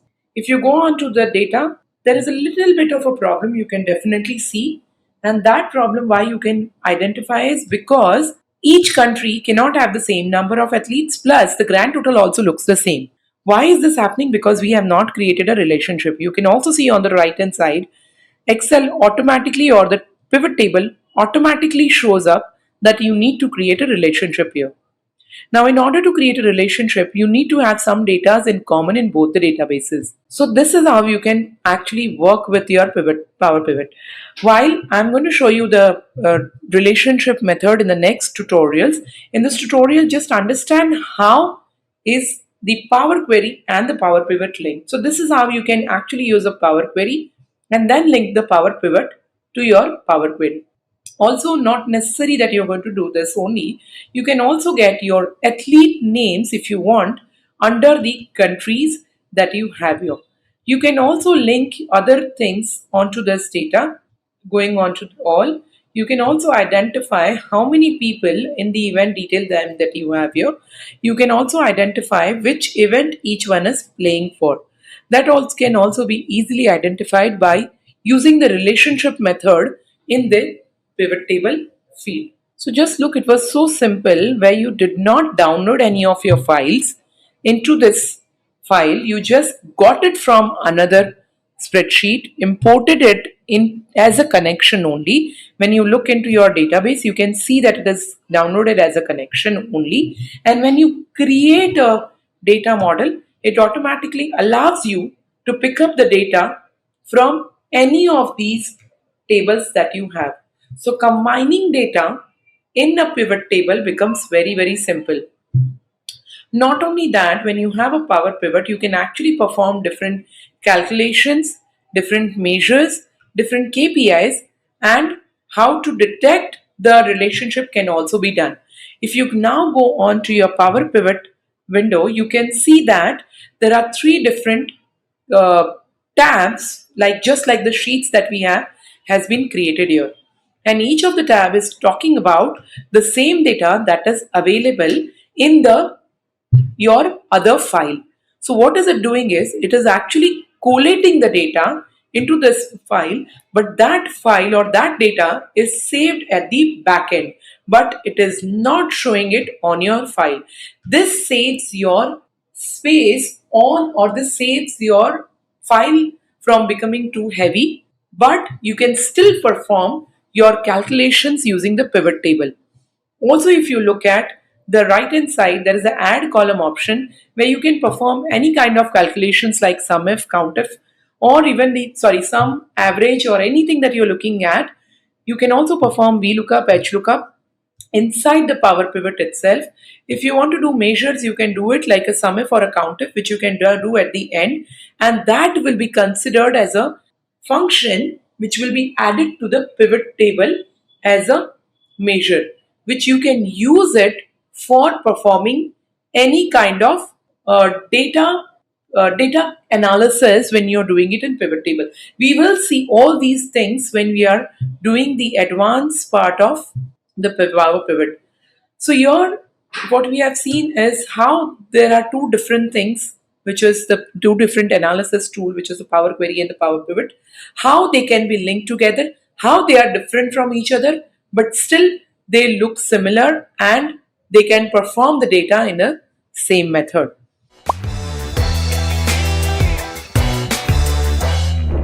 Welcome back to another tutorial on Power Pivot. In my previous tutorial, you had seen how the files from different locations and different spreadsheets can be combined using data models in Power Pivot.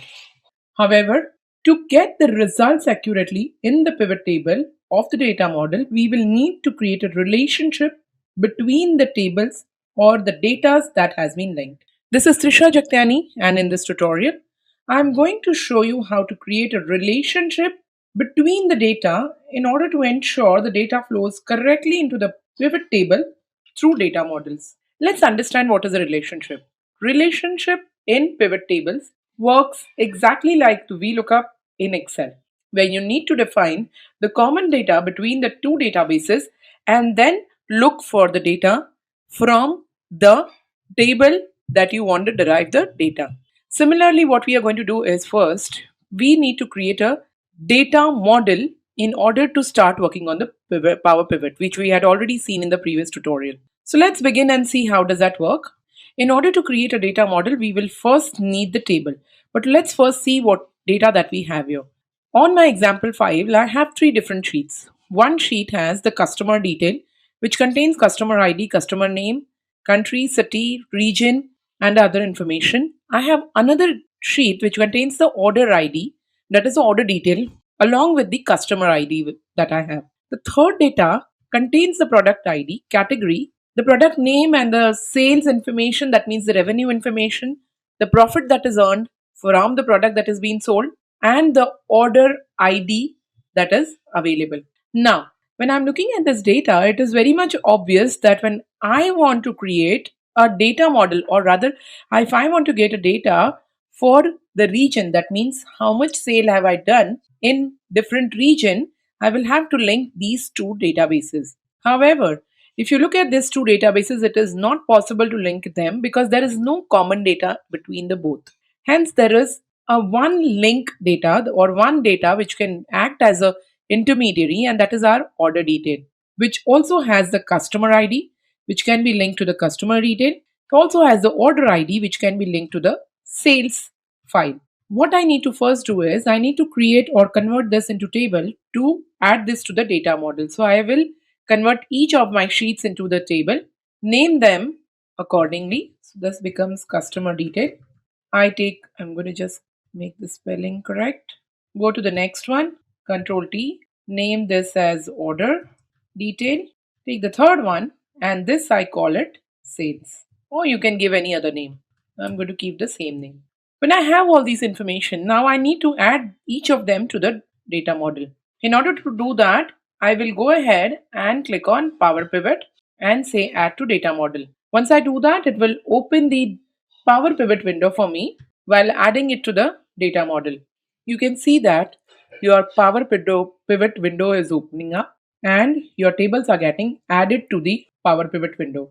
You can see that the whole sheet is added and the name of the table is shown at the bottom as a tab. I will not close this window, just minimize it and go back, add the other data to the data model.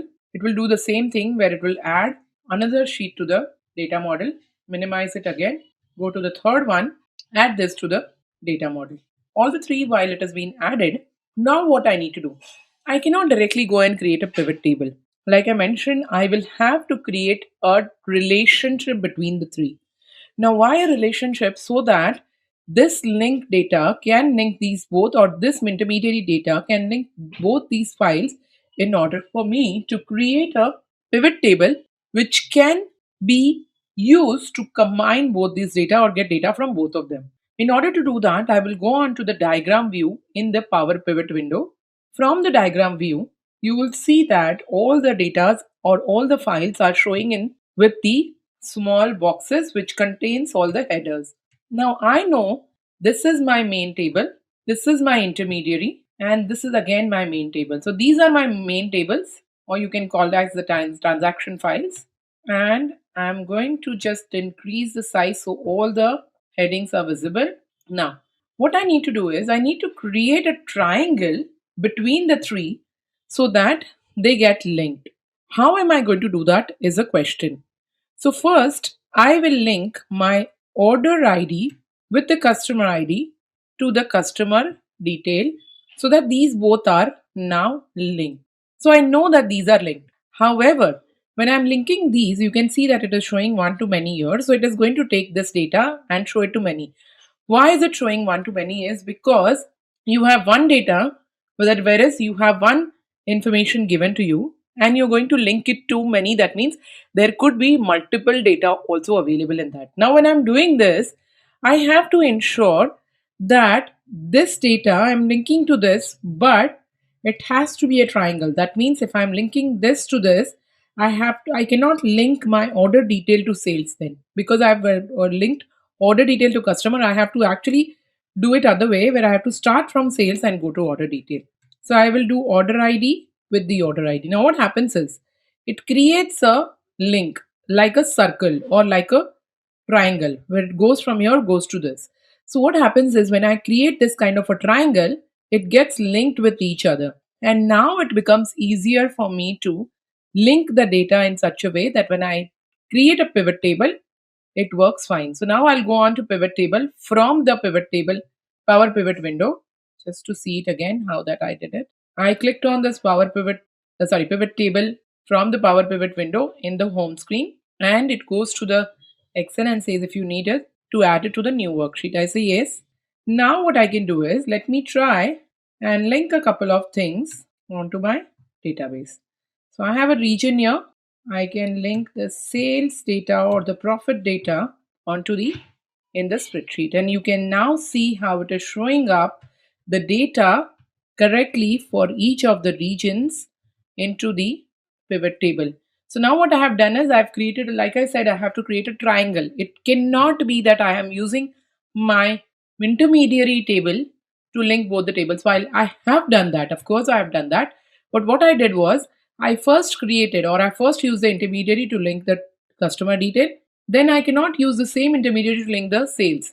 I'll have to do it like this: sales to intermediary, intermediary to customer detail. So what happens is I'm linking it, or I can do it otherwise: customer detail to order detail, and then order detail to sales. So this way I'm linking each one of them. So that is the reason, that is how the relationship is created in order to get the right kind of data that you're looking for. So once you have this relationship, you can do much more than what you can see here.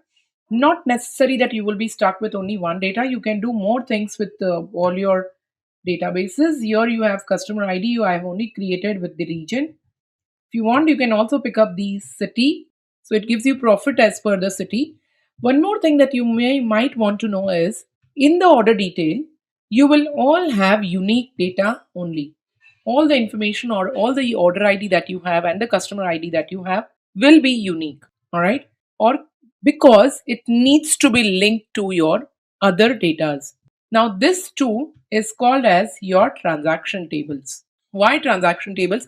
Because this can contain duplicate values in the product ID, in your order ID, in your customer ID. Why? Because the same customer can keep ordering for the product again and again. So there is a possibility that there could be some duplications in both the databases. But there cannot be any duplication in your table in your intermediary. Why I am saying this is if there is a duplication, you will not be able to link it. You will get errors while you're trying to create databases or create files which has duplicates. So let's see, for example, on my Power Pivot window, I have this customer detail and the sales. These both are my transaction detail. When I click on creating a relationship between the two, while this data is not correct, they both are not something that we can create a relationship. They found some data which was exactly same. So if I try to actually link these two data together, it will throw an error. Why? Because it will say that there is a duplication between the two. It cannot actually go through, even if there was now in our databases, there is nothing that is in common. But if you had customer ID here and you had customer ID in sales also, you can still not link it because there will be some duplicate datas in both the files. And that's the reason your intermediary comes into play here, which becomes very, very important for you to actually have an intermediary so that you can create a relationship between both the databases in order to create a pivot table which can be linked to all the database together. So now you have the sum of profit like I mentioned. You can remove the city, you can have state, you can also add any other information that you have. You can also add quantity if you like to. So this is how you can actually create different things from your pivot table. So what we have done here is we have three different databases and we have linked all the three databases, actually two database, not even three, two database through an intermediary, which was our order detail. So in case if you only have two databases and you want to link both the databases, ensure that you create a new database which does not have a duplicate, which is a unique database for linking both the databases just like this. So if you have a customer detail and the sales detail, you can create a database which contains the one of the IDs or one of the things from both the databases to be linked.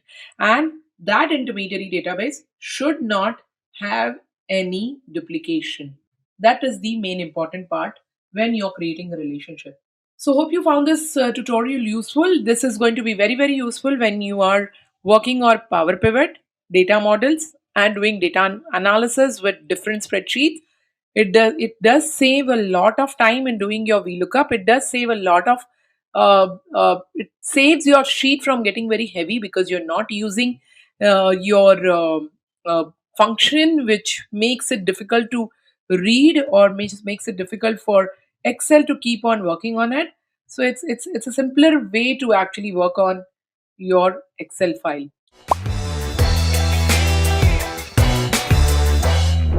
In this tutorial, I'm going to introduce you to basic calculation techniques available in Power Pivot. There are two types of calculations in Power Pivot, and they are calculated columns and measures. While standard formulas like sum or average is not required to be created, it is easily available in simple pivot table that we have seen, where we drag the information into the values and you can see your simple sum, average, max, min that you want to create, that you can easily do from the values column. You do not need any data model or even any Power Pivot to actually create that kind of data in this build. So if I want to do a count also, I can just drag it and I get the count here. However, you may create the custom formulas or calculations that cannot be performed in a simple pivot table by using the Power Pivot DAX functions. We will explore the DAX function in length in my following videos. As of now, in this tutorial, I will only show you how simple but custom calculations can be performed in Power Pivot.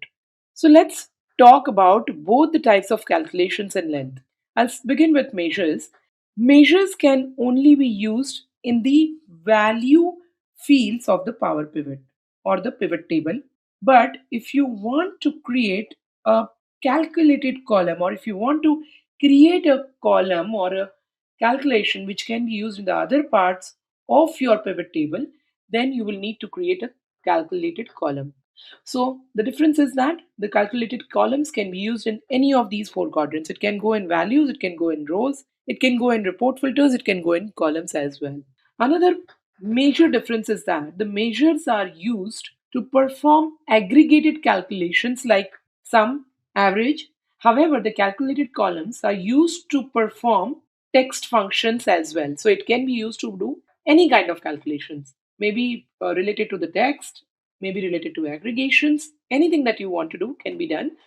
The third difference is that the measures are a calculated cell, or rather I would say the full one's formula which calculates the whole data and it gives you one answer, and it is added to your field here. while your calculated column is calculated in each of the rows. Just like if I want to do a VLookup here, I will do a VLookup to identify, like just like in Excel when we do a VLookup and perform the VLookup in each of the cells to get the result in all the full column for each of the rows here or each of the cells in that column. Similar to the Excel functions which can be used in every cell, your calculated columns work in the similar fashion. The only difference between this is Excel, you can perform separate calculations in each of the cells, but in Power Pivot that is not allowed. In every cell in the calculated column, it will automatically pick up what you have put in the first cell. So we will read this in length when we are performing it. So let's begin now. I'm using the same formula which we used in our relationship tutorial, and here you had seen in the relationship tutorial that how we created the relationship between the three different tables, and then we used the power pivot method or the data model method to drag the right information into the pivot table and create a pivot table with all the three sheets linked to each other without performing any kind of VLookup or any other functions. Now, let's see how you can actually perform a calculations or perform any functions inside the Power Pivot. What I'll need to do is, I will go on to the Power Pivot window, go on to the Manage window, and here you will be able to see all the three tabs which we had already exported into the or added to the data model, and so you can see it here. I'm going to go on to my sales data where I have the information about the sales or the revenue that is being generated, the quantity that is being sold, and the profit that I have earned out of that particular sale. Here you can see that all the information is provided, but there is one more additional information that I have received from the sales team, that there was a commission that was paid out of the sales amount that was generated. Now this commission went to the dealers. So it went to the dealers or anybody who is working on the sales. Now what I need to identify is, this is my per product sale price. This is the quantity that I have earned. I can always rename it at the sale price. This is the quantity that I sold. So sale price multiplied by quantity would be the total revenue that I have generated. And this is the profit that is given to me, but this is the gross profit. Now I need to identify what is the commission that I have paid for each of the sale quantity here. So in order to identify the commission that is being paid for each of this product ID which was given here, what I'll need to do is I'll have to create a calculated column. That means for every product, I'm going to identify the sales that is done, that is the sales price multiplied by the quantity, and from that 10% is my commission that I have paid out. So what I'll do is I'll start with entering the name of the column. So I'll just say column name as this, and with the colon, which is 2 dots, then I put a equal to. After putting this part will become my column header, and after equal to I will start or begin with working on how to add the formula onto the column. So what I'm doing here is I'm adding a new column. This is what I'm doing here is calculated columns. We will see measures. So just one more thing that I would want to highlight is when you are doing it on each of the rows, because what I'm going to do is I'm going to calculate the 10% of the commission for the sales done in each of the rows for each of the products. This part is where you add the column with your calculation is called as calculated column. Now when you go down, this part where you see just below your data where you have this is the top portion is actually your database. This below portion you do your measures or you perform your calculations, which is called as measures. So we are going to start with, like I said, the calculated column. So let's see how does that done. Keep my cursor in the first column, and it already says add column, so I can directly begin here. Go to the formula bar and say commission. If I want to add a name to the header name that I want to give. If I don't give a header name, directly start with equal to. Power Query will automatically pick up a name to it. So I say commission colon and then equal to. After equal to, I'll start with my formula. My formula is sales. Okay, so it is automatically taking look at this. It says sales. Why is it taking sales? Is because the name of this sheet is all, or name of this file is also sales. So it says sales multiply by the quantity. Now when I say this, what it is doing is it is going to multiply both of this, and this will only give me the total revenue. So, but I need to multiply this into 10% to get the 10% commission. So before I do, just like the BODMAS that we had learned in school, we are going to ensure that we put a bracket so that this is multiplied first.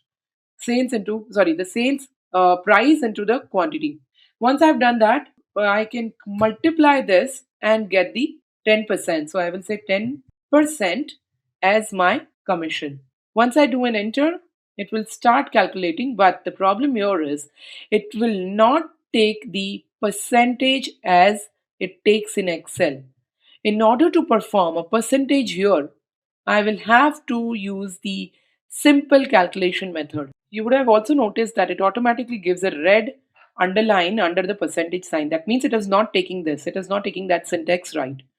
Just like you have a syntax in Excel, it's similar to that. So what I need to do, I cannot put a percentage sign here, so I'll have to divide it by 100, just like we do when we use a calculator, or rather when we are doing any other calculation. In calculator also percentage sign is allowed, but in Power Pivot you can't do that. You have to actually say divided by 100.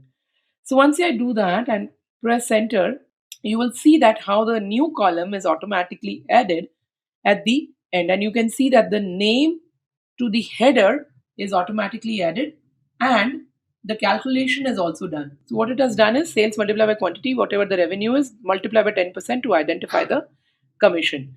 Now this is the commission that I have identified. What I need to do is I want to create a new column, one more column, which will have the net profit. Why did I do this? I can easily do that in any other cell also, but in the pivot table also. But I wanted to create one more calculation which could minus these two together. So in order to do this, what I'll do is, in order to identify the total or the net profit, I'm going to give the name as net profit colon equal to, and I will start with saying the profit which is mentioned here minus the commission that is being given. If I've already given the commission here, that means that I do not have that much profit available with me. But there is one more thing that I would like to highlight here. Before we go there, the profit that is given to us is just the profit that we have earned from one product. So what we'll need to do is we will have to, or one unit, the unit number is given. So what I'll have to do is I will multiply the profit, rather first give the name. So I'll say net profit. So I will colon equal to, I'll take the profit, multiply that with the quantity. This becomes my proper gross profit, and I'm going to minus this with the commission. So I've got the profit which I have earned from this, and then I minus the commission that I have had to pay. Now if I press enter, see what happens. So it is calculating, and you can see the header is now net profit, and this is the profit that I have earned. So this is the profit that I had earned earlier, but this is just one product or one unit profit that I had earned. I have got the net profit out of this. Now that I have done this calculation, what I need to do is I need to, if you go and see these two calculated columns that you have added, now if you go and create a pivot table out of this calculated columns, the pivot table will already have these two columns added there. So I'm going to go on to the pivot table and create one into the new sheet. Here what I'll do is, because I have the sales data, I'll go on to the sales, and you can easily see the commission and the net profit is already given here. I can carry the net profit and see what is the amount that I'm getting. There is a loss that I have incurred on this particular file. Anyway, so I'm going to go back, go to manage screen, and here I have got this is called as the calculated column. Now let's see what is the calculated, the measures, which is where you just enter data in one cell. Now this measure is used to identify maybe the average, the sum, or something like that which you are trying to identify. From this list, you can do that. How can you do that? I will just create a column just like I did it for the previous one. So I will call it sum net profit. I can just say after that colon and equal to, and I can say the name. I can enter the sum, and then I can call it the sum sales. Why I'm putting the name of the table also, so that it becomes easier for me to read it later on when I come back to see where is it the calculation coming from. If I press enter now, what is it doing is it is creating a measure for me. You will see down here, and you can see that the measure is already created, which is called as sum net profit. I need to actually get, or I can just call it total net profit or something which is more easier to understand. Now that I have got the net profit or the net loss, whatever the amount is, you the benefit of doing this is that you can actually also format this data in such a way so that you don't have to go back and format it every time. So here you can see that this has been formatted in such a way that there are so many decimal places. I can reduce the decimal place here to show it in a smaller number. I just want to keep, let's say, 2 decimal places. So here we are. Easier way, another way to do that, just like you could do it in Excel, right click, go to format. Your format cell dialog box opens up. You can say numbers, you can say 1000 separator, decimal number if you want to, and then say 2 decimal places. That can also be done with this data. So here you have this information which is available. Now it is showing in the minus sign. Instead of if you didn't want to do the net profit here, you could have easily done the calculation here, a simple calculation which says sum of profit minus. So if I want to delete this, I can easily delete this by selecting it and right click and then say delete column. I don't need this calculation at all. I can directly do the calculation in the total net profit also. So I have deleted it. Now there is only commission. The easier way now to do is I can just call sum of the sales profit that we have earned. So I'll have to multiply this with my sales quantity or the sales, I'll call it sales, and I'll use my quantity table or the column, close the bracket. This will give me the sum of sales of quantity and the sales. But again, that throws an error. This is throwing an error because we are doing a sum of sales profit into sales quantity, which is not the correct information. What we need to do is really, we need to do a sum of sales multiply by, sum of profit multiply by sum of quantity. When we do this, you can see that there is no error here, but there will be a little bit of an issue here, which will come to, okay, it's throwing an error because we have left the sum in the start as well with the, we have not closed the bracket here. Because our sum is closing here, we need to close the bracket here. So now when you can see that sum of sales profit, which I remove the brackets, extra brackets that are there, it automatically throws the right number. However, now if I do a minus of sum of commission, let's try that what it throws. And if I close the bracket, it will give me the result, but the result looks incorrect. Now why is this happening is because there is no sum product. That means you have to multiply each one of them to get the result. So hence we cannot really use this, but this is just for an example. I showed you how you can actually perform your measures also down. So if you had a simple data that you want to do sum of profit minus sum of sales, sum of commission, then it would have been an easier way to perform the calculation.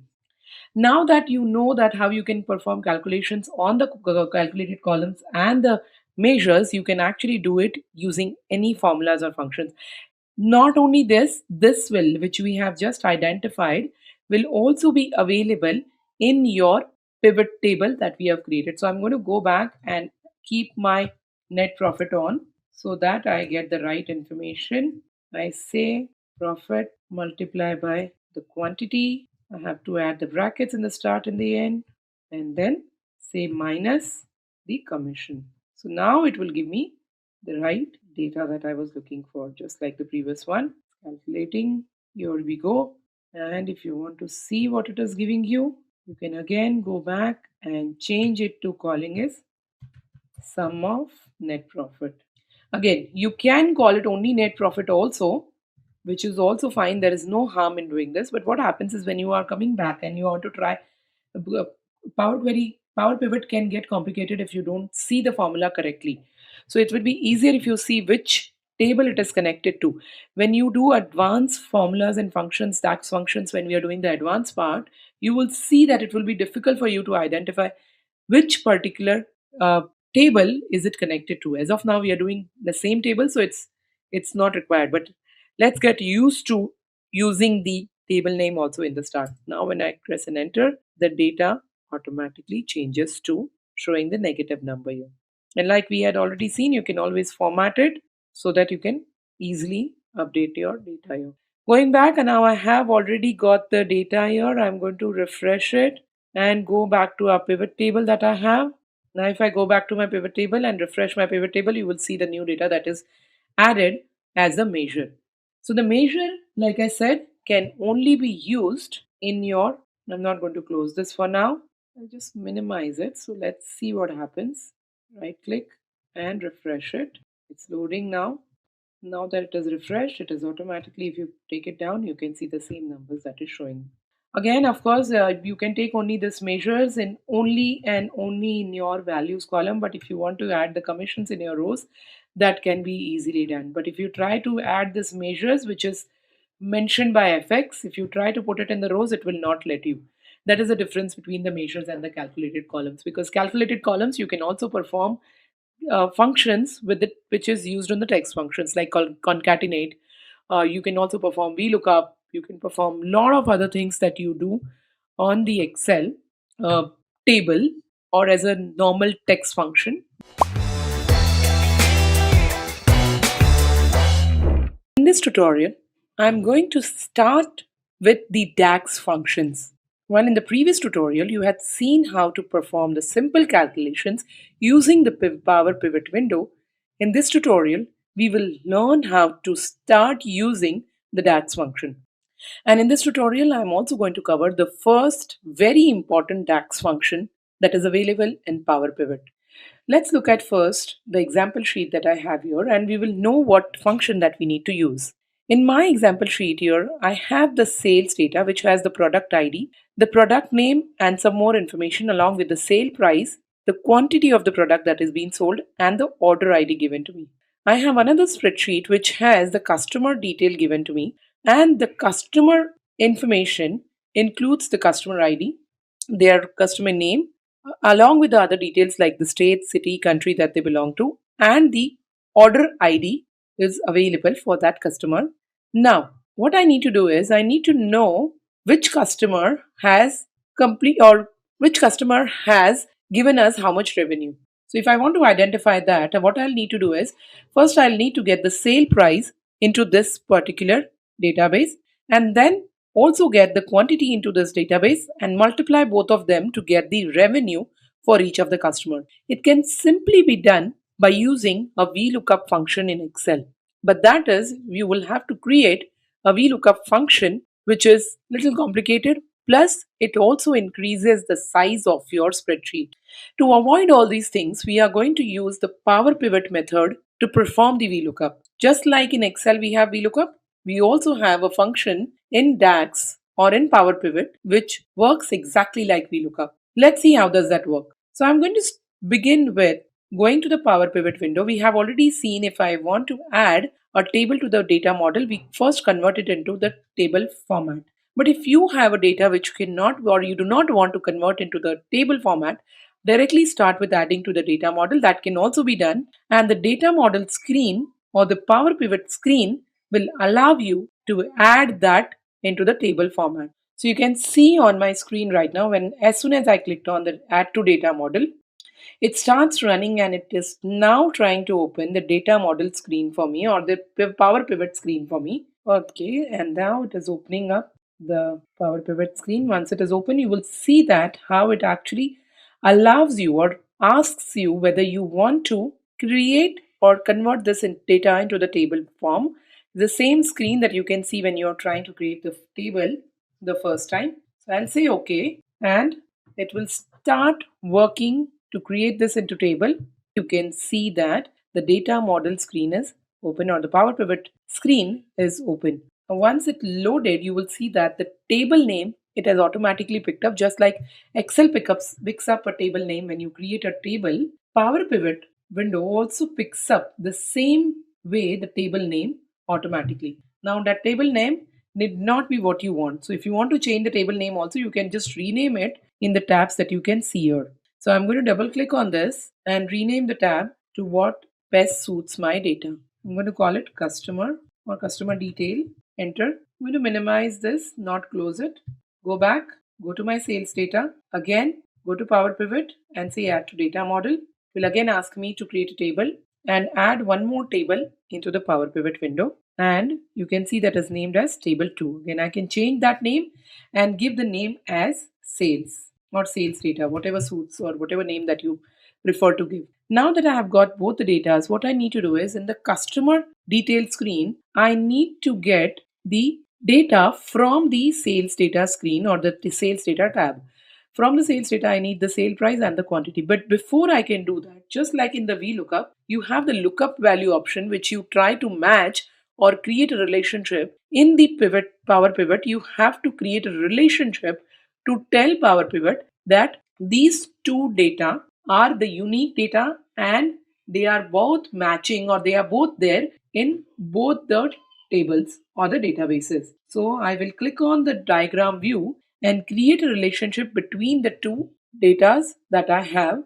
And as you have already seen how to create a relationship, so I'm not going too deep into that. I'm going to create a relationship with the order ID because order ID is the common data between the two. Now I need to also be very sure about this, that when you're doing a VLookup in Power Pivot or the VLookup method in Power Pivot, you have to be where you want the answer, you will start creating the model or the relationship from there. So you'll pick the data from the sheet or from the table where you want the answer and drag it to show the relationship with the another table from where you want to pick the answer. So this is what I had done. Once I have done this, I can go back to my normal view, that is the data view. And in the data view, once the relationship is created, I can go back to the customer detail.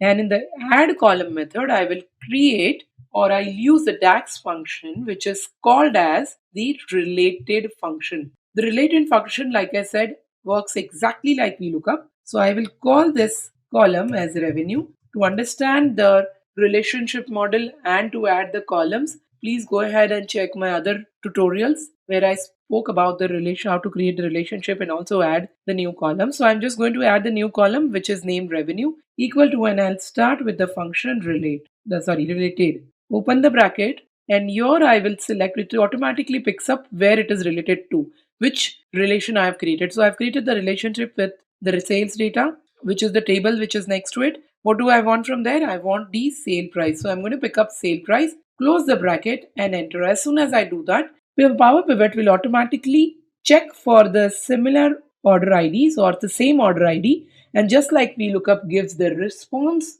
with the information that I need, same way your revenue will also, or the sale price will also be picked up by looking at the lookup value, which is the order ID in our case. Once I found this, I am not only want to do this. What I need is, I need a revenue. Revenue can be generated by multiplying the sale price into the quantity. If you look at the quantity is also given in the sales data, I need to perform a VLookup again. But rather than creating a VLookup inside another column, I will do a VLookup in the same column and multiply that with the sale price that I have already extracted using the VLookup. So I'll do a multiplication and do a related function again. Open the bracket. This time I'm going to use the quantity, close the bracket, enter. Now what is it doing is, it is going to check for the quantity as well. Just like it picked up the sale price, it will now pick up the quantity. And because I have given a multiplication in the middle, it will automatically multiply that data and give you the result. Now there seems to be some error with this data. So if I want to check what is the error, I can go back and see if there is some issue with my data. So if I go down and check, it seems the quantity has been missing, and that's the reason you cannot find the exact data. Now I will go and make sure that the quantity is correctly there. So how easy it becomes for me to explore the data when I want to. If there is some error, it automatically picks up in the answer results, just like we do it in the VLookup for the right quantity, and I pasted it in all the columns to make sure all the data is now available. Now see what happens. Because I have now changed the database, I will have to go back and see if it is automatically updating on the Power Pivot window. It is not. What do I do in such a case? Then just like the pivot table, I will go on to refresh it and then check if the new data that I have just added is automatically getting picked up in the Power Pivot. So what I did was I just went into the Power Pivot window and tried to refresh it. Now the data is getting refreshed and you can see there's something running at the background. While it looks like it is refreshed, but only your current file is refreshed and doesn't look like there is any change that has happened. Okay, so nothing has changed. Why is that the case? Because we just we just clicked on refresh. If we do refresh all, only then will all the tables which are there in this particular spreadsheet will get refreshed together. So you can now see that the new screen which is showing up data refresh progress, and this is refreshing both the tables that are there in the Power Pivot window. So first it is refreshing customer detail and the sales data as well. Now when I go back, once this is refreshed, it is also showing 2 total. Once it is refreshed, it will show as a success whether it is refreshed or not. If there is an error, it will throw an error. If I cancel it, it will give me the result in the cancelled option. And here on the right hand side, you can see it is getting refreshed.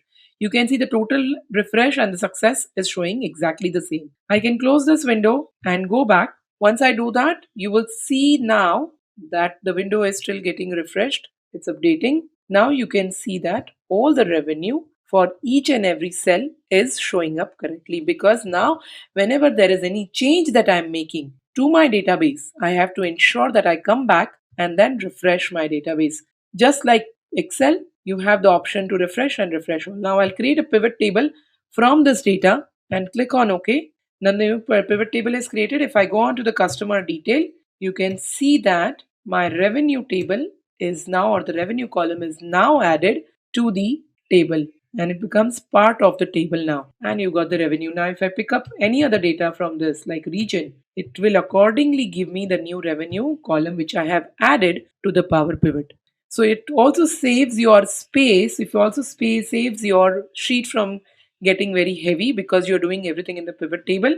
So it becomes simpler and easier for you to perform this kind of calculation. Only drawback, or only it will not be a drawback, but only difference between the Excel and the Power Pivot is that, which I also mentioned in my previous tutorials, that when you're doing any calculation in one cell and for the calculated columns, it will automatically pick up the same calculation for all the cells in that column because you're performing a calculated column. In Excel, if you're doing that, you can still change the calculation in other rows for that column. So that is the difference between the two. But it is much faster in Power Pivot. If you are going to do a calculated column with the same data, then I would suggest that you perform it in the Power Pivot itself. Everything is in the pivot. In this tutorial, I'm going to show you the difference between using the DAX function, which is the related function, to carry the data from another database into the current database to perform data analysis, versus using the relationship method and to perform the data analysis in the pivot table itself. Now you may think that why is it necessary to understand this? One thing is that when it looks similar, but it is not the same. While when you want to create a DAX function, which is the related function, you have to first create a relationship between the two tables and then perform the DAX function, which we are already aware. However, why do we need to create a related function is first question. Second, moving back to our relationship method. In the relationship method, we just use the pivot table and drag the information from different databases and perform our data analysis, which is also fine. Then why do we need the related function in the first place? Let's first see our databases that we have here.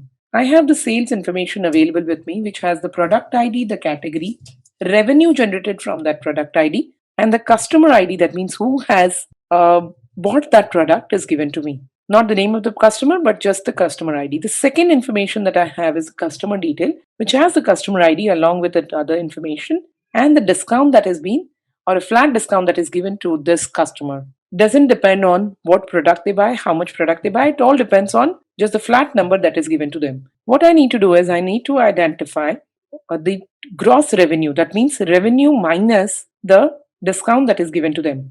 Now, in order to do that, what I'll do is I need to first know if, of course, on your sales data, I will have the customer ID will be duplicates because it depends on how many products they have bought. While in the customer detail file, my customer ID is going to be unique. What I need is I need to pick up the the discount from the customer details sheet and add it to my sales data.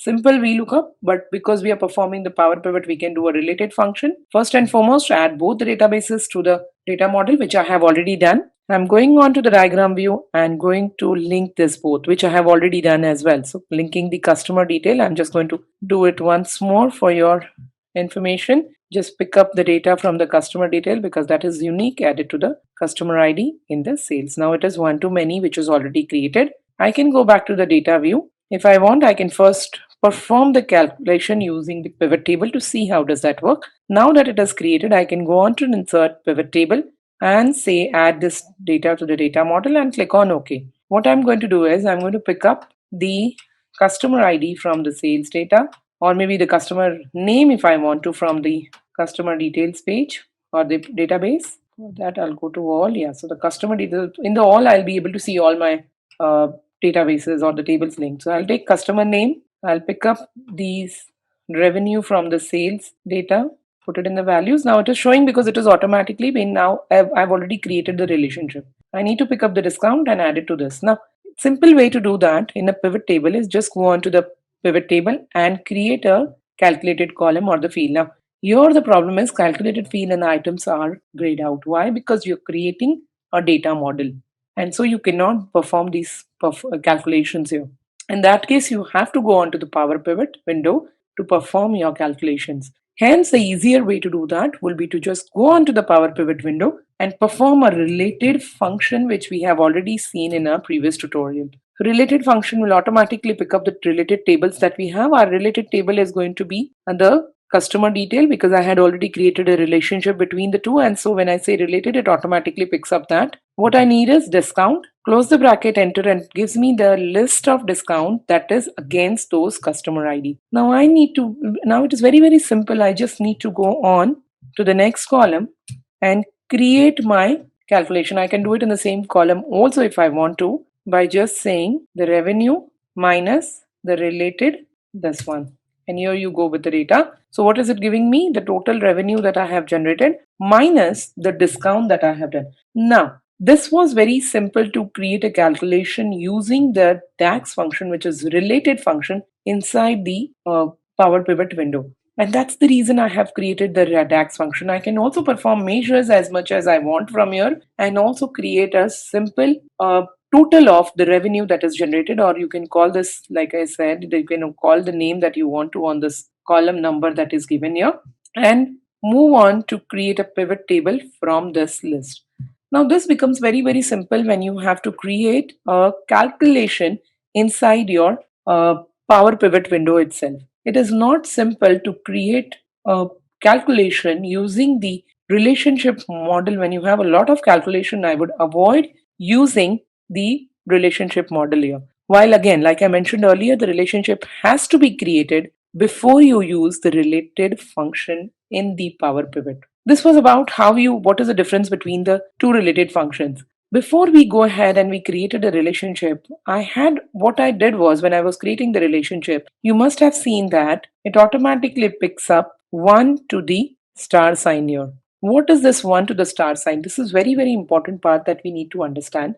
Because this data, which I told you in the start of the tutorial, that this data contains the unique value. And in my previous tutorial, I also mentioned that we pick from the unique value and drag it to the value which has many data. Because just like VLookup, what do is we pick up the data from the unique value and drag the information from there. It's the same thing the related function does here. So, but before that, we need to create the relationship between the two. Now, why is this 1 to the star? This means 1 to many. What does this mean? 1 to many in the sense data which contains unique value will be 1. There will be no duplication in there, but your many will have the other database which is there will have many of that particular data which is linked. You need to understand that in Power Pivot, you will only be able to work with 1 to many relationship attribute. You cannot work with many to many or 1 to 1.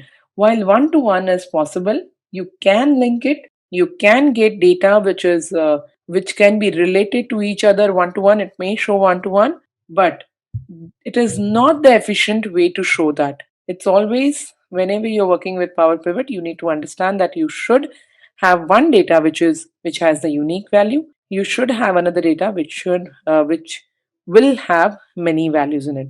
Now, what if when you're creating a relationship, there are chances that if both databases have duplicate values, it will automatically throw an error, and the error will be something like they're both the values do have duplicate values, and that's the reason we cannot run this file or we cannot work with this file. So let me see another example that I may have here. What I have done here with the same database that I had, I've added some duplicate values in the customer detail also. So if I go back to the Power Pivot window and try to create a relationship now, let's see what happens. Here, if you look at, I just need to refresh it so that if there is any change to my data, I'll have to first refresh the data. As soon as I refresh my data, you will see that the sales have 110 rows while customer details have 111 rows. I'll close this to let it refresh. So once this is refreshed, in the data view, you can see both the data has been refreshed right now. Of course, it is giving an error because I have removed the relationship between the two. Now I'm going to try and relate the customer data with the sales by using the customer ID. See what is the error that it gives me. The relationship cannot be created because each column contains duplicate values. Select at least one column that contains only unique values. So you need to be very, very mindful when you're creating a relationship between the two tables, because relationship only works with this kind of information where one data or one database will have a unique value database while the other database can have multiple values. So if you have multiple tables in your database and you have all the tables containing duplicate values, you will not be able to link them. So the first and the foremost that you need to understand is you need to have a database which is unique. Just like you're working with VLookup, where you have a data which is unique, and that's how you actually perform the calculations using the VLookup function. So hope you understood when you're going to use the related function and where you're going to use the relationship method. Also, what we spoke about was how does the relationship attribute works here, where the relationship cardinality, which is a term used in Power Pivot, where one to many is the relationship cardinality in the Power Pivot.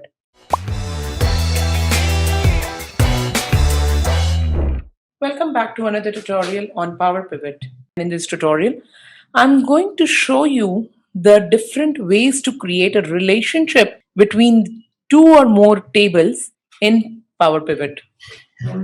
You already seen how relationship can be useful to create or to perform data analysis through pivot tables. Let's begin and see what data that I have here. I have the data for the Olympic Games where I have the athlete ID, their athlete names, the country or the region that they belong to, but the country names are in abbreviations. That's the first three letters maybe, or the three-letter abbreviation that is given. I have the medals that they have earned and the discipline ID given to me. I have another data which has the country code. That means it has the country name, the abbreviation that we saw in the previous data, the country code, the continent code that is available. In the third database, I have the sports that each of the athletes are playing or the Olympic Games have available, discipline ID, discipline, sports ID, and the discipline event. That's the event name that is given along with the sports. Then I have the continent name, which has the continent code and the continent name. What I need to do is, let's say, first of all, if I want to create a relationship, I will need to first add this data to the data model, which you are already aware of. If you want to know how to add this to the data model, you can go through my previous tutorials on the data modeling and you will know how to do that. What I need to identify is which of the sports, which is the sports which is given here, which of the sports have earned how many medals from this list, which is already given in this list. Now we are already aware that there are two types of tables. One table will have all the transactions. That means this is your transaction table, which has all the information where you need all the information from different tables. You have another tables which are all where you get or you pull data from. For example, when you do a VLookup, you have two tables. One table is where you have the data. The another table is a table from where you pull the data. The table where you already or you need the information is called as your transaction table. The rest are all your databases, or that is the database where you need the unique data to be available. So you need to be very, very mindful that if you have the middles given here along with the other information, what you're trying to create a relationship between, one of the tables should have unique data. Let's see, let's begin and you will understand what I'm talking about. Here, I want to know is which of the sports has earned how many medals. So I will need to create a pivot table, which I can easily do that by going on to pivot table and add to the data model, and I can create a pivot table. I know that all the tables will be available in the all option. I can go on to the sports and select the sports into the rows. So all the sports are given in the rows. Now what I need is, I need to identify the number of medals that each of the sports have earned. As of now, I'm just going to pick up the medals and put it in the values column. It should give me the number of medals, but what is happening? It's not giving me the right information that we can identify or can see by looking at this data. Now I know that I need to create a relationship, which we have already seen in my previous tutorials. To create a relationship, either I can go onto the pivot table window, which we have seen earlier. Another way to do that is through this particular window here on the right, which says relationship between tables may be needed, which is highlighted in yellow. Either I can say auto detect or create. Auto detect will not really give you the right detection of the relationship. I would prefer creating a relationship myself so that there is no issues in the relationship that is created. There may not, both the databases may not have the same column name in the database, and so it will be very difficult for Excel to identify automatically which one to be created as a relationship. So what I need to do is, for me to create a relationship, I will go on to the create and then select the table where I want to start creating a relationship. Now I'll start with the sports, and let's see, now I want to create between the two. So I'm going to say sports and the discipline ID. Where did I pick up from is the medal. So I'll say medal and the discipline ID as well. Now, if you look at the option that is given below, it says the relationship cannot be created in this direction because the related lookup column contains duplicate values. Now what is happening? Why is this saying this? If you remember this, when we were doing the related function, what we did was we first picked up my data or my database where I need an answer, where I want to pick up the answer. Just like in VLookup, where do we stay? We stay in the database where we need to pull the data or where we need the result. And we perform a relationship to the table where the unique data is available. Same thing has to go in our relationship table, but we are doing the vice versa. So what we need to do is we need to first take the table where we need the answer. In our case, it is the medals, and then I'll say discipline ID. Now you will say that I don't need an answer here, but you do need an answer in the form of pivot table. Your medals sheet contains the data, which is the transaction file, which contains all the data, and that is from where you're creating your pivot table. So if you don't remember it that way, you can also say the ones which contains the unique data will go down or will go in the related table. So now what I'm going to do is, first I'm going to pick up the non-related. That's the table where I need to relate to. The related table is going to be sports because I'm picking up the sports from there, and then I'll call the discipline ID. Now you can see that it is not showing any error, but it says creating relationship between tables is necessary to show related data from different tables on same report. And there is no such icon which gives you a warning. Once I click on OK, it will create a relationship, and you can see how the relationship has changed the number on the count of medals. Now it's so simple to actually create a relationship between the tables here.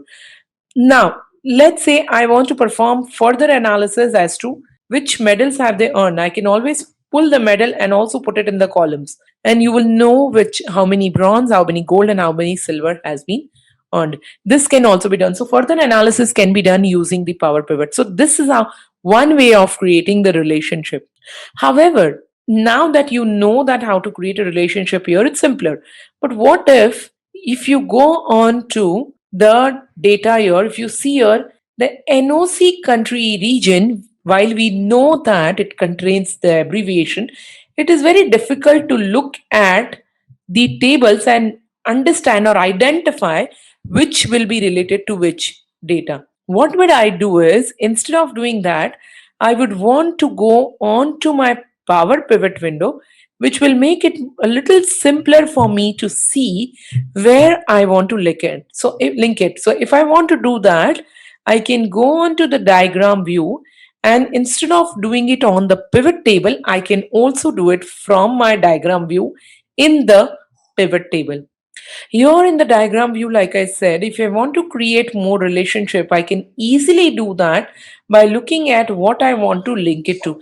Now I need to know country code, I need to know which country has been playing, how many genders are playing from each of the countries. Let's assume that way. This is my transaction table. So here all the data will come. So I need to start my relationship from here and move the relationship to this. So what I'll do is I'll start from here and check what is that I want to link. I want to link the country code or the country or the continent code. If I want to just go ahead and check my data, I can go on to the data view and see where the abbreviation sits. In the middle, my abbreviation is NOC country region, while in my country code, the abbreviation is in the abbreviation column. So it's very simple to go ahead and do it now. I will just pick up the country region because I'm going to start from abbreviation, and from there I'm going to pull it and move it to NOC country region. If I do this, what will it do? You can easily see that it is showing one to many. Now, what is happening? Why does it say one to many? You need to understand this very well, because one to many means here there is one data that is just the unique data that you have, and here there are many data related to that particular abbreviation, and that's the reason that is being created. So here also you can see one to many. Think about how we did it in our pivot table. What we did was we first picked up the table which we want to relate. That is our medal table. But in our diagram view, we are doing vice versa, where we are picking up the table that is the related table first, or data from the related table first, and then linking it to my the transaction table.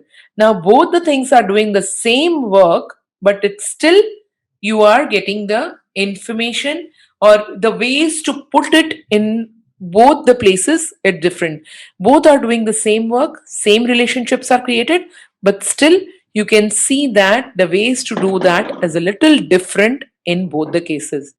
Now that you have created the relationship between the abbreviation and the NOC country, you will be able to create a pivot table including these two datas, and you know how to create a pivot table. Now you can create a pivot table on the existing sheet, or you can always go on to create a pivot table on a different sheet. So I'm just going to select my data where I want the answer on my pivot table and click on OK. Now I can start working on the country code and my data, which is the medal that I have here.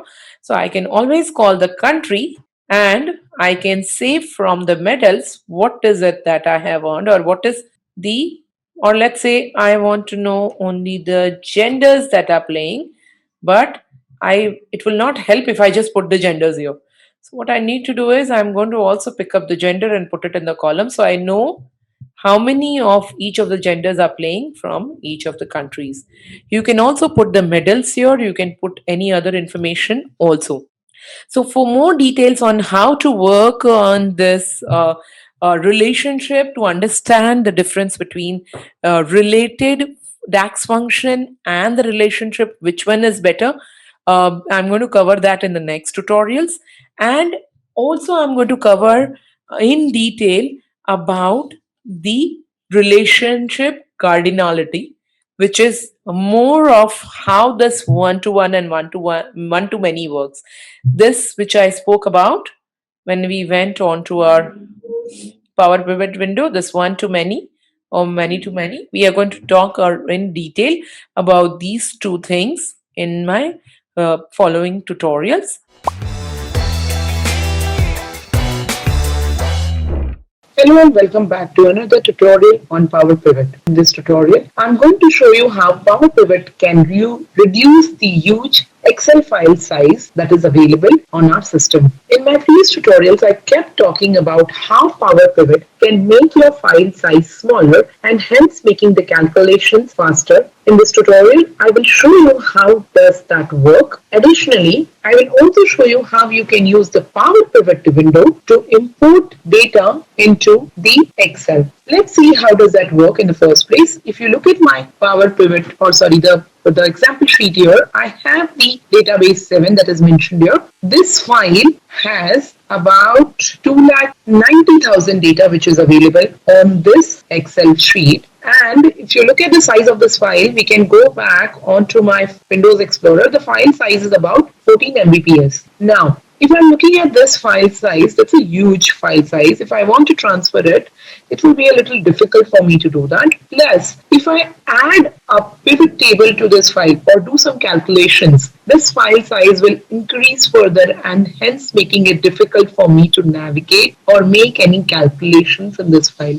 For this, our Power Pivot comes to our rescue, where you can use the Power Pivot window to import the file and make it smaller, and then if you do more calculations, your file size is much smaller than what you already have it with you. What I'm going to do right now is I am going to close this file which I have here, saving it to ensure everything is there. Once I close it, I'm going to open a new Excel spreadsheet, which is a blank workbook. On my Excel workbook, what I'm going to do right now is I will go on to the Power Pivot tab, which you already know how you can add the Power Pivot tab onto the ribbon. So I'm not going to get deep into that. Let's begin and see how when you go onto the Power Pivot window, what happens. I'm going to move and show you how does that work. I click on the Power Pivot here on the top, and from here I'm going to click on the Manage Screen.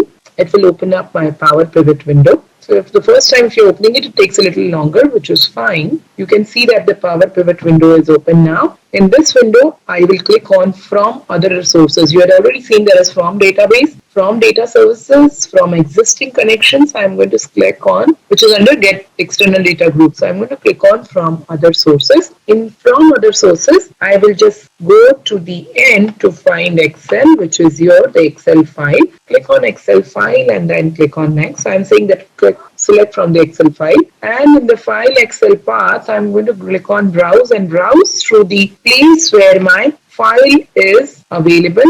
So here my file is saved. I'm going to go on to database 7 and click on Open. It will automatically pick the name of the file also in this list. Click on Next. Okay, when I click on Next, you can see that it automatically opens the table import wizard. In this wizard, the database file is automatically being added. Now if I want to check how does my file look, I can click on Preview and Filter. Now this Preview and Filter is very useful when you do not want your full data to be shown here. You either want the data to be filtered and then imported. That can also be done from this Preview and Filter option. I'm going to click on this Preview and Filter option to ensure that my data is shown in the way I want it to be seen or imported. So once I click on the Preview and Filter, it will load the data and show me all the databases. Now there is a little bit of a problem here where you can see that the headers are not properly picked up. Why? Because I did not select whether I want what I wanted as a header. So I'll just go back and see what I have missed. You can see that there is an option here, say use first row as a column header. I already have a header in my data and hence I will click on this, just like we have that insert table and where we click on the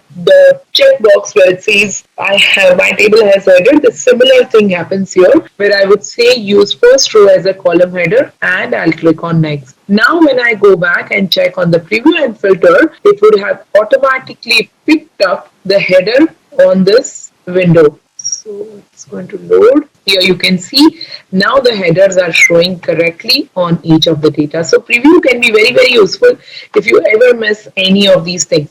You can also, like I mentioned, you can always go on to filter the data that you want. Let's say you only want the data for men for home or for accessories. You can always do that. You can pick up whatever you need from this list. You can filter it out and then click OK to check if everything is okay. I think everything looks fine for me. So I'm just going to click on finish. Once I click on finish, it takes me back to the table import wizard where it automatically picks up the data that I have just tried importing. And now it shows success. You can see that there is no errors which is showing on the right. We had seen in the previous tutorials how you can actually use your Power Query to import the data, which was a very simple method, but you can see that Power Pivot can also be the similar kind of information here. Also, you can see it says 2,89,700 rows transferred. That means this is the number of rows that it is going to get imported from the database, which we remember it was about close to 2,90,000 rows. So this can also be very, very useful for you to know if there is any issues. If there is any error or any issues, it will automatically pick up here saying that there is an error. Once this is done, I'm going to close this. It has now been imported onto your Power Pivot window. And you know what you do with the Power Pivot window. You can do a lot of calculations, lot of information that you can add using the Power Pivot window. It is very, very simple. So what we are going to now do is just go back to Excel. Going back to Excel, I'm going to click on this icon that you can see on the top. Click on that icon, it takes me to Excel, and from here I'm going to save this file, saying save as, and I'm going to save it in the same folder so that we know what it is showing up as. So I'm going to call it as normalizing data. What I'm doing is I'm normalizing the data wherein I'm reducing the file size so that it is going to work with my Power Pivot very easily, or with my file very. So I'm calling it normalizing data with database 7. I'm going to give the same name. What is normalizing data? Normalizing data is where you keep your data perfectly usable for your next steps. So what you're doing is right now you're getting it onto the Power Pivot so that when you're working on the Power Pivot, it is easier for you to work on that particular file. And that's the reason we call it normalizing the data. You can see that it is now saved. Now let me go back and check on my Windows Explorer. Here you go. You can see that your 14 MB file which we had has been reduced to 890 KB, which is not even 1 MB. Isn't this amazing? So what now you can do is, of course, you can't see that data there. That is what your worry must be. But if you look at my previous tutorials, you know what all you can do with your data from the Power Pivot window itself. Here you can create your measures. Here you can add columns and continue with such information that you want to keep adding onto the database. You can do more database that you want to add from the other database, add from the Excel file, and then you can perform the different related function that we have seen for the VLookup, which is the replacement to VLookup, which is a VLookup in Excel related function is in Power Pivot. So to perform that kind of functions or the DAX functions in the Power Pivot, you can use this database which is already available in the Power Pivot window and continue by using your pivot table from this data. And once you create your pivot table, I'm just going to say existing worksheet because there is nothing on my worksheet. I will create a pivot table from here, and here you can see all the databases automatically been picked up, and I can start creating my pivot table from this list. I'm just going to pick a couple of things so that we see what the size that goes up to. We can do the same if you want to. You can check on your file for, I'm just going to take month. Here it is automatically, we know about the pivot table, so I'm not going to get deep into that. I'm going to remove the month and the quarter. I just want year, months. I'm just going to keep year and the month. So it's gone. I'm going to take the month as well. Yeah. So here you can see it is with the year and the month. I got the data in the pivot table. Even if I save this now, of course you can't see the data, but it is there working on the back end, and here you can only see the pivot table. Even after creating the pivot table, look at the file. It's still not going up to even, it's just 1 Mbps, which is, it's so amazing that you can actually use the 14 Mbps file and reduce it to just show it in 1 Mbps and make your file so small that when you now work on this file, it will be very, very easy to run this file. Also, like I mentioned, you're not even doing any calculations on your Excel sheet. You are not able to. The only drawback here is you cannot use your Excel functions, but you know that there are DAX functions which can be used in the Power Pivot to work on your data. So not necessary, not required. You are not required to have this data in the Excel sheet.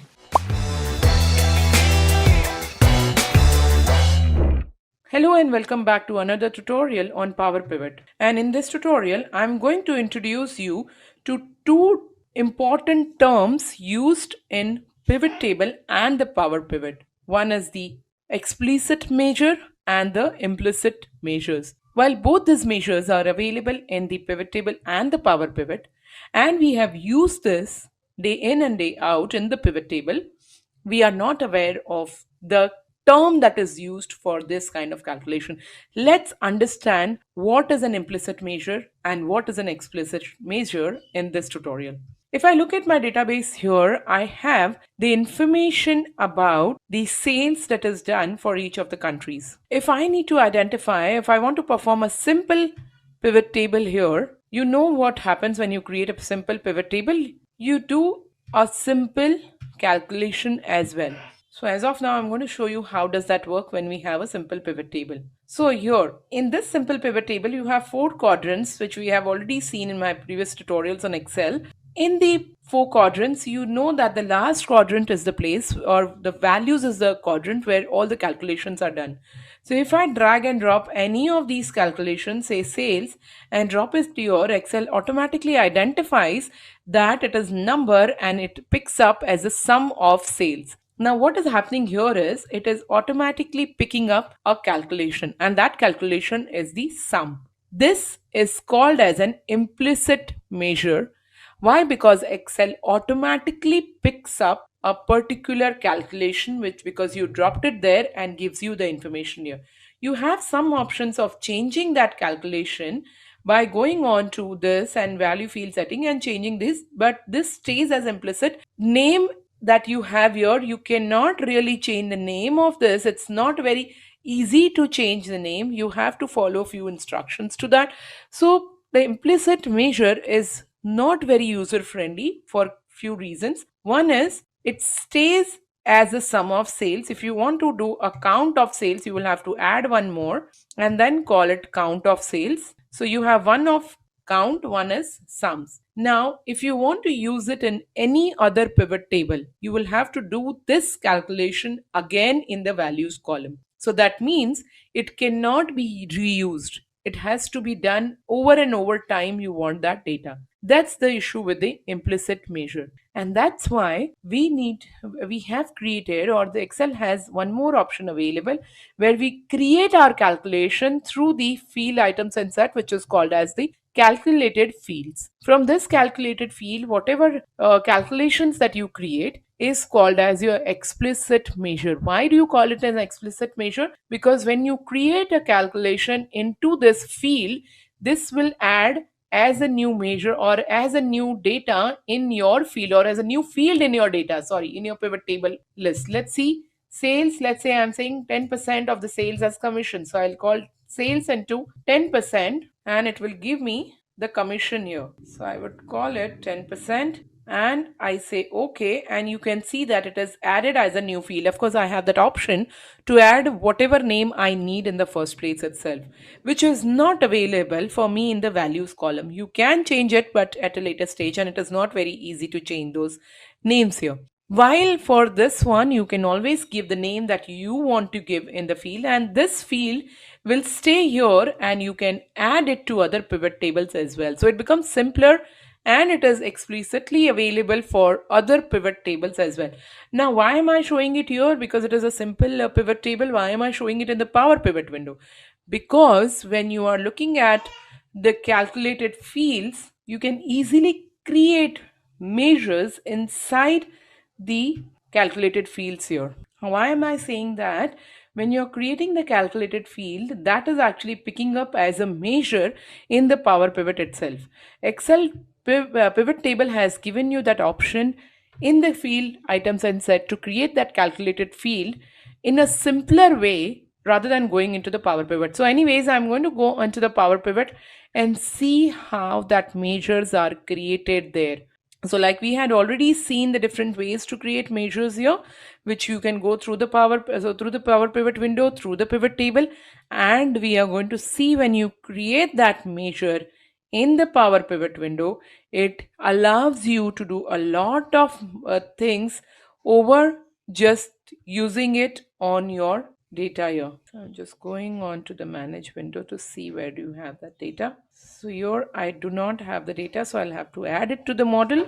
Again, this is a single data set, so it is only going to show one data set in the database, which was not very user friendly. So I'm just going to show you one more data set, which will have the relationship model also. And here you go, you have the data here which is given here. You can create the measure your way, the way you want to. You can also do the calculation and then create the measures, and these calculations with the measures will stay with you throughout any other pivot table that you create. So it becomes very, very simple for you to use these kind of measures. So for example, if I want to identify what is the 10% of the sales, I can easily do that by doing a multiply by 10%. And then if I want to do more calculations also, you are aware that we can do that. Very simple ways to do that. Sorry, in Power Pivot, well, like I had mentioned earlier, it doesn't pick up the percentage sign. So I have to do divide by 100. Once I have done that, it is doing the calculation of the whole field, and then now I can create a measure which says the new revenue that I have generated. So I can say measure name, whatever I need to give it. I'm just going to call the sum of calculated columns 1, which I have not given the name as yet. So this becomes my new measure, which is the calculated column 1. I can always change the name if I want to, so that just tells me that this is the commission. Now sales minus commission is going to be my total revenue or the net revenue that I have. So what I'm going to do is I'm going to further do the calculation saying sum of sales minus the new calculated column, sum of calculated columns that I have here, and I need to close the bracket in the middle so that it takes the sum there. Now this becomes my new measure here, and if you want to see the calculation, you can easily see that through the.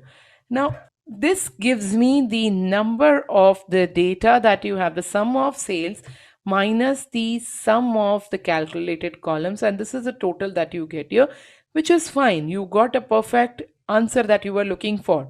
My worry here is when you am looking at this data, this is the total of this minus the total of this. This is what the answer that is giving. What if I do not want it in a particular formatting? You can always go on to the home tab and format it in the way that you want, which is possible in your implicit measures as well, but that is not that user friendly. You have to actually go through the whole process to understand that. So here, once you have created it and you go back and try to add that to your pivot table, it will become very, very simple to add that to the pivot table. But before that, you will need to have your pivot table in the data model. So in the data model, for that, I'll click on the more tables and click on yes, and it will create a new pivot table for me, and my data will contain the measure 1. So now this measure 1, I can use it in any other pivot table as well. I'm not restricted to use this particular measure, which is the FX measure. FX means it is calculated column, or this is the function, or this is the calculated field that we have done through the Power Pivot. So whenever you see an FX in front of your measure name, you will identify that this is something that you have calculated through the Power Pivot, and this is the explicit measure which you can use it in any other pivot table as well. So again, repeating, this is where you just drag and drop, that is called as your implicit measure. The one that you create or do the calculations, that is called as your explicit measure. Explicit measures have more options where you can do multiple calculations inside that, advanced calculations you can do that. Any other things that you want to perform, any other functions that you want to perform inside the measure can be done using the Power Pivot method, and that is called as the explicit measures, and can be used in any of your pivot table that you create, but for the implicit measure you have to keep repeating that creating that particular measures. Welcome back to another tutorial on Power Pivot. In this tutorial, I'm going to cover two important aspects of Power Pivot. One is creating hierarchy. Second, hiding a particular data from the client tool. Both can be done from the Power Pivot window and is a very useful tool to create or perform data analysis using the pivot table. When you want to create a hierarchy in the simple normal pivot table, you use the group method, but that is a little complicated when it comes to using it in the text data. But this provision is easily available in Power Pivot window. Same goes with hiding a client tool. When I talk about hiding a client tool, if I want to hide any of the data, that is any of these headers from the pivot table, I can do that using the Power Pivot window. So both we are going to cover in this tutorial and see how is that useful, where and when we are going to use each of these options, and how useful or how efficient it gets by doing this tools that is available in the Power Pivot. So let's begin and see where I have the data here for the sales or the revenue earned from the particular customers with their location given to me. The location includes the continent, country, region, territory, city. So all these information is available. What I need is, I need to show this in the hierarchy. That means under the continent, the country should come. Under the country, the region should come, and so on and so forth. So this can be easily shown using the pivot table. But let's see what happens with the pivot table. I'm going to create a simple pivot table without a data model. And here I can see that a simple pivot table is created. I can always carry the continent, put the country just below that, region below that, and so on and so forth, and I can get the result that I want. However, I have to keep doing that, which is a lengthier process. Instead, if I go on and create a group under the Power Pivot, it will automatically show it in the group level. How? Let's see that. I'm going back to the sales data. I'm going to delete this so that we don't get confused as to where is this pivot table coming from. And I'm going to delete the other sheet as well. If I'm looking at this data, I'm going to first add this to the pivot table, Power Pivot model. So that is the data model. Once this is added, I can start using my Power Pivot window to create hierarchies. So this is a quick one. Once I have here, you can see the data is automatically picked up. Now what I need to do is go to the diagram view. Because there is only one data, it will only show up one table here. But if you had multiple tables that you want to show, that can also be done. So if you have multiple tables which you're trying to create a relationship between the 2 or 3 tables, and then if you want to show the hierarchy in one of the tables, that can also be done very easily. Now I'm sure you must have become pro in creating relationships. We have done so many different tutorials on the relationship. So I'm just going to select all of them, right click on this. And so what I'm selecting is all the region or the location part, which is from continent to the city. How did I select? I selected the first one, pressed on shift from the keyboard and kept on going down using the down arrow key. Right click and say create hierarchy. You will see that a new header is created just below. All the headers are over, which is called hierarchy 1. I'm going to call this as location. I cannot call it some region or country because it is already available as one of the headers. Now, once I've done that, I click on OK. Now I can just go back and create. If you go down, you will see that all the city, continent which has come under the hierarchy is showing up here. I can go and create a pivot table on the Excel, and the pivot table will have location as one data and another one which will have the more fields. Now more fields will have all the fields which were part of the data or the table before creating the hierarchy. So everything that is there in that table will be available. Location will only have the hierarchy data. But what I need to do is, I'm not very happy with this data because your continent, country, region, territory should only show in the location, which is the top hierarchy. Why is it showing in the more field? It should not show up here so that I don't get confused when I'm dragging the data into these 4 quadrants. So what will I do is, I will hide these 4 things from my pivot table. How do I do that? I go on to the Power Pivot window again, and in this window I will select all the 4 data. I can do one by one also, but I'm going to select all the 4 or 5 data actually, and I will say hide from client tool. You will see that it grays out on on this table also. See, it looks a little different from the rest. So these are all grayed out. If you go back now on the pivot table, you can see that that is no more available in your pivot table. It is only showing from the order date, and your data in the location is shown as your data for the region. Now, if I drag and drop the location and select the revenue from this list, now this is the same table, so it is not, I don't have to create any relationships and all. But if you look at this, if I drag and drop it, automatically say it's North America. It doesn't really give me the whole data, it just gives me North America. If I click on this expand, it shows me the Canada and USA. If I expand further, it shows me the further drop down, and so on and so forth. Now this becomes, if I have to expand the data the way we do in a simple pivot table. What if I do not want to show this data?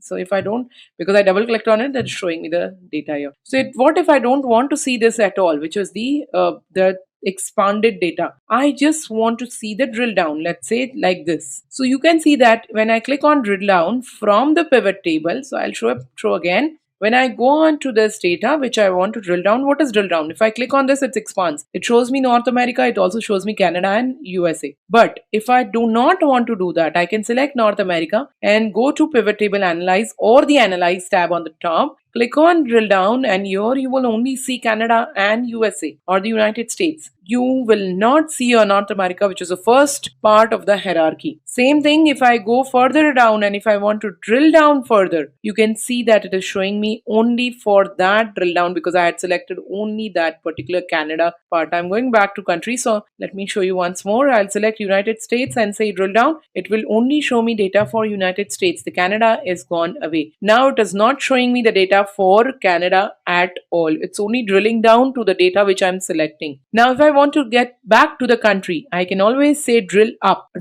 and say country. You will see that you can also do drill up to the continent. You will see if you are drill up, that means you're at the first part of the hierarchy. Your drill up is grayed out. As and when you drilled it down, your drill up automatically gets highlighted or activated, and you can now drill it up the way you want to. Again, I'm going to show it once more. When I'm saying United States and say drill down, it is only showing me for that particular data. Drill down further for Southeast, and here it is showing me only for Southeast. I'm going to go drill up a little further, and you will see that how it is showing me for the data that you need. So this becomes very, very useful when you have a data which you want to show as a drill down in your database. You can also show it as a pivot chart later and only see the data for that particular region by using the drill down and drill up method here. So this is something which you have seen, and again I'm just going to go back and show you in the more fields where you do not have the data, you have only the information.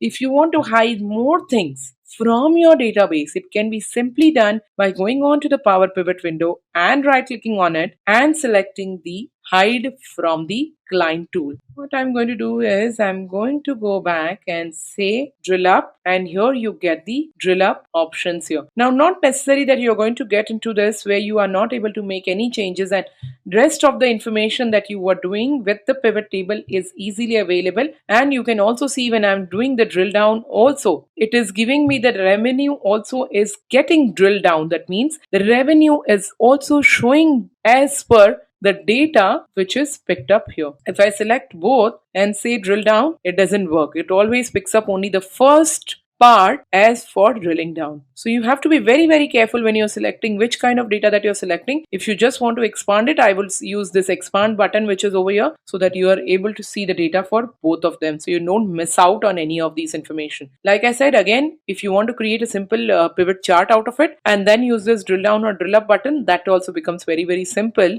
to use this kind of information here. So this was a kind of group selection option which is already available in the pivot table, but your group selection option that you have in pivot table is a little complicated, and with the text data it gets a little difficult to group any information. It is more useful when you have the numbers that you want to group or the date that you want to group. With the text, it would be very, very simple if you use the Power Pivot method to just create hierarchies out of the data that you have. So just be careful. What you need to have is you need to have the hierarchies in different columns in order to create the hierarchies for you. So if when you have it in a different columns, your table will show all the fields in that particular your table will show all the fields for that hierarchies separately, so that you can select all of them and create a hierarchy from there.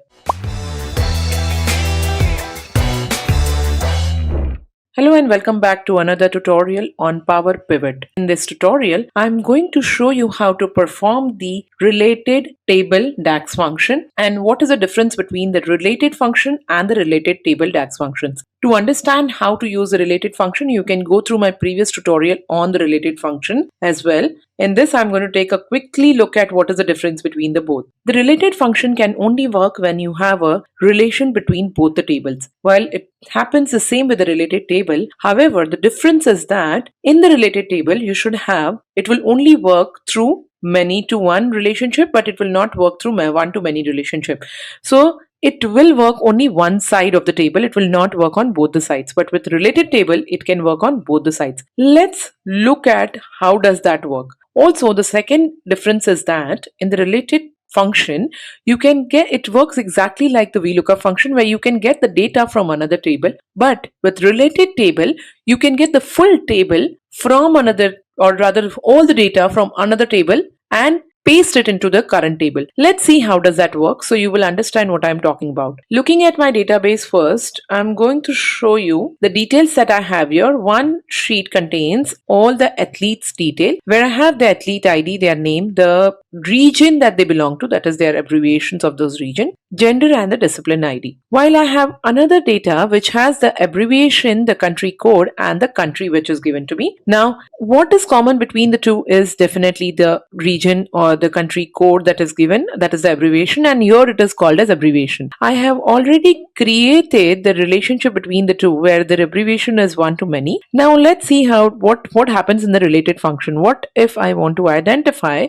or get only the names of the country into my new table that I have here, which is my athlete ID table or the athlete details table. What I'll do is I'll just do an equal to and I'll say related, open the bracket. As soon as you do that, it automatically asks, look at the syntax, it asks you for a column name. It does not give you more options. It only gives you the option to give a table name or the column name. So what happens is when you are asked for a column name, you are only allowed to give one column name from where it will pick the data and give you the result. So what I'm going to do is it is looking for the related data, which is in our case is the another table which is called as your table 2, and from table 2 what do I want? I need the country, so which is named as country 2. I'm going to close the bracket and press enter. Here I will get only the data where the name matches with the country code or the abbreviations, and you can see that all the names of the country is now shown according to what is the abbreviation given in the another table.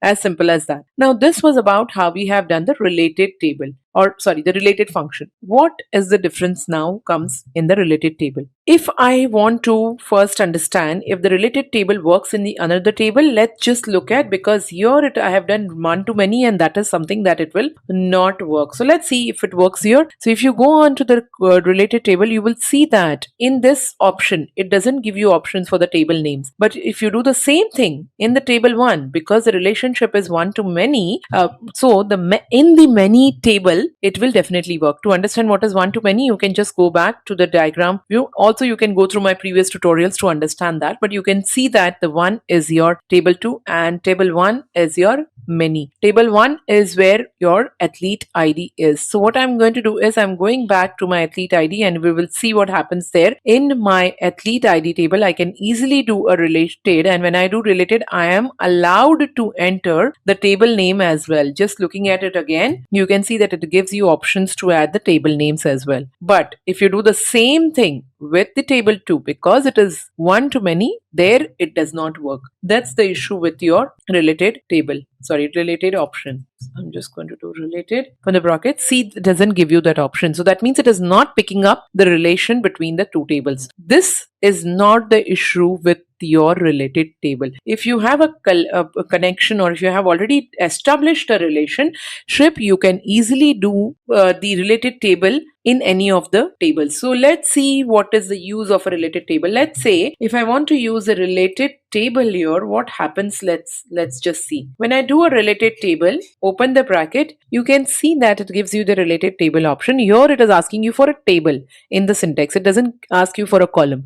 So what happens is when you give the related table, it will give you the full table data into this list. It will not give you half of it, so or just one part of it. So it will give you the full data from that table. So if I pick up the table 1 and try to close the bracket and press enter, what happens? It will give you an error. Why? Because of course in the table 1 there are a lot of information that is given. The full table cannot be picked up. Even if you try to add the NOC country region, because that is what we are trying to relate to, if you try doing that also, it is automatically picking up as an error. So it is not going to give you the data. Why? Because related table picks up the full table data into that. Now even if you look at NOC country region, if you are looking for data for NOC country region, there is not single NOC country region. There is multiple data for each NOC country region. For example, if you see USA, there is 1, 2, 3, 4. You can see on the single screen right now 4, 5, 6, 7, 8, 9, 10, 11. So on single screen you can see 11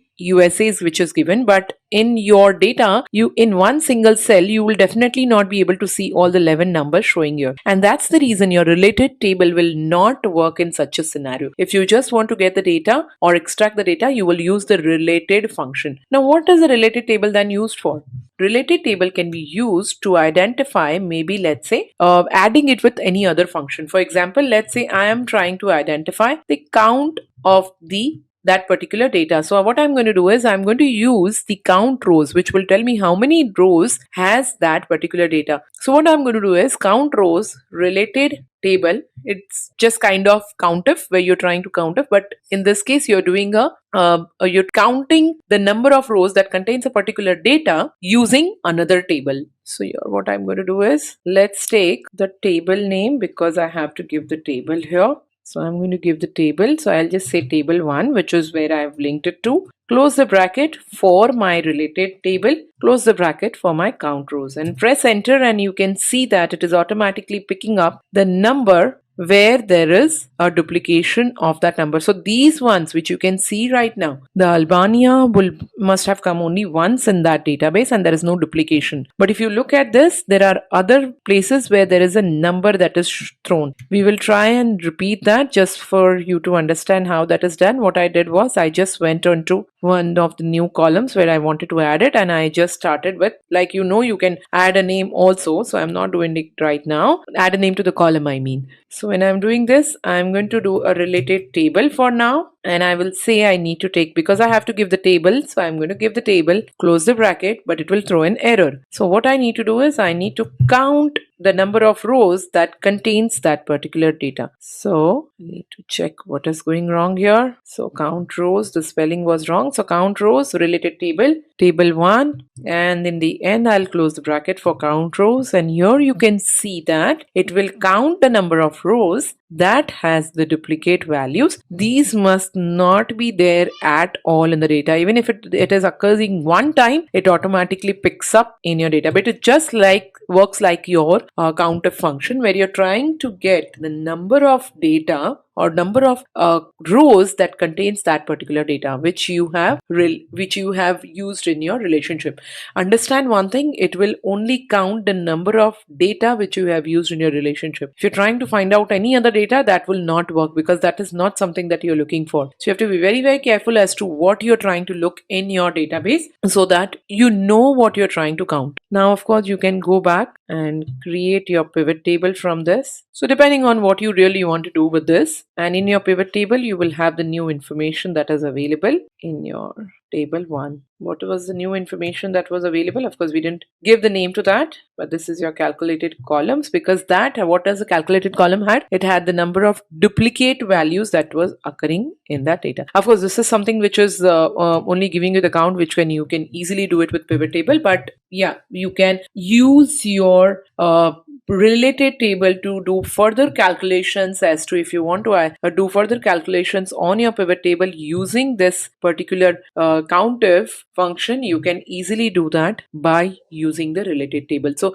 now you understand what is the difference between the related and the related table. Of course, the related table works with both the databases. If you want to just check once more, if you go on to the table 1, because I have used in the table 2, let me try, and if it works with the table 1 also, I'll go on to the table 1 and try to perform the related table there. And here I will use, you look at that, you can always use the table 2 here, and you can close the bracket. Of course, it is going to throw the error because of the reason we already know. Okay, there's some already working, but yes, you can, what you can do is now you can also do the count rows in this column and use. So you must have seen already that when you were trying to do the related table here, it automatically gives you option to add your table 2 also. So in related, you cannot use it from one to many, but you can use it from many to one. But in the related table function, you can use it either way. So it becomes easier for you to use the related table function if you're looking for to perform a countif function or a SUMF function. Also, you can be done with the related table.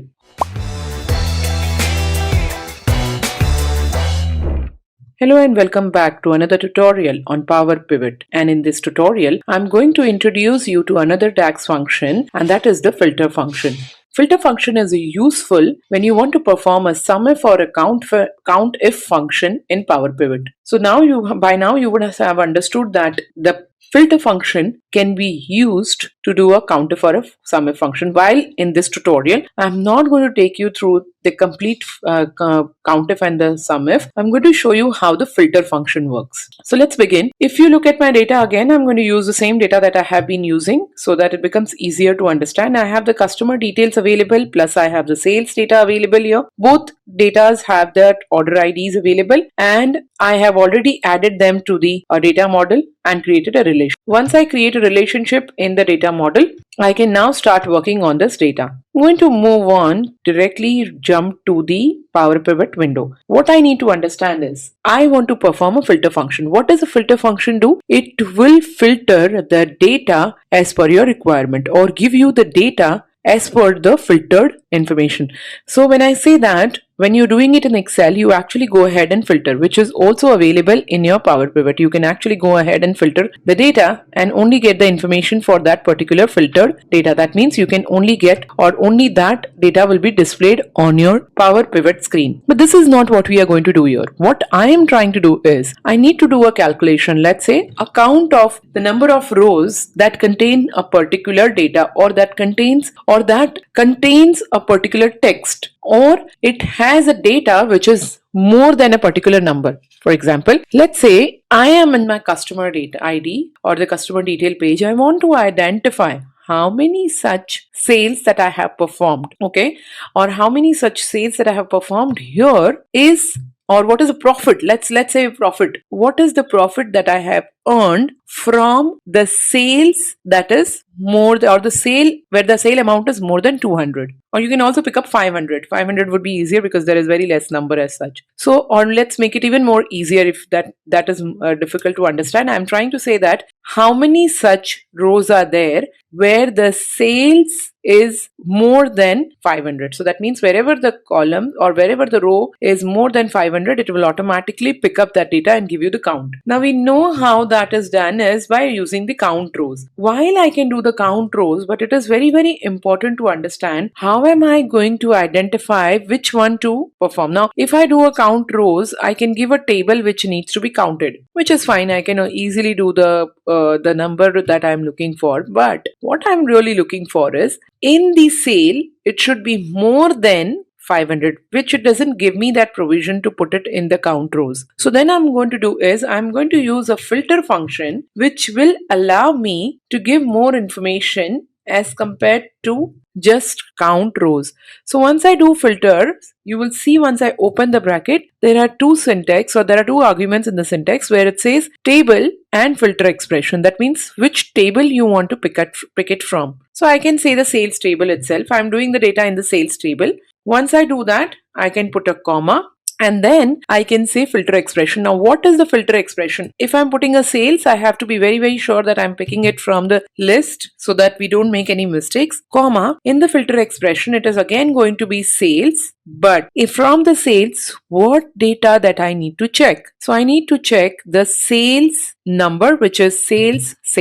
All right. So this is a sales table and this is a sales column. So it's a sales into the bracket sales is greater than 500. So the number has to be greater than 500. I will close the bracket for my filter and then I'll have to close the bracket for my count rows. What is happening here is first it is asking for the table. Now which table I will have, I wasn't sure. I know this table, but I don't want to take the data for the full table. I want to filter out only the data where the sales is more than 500. So what I'm saying is sales is more than 500. I put it in the filter. So now the count rows table will only check for table where the rows are more than 500. I close the bracket and enter. Just look what happens now. It has created a measure for me and it is giving me 85 such rows. Now you might ask me, why did I create a measure? The reason is because I need a COUNTIF. COUNTIF means I need a data from the whole database and I want to summarize it into a small piece where I just need that data to be shown as one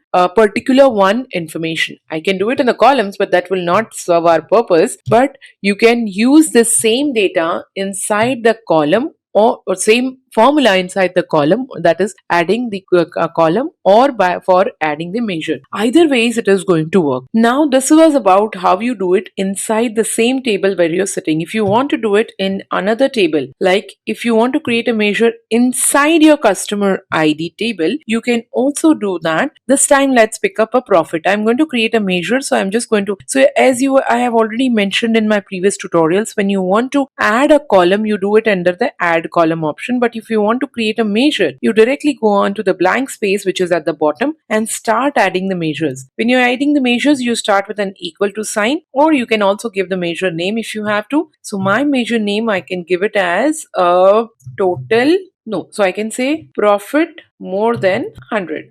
I'm not sure. I'm just giving you a hypothetical data here. So I'm just going to say is equal to. Now this is my measure. Okay. So I'm going to say profit more than 100. I want to now check the same data that I had done. I'm going to do a count rows. So how many such rows are available where the profit is more than 100? What will it give me? It will definitely give me the information as to where the profit is more than 100. So it is going to give me how many such columns are there. Sorry, rows are there. So I'm going to use filter here. Open the bracket. Again, the table. So this time my table is going to change, or not change really, but I am in this different table and I am performing it with the table which is next to it, which is not, I'm not sitting in the same table. I'm doing it from or picking it from a separate table. But why am I able to see those? Because I have created a relationship between the two. Sales and then a comma. Now filter expression. This time I have to be careful. I cannot put the filter expression as sales. This time I'll take profit. I close the bracket for my again count rows. So you will see that count rows is asking for the table. This filter will give you give it the table that it wants to check. Close the bracket.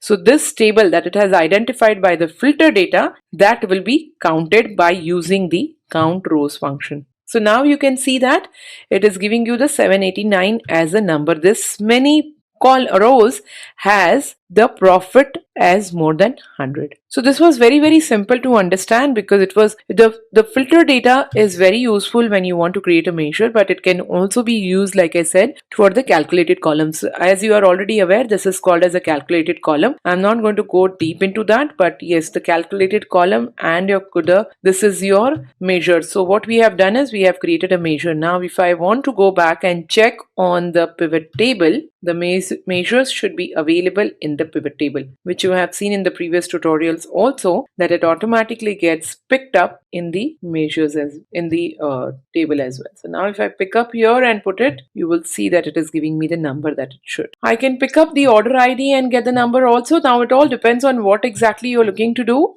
But of course, with the order ID, it is giving you 1111 because the order ID is all unique. So that is not something that you might want to check it with the customer name. So that can also be done if you are looking for. But basically, what we are trying to do here is we are trying to identify the data here. Now, the problem is we have created a relationship, but it is one to many from the sales, from the customer ID to the sales, and that's the reason it is not working. But you have seen other things that you can do with this data. You have seen in my previous tutorials also how you can actually do the one to many and many to one, and how do you create the relationship accordingly. But yes, so this is something that you can do with your data when it comes to using the filters. So filters are very, very useful when you want to do a countif for the SUMIF function. We will learn the countif and the SUMIF function in the following tutorials. In this tutorial, I'm going to take you through another important DAX function, and that is the SUMX function. While we have not officially shown you the SUM function in the DAX, it works exactly the same like your SUM function in Excel, but there is also another function which is called as the SUMX function.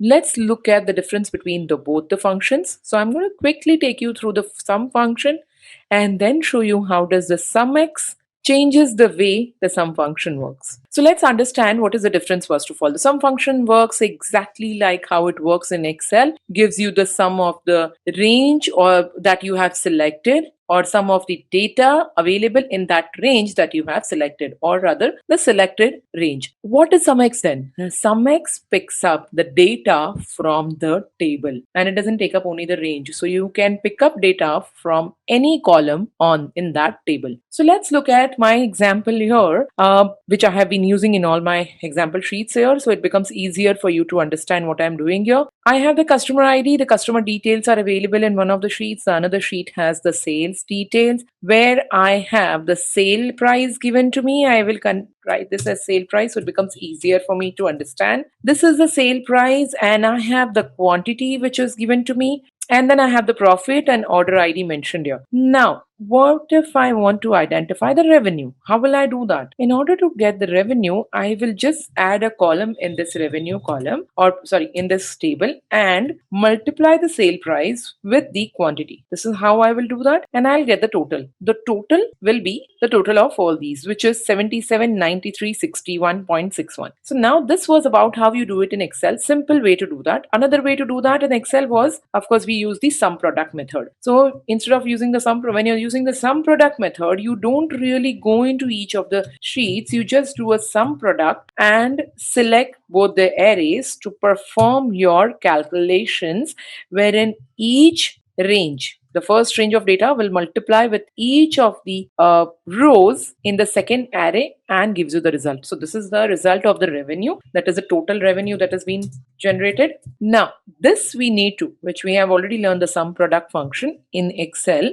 we need to use the sum product in Power Pivot. How do we do a Power Pivot? If I want to do a sum product, which I want to use as a measure in the Power Pivot or in my pivot table, I can add that as a measure, of course, but sum product is not a function in Power Pivot. What is it available as? It's the SUMX function. So let's see how does that work. Of course, the foremost thing that we do is definitely we are going to have a relationship, add this to a data model only if we want this to be linked to each other. If I need the result in another sheet, if you want the result in the same sheet, no need for relationship, of course, that you have already learned in my previous tutorials. I'm going to use the same sheet for now, so you already know how to create a relationship if you have to. I will go on to the Manage tab to open my Power Pivot window. And in the Power Pivot window, as you are aware, we are going to start adding the measure. Now, just like sum product, we don't really add it into each cell, and we don't add as a calculated column, but we use it as a measure so that the SUMX can be used for the measures. So that the result that we get is the total of this, but with multiplying each of the cells in both the rows. Let's understand how does that work. We already know that we have both the data added to the database here, or to the data model. There is already a measure which we had used in the previous tutorial, where we had learned the filters function, filter DAX function. If you want to learn that, you can always go on to my previous tutorials. I'm going to do the another one where I'm going to give this a name so it becomes easier for me to understand what is this and what is that, what is the other one. So this is what? Sum product, or I can call it SUMX. So I'm doing a SUMX to identify the revenue. To identify the revenue, of course, I'm going to start with so after giving the name, I do a colon and equal to, and then I will start with the SUMX function. Just look at the syntax of the SUMX function. It says table and the expression. Now, which table I want to pick up from? I want to pick up the data from the sales table, which is the same table which I am in right now, but I'll have to give that table name. So I say table as sales, and the expression, what is the expression that I want to give? Now, expression is something where just like we give a calculation in the filter function, here also we have to give a calculation and expression, wherein because I'm saying SUMX, I'm telling that take this sales as a table, and from the sales table the expression would be where sales of sale price that we have here. It's not yet been updated, so I will first need to update because we changed the name of the sales, right? So I just need to update it once and just do a refresh quickly so that it refreshes and give the name as sale price instead of just giving sale. You can see it is already changed. So ever you make any change on the sheet, you will have to come onto the data model to refresh it. All right, coming back, I'm quickly going back and doing that. So I'm going to say SUMX and revenue colon equal to, I start with the SUMX function, open the bracket, table will be the sales table, which we have already seen, comma, my expression is going to be sales. And what is it that I need? I need the sale price multiply by, what is it that I want to multiply by? Sales quantity. That means in the same table, I want to multiply it with the quantity. I close the bracket and enter, and let's see what do we get here. Do we get the total revenue? I'm going to increase the size of the row so that we are able to see this. Look at the number. Is it giving you the same number as what we had there? 779361.6. So what is it doing here? It is multiplying each of the cells. So it is multiplying 261 with 2, 14 with 2, 957 with 5. So each of the row is multiplied with the second array. Sorry, each of the cell in the first array is multiplied with each of the row in the second array. Once it is multiplied, and then it gives you the sum of that or the total of that particular data which we have multiplied. Now we are already aware that if I'm creating a pivot table, this will be easily available in my pivot table data also. What I'll do is this time I'm not going to go and create a new pivot table. I had already created a pivot table for my filter. I'm going to refresh this and let's see if this is available because I'm using the customer detail here. You can see the sum of revenue is already available. Isn't this simple to actually understand? So what I'm trying to do here, the filter of data, and here was the sum of revenue. So this is the total revenue that you had that has been generated from the number of quantities sold for each of the price. Now if you change the revenue or the sale price and the quantity, it will automatically change the number in the SUMX as well or in your function as well. Now like I mentioned, I had not officially shown you what is a sum function, but I'm just going to quickly go through that also. This was about the SUMX function. Now you know that what does a SUMX function do? It sums, it does a sum, it does the role of a sum product in Excel. Sum function, what it will do, it will just give you a sum. So if I want to just show the sum function, so I can just do sum and I will call it revenue. It is not a revenue. I cannot because I don't have a revenue here. So I'll say sale price. So it will just give me the total of the sale price. So what I'll do is I'm going to do colon is equal to, and I'll say sum, and then pick up just the, so look at the difference between the sum and the SUMX. The SUMX was asking for the table. However, if you look in the sum function, it is asking you for a column. Now this becomes very, very important to understand, to look at the syntax that you have. You are going to go into the sales table and look for that column because your customer or the customer detail table is also linked. That's the reason it is giving you that option also, but we don't need to pick up anything from there. I just need to pick up the sale price from the sales table. So I'm just going to do that. You can actually do it with a double click also. So not necessary you're going to type it all the time, but if you decide to just double click on the one that you need, you can always drag it down, go on to the place where you want the data to be picked up from, double click on that, and you can close the bracket. Third way to do that is go on to sale, like you just typed SA, you've come to the sale data, and you can go on to that using the up and the down arrow key, go to that place which you want to take as a column name or inside your bracket. Select that by using the up and down arrow key. Once you have selected that, press tab key from your keyboard. Once you've done that, you can close that. You can see that it is after pressing the tab key, it automatically picks up that name, full name, into the brackets. Close the bracket and enter. You get the total of the sale price. So what is the difference between the two is it gives you a simple sum which is already run in the Excel, but SUMX is a not a replacement, but it's a replica of some product in Excel which we have already learned, but in Power Pivot, SUMX becomes some product becomes redundant because some product is not there, and that's the reason it has been replaced with the SUMX function. Today I'm going to talk about a very important concept available in Power Pivot, time intelligence. Yes, you heard that right. Time intelligence plays a pivotal role in performing data analysis in Power Pivot. It can perform calculations with regards to the year to date, month to date, and any other information that you want to know with related to the date can be done through the time intelligence. But with any other data that you are or any other DAX function that you perform, you need to neutralize or naturalize your data, which means you need to make your data or order your data in such a way so that you can perform the calculations properly. Now, when I say you want to prepare your data in order to perform time intelligence, what does that mean? So let's first understand how do you process your data or perform your calculations related to time intelligence. Let's look at the data available with me. Here I have the sales data available where I have the product ID, the ship date, category, subcategory, the product name, and so on information available with me. What I need to do is I need to identify the year-to-date sales done or year-to-date ship products in a particular year. That can be done through time intelligence. However, in this tutorial, I'm going to show how to process your data to perform the time intelligence, and in the following videos we will also see how to perform the time intelligence, which is total year to date, total month to date, and so on. So there are a lot of such DAX functions which can be used to perform the time intelligence calculations. Let's begin and see how to first process your data. The foremost thing that you need to do to perform any calculation in Power Pivot, you need to add that to the data model. And I have already added that to the data model. So when I click on data model, it will automatically show up here. And you can see that it is now showing up in the data model. Now that I have the data here already shown under the data model, what I need to do, I will have to create this table which I have here, which is showing me the ship date in the calendar form. When I say a calendar form, the calendar form should have the year, the month, the date, and so on, so that whenever I want to perform any calculation, I have all these numbers available with me.